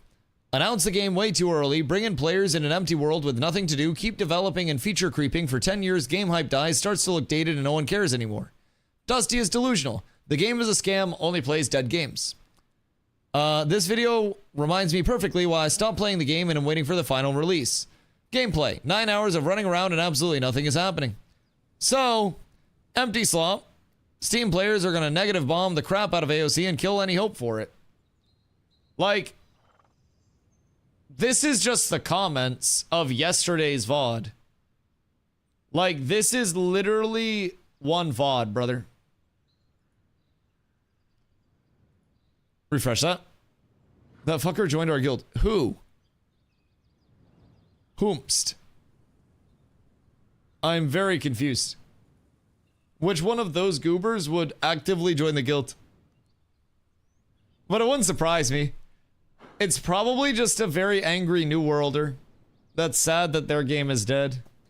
Yeah, I don't know. Personally, though, see this entire thing like 6 times? Well, it's also like, this is yesterday's. Like, this isn't even me cherry picking a VOD. This is just me every single day waking up, because I check the comments not because it bothers me when people say mean stuff, but because I respond to people that actually have questions. So, like, anytime there's an actual question, I always respond to that shit so I can actually get some information out. But, like, I wake up every day and I'm like, oh, bunch of comments. Oh, normal stuff. I don't get upset. I'm not going to stop multi-streaming on YouTube because of it. I'm not worried. Like, it doesn't change the way that I feel about the content that I'm making or the game that I'm playing. But, like, bro, this is the mentality that Ashes already deals with. And maybe this is why I'm a little bit less concerned. But, like, I have had everything from people telling me that my channel is going to die if I play Ashes of Creation in my DMs to saying they hope my channel dies. And they hope I fail as a streamer because I'm out here being an Ashes shill. They hope that my copium, like, leads to me, you know, finally getting the community that I deserve, where I'm just sitting here shilling shit that I don't actually believe in for all of the cash that I'm making. By the way, I make, like, less than minimum wage. Yeah, it's just, dude, it's genuinely a lot of uninformed input coming in from a lot of people that aren't actually involved with it. And there's a reason why the community outwardly is freaking out about this shit. And I'm just sitting here like, brother, it's not going to get worse. Someone comes in and doesn't like it, whatever. As long as they're not coming in telling me to kill myself midstream, that's fine. And even then, I don't really mind, man. It is what it is. People can feel however they want. Honestly, the negativity behind the Steam sale is kind of crazy. I can understand how it can be seen as a concern, but it can be more positive things for the game and developers. It's the Doomium or Copium, man. Like, I'm gonna be real. Whether you're on Ashes or not, you have a very inviting personality. Reason I stuck around. I appreciate that, dog. I genuinely appreciate that. Much love. I need, like, you know, all the lurkers, all the people that are coming through, watching the stream for a couple of minutes here and there. Like, at my size, it genuinely means everything for everybody that does show up, whether you're playing Ashes, whether you're liking Ashes, whatever it is. Like, I'm just grateful that people show up here. So that's also part of why shit doesn't bug me, right? I consider myself very lucky to be here in the first place. And I'm very fortunate to also be able to build up a community in a game that I want to play. Like, I'm not forced to go play something I don't believe in. And I can sit here through something that has such a negative stigma around it, and I can have fun. And people keep showing up, and it's a blast. Yo, Grandpa, thank you for the follow. Much love. So for me, it's just like, you know, there's this outward stench around a lot of things. And it either needs to be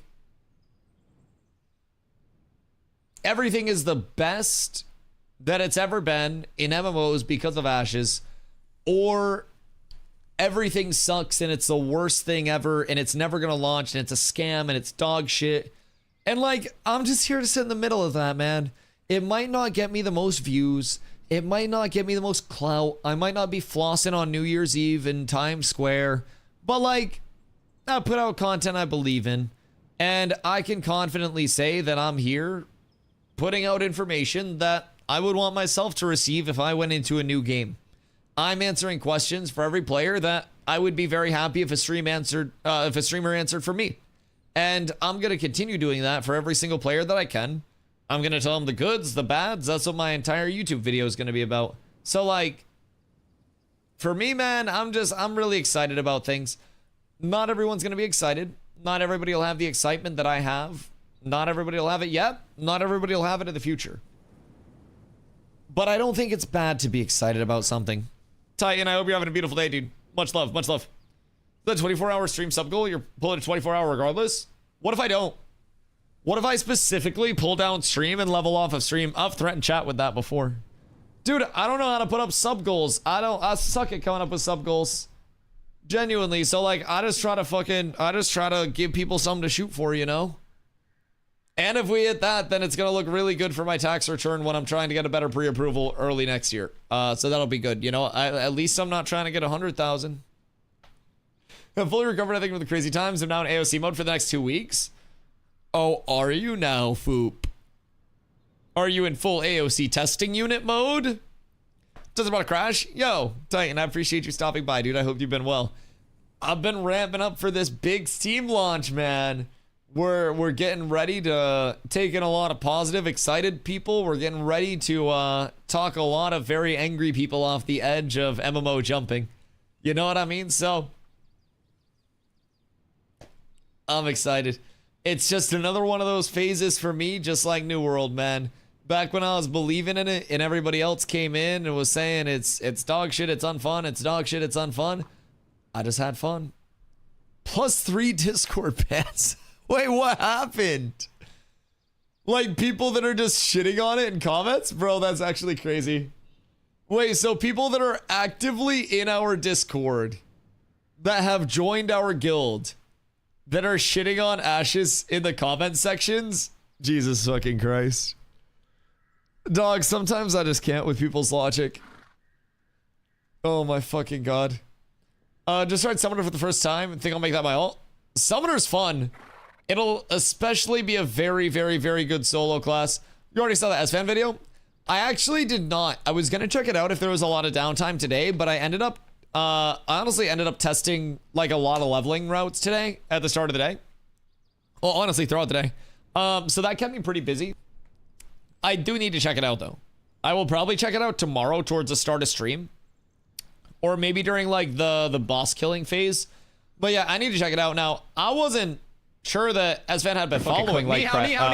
Yo, ni hao, Mr. Mohanglaze, how are you? Like I didn't know he had been following to the point where he was actually gonna like make a video about it. It's kind of crazy if I'm being honest.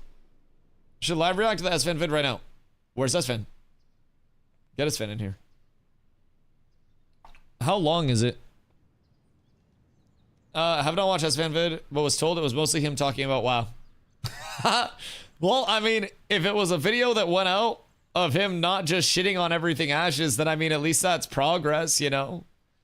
At least that's something good. Why is S-Fan? I don't know, because he wants to be? Mayhaps. I wonder if event hopping could bridge the gap from 6 to 7. God fucking damn it. Oh, dude, I hate that we're gonna be talking about the 6-7 gap. Oh, this is the worst time. Fupo, we need a couple more quests in the first time user experience. Where does your leveling loop leave you? 6-7. No, oh god, we're not doing it. We're not doing it. We're not doing it. I hope they use Steam architecture for patching, because the installer patcher is dog slow. Do you have your settings right? I know that's a lame question to ask, but like, do you have your, I think there's like parallel operations or something. If you go into your launcher settings, there should be a little slider that you can hit. 6-7, the alpha brain, I know. Dude, it infiltrates. It infiltrates, it's so bad. And like all of our leveling loops are just leaving us in between level 6 and level 7, and we're trying to figure out how we could push past level 7, because you want to be killing mobs that are within 3 levels of your character level. And like there's a lot of 6-7 discussion at this point in time, brother. A lot of 6-7 discussion at this point in time. Second sword Gobos. Do you think that you're going to be able to find a single fucking person or a single mob near second sword? I feel like on December 11th, nah. Nah, that's what I thought. I hope they let December 11th people download a day before. I hope they let me download a day before, but not anybody else. I hope I get streamer whitelisted. Fuck all y'all. At least I stand on that business. I'll worry about one man, and it's me. I wouldn't be mad. Other people would be mad, but hear me out. Why would I be mad about a streamer whitelist? I'd support that shit. Might not be the most ethical thing for me to promote, but like...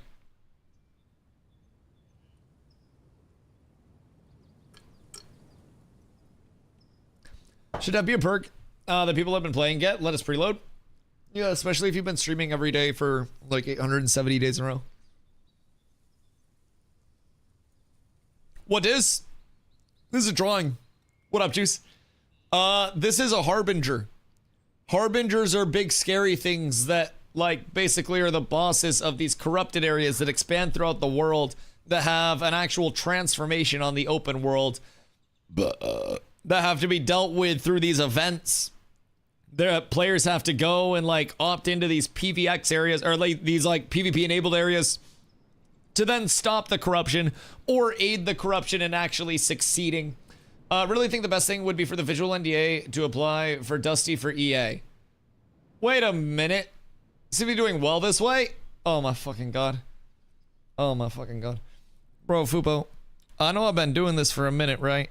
I know I've been doing this for a minute with the whole like ho ho ha ha like Dusty talk show thing, right? But like, bro, I much prefer when I can actually play the goddamn game on screen.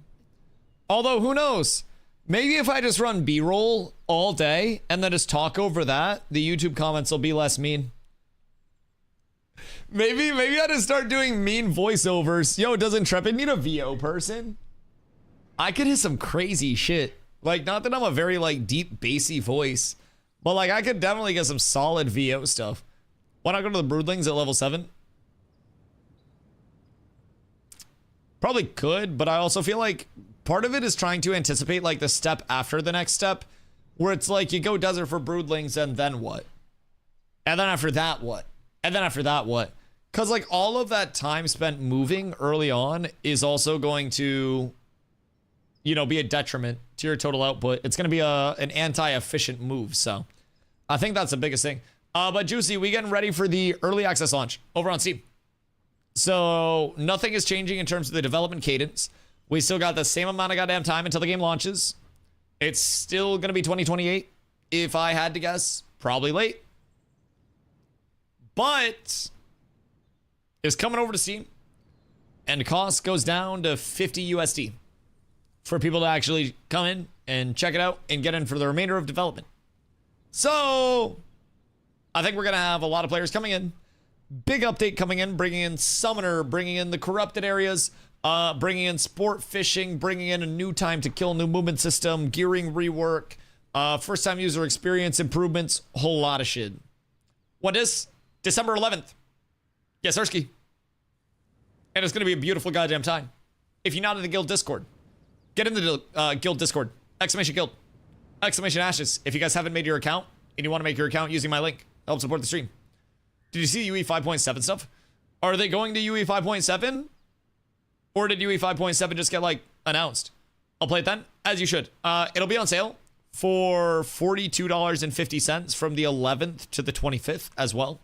So I'd recommend picking up the pack on the 11th in our guild Discord. If you are just going to be around degenning, we do have signups for leveling groups as well. So you can get placed in leveling groups where you'll have some people to play with as well. You talking about the UE stuff in general? No, I haven't seen it. What are some of the big things about 5.7 that are going to be nice? I only got a 5, almost 6 with a little doing, 30% of my playtime. It could just be a matter of missing one of the big quests too. Oh, if you're 5, almost 6, Phoenix, did you go to the harbor and do the crate and the caravan quest? Because that's going to give you a... It's going to give you a good amount of pump. That was only since 4 p.m. PST. Okay, so like, what, 3 hours? 3.5 hours? We have the... I have to sneeze.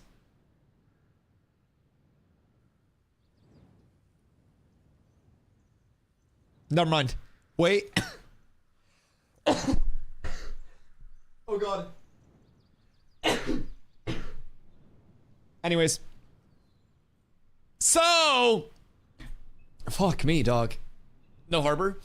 Okay. We got the 1 to 6 route down to about 30 minutes. But I feel like I could optimize it more with a little bit better of a route. And that's with, like, minimal competition-based quests. Oh, God. And more around is like, everybody can complete this. It's me after ending this chat. Hey, yo. I'm gonna take a bong rip after stream because of you. Oh, fuck. Dude, the allergies. They're getting me so bad. It's just Maine. It's just living in this cold tundra of the Northeast, bro. Fuck, my susceptible allergies. Oh my God, they're so breedable and submissive. Wow. So anyways, we're recovering. Everything's fine. Everything's perfectly fine. Whew. Anyways, so we got like that 1 to 6 leveling route down to about 30, 35 minutes right now. And that's going to be pretty consistently replicatable. Especially since we're going off of quest rewards that are glint scaling. And like the quest rewards are giving us enough money to actually like sustain. So as soon as I can record visuals again, I will probably try to get that route all recorded and popped over. And then from there, we'll check out Godchi's routes, because Godchi's going to try to put together some demon routes to probably get us to like level 8 if he can. And then from there, we'll see how much more we can scale up. Because I still think the goal is to immediately, as quickly as you can, get into like level 10 plus grinding. And then just try to get those apprentice weapons. If you get the apprentice weapons, you get everything. He who controls the apprentice weapons controls the fucking world, chat. Remember that. It is incredibly important. Oh my goodness gracious, I'm so stuffy. Bro, I got so fucking cooked from that.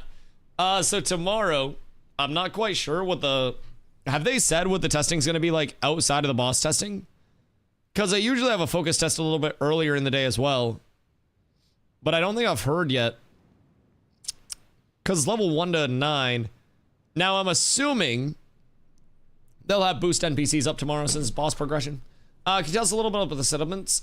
Is settlement progression kind of like New World? Sort of, but a little bit more like in depth, if that makes sense. Immediately it's more in depth, and then once all of the settlement progression is in, it's going to be way more in depth. But just in the surface level of like what we have right now that you can expect to see, settlements have 4 tiers.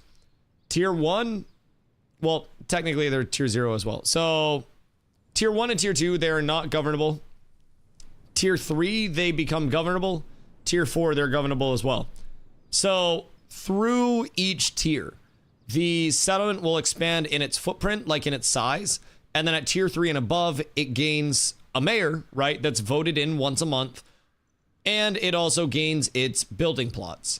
So with the building plots, not every town can have every building placed. Buildings are integral for server progression. So unlike New World, where you have every town that eventually builds up to tier 5 everything, over here you may have Winstead specializing in a lumber milling station, and that lumber milling station may be the one thing that it's built up around. You may have Nuela being your carpentry place, and in order to place that building down and then specialize that building in the higher tiers, you've got to have what are called support buildings in place. So to place those buildings, you have to put out from the mayor side buy orders from the requisition agent. That's where people will farm up materials, donate those materials to the settlement, and then they are paid in citizen bucks, which can be used to like pay taxes, buy like rewards from the citizen vendor, stuff like that. Those cost the settlement gold to actually place, and settlement gold from taxes stays in the settlement and does not go to the mayor. Most important note. Now, again, as a settlement expands, it gets more of those building plots. So you have more capabilities to place down more shit and then support your, your server crafting more and doing more through a system called vassaling. So we've already established that, higher tier settlement, better. What happens when every settlement hits the highest tier? Vassaling prevents that.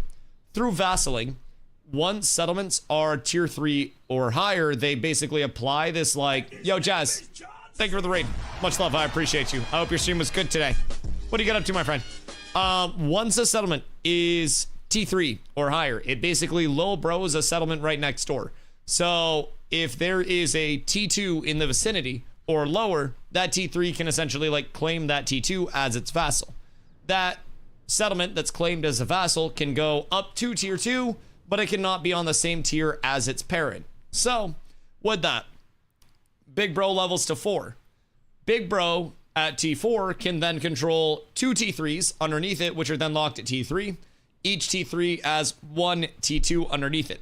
So then you have these vassal networks where it's like a T4, town, which is like the hub. That's got the stone walls. That's got the, the rampart area. That's got a bit more of that, city-ish feel to it. Then you have the T3s. Those are your villages. No big walls built up, some wooden walls, but those are pretty easy to get over. And you have your kind of east bumfucks around the outside. So through that, not every town can reach the highest level, and not every town can have all of the buildings in the first place. So multiple towns have to work together to then coordinate what's being built where and plan the server progression. So mayoring in this game is actually a full-time gameplay loop in and of itself, where you're not benefiting from controlling the towns directly. You're sacrificing pretty much all of your time to make sure that the town is running well to benefit the entire server. It's actually a public service position. So that's kind of where it's at right now. Up to 4 tiers. Vassaling is in. Vassaling works. Different settlements are able to specialize in different, things through their crafting tables and through the upgrades to that. And as tier 5 comes in, that makes the network bigger, like the vassal network. That improves the capabilities of the towns in terms of supporting builds. That also gives settlements what are called superpowers. And with those settlement superpowers, that then becomes an element of different types of settlements. There will be 4 different types, all with unique election processes. Then have a special thing that gets activated. So a scientific metropolis, scientific city at T5 would have a one-way portal that could take you to your vassals, and that's the only form of fast travel.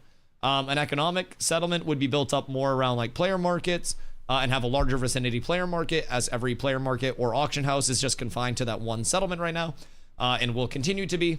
Military, we don't really know what the fucking military is going to do. I'm going to be completely honest. That's still up in discussion. And then religious settlements will have a procedurally generated dungeon that is made for that settlement, where you'll be able to go in and clear stuff, mobs that are exclusive to that area, boss drops that are exclusive to that area, which then present exclusively, a meta that is only in that area. So some cool elements that'll come about with the long-term progression of those settlements. Then you have the whole PvP system that's enabled through those. But baseline structure is essentially like a living tile set of a map, where every piece of that map can evolve based on player action. It's not like this is automatically T4. If you convince enough players to deviate from the normal gameplay loop, your server will develop at a different pace than another server will. Now, there are naturally going to be things that are weighted to level first. Also, Victor, good day, my boy. But there are also systems that'll keep that living and dying tile set naturally evolving and naturally different player to player and server to server over the course of Ashes. Really cool systems coming in that regard. And honestly, some really cool systems already existing through vassaling. Far different than what New World had, where it's you have, fucking Windsward that can have T5, 4 buildings, and then Everfall can have 3 T5 buildings, because it's basically low broed or vassaled. It takes everything that New World wanted to have with its systems and just goes, I feel like, a bit deeper on the social side. And again, this is just with a portion of our systems in right now. This is without even having everything that Ashes is meant to have. And I'm really excited for that. I'm really excited to see all of what comes out. It's going to change so much over the course of the remainder of Ashes, and I'm really here for it. Boys, I'm going to get myself some food. I'm going to start a new season of Survivor with Corla. And then I'll be back around 2 p.m. EST tomorrow. And we'll ball out yet again. We'll have some new PTR testing to look forward to. We'll have character boost NPCs tomorrow as well. So that's going to give us a whole lot of fun and a whole lot of testing. And I can't freaking wait. New World collapsing into 3 servers. 1 West, 1 East, 1 EU. Oh yeah, it's gone. Yeah, it's gone. Everybody that thinks it's making it through 2026, absolutely not. Look, 24-hour peak on New World is 6,000. Yeah, it's gone. It's absolutely gone. It is beyond cooked, if I could say so myself. Like, it's no more. It was announced that it was dead, and it is actually officially dead. And it's only a matter of time until they finally kill it off fully and just smother it out. 07 New World. You will be so missed.